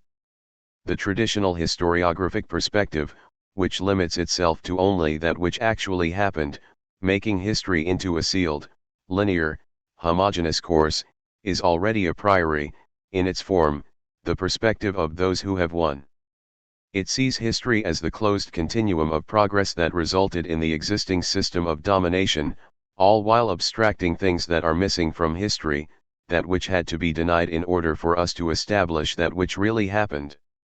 The dominant historiography writes a positive history of grand accomplishments and glorious cultural heritage, while for the historical materialist, what he surveys as the cultural heritage is part and parcel of a lineage abconfit, descent which he cannot contemplate without horror. It owes its existence not only to the toil of the great geniuses, who created it, but also to the nameless drudgery of its contemporaries. There has never been a document of culture, which is not simultaneously one of barbarism. Benjamin 2009, 7. Contrary to this, the underclass appropriates the past to the extent that the past is open, insofar as it already contains, through the very things that have been muffled and stifled, the horizon of the future, the aspiration for redemption early sung. The past carries a secret index with it, by which it is referred to its resurrection, 2009, 2. In order to appropriate the dimension of the past that has been stifled, the future of our own revolutionary action that, through its repetition, will retroactively liberate the past, we must break with the continuous current of historical development, making the tigers leap into that which has gone before, 2009, 16. It is only here that we arrive at the fundamental asymmetry between historiographic evolutionism that describes history as a continuous movement forward and historical materialism. The historical materialist cannot do without the concept of a present which is not a transition, in which time originates and has come to a standstill, 2009, 18, and thinking involves not only the movement of thoughts but also their zero-hour stillstelling. Where thinking suddenly halts in a constellation overflowing with tensions, there it yields a shock of the same, through which it crystallizes as a monad. The historical materialist approaches a historical object solely and alone where he encounters it as a monad. In this structure he cognizes the sign of a messianic zero-hour of events, or put differently, a revolutionary chance in the struggle for the suppressed past. 2009, 19. This is the first surprise. For Benjamin, the unique feature of historical materialism is, contrary to the Marxist dogma, its ability to halt the movement of history, to isolate a detail from the totality of history. It is precisely this crystallization, this hardening of movement into a monad, that marks the moment at which the past has been appropriated. The monad is a given moment to which the past directly, which is to say, transversely to the continuous line of evolution, attaches itself. The monad is the true revolutionary situation understood as the repetition of past missed opportunities and the possibility of redeeming them at long last through revolutionary activity. The past itself is full of the present. When the outcome of a revolution is still unclear, it is not just its own fate that hangs in the balance, but that of all earlier attempted revolutions. For historical materialism it is a question of holding fast to a picture of the past, just as if it had unexpectedly thrust itself, in a moment of danger, on the historical subject, 2009, 6. The danger that the defeat of a current revolution poses to the past comes from the fact that the existing revolutionary constellation functions as the condensation of past revolutionary missed opportunities that are repeated through it. History is the object of a construction whose place is formed not in homogeneous and empty time, but in that which is fulfilled in the here and now Jetztseed. For Robespierre, Roman antiquity was a past charged with the here and now, which he exploded out of the continuum of history. The French Revolution thought of itself as a latter-day Rome. 2009, 16. For anyone familiar with Freud's claim that the unconscious is located outside of time, it is all already there. In this full time, in the tiger's leap of the present into the past, we can see Freudian compulsive repetition. Stopping movement, the suspension of the temporal continuum that Benjamin speaks of, is exactly this short circuit between old speech and present speech, in which present speech, like the old speech, is placed within a parenthesis of time, within a form of time, if I can put it that way. The modulation of time being identical, the speech of the analyst for Benjamin, of the historical materialist happens to have the same value as the old speech, Lacan 1991a, 243. In the monad, time stops. An old constellation imposes itself onto the current constellation, through a process of pure repetition. The monad is outside of time, not in the sense of some pre-logical archaism, but in the sense of pure synchronic significance. We should no longer search for the link between the old constellation and the present constellation in the diachronic line, but rather in an immediate paradigmatic short circuit. The monad is the moment of discontinuity, of rupture, in which the linear course crystallizes, freezes, because in it, transversely to the linear succession of the march of time, it contains the direct echoes of a past that has been repressed, excluded from the line of continuity dictated by the dominant historiography. This is the true point of the dialectic in suspense, of pure repetition in which historical movement is suspended, put in parentheses. An appropriation of the past in which it will be freed by the present, and thus in some way included in it, can only be realized through a total suspension of movement, in a moment of equivalency between the past and the present, in a signifying synchrony. Now we can see what the isolation of the monad from the continuum of history really is, a signifier that has been abstracted, which puts the totality of the signification in parentheses. This bracketing is the necessary condition for the short circuit between the past and the present. Their synchronization occurs at the level of the autonomy of the signifier. Therefore, we cannot be surprised if this insertion exclus of the past into the texture of the present day rests upon a metaphor of text, of history as text. If one looks upon history as a text, then one can say of it what a recent author has said of literary texts, namely, that the past has left in them images comparable to those registered by a light-sensitive plate. The future alone possesses developers strong enough to reveal the image in all its details. Many pages in Marivaux or Rousseau contain a mysterious meaning which the first readers of these texts could not fully have deciphered. Mong London, N15A1, Benjamin 2003, 405. Here, we must once again return to Lacan who, in order to explain the return of the repressed, used Wiener's metaphor of the inversion of the temporal dimension, in which we first see the square erasing itself before seeing it return as a complete square. We see in the return of the repressed is the effaced signal of something which only takes on its value in the future, through its symbolic realization, its integration into the history of the subject. Literally, it will only ever be a thing which, at the given moment of its occurrence, will have been. Lacan 1991a, 159. From this perspective, it is not the existing revolutionary constellation that is the return of the repressed, a symptom, but rather the past missed opportunities, which have been lost in the dominant interpretation of history. The constellation is an attempt to unknot, to resolve, the symptom, to free it, which is to say, to realize in the symbolic the past missed opportunities that will have been only through their repetition, retroactively becoming what they were. Let us apply Lacan's formulation to Benjamin's theses: the revolution does not make the tiger leap into the past in order to find a foothold, but rather because the past itself that is repeated by the revolution comes from the future, inside it lies the open horizon of the future. The perspective of the Last Judgment. At this point we arrive at a quite surprising parallel between Benjamin and the Stalinist understanding of history.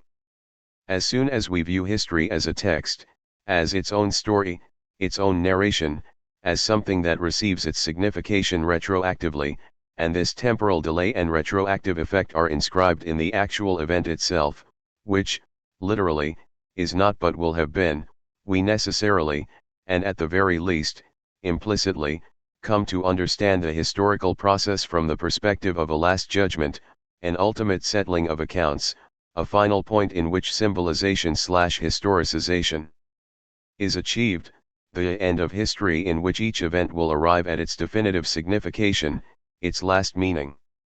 Present-day history unfolds on credit, so to speak. It is up to later developments to determine whether our current revolutionary violence will be forgiven or whether it will weigh around our necks like guilt, like an unpaid debt hanging on the heads of the following generation.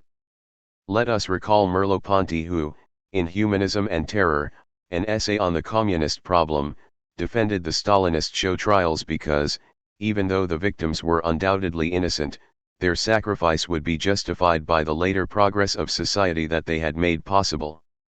The fundamental idea behind the perspective of the Last Judgment, the expression used by Lacan in his seminar on the ethics of psychoanalysis, is that no act falls completely flat in history, that there is no pure waste, everything that happens is inscribed somewhere, and while this mark might appear meaningless in the present day, at the moment of the Last Judgment it will be revealed in all its meaning. This is the idealism underlying Stalinism that, although it denies the existence of the person of God, still believes in a certain kind of Platonist sky in the form of the big other who divides up history and keeps tabs on it in its ledger.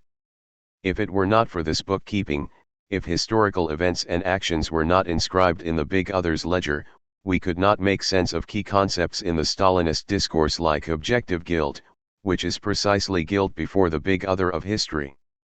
Therefore, at first glance, it seems as if Benjamin and Stalinism are in agreement on the subject of the perspective of the Last Judgment, but this apparent similarity is in fact the very foundation of their disagreement. The reason they seem alike comes from the fact that Benjamin put his finger on the raw nerve of the Stalinist symbolic edifice. He was the only thinker to radically question the idea of progress implied by the historical other's bookkeeping and to show, and in this he was a precursor to Lacan, who famously said that development is merely a hypothesis of mastery, Lacan 1998b, 55, the uninterrupted link between progress and domination. The concept of the progress of the human race in history is not to be separated from the concept of its progression through a homogeneous and empty time, Benjamin 2009, 15, the temporality of the ruling class. The Stalinist perspective is that of the victor whose ultimate triumph is guaranteed in advance by objective historical necessity. This is why the Stalinist view of history remains, despite all its talk of breaks, leaps, and revolutions, evolutionist from beginning to end. History is the continuous replacement of old masters with new ones. New victors are all progressive in their own time, before the inevitable development of history causes them to lose favor. Yesterday it was the capitalist who acted in concert with the necessities of progress, today it is the turn of his successors. In Stalinist bookkeeping, objective guilt is determined before a court of the laws of development, the objective necessity of historical progress, the continual evolution toward the final realization of the supreme good, communism. For Benjamin, on the other hand, the perspective of the Last Judgment is only meaningful if it is the perspective of those who paid the price for the series of grand historical triumphs, as the perspective of that which had to miss its goal in order for the series of grand historical acts to realize itself, as the perspective of lost hopes, of everything that left no mark on the text of history besides anonymous, senseless scribbles in the margins of those great acts whose historical signification is both guaranteed and imposed by the dominant historiography. This is why, for Benjamin, revolution is not a phenomenon inscribed in the continuum of revolution, but rather a moment of stasis, in which the continuum is broken, obliterating the texture of history up until that point, the history of the victors. All the failed attempts of the past that in the dominant text had been empty marks, devoid of meaning, will be freed, will receive their signification. In this sense, revolution is quite strictly an act of creation. It announces the radical intrusion of the death instinct, the dominant text is annihilated, a new text is created ex nihilo, through which the stifled past will have been. We can see this at work in Antigone.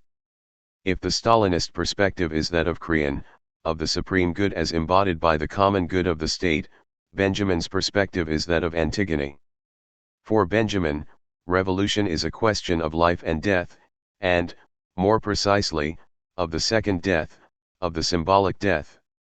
Revolution offers the possibility of a liberation that would rescue moments from the dustbin of history, to use a Stalinist expression, that would give meaning to the things that had been excluded from the continuum of progress, but open the possibility of an apocalypse, the revolution's defeat, in which the dead will be lost once again, dying their second death. Therefore, The contrast between Benjamin's theses and Stalinism is the opposition between creationist materialism and evolutionary idealism. Lacan, in his seminar on the ethics of psychoanalysis, emphasized that evolutionism always implies the belief in a supreme good, the final goal of evolution, which from the very beginning guided its development. This is why it always contains a hidden, and explicitly denied, teleology. While, on the other hand, materialism is always creationist, which is to say that it always involves retroactive movement. In materialism, the end is not preordained from the beginning, instead, things receive their signification after the fact. The creation of order retroactively confers signification on the chaos that came before it. At first, Benjamin's position seems radically anti-Hegelian. Isn't the dialectic the most refined form of evolutionism, in which the ruptures themselves are included in the continuum of progress, in its inevitable logic? This is probably how Benjamin himself understood his position, as he refers to the point of the rupture with the historical continuum as a dialectic in suspense, seeing it as the intrusion of a pure repetition that puts the progressive movement of Aufhebung in parentheses. However, I should again emphasize Hegel's radical anti-evolutionism. Absolute negativity, the nothing that pushes the dialectical movement forward, is precisely the intervention of the death instinct as the radically ahistoric 0 hour of history. For Hegel, at the heart of historical movement there is the same ahistorical absolute negativity. In other words, the suspension of movement is the key moment in the movement of the dialectic. Alleged dialectical development comes through endless repetitions of an ex nihilo beginning, a retroactive cancellation of the presupposed contents. Although this vulgar representation of dialectical development, which sees it as a continuous stream of transformation in which the old dies and is replaced by the new, in which everything is always in continual movement and nature is a dynamic process of transformation, can be found everywhere from Sada to Stalin, it has absolutely nothing to do with the Hegelian process in the true meaning of the term. However, this quasi-dialectical vision of nature as an eternal path of transformation is not all there is to Stalinism. Let us not forget the subjective position of the communist himself. The depictions of the communist figure that we find in Stalin's writings, which at first seem quasi-poetic and pathetic, are to be taken literally. In his writings, communists are made of sterner stuff, they are not susceptible to everyday concerns, to the passions and weaknesses of ordinary men. It is as if they possess a sublime body beyond their ordinary physical body, that they inhabit the realm between the two deaths, that they are, in a certain sense, walking dead, still alive and yet unaffected by passions or furies. In short, that they are the immediate embodiment of the big other of history. Stalinism is therefore grounded on a cartoonish fantasy. Behind this idea of indestructible communists, who confront every obstacle only to emerge stronger still, there is the same fantasy as the cat whose head gets blown off by dynamite but who, in the very next scene, appears once again intact and continues his pursuit of his class enemy, the mouse. This is the key to the Stalinist mystique of the cadres. The cadres are our most precious capital, Stalin, because they possess these sublime bodies, located in the sacred realm between the two deaths. The totalitarian body. When, at the beginning of his solemn vow of the Bolshevik Party to its leader Lenin, Stalin says, "We communists are a people of a special mold. We are made of a special stuff," Stalin 2013, 359, we can recognize right away what the Lacanian name for this special stuff is, the object a. Stalin's remarks take on their full weight when viewed against the background of the fetishistic way in which the Stalinist party operates. The party sees itself as the miraculous, immediate embodiment of neutral and objective knowledge, a position it would often refer to when justifying its actions. It would claim to be the only group that had access to the knowledge of the objective laws. Cf. Žižek 1983.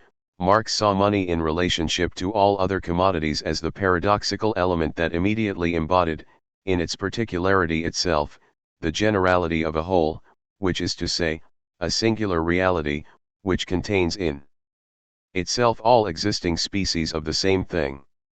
It is as if outside of tigers, lions, hares, and all of the other real animals that together make up the different races, species, subspecies, families, etc. of the animal kingdom, there was the animal, the individual incarnation of the whole animal kingdom. Dognan 1977, 73. This is the logic of the party.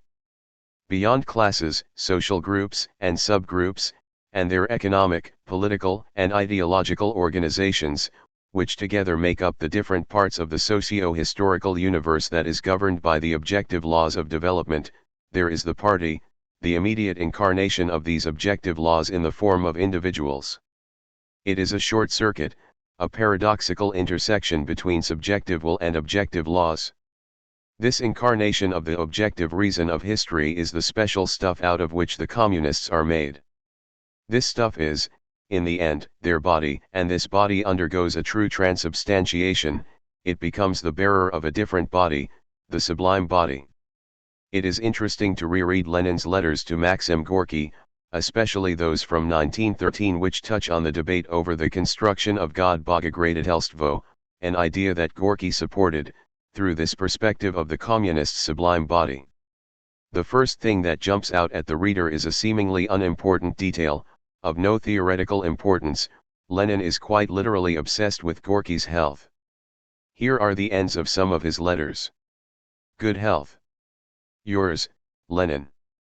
Well, I have chattered more than enough. Write and tell me about your health. Yours, Lenin. Did you get my last letter? Somehow we haven't had news from you for a long time. Are you well? Yours, Lenin. I shake your hand warmly and wish you the best of luck, and most of all health for the journey. So reply at once. Yours, Lenin. Lenin 1971, Volume 35. When Lenin learned about Gorky's pneumonia in the autumn of 1913, he wrote to him right away. The news that you are being given a new kind of treatment by a Bolshevik, even if a former one, has really worried me. The saints preserve us from comrade doctors in general, and Bolshevik doctors in particular. Really and truly, in 99 cases out of 100 the comrade doctors are asses, as a good doctor once said to me. I assure you that you should consult, except on minor complaints, only first-class men. It is terrible to try out on yourself the inventions of a Bolshevik. The only reassuring thing is the supervision of professors in Naples, if these professors really know their business. You know, if you do go in winter, in any case call on some first-class doctors in Switzerland and in Vienna, there will be no excuse for not doing so. How do you feel now? Lenin 1971, Volume 36, 265. Let us set aside the reaction that reading Lenin's advice with hindsight cannot help but evoke. 20 years later, Russia as a whole would try out the inventions of a certain Bolshevik, and focus instead on the question of the field of signification of Lenin's concern for Gorky's well-being. At first, it may seem quite obvious and relatively innocent. Gorky was a precious ally, and therefore Lenin had to look out for him. But the next letter puts the whole situation in a new light. Lenin is alarmed by Gorky's positive opinion toward the construction of God, which Gorky maintained had to be adjourned, put aside for the moment, but in no way rejected. Such views were incomprehensible to Lenin. He was extremely disagreeably surprised, from the beginning and the end of the letter that followed. Dear A.M., whatever are you doing? This is simply terrible, it really is. Why do you do this? It's damnably disappointing. Yours, V.I. Lenin 1971, Volume 35, 121, 124. And here is the postscriptum, P.P.S. Get as good medical treatment as you can, please, so that you can travel in the winter, without colds. It's dangerous in the winter. What is actually going on is even clearer in the closing to the letter after that, which was sent at the same time. I enclose my letter of yesterday. Don't be angry that I lost my temper. Perhaps I did not understand you right. Perhaps it was as a joke that you wrote for a time. Perhaps you weren't serious about God building, either. I entreat you to get the best possible treatment. Lenin 1971, Volume 36, 266. Here, Lenin puts things explicitly and directly. Ultimately, he thinks that Gorky's ideological vacillation and confusion are results of his physical exhaustion, of his illness. This is why he does not take Gorky's arguments seriously. His final response boils down to him saying, get some rest, take better care of yourself. Lenin's attitude does not come from some kind of vulgar materialism, an immediate reduction of ideas to physical states. On the contrary, it presupposes and implies this view of the communist as a man of a special mold. When the communist speaks and acts as a communist, it is the objective necessity of history itself that speaks and acts through his body. In other words, the spirit of a true communist cannot deviate, because this spirit is historical necessity's immediate consciousness of the self. As a result, the only thing that would be capable of derailing it, of infecting it with disorder and deviation, is its own body, that fragile material vessel for the other body, the sublime body that is made out of a special stuff. This motif of power's sublime body, of the transubstantiation of the body of the master, can already be found in La Boétie, who asked the famous question. He who thus domineers over you has only 2 eyes, only 2 hands, only 1 body, no more than is possessed by the least man among the infinite numbers dwelling in your cities. He has indeed nothing more than the power that you confer upon him to destroy you. Where has he acquired enough eyes to spy upon you, if you do not provide them yourselves? How can he have so many arms to beat you with, if he does not borrow them from you?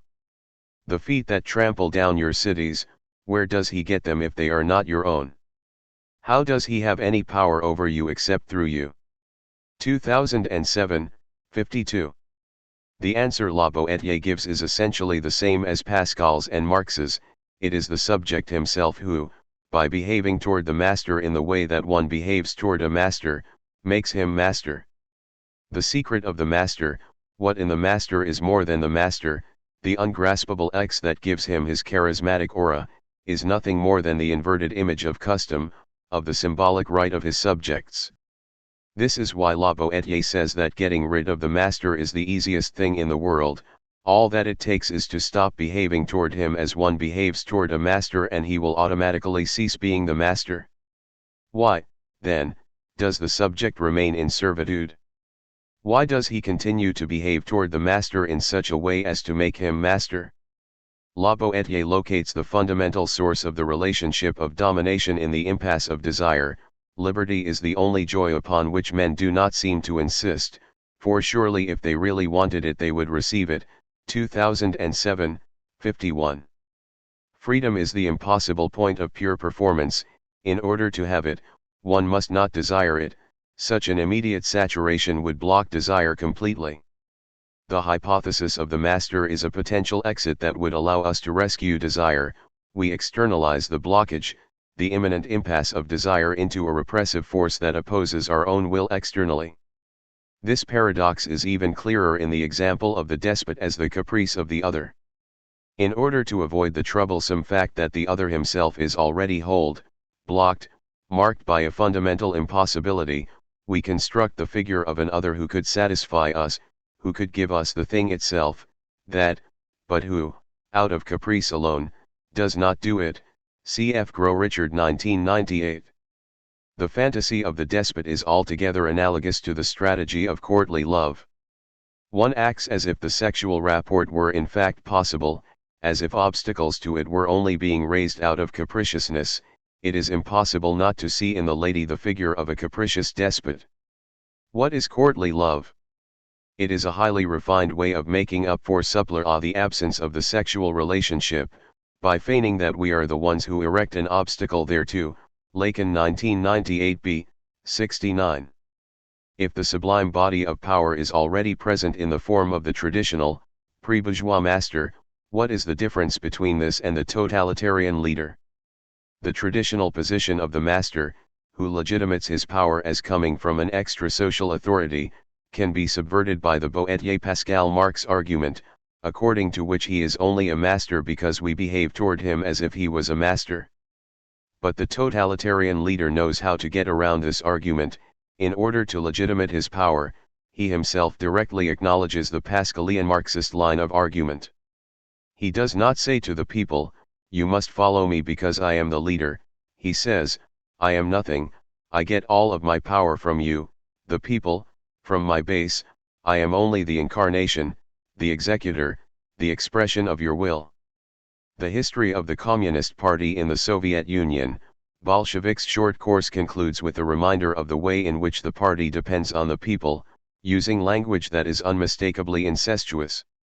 I think that the Bolsheviks remind us of the hero of Greek mythology, Antisus. They, like Antisus, are strong because they maintain connection with their mother, the masses, who gave birth to them, suckled them, and reared them. And as long as they maintain connection with their mother, with the people, they have every chance of remaining invincible. 2013, 491. It is as if the totalitarian leader addresses his subjects saying, "I am not the master because you treat me like a master," explicitly revealing the secret of the traditional master. If then the Pascalian Marxist argument that the master's aura comes from the community's symbolic rights no longer applies, how can we subvert the position of the totalitarian leader? His deception consists in the fact that the people from which he claims to draw his legitimacy does not exist, or, more precisely, only exists in its fetish representation, which is to say the party and its leader. Here again, we have a misrecognition of the performative dimension of discourse, but in the opposite direction, it is no longer the master who is master because the people treat him like a master, but rather the people are only the people because the party refers to them as such and claims to embody them. In other words, the formula for totalitarian misrecognition would be, the party believes that it is a party because it is supported by the people, that it expresses their will, and so forth, while, in truth, the people are only the people because they are embodied by the party. The way this operates can be seen in sentences like "the people as a whole support the party." Behind what seems like a simple observation, there is a circular definition of the people. A true member of the people is one who supports the party, which represents the will of the people, while anyone who opposes the party thus excludes himself from the people. This is why the proposition "the people as a whole support the party" is irrefutable. In the universe of Stalinism, supporting the party is the only trait that defines the people. What we have is a slightly morbid variation on the joke, "My fiancée never stands me up, because if she stood me up, she would no longer be my fiancée." In this case it becomes "the people always support the party because as soon as a member of the people opposes the party, he is no longer a member of the people." The final distinction between totalitarianism and what Claude Lefort calls the democratic project would therefore be that in the eyes of the democratic project, the people does not exist. The people does not exist.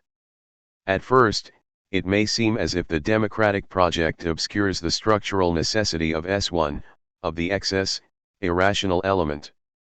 Doesn't democracy rest on an illusory faith in the possibility of rational governance by officials elected for their abilities and know-how?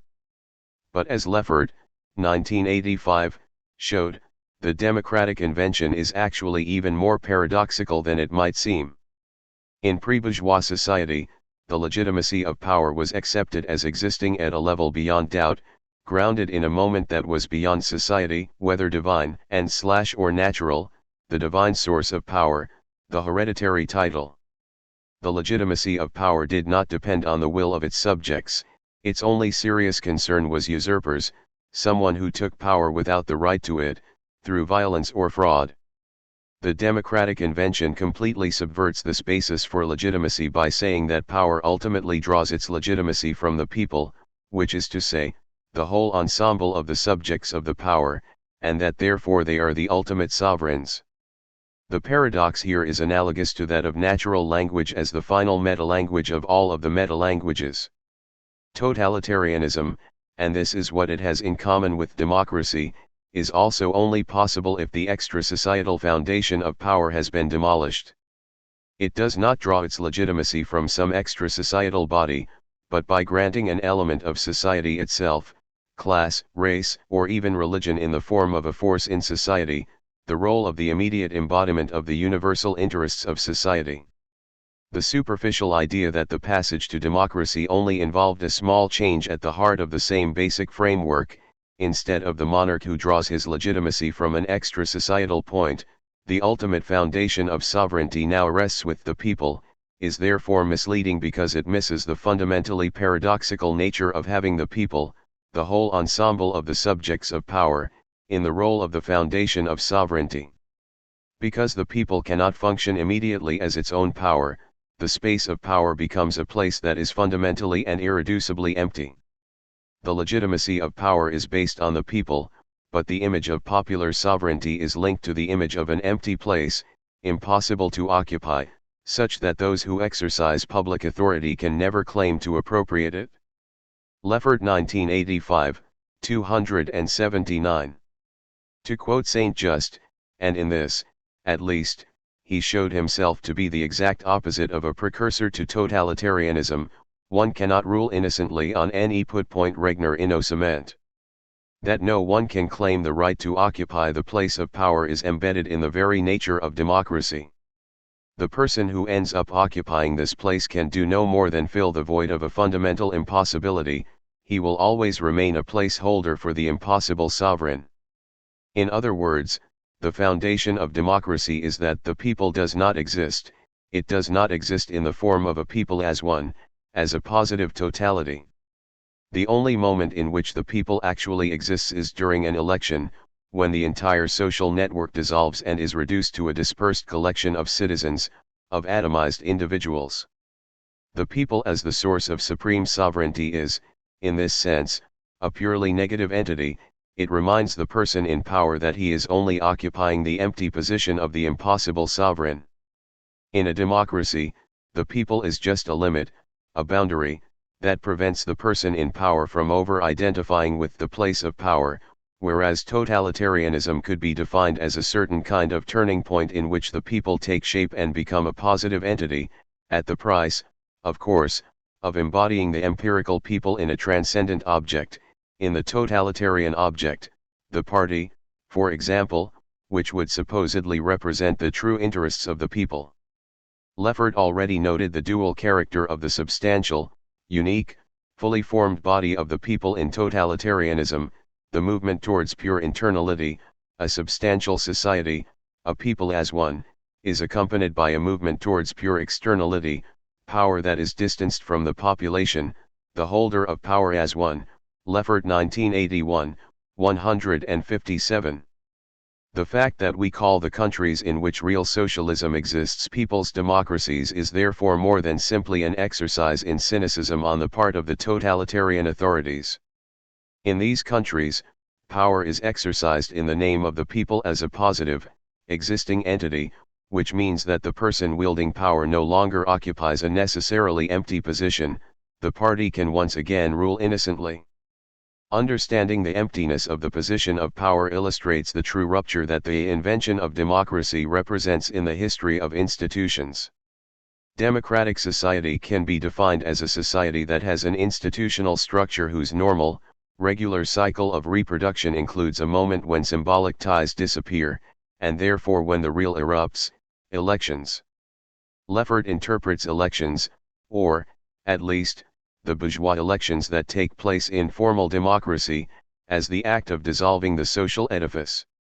For him, their key feature is the very thing decried by contemporary Marxist critiques, the fact that one participates in elections not as the member of a concrete social organism, but as an abstracted, atomized individual, a pure and unqualified one.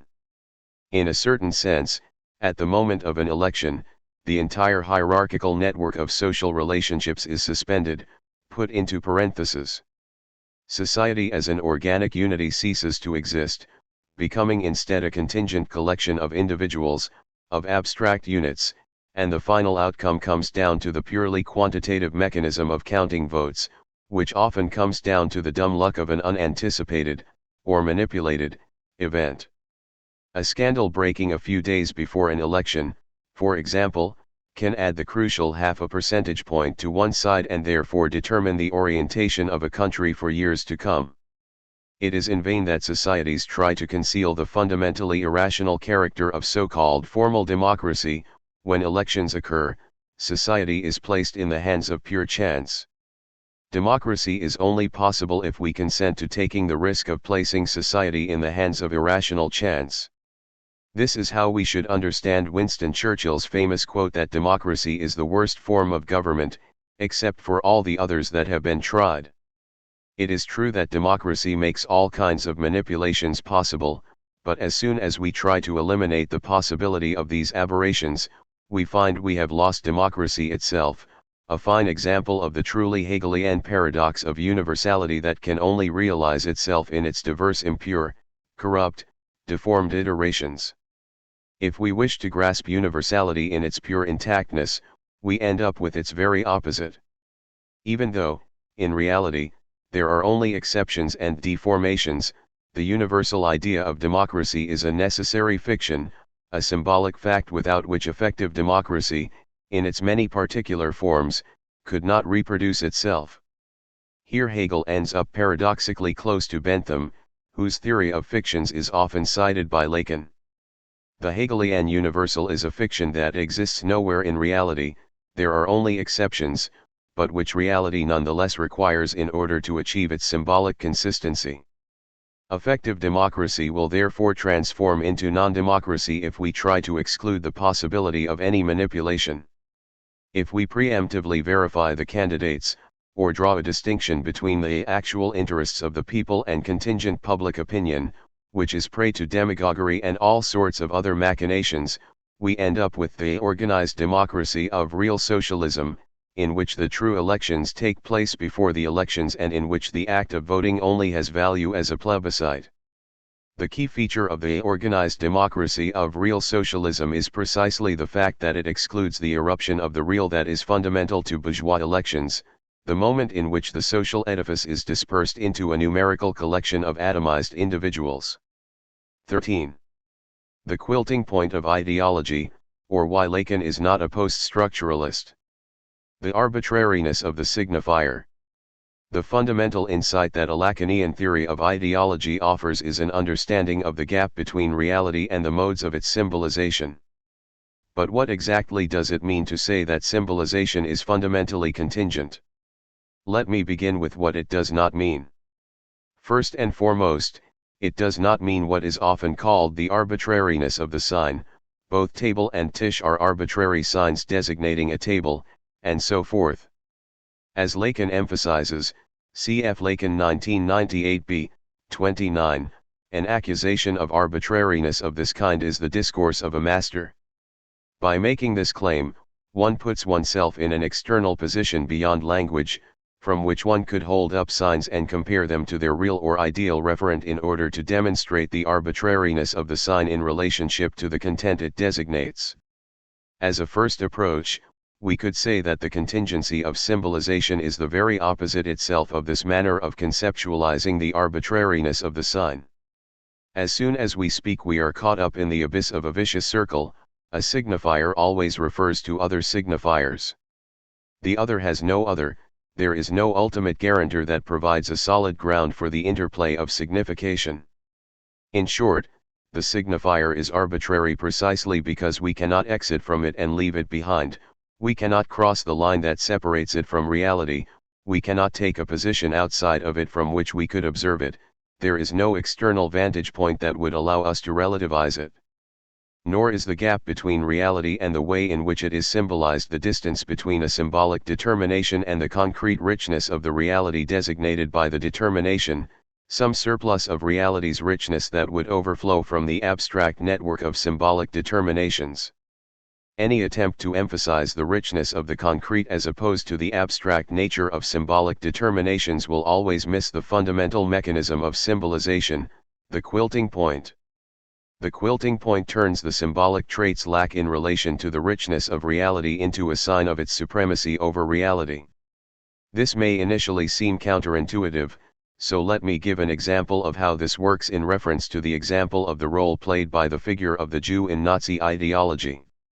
We are always quick to emphasize the difference between the ideological stereotype of the Jew, a demonic being, the incarnation of evil, a cancer within the societal body, etc., and our daily experience of our neighbor, Mr. Blumenstein, a fine fellow whose kids play with ours and who often likes to sit and while away the time talking in the late afternoon. This daily lived experience is supposed to offer an inarguable refutation that would supposedly cause the ideological edifice to collapse.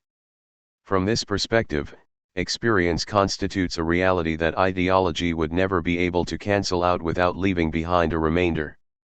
However, the distance between the ideological stereotype of the Jew and the level of daily experience is not actually a limit or even an obstacle to the full power of the anti-Semitic project. In fact, it is already included in advance in the way anti-Semitism operates. This dissonance functions as further, even more damning, proof of Jewish depravity. You have to be very careful with Jews. It isn't always easy to spot them because they can take on the appearance of ordinary people. They will act like normal folks in order to hide their true corrupt nature. The size Zion, the dissonance between their Jewish character and their misleading appearance is therefore part of this Jewish character itself, further confirmation of Jewish hypocrisy. The Jew is a paradoxical figure who can only exist in the shadows, whose fundamental trait is that he conceals his true nature. This gives us a clue as to the successful operation of a quilting point. An element that, taken at face value, refutes the thesis, for example, the daily experience of my Jewish neighbor in contrast to the stereotype of the Jew, the demonic incarnation of evil, begins to function as proof of its opposite. It becomes further confirmation of the very thesis it would have seemed to refute. If one's everyday experiences seem to get in the way of the effectiveness of one's ideology, this just indicates that the ideology in question has not been particularly successful. This is why one cannot weaken the effectiveness of anti-Semitism by bringing up examples of the non-ideological reality of Jews, by saying, but just look at the Jews, they're friendly and hard-working people. If anti-Semitism works, such a reminder does nothing but reinforce one's anxiety about the elusive Jew. What then is the gap between reality and the symbolic? It lies in the fact that the manner in which reality is symbolized, in which a quilting point structures and totalizes the symbolic universe, is neither inscribed in reality nor prescribed by it. There is no necessity such that we could look at reality and then deduce the mode of its symbolization. The division is not between words and things, but rather between, on the one hand, things themselves as elements of a symbolic reality, included in the field of signification, and, on the other, reality outside the symbolic. The way in which the thing is symbolized is radically contingent and external to the nature of the thing.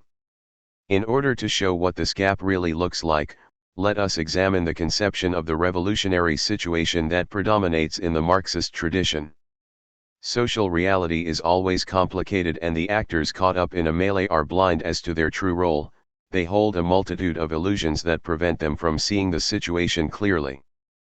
But out of all this confusion emerges the revolutionary situation, in which social reality finally becomes self-transparent, in which, suddenly, to use the expression that is often employed at such a juncture, the circumstances themselves begin to speak. The masks are removed, the gap between being and signification is finally abolished. The revolutionary agent, the working class, needs only shoulder its true condition and realize the goal inscribed immediately within it. Here, it is useful to ask whether it is not the greatest ideological illusion of all to think that we could abolish the distance between being and its illusory, ideological meaning, that there could be a conjunction between reality and meaning as articulated by the existing conditions themselves, rather than the empty and chimerical subject. In other words, isn't the feeling that the circumstances themselves begin to speak the ideological effect par excellence? Isn't the impression that our language could immediately become the language of real life, to borrow an expression of Marx's from the German ideology, an indication that we have fallen into an ideological trap? We are truly in the clutches of an ideology when we no longer experience it as an ideology, as opposed to reality, but as the language of reality itself. The goal of the critique of ideology is simply to reveal the way in which this feeling that the circumstances themselves have begun to speak comes out of a series of symbolic operations that are fabricated and contingent through and through. The open and contingent nature of the process of symbolization becomes even clearer in situations of crisis when the symbolic edifice that had provided society with its ideological coherency falls apart. In these situations, it is up to a fundamentally contingent symbolic operation to determine what kind of discourse will be able to serve as the quilting point for the social field and thus take on a hegemonic role. Let us take the example analyzed by Gerard Miller, 1975, of France in 1940, in the aftermath of its shocking military defeat.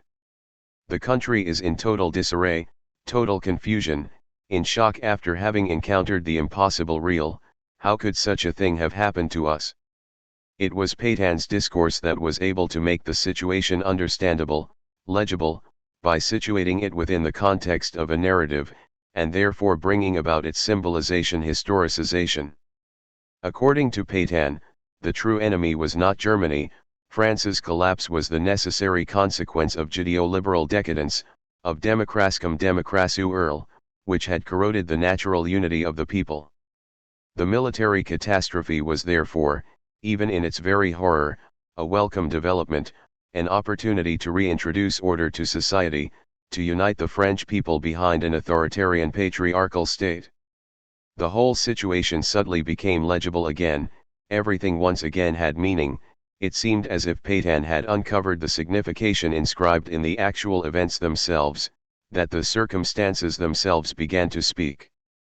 The mythical revolutionary moment in which symbolization would overlap perfectly with reality is even more obvious when it is a question of the exploitation, suffering, repression, and terror exercised against the masses. It is as if the masses are prepared to endure the legitimate as per the ideological discourse, suffering involved in the normal course of things, but will revolt when their suffering becomes intolerable, when it reaches a tipping point that would cause the entire ideological edifice to collapse. In contrast to this mythical image, we should focus instead on the distinction between the factual nature of a social relationship of domination or exploitation and the moment in which this relationship is experienced as unbearable and unjust, cf. Lacan and Mauch 2001. The difference between these two levels is radical. A revolt is never inscribed in reality itself. It is never triggered by the unbearable nature of actual suffering without first being mediated by a symbolic network. Take feminism, for example. It was only in reference to the bourgeois democratic egalitarian discourse of the natural rights of the individual that it became possible for women to experience their condition as unjust and articulate their demands. Lacan's thesis that history does not exist should be interpreted as referring to the contingent mode in which reality is symbolized. History is not a homogeneous process tied together by a continuity of signification that would allow us to totalize its many dead ends and discarded events.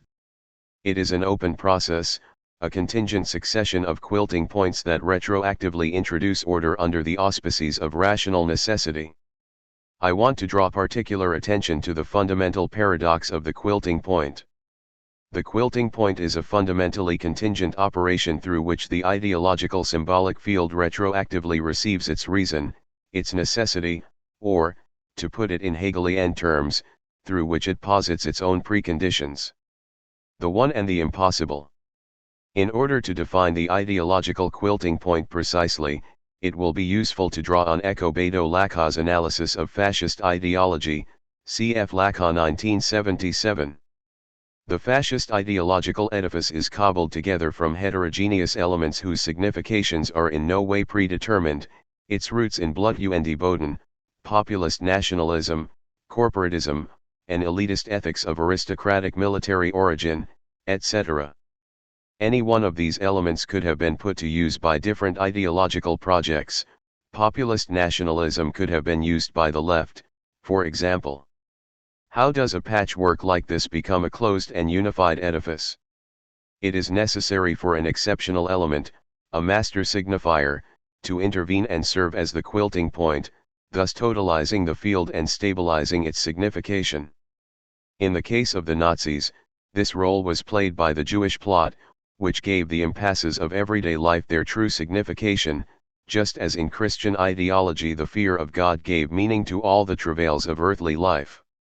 The quilting point is a single element that totalizes the others, that divides them, causing them to undergo a certain kind of transubstantiation through which they begin to function as expressions of an underlying principle. All earthly suffering is an expression of divine wrath, etc. The one is located at the intersection of the internality of ideological meaning and the externality of the automatism, of senseless ritual. From inside the field of ideological signification, the one serves as its constitutive externality. This is the fundamental paradox of the quilting point. The element of the chain that totalizes and stabilizes its signification, that halts its metonymic slippage, is not the point of abundant signification, a guarantor exempted from the differential interplay of the elements that would serve as a stable and fixed reference point.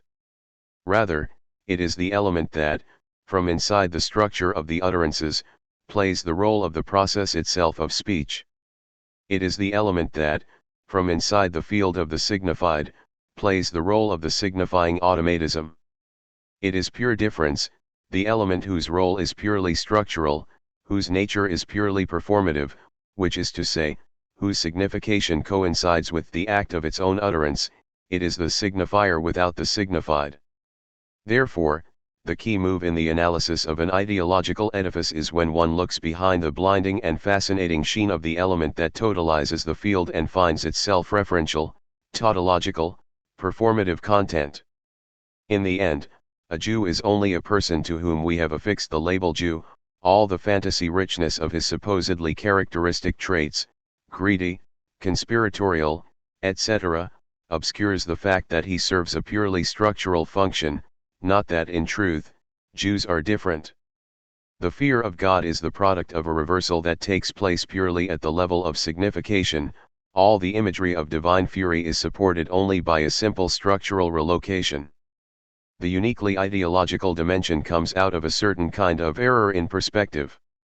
This element that, from inside the field of signification, plays the role of the reference-less signifier, is perceived in the ideological experience as the point of signifying saturation that closes the field of signification. The moment that, in the structure of an utterance, is true only in virtue of the process of its uttering, is perceived through the lens of ideological experience as the transcendent guarantor of meaning. The signifier that serves as the lack, that is in fact nothing more than the positivization of lack, is perceived as the point of ultimate fullness. In short, pure difference appears as full identity exempted from the interplay of differentiation and guarantor of its own homogeneity. We can call this error in perspective ideological anamorphosis. Lacan referred several times to Holbein's ambassadors, because viewed from a certain angle, a shape in the foreground of the painting turns out to be a skull, cf. Lacan 1998a, 85-9. A critique of ideology should perform a similar operation. If we look at the guarantor of meaning, the phallic, erect, extending element, from a different point of view, it reveals itself to be the mark of lack, the empty space of signification. It is now possible to pin down the relationship between the quilting point as a pure signifier and the real as the traumatic, non-symbolizable kernel.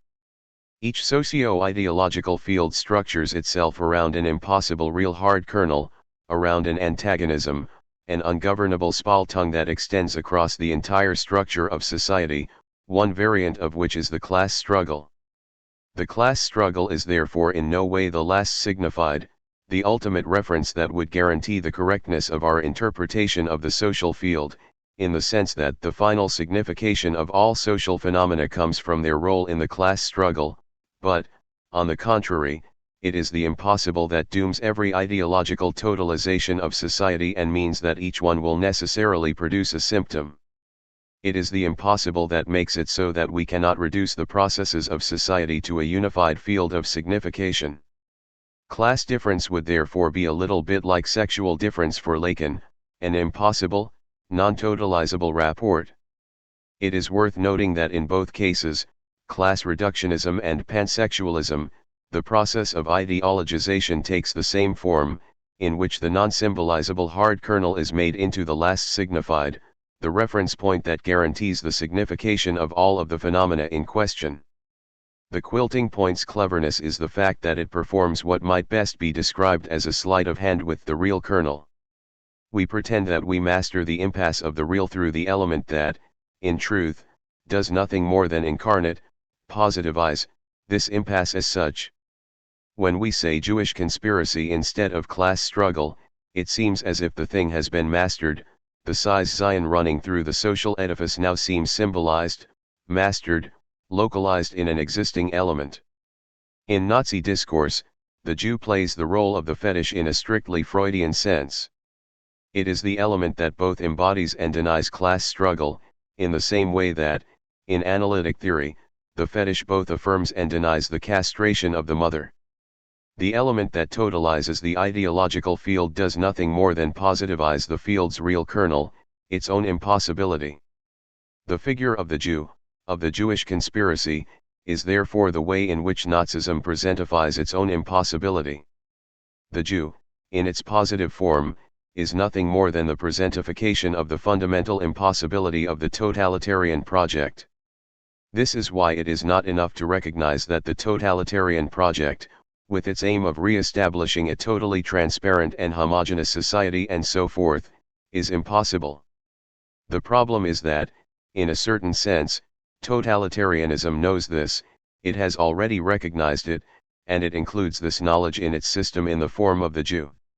In this way, the fascist project aims at establishing a non-antagonistic society in which the relationships between its diverse groups would be complementary, working together like the different limbs of a single organism, the capitalists and the workers as the head and hands of the societal body, etc., which is to say that fascism is founded on the rejection of the antagonistic character of society, the class struggle.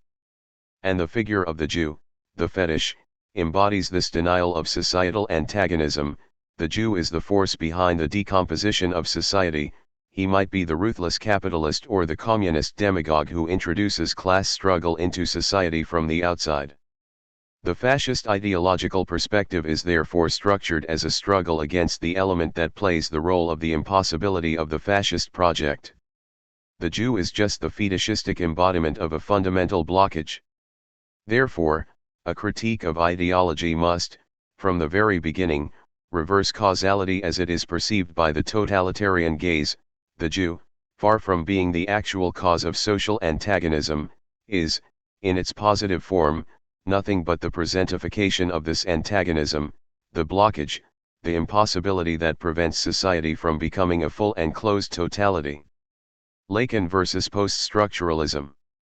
It may seem initially as if the Lacanian logic of the quilting point could easily be transposed onto a post-structuralist problematic of an open, dispersed, plural process, writing, text, difference, the flux of desire, etc., which is then totalized through a nodal point.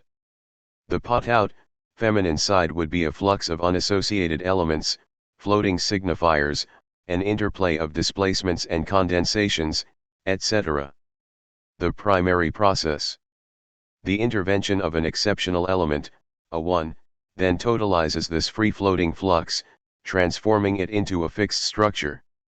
Post-structuralism emphasizes that the totalization of the open, plural process through the one, its suturing, is always destined for failure, that it will always be overturned, pushed aside, and a symptomal reading sets about detecting the points in which the cracks in this totalization appear. It ends up in a kind of bad infinity, in an endless tug-of-war between the quilting point and its subversion.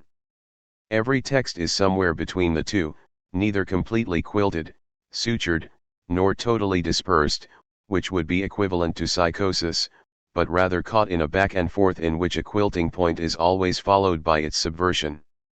Lacan and Mauve, 2001, had just such a model of the operation of the ideological field. For them, the field is made up of unattached elements, floating signifiers, whose very identity is open, overdetermined by their entanglement with the other elements, whose literal signification rests on their metaphorical excess of signification. Take environmentalism, for example. The ideological positions with which it will come to be associated are not predetermined.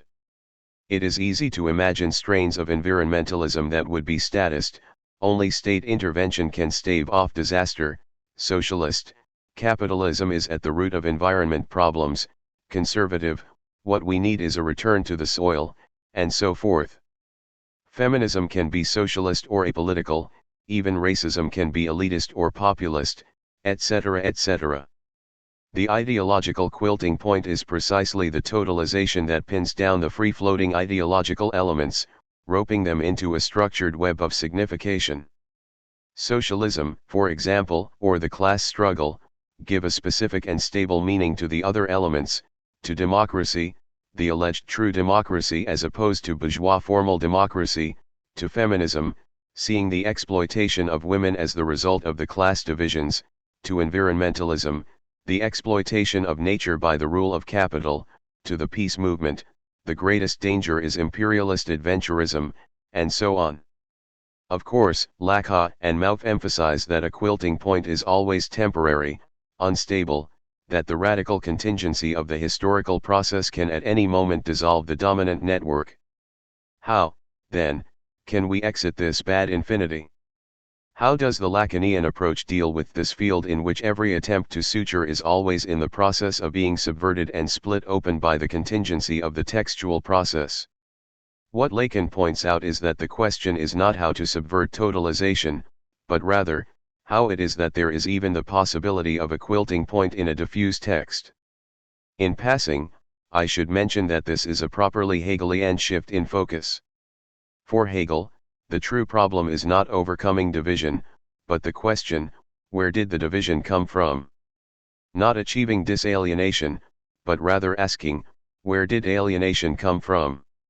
If totalization and the quilting point fail, it is because they can only bring about their own existence through an element that incarnates this very impossibility itself. The quilting point, far from immediately establishing the totality, embodies its very impossibility, the totality as an impossibility. It is therefore superfluous to search for symptomal points, fissures that could cause the totality to collapse. It is superfluous to say that the quilting point tries to totalize the diffuse and diverse field but will always fail, as if the quilting point itself was not the embodiment, the positivization of this fundamental failure, of this very impossibility as such. Here we are dealing with a negative version of truth as evidence of itself. The quilting point is the evidence of its own impossibility. In other words, a totality functions such that one element, the exceptional one, carries the totality's impossibility. This is the paradox of the phallus that is itself, in its positive form, the signifier of castration, which is to say, the signifier of its own lack.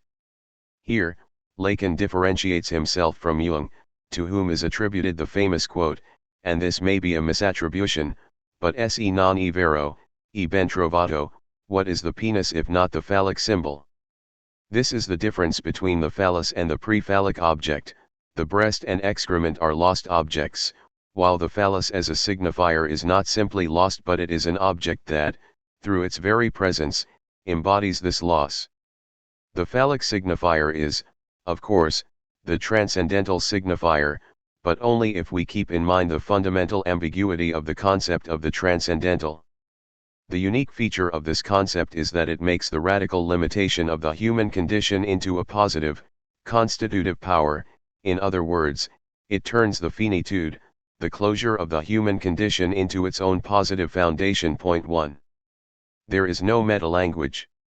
The same aporia is repeated with regard to meta-language. From the post-structuralist perspective, saying there is no meta-language is equivalent to saying that the text and its commentary, which is supposedly its truth, coincide. Literary theory becomes the same thing as its subject, it becomes part of the literary body, such that we end up with an endless text that presents the perpetually unfinished attempt at its own interpretation.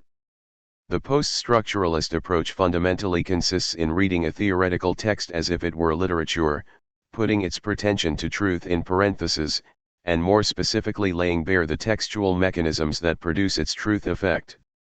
We have a universalized aestheticization that sees truth as a stylistic effect of the discursive structure. This is the Nietzschean tendency in post-structuralism, and what is interesting about Lacan is his almost total lack of any reference to Nietzsche. In truth, it was Levi Strauss who already, despite his critiques of the post-structuralist mode, opened the gates for deconstructivist poeticism by reading the theories of the interpretations of myths as new versions of the myths themselves. In this view, metonymy has a logical primacy over metaphor. The metaphorical cut is only a doomed attempt to stabilize, to channel, to master the metonymic dispersion of the textual flux.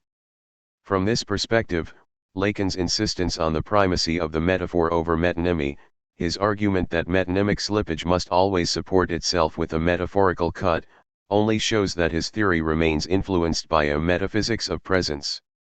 Isn't the Lacanian theory of the quilting point, of the phallic signifier as the signifier of lac, an attempt to master the dissemination of the textual process, to locate the lac in a signifier, even if it is the signifier of the lac itself? Derrida, 1987, criticized Lacan several times for the paradoxical gesture of reducing or cancelling lac by means of its very affirmation. Because it is determined as symbolic castration, because the phallus is its signifier, lac is positioned in a unique external point that guarantees the consistency of all of the other elements. Even though this might only be at the level of a naive reading, it seems difficult to avoid the feeling that there is something that doesn't hold together in the post-structuralist position, or perhaps, something that holds together a little too well. A view that constantly repeats there is no text that is completely metaphysical, nor is there any text that is completely non-metaphysical. This view claims, on the one hand, that it is impossible to free oneself from the metaphysical tradition through the simple act of taking one's distance, that one could not pass outside of metaphysics, because the very language that we must use is saturated with metaphysics.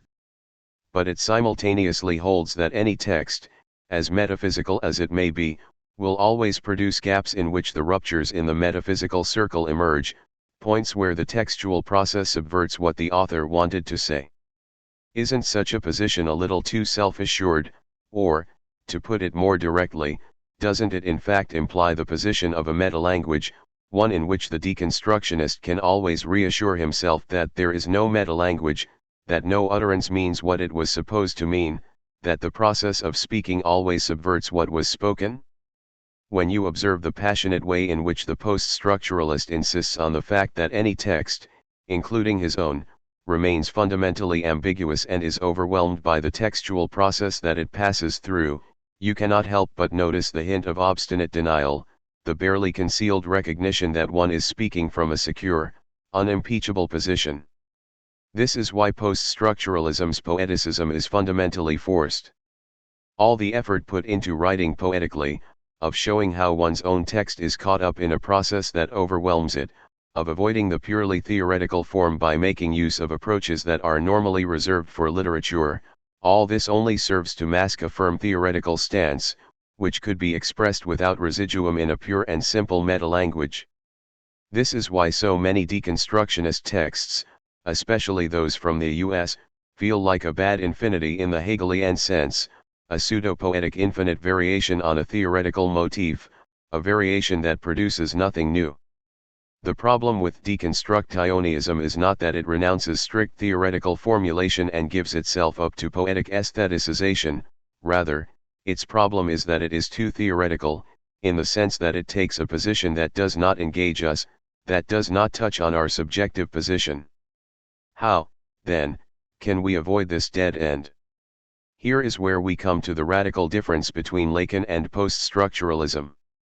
In Seminar 11, he begins one of his sentences, "That is precisely what I mean," and say, "For what I mean, I say," 1998a, 218.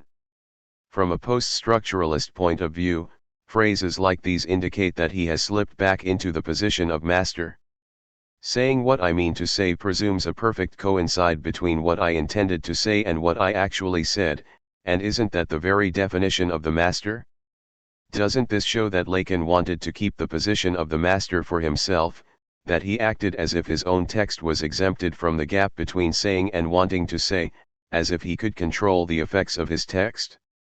However, from the Lacanian perspective, it is precisely this kind of impossible utterances whose logic is the same as the paradox I'm lying, which, because they are impossibility itself, keep the fundamental gap of the signifying process open and prevent us from reverting back into the metalinguistic position.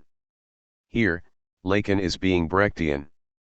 In Brecht's didactic pieces from the early 1950s, characters utter impossible commentaries on their own actions. An actor comes on stage and says, "I am a capitalist whose goal is to exploit my workers. Now I'm going to approach one of my workers and try to convince him of the rightness of the bourgeois ideology that legitimizes exploitation." Then he walks up to a worker and starts talking to him. Such an approach, in which the actor comments on his own acts from the position of a pure metalanguage, helps us understand in a tangible way the fundamental impossibility of such a position. Isn't it, in its very absurdity, infinitely more subversive than the forced poeticism that forbids every simple, direct statement, that always tells us to add yet another commentary, take yet more distance, retreat even further, put even more things in parenthesis, between quotation marks, all of these signs that we should not take what we are reading directly, literally, as identical to itself. The same thing goes for Hegel. The standard critique accuses him of using absolute knowledge to close the process. Since the momentum of the dialectical process is the discord between wanting to say and actually saying, the fact that we always say something else in regard to what we wanted to say, isn't the last moment of this process, absolute knowledge, defined by the perfect conjunction of wanting to say and saying, realized at long last? In this twilight of life, the subject would finally be able to say what he meant to say, and would only mean to say what he actually said.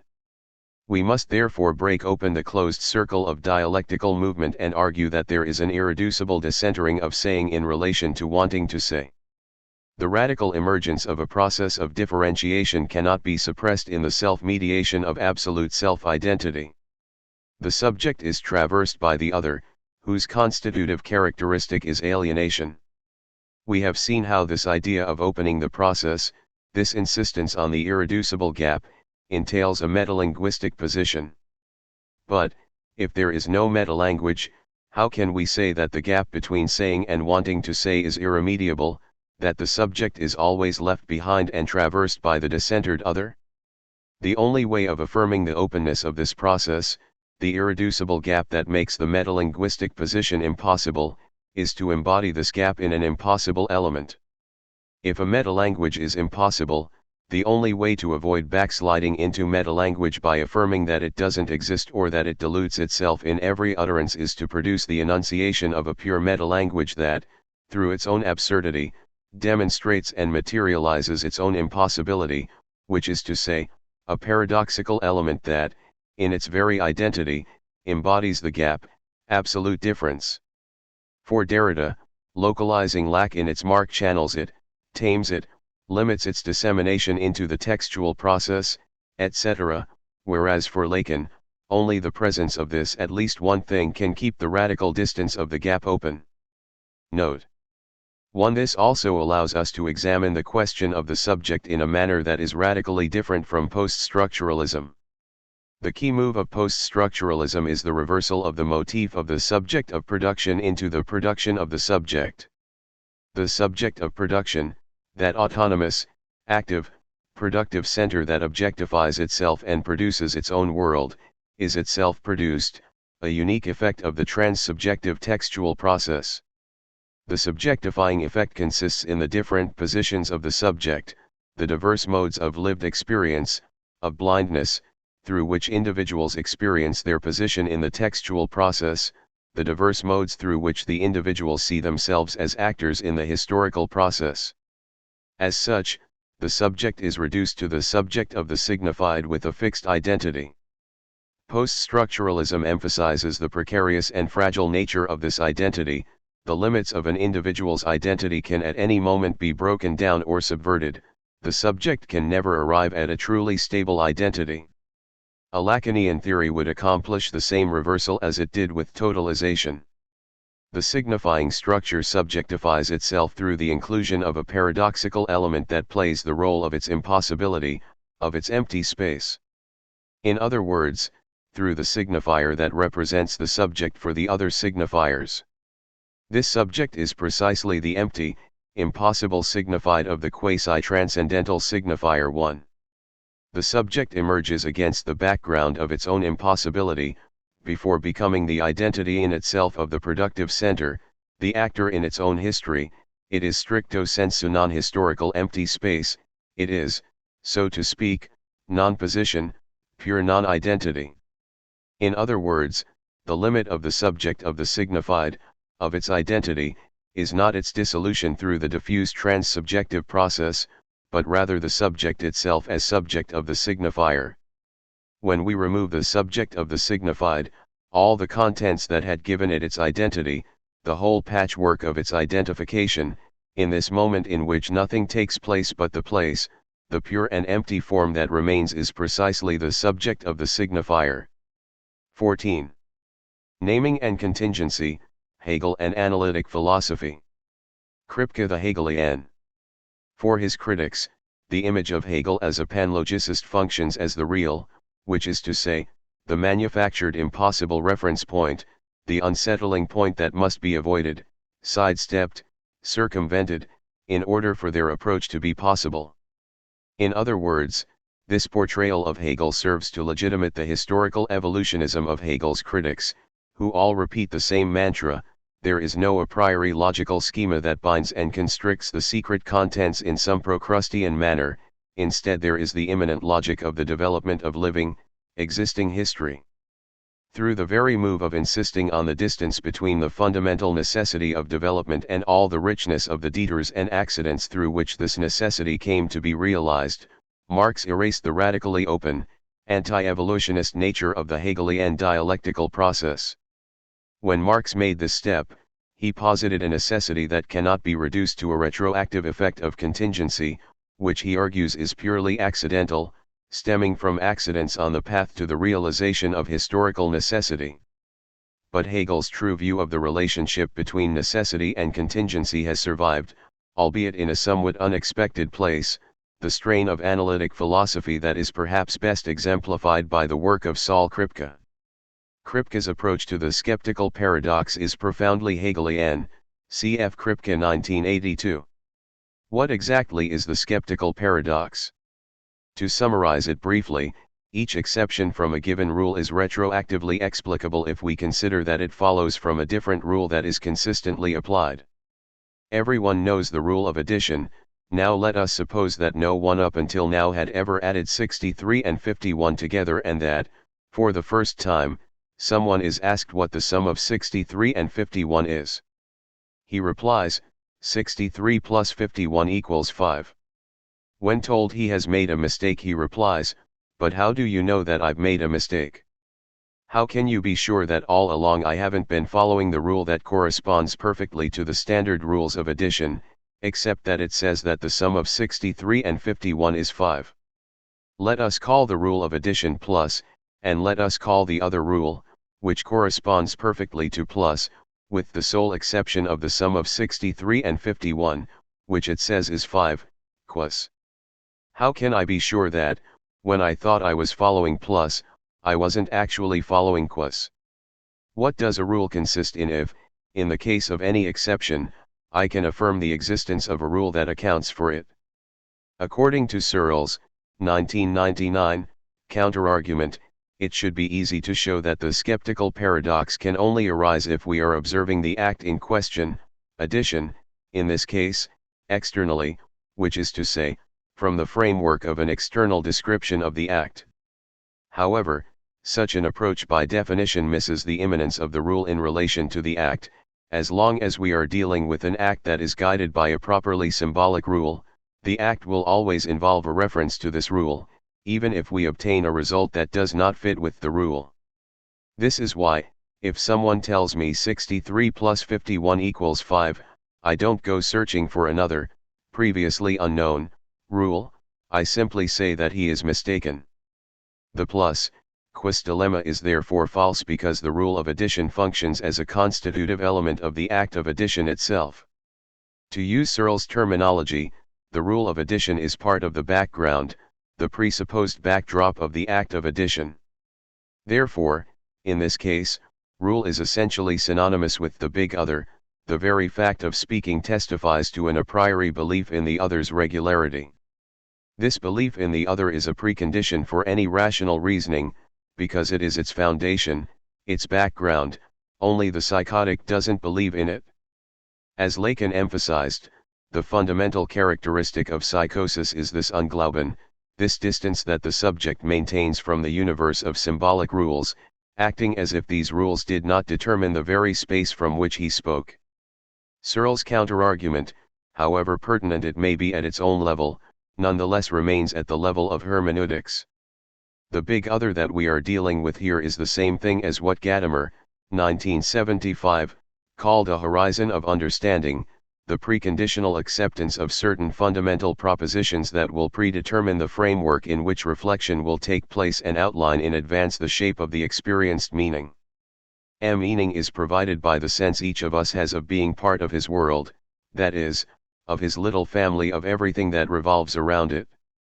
Each of you, I am speaking even for the leftists, you are more attached to it than you care to know and would do well to sound the depths of your attachment. A certain number of biases are your daily fare and limit the import of your insurrections to the shortest term, to the term, quite precisely, that gives you no discomfort. They certainly don't change your worldview, for that remains perfectly spherical. The signified finds its center wherever you take it.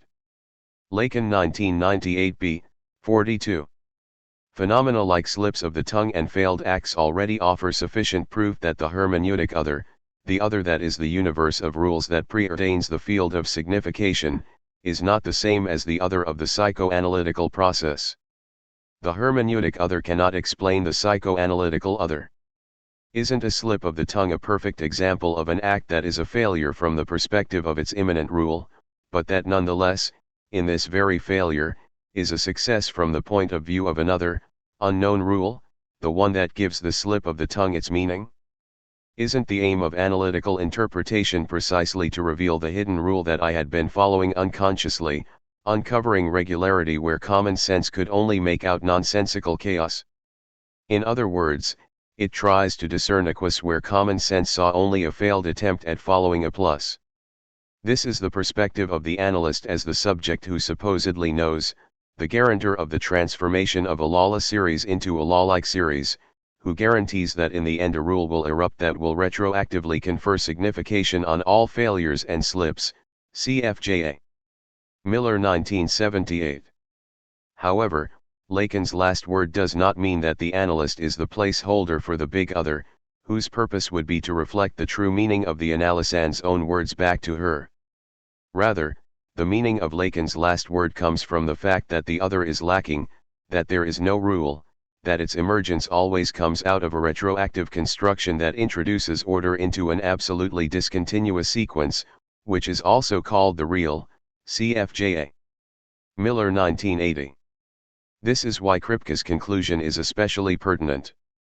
The very fact of admitting the eventuality of a retroactive reinterpretation, according to which any exception could turn out to be a regular case, undermines the possibility of any rule at all and breaks down the ordered universe into a contingent constellation. Kripke's examination of how a contingent series is transformed into a rule-governed series is therefore relevant to the core itself of the dialectical process.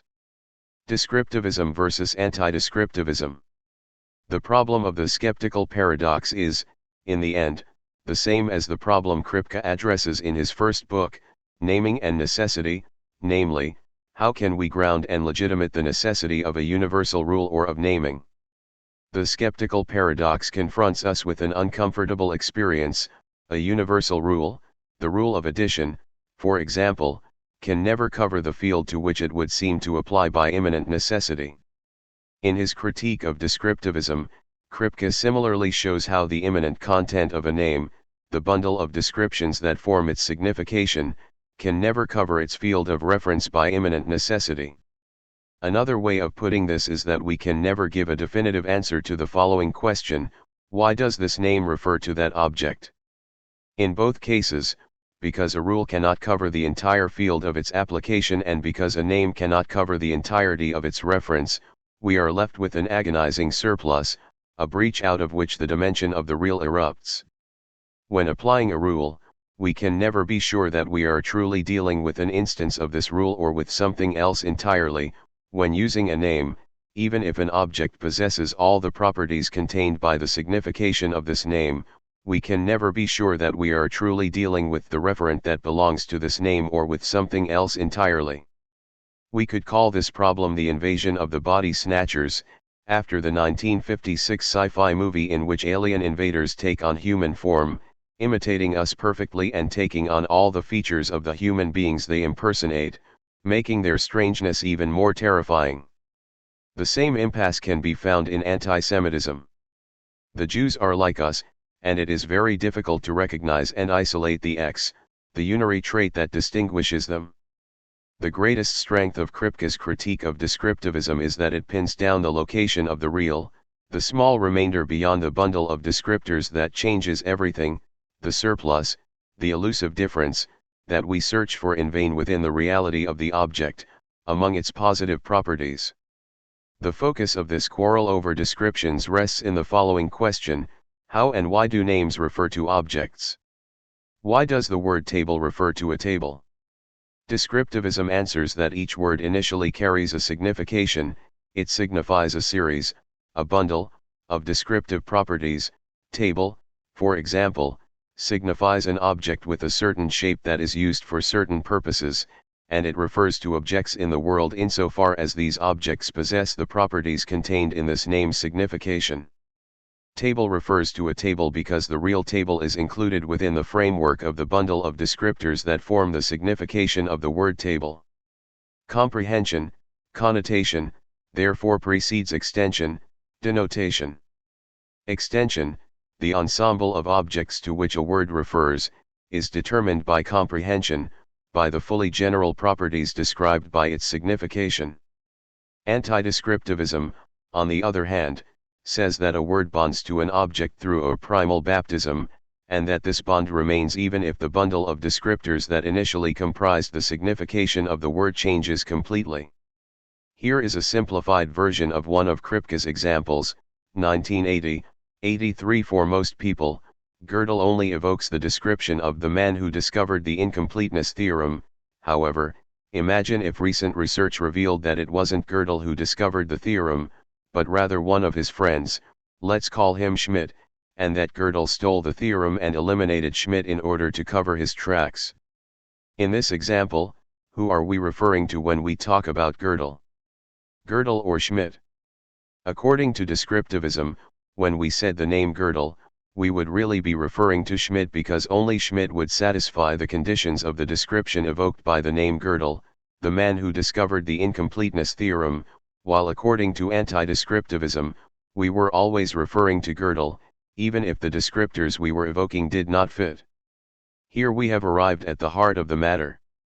For descriptivists, a word refers to an object out of the internal, immanent necessity of its signification, whereas for the anti-descriptivist, the link that bonds the word to the object to which it refers depends on external causality that is fundamentally irreducible to the bundle of descriptors of the word's signification. In other words, the descriptivist focuses on the word's immanent intentional content, and the anti-descriptivist emphasizes the external causal chain of tradition, the way in which the word's use has been transmitted from one subject to another, from one generation to the next. It may seem as if there is an easy way to resolve the difference between the two accounts. Aren't they just referring to two different types of words, general concepts and words in the strict sense? Descriptivism accounts for how references to general concepts work, while anti-descriptivism explains how proper names function. For example, if I refer to someone as fatso, it's clear that he possesses the property of being corpulent, whereas the name Peter does not allow us to deduce any properties about its bearer. The name Peter refers to him simply because he was baptized Peter. but what appears to be a solution to the problem through the introduction of a simple distinction in classification is a red herring, serving only to conceal the true importance of the debate. Both descriptivism and anti-descriptivism claim to offer a general theory of how a reference works.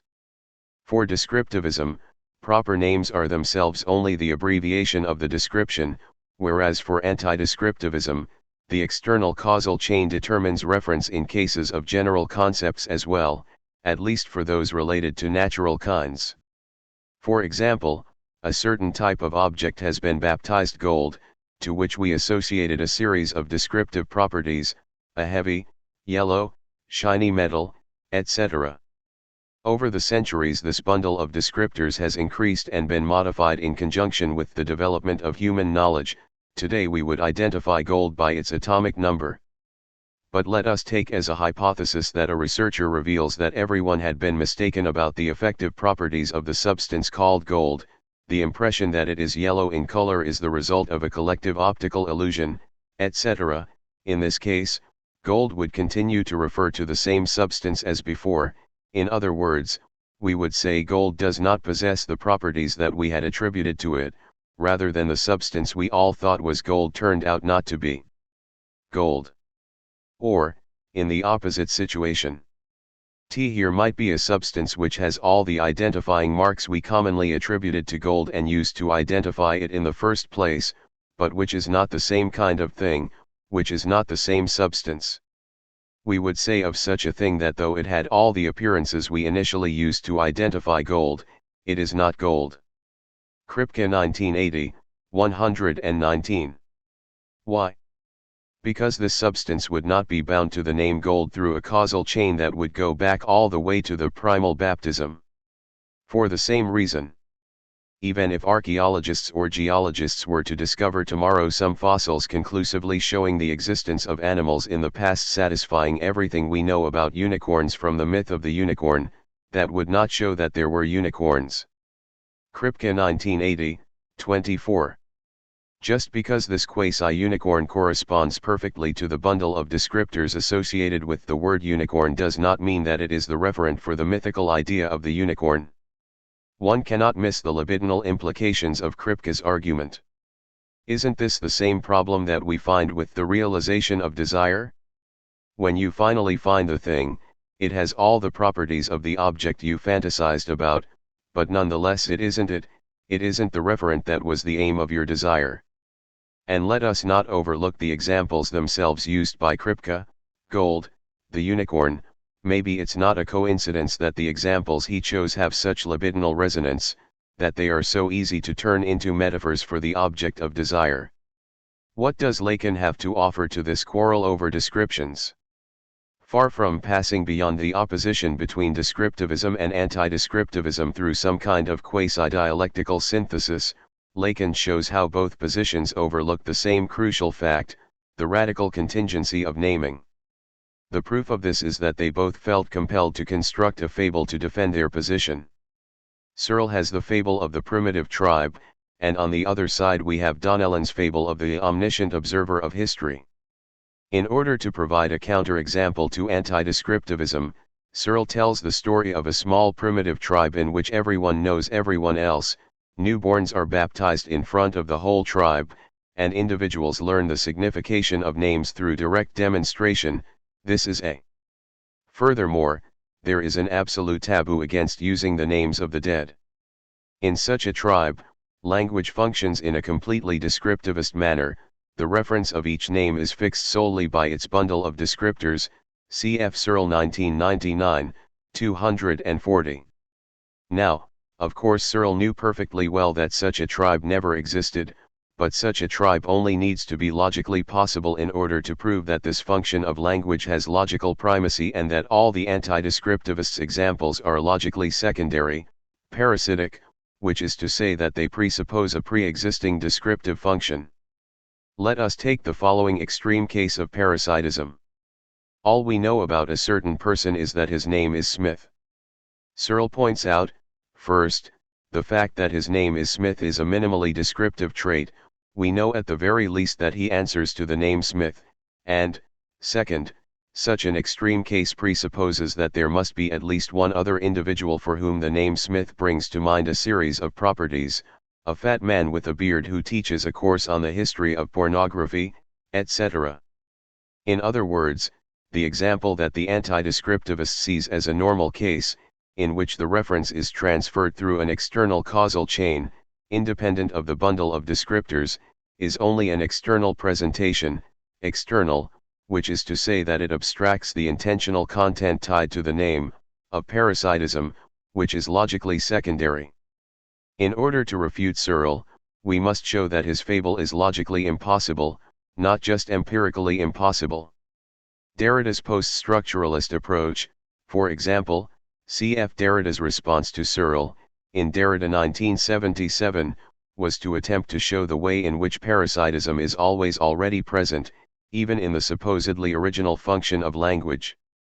For Derrida, Searle has created a fable of pure presence, of perfect transparency to the referent. But language is originally the trace of an absence, lacking is the quasi-transcendental possibility condition for the establishment of language's differentiating network. A Lacanian would focus elsewhere, on the fact that there is something missing from the way in which Searle tells his story. As soon as we have a language in a strict sense, a language that realizes social ties, and this is true even in the closed universe of an isolated tribe, intersubjective recognition becomes a constitutive part of any and every name, which makes the idea of a private language a contradiction in adjecto. In the final analysis, a name refers to an object because others use that name for the object. These others, of course, are not reducible to empirical others, to possible interlocutors, they represent the dimension of the big other, the symbolic order. Here we find the dogmatic mistake specific to the signifier, the mistake that takes the form of the tautology. Table refers to a table because the table is called table. To put it differently, the form of language always precedes the way in which it comes to be used. In Searle's example of extreme parasitism in its pure and self-referential form, interlocutors use a name but know nothing about the object to which this name refers. The only intentional content that fixes the reference for their usage of this name is what others mean when they use this name. But Searle's error is that he doesn't see the way in which this self-referential point is the sine qua non of the way language normally operates. Searle's mythical tribe would be a little group of psychotics in which, because of the taboo on using the names of dead people, kinship could not function. If the thing that Searle's account overlooks is the dimension of the big other, anti-descriptivism, at least in its dominant form, overlooks the little other, the object's status as real. This is why the anti-descriptivist is always searching for the X that would not be reducible to the bundle of descriptors, that would not be found among the given properties of the object, in reality, with the result that they construct their own mythical account of an omniscient observer of history. Donnellan 2012, 71. Keith Donnellan, the author of this account, starts with a rather amusing fictional example. For most of us, Thales is the Greek philosopher who thought that all was water. However, suppose first that when Herodotus and Aristotle spoke of Thales, they were actually referring to a well-digger who, on a blisteringly hot day, exclaimed, "Ah, if everything was water, I wouldn't have to dig all these damn wells," and second that in ancient Greece there was a philosopher hermit who didn't speak to anyone, but who really believed that everything was water. In this situation, to whom would the name Thales refer?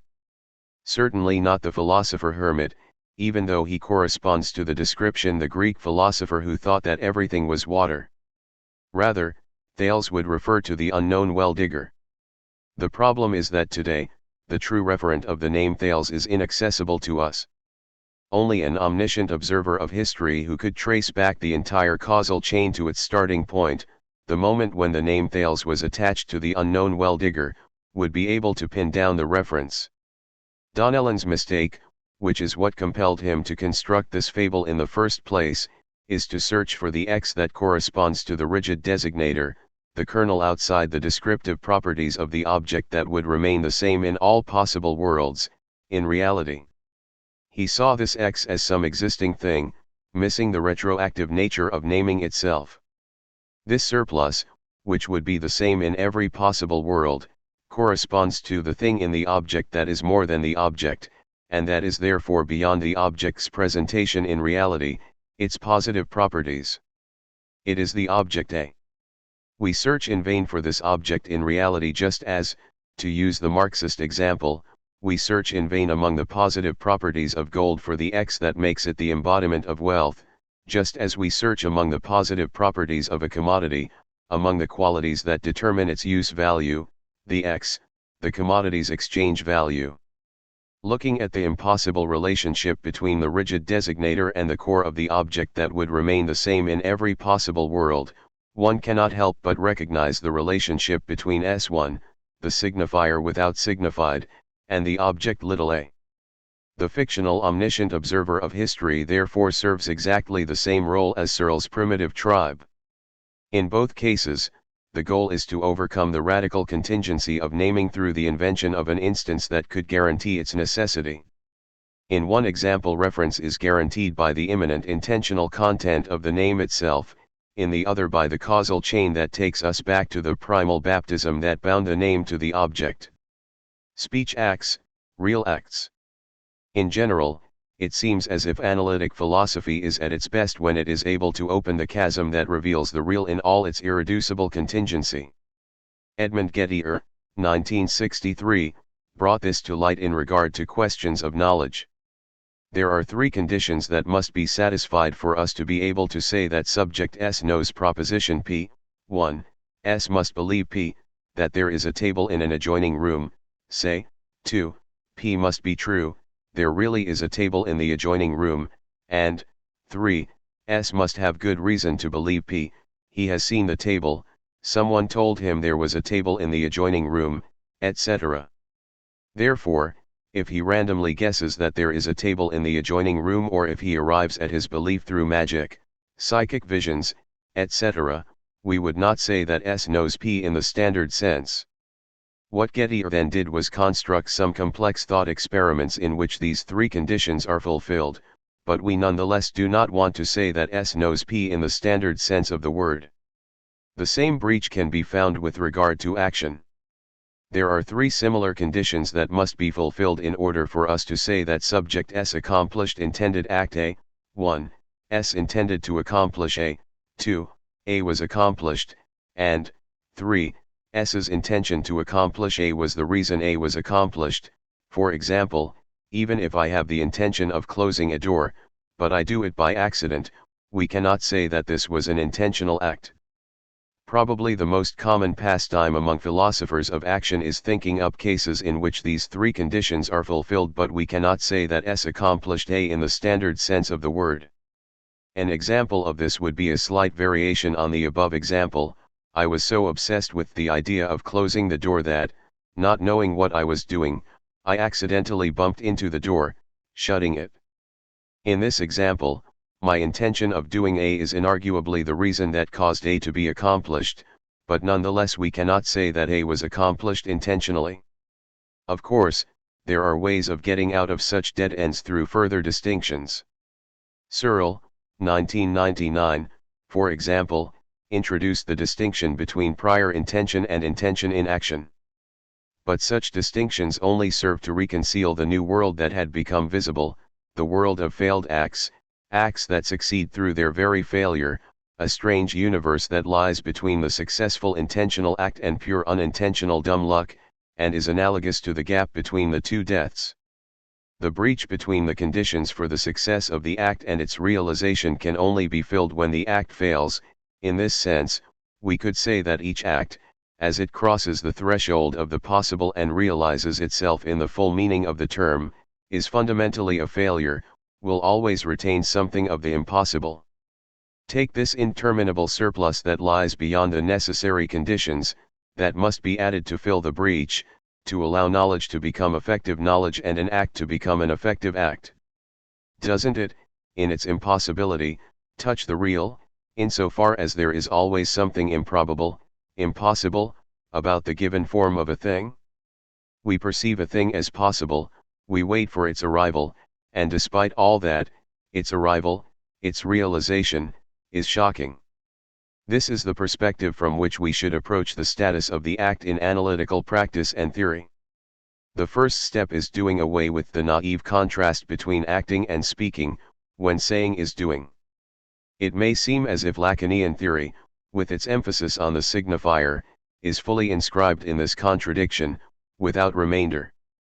Isn't the only true act in the proper sense the act of language, the founding of a new symbolic reality?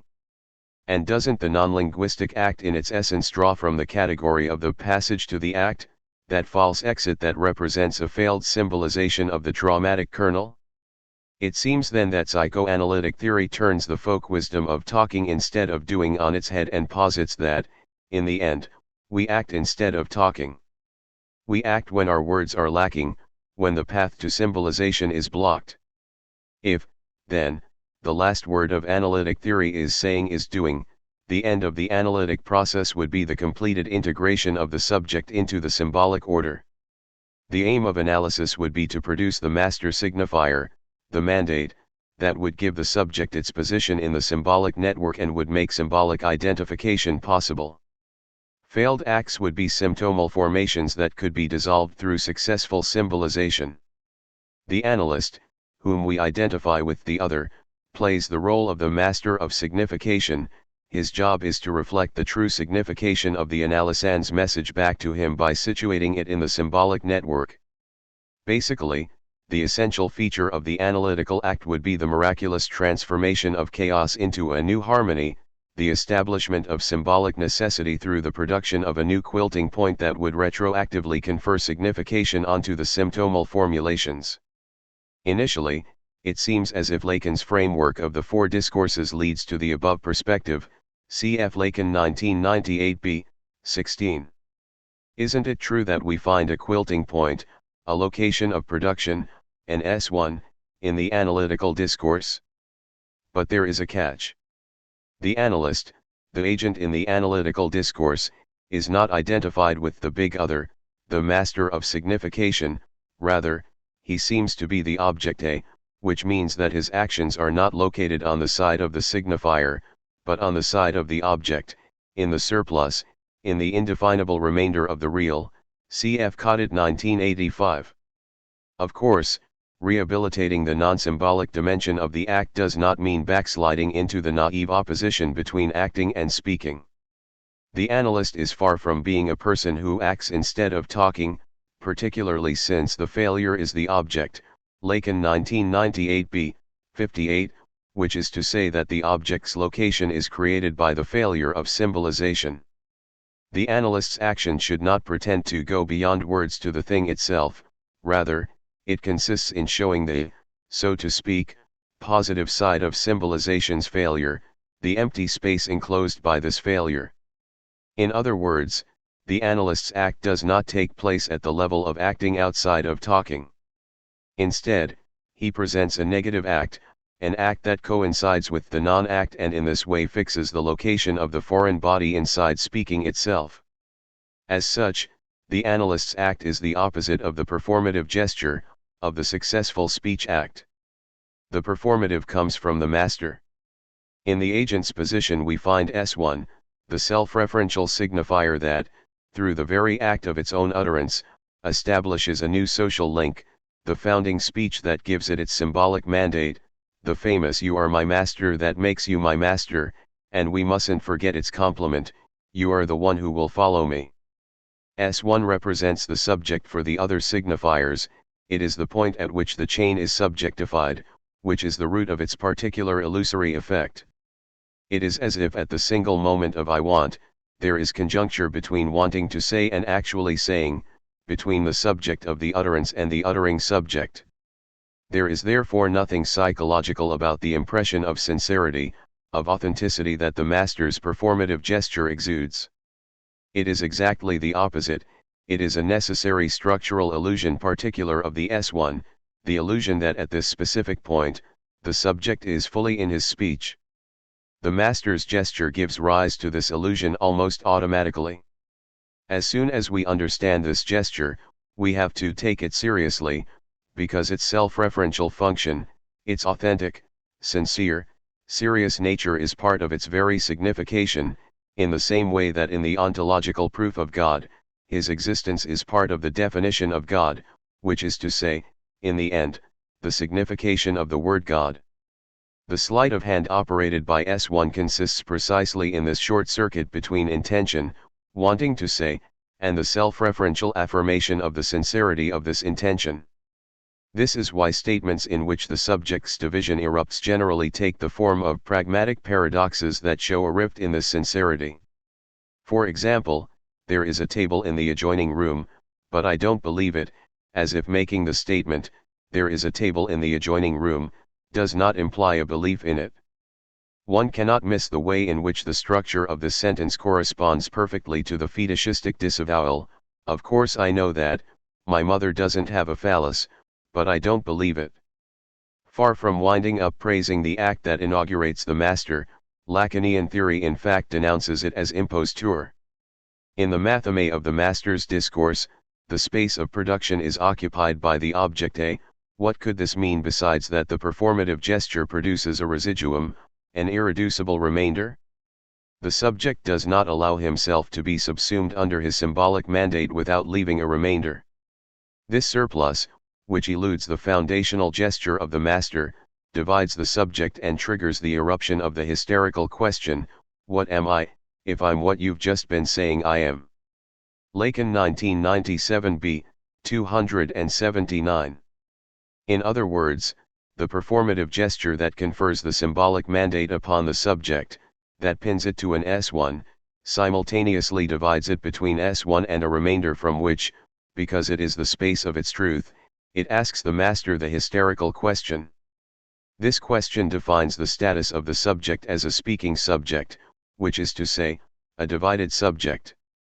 The only way to avoid it is to occupy the psychotic position, to cause the symbolic to collapse into the real, the king who believes himself to be king, which is to say, who thinks that the symbolic mandate king is part of his very nature. From this point of view, the analyst's discourse is the inverse of the master's performative discourse. The agent's place is occupied by the object A, by the waste, by that which, in the speaking subject, escapes from the performative's grasp. In the space of production we find S1, or, as Jacques-Alain Miller, 1980, emphasized, producing really means something like externalizing, taking distance, perhaps even liberating. The analytical discourse liberates us from the illusory short circuit of the master's gesture, it isolates the S1 and shows it in all its true empty, formal, tautological, self-referential, nature. In short, its stupidity. The impossible performative. What is it then that the theory of speech acts overlooks? Already in Austin's How to Do Things with Words, the transition from the opposition performative/constative to the triad locution/elocution/perlocution and the classification of diverse elocutionary acts reveals a fundamental theoretical impasse. Far from simply building off of the initial intuition that saying is doing, reformulating the performative into the elocutionary act entails a loss. Even the most naive reading would find that the essential feature of the performative disappears in this transition. It is also clear that Austin felt compelled to reclassify things in this way because he saw that his first description of the performative and of the original performative/constative pairing was lacking. John Searle's Taxonomy of Elocutionary Acts, 1985, can help us to locate where exactly this lack lies. Searle produces the point at which Austin I and Austin II overlap. Declarations, one type of elocution, are in a strict sense the pure performative. Searle's taxonomy is based around the direction of fit between words and the world involved in the different types of speech acts. In the case of assertives, the direction of fit is from words to the world. If I say there is a table in the next room, the condition of satisfaction for this proposition is that there really is such a table. With directives, the direction of fit is from the world to words.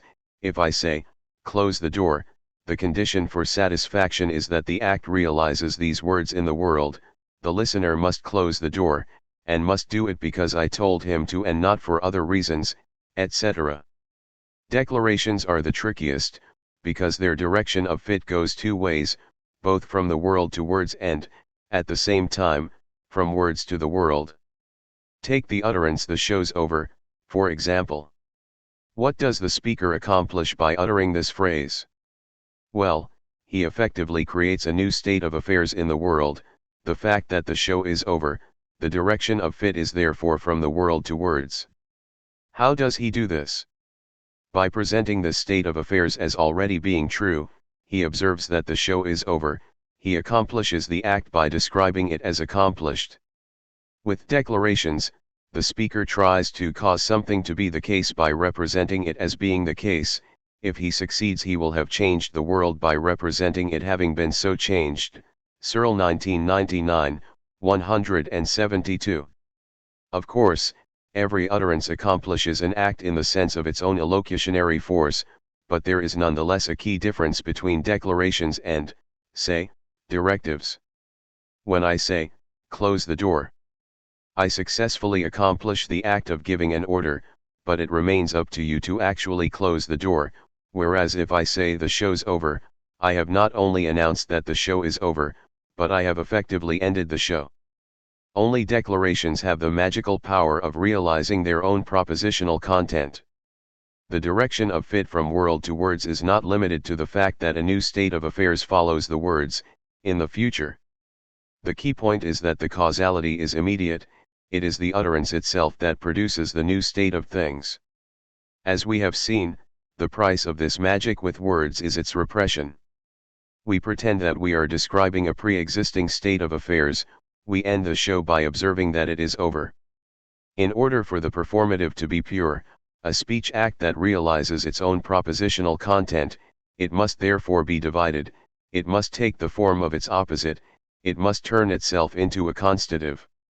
We can link this split to Searle's theory of indirect speech acts, which are sentences like "Could you pass me the salt?", in which the primary elocutionary act, the directive, the request for the other person to pass me the salt, is accomplished through a secondary elocutionary act, a question about the other's abilities. Searle calls cases like these parasites. They are secondary by nature. They presuppose a preceding logically necessary elocutionary act, in our example, the order "pass me the salt." But aren't declarations in fact examples in which the parasitism comes first? Their primary elocutionary dimension, the magic power of being able to realize their own propositional contents, can only be manifested in the form of an assertive, of a description of "this is how it is." This also allows us to take a new approach to Lacan's thesis that ontology relies upon the discourse of the master. The discourse of being is quite simply being at someone's heel, being at someone's beck and call. What would have been if you had understood what I ordered you to do? Every dimension of being is produced in the wake of the master's discourse, the discourse of he who, proffering the signifier, expects therefrom one of its link effects that must not be neglected, which is related to the fact that the signifier commands.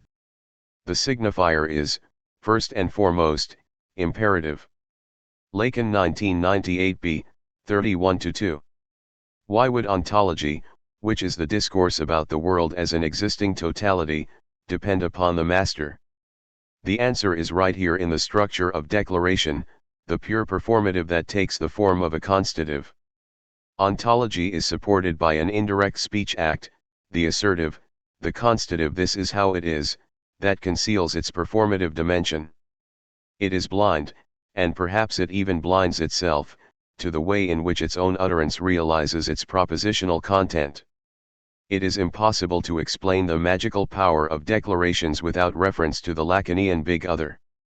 Searle himself recognized this when he emphasized that, in order for a declaration to be accomplished, there must be such institutions as the church, the law, private property, the state, and a special position of the speaker and hearer within these institutions. 1985, 18. In The Emperor's New Clothes, everyone knows that the emperor is naked, and everyone knows that everyone else knows. Why then, does simply saying in public that the emperor is naked have the performative power to explode the established network of intersubject relationships?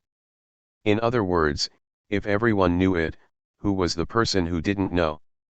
There is only one possible answer, the big other, in the sense of the field of recognized social knowledge.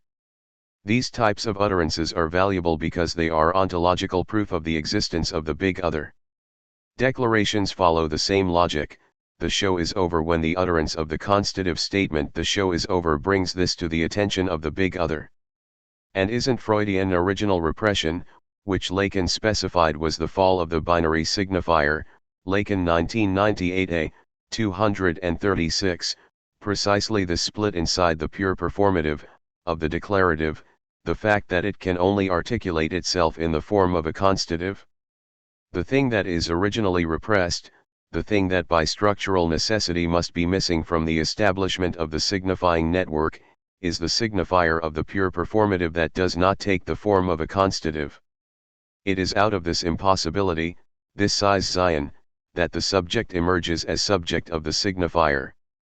The subject's location is the void opened by the fall of the impossible binary signifier, the signifier that, if it were possible, would be the signifier that belonged to the subject, the signifier that, instead of simply representing the subject, would guarantee its presence in the signifying chain.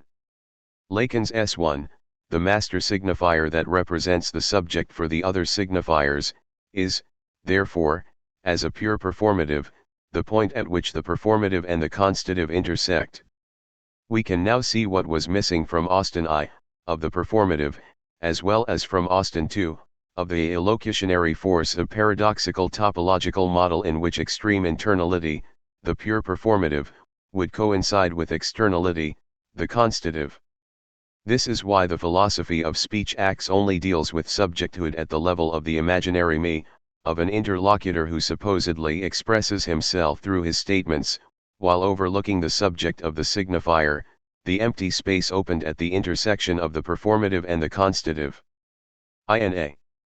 S1 is not the key word, the knot of significations, because it is the richest word, the word that would condense all the signifying richness of the quilted field, but rather because it's the word that things themselves refer to in order to recognize themselves in the unity of their own field. Take the famous Marlboro ad campaign. There's a tanned, rugged cowboy, open sky over the vast prairie, etc., all of which connotes a well-defined image of America, the country of endless possibility for tough, honest folks, etc. The quilting point effect only occurs at a specific turning point, when actual Americans begin to identify themselves with the image created by Marlboro advertisements, when, in their ideological self-representation, in the lived experience of Americans, real America is itself represented as Marlboro country. A similar turning point exists for everything that could be called the symbols of the American spirit. Let us take just one of many, Coca-Cola. The essential fact is not that Coca-Cola connotes a particular vision of America, the freshness of the cold and bittersweet taste, etc., but rather that such a vision of America gets its consistency from the signifier Coca-Cola. We could say America is Coca-Cola, for example, if we wanted to come up with insipid advertising slogans, but the key fact about this statement would be that we could not flip it by saying Coca-Cola is America. The only possible answer to the question, and what is it that is Coca-Cola, is the impersonal that's Coca-Cola, the X, the object cause of desire. It is precisely because of the surplus X that the quilting point's operation is not circular. It is wrong to say that we don't gain anything from the quilting process because Coca-Cola would first connote the American spirit, and that this spirit, which is to say the series of traits that supposedly express it, freshness, youth, etc., would then condense around Coca-Cola as its signifying representation. The thing that we gain is the surplus X, the object cause of desire, the unamable thing beyond Coca-Cola's positive properties, the thing in Coca-Cola that is more than Coca-Cola, and which, following Lacan's formulation, 1998a, 268, can suddenly turn into shit, into an undrinkable syrupy mess. Just try drinking it flat and warm. The logic of this surplus is particularly visible in the case of anti-Semitism. The Jew initially appears as the signifier that connotes a whole series of existing properties attributed to Jews: greedy, dirty, manipulative, cosmopolitan, etc., but anti-Semitism in its true form only arrives with the reversal of this relationship, when we say he is greedy/dirty/manipulative, because he is a Jew. At first, this reversal seems tautological, nothing is gained. We could easily reply, of course he is like this because he's a Jew, because Jew in fact signifies greedy, dirty. But this circularity is an illusion. The signification of Jew in the statement because he is a Jew cannot be reduced to the series of properties attributed to the Jew. Instead, it refers to the unamable X that supposedly causes and produces these traits, the thing in the Jew that is more than the Jew, the unique and unary trait that Nazism worked obsessively to identify, to define, and measure, to pin down a positive property that would allow them to objectively, scientifically identify Jews. We will always search in vain for this unamable X amid the positive properties of the object because it is produced at the level of words and not of things. The object little is the paradoxical thing that receives its entire substance from the whole in the other, in the signifying network. Whereas, on the other hand, the pure signifier, S1, the quilting point, is produced at the level of things, which is to say, it comes as the signifying point that serves as a reference so that the field of things can recognize itself in its unity. The key point is the non-coverage of the symbolic network and the circuit of reality symbolized by this network. There is a surplus on both sides. The symbolization of reality, the inscription of the circuit of reality in the signifying network, opens the void of the unsymbolizable, the emptiness of das Ding, the terrifying thing, in the form of the real. On the other side, symbolization necessarily entails a surplus in the signifying network itself, the at least one self-referential, pure signifier, I, S1, to which nothing in reality corresponds. We should not think of the relationship between the I, the pure signifier without signified, and the A, the unsymbolizable object of desire, as a complementary or parallel relationship analogous to the relationship of an ordinary signifier, S2, to the object it designates. In other words, we cannot say I designates A, the thing that falls, the thing that is excluded from the circuit of reality, in the same way that an ordinary signifier designates an object in reality, in the same way that the circuit of reality corresponds to the network of ordinary signifiers. In order to pin down the paradoxical relationship between the I and the A, we must look at the famous flattened representation of the Mobius strip, see Figure 2. Figure 2. The big circle is simultaneously both the circle of reality and the circle of language. On one side, it's the circuit of reality, on the other it's the linguistic network. In a similar way, in the inner oval we have I on one side and A on the other. I is not on the side of language, it is on the side of reality, whereas A is on the side of the symbolic network. I, S1, is a signifier on the same surface as reality. If we wish to grasp reality in its entirety, we must necessarily add a paradoxical signifier to it. We will sooner or later stumble across a thing that is, so to speak, its own sign, that does nothing but positivize its own lack, and this is precisely the definition of the phallic signifier. The only way to close the circle of reality is to include an element that occupies the space of its constitutive, primordial repression. How best to explain the thing that is its own sign? Take the Hegelian distinction between the bad infinity and the true infinity. The bad infinity is what we have in the famous paradox of the painting within a painting, or the map within the map. If a painting contains a painting of itself, the painting must now also contain itself, and so on. If we wish to draw up a perfectly accurate map of a country, we must include this map in the map itself, leading to a bad infinite recursion. But the true infinite in Lewis Carroll's paradoxical story about maps is something different altogether. In this story, the English decide to produce a detailed map of their country, but they are unsatisfied with the result. It's not detailed enough. The map keeps getting bigger and more chaotic until one of them comes up with the idea of using the country itself as its own map. Even today, England continues to serve as a very satisfactory map of itself. This is the true infinite. The fall into the bad infinite doesn't end when we have reached the unattainable final moment, the final image within an image, but when the first moment suddenly appears as its own other, when the country becomes a map of itself, when the thing becomes its own sign. This point at which the initial moment reverses itself into its own other through the return to self is the point at which the subject emerges. The subject is the name of this nothing, this empty distance that separates the thing from itself as its own sign, the country from itself as its own map. Contrary to this, A is the paradoxical object that lies on the same surface as the signifying network, it is on the side of words and not on the side of things. If we wish to close the circle of language, we have to put a non-signifying object inside of the signifier itself, an object that we encounter on the side of the signifier. If we take the example of film noir, we can see that, in the end, this object is the gaze itself.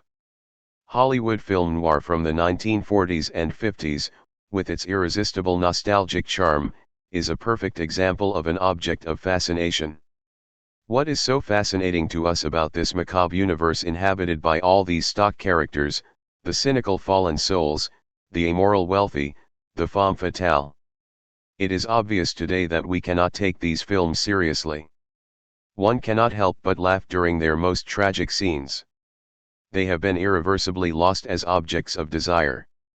The problem is precisely this: how is it that the classic film noir, a lost object of desire, the mark of a blockage, of a fundamental impossibility, the impossibility of taking them seriously, still exercises such nostalgic charm, and not despite the features mentioned above, but because of them? From what impossible object does this charm arise? The only possible answer is the gaze. Our gaze bases itself on another gaze, one which probably never existed, of the moviegoers of that era who were still able to take film noir seriously, to find jouissance in it, to be fascinated by it out of their fundamental naivete. When I watch a film noir today, I see myself seeing myself, to use Lacan's Valerian expression, Lacan, Seminar 11, 80. I am fascinated by the imaginary gaze that could supposedly be immediately fascinated by film noir, that could enjoy it fully without any ironic distance. This is why, in the fantasy, the object, the little a from the matheme $a, is not the scene, but the impossible gaze that is fascinated by the scene. Isn't the traversal of the fantasy the experience of the primacy of the gaze over the scene? There is a moment in Hegel's private life that seems to provide a confirmation of this. We can pin down pretty much exactly the moment at which Hegel traversed the fantasy. In one of his letters, he speaks of a period of total depression that he lived through between the ages of 25 and 30, a hypochondria that went bis zur Erlösung aller Kraft, that was so severe as to paralyze all his power, cf. Kojève 1969, 168. He was not ready to pay the price for absolute knowledge, which is to say, to make the radical sacrifice, the sacrifice of oneself, the experience of which he describes in Glauben und Wissen. The midges of subjectivity are burned to death in this consuming fire, and the very consciousness of this surrender and nullification is nullified, Hegel 1988, 141. Of course, it is not a coincidence that this crisis came right before the moment in which Hegel became Hegel, in the years when he was still searching for synthesis in the form of a totality that could envelop the contradictory moments, life, love. Hegel only became Hegel when he traversed the fantasy, when he had what we could call the experience of the other's lack, the recognition that the object only fills an emptiness that is opened by this lack. It was only once he'd seen this that he could describe the space of the subject as an empty space, as a screen on which appear the fragments of a decapitated body, partial phantasmic objects, as the emptiness that is materialized through the other's gaze, the emptiness that is the night of the world, the abyss, the ex nihilo that is the only place where new content can be created. The human being is this night, this empty nothing which contains everything in its simplicity, a wealth of infinitely many representations, images, none of which occur to it directly, and none of which are not present. This is the night, the interior of human nature, existing here, pure self, and in phantasmagoric representations it is night everywhere. Here a bloody head suddenly shoots up and there another white shape, only to disappear as suddenly. We see this night when we look a human being in the eye, looking into a night which turns terrifying. For from his eyes the night of the world hangs out toward us. Hegel 1983, 87.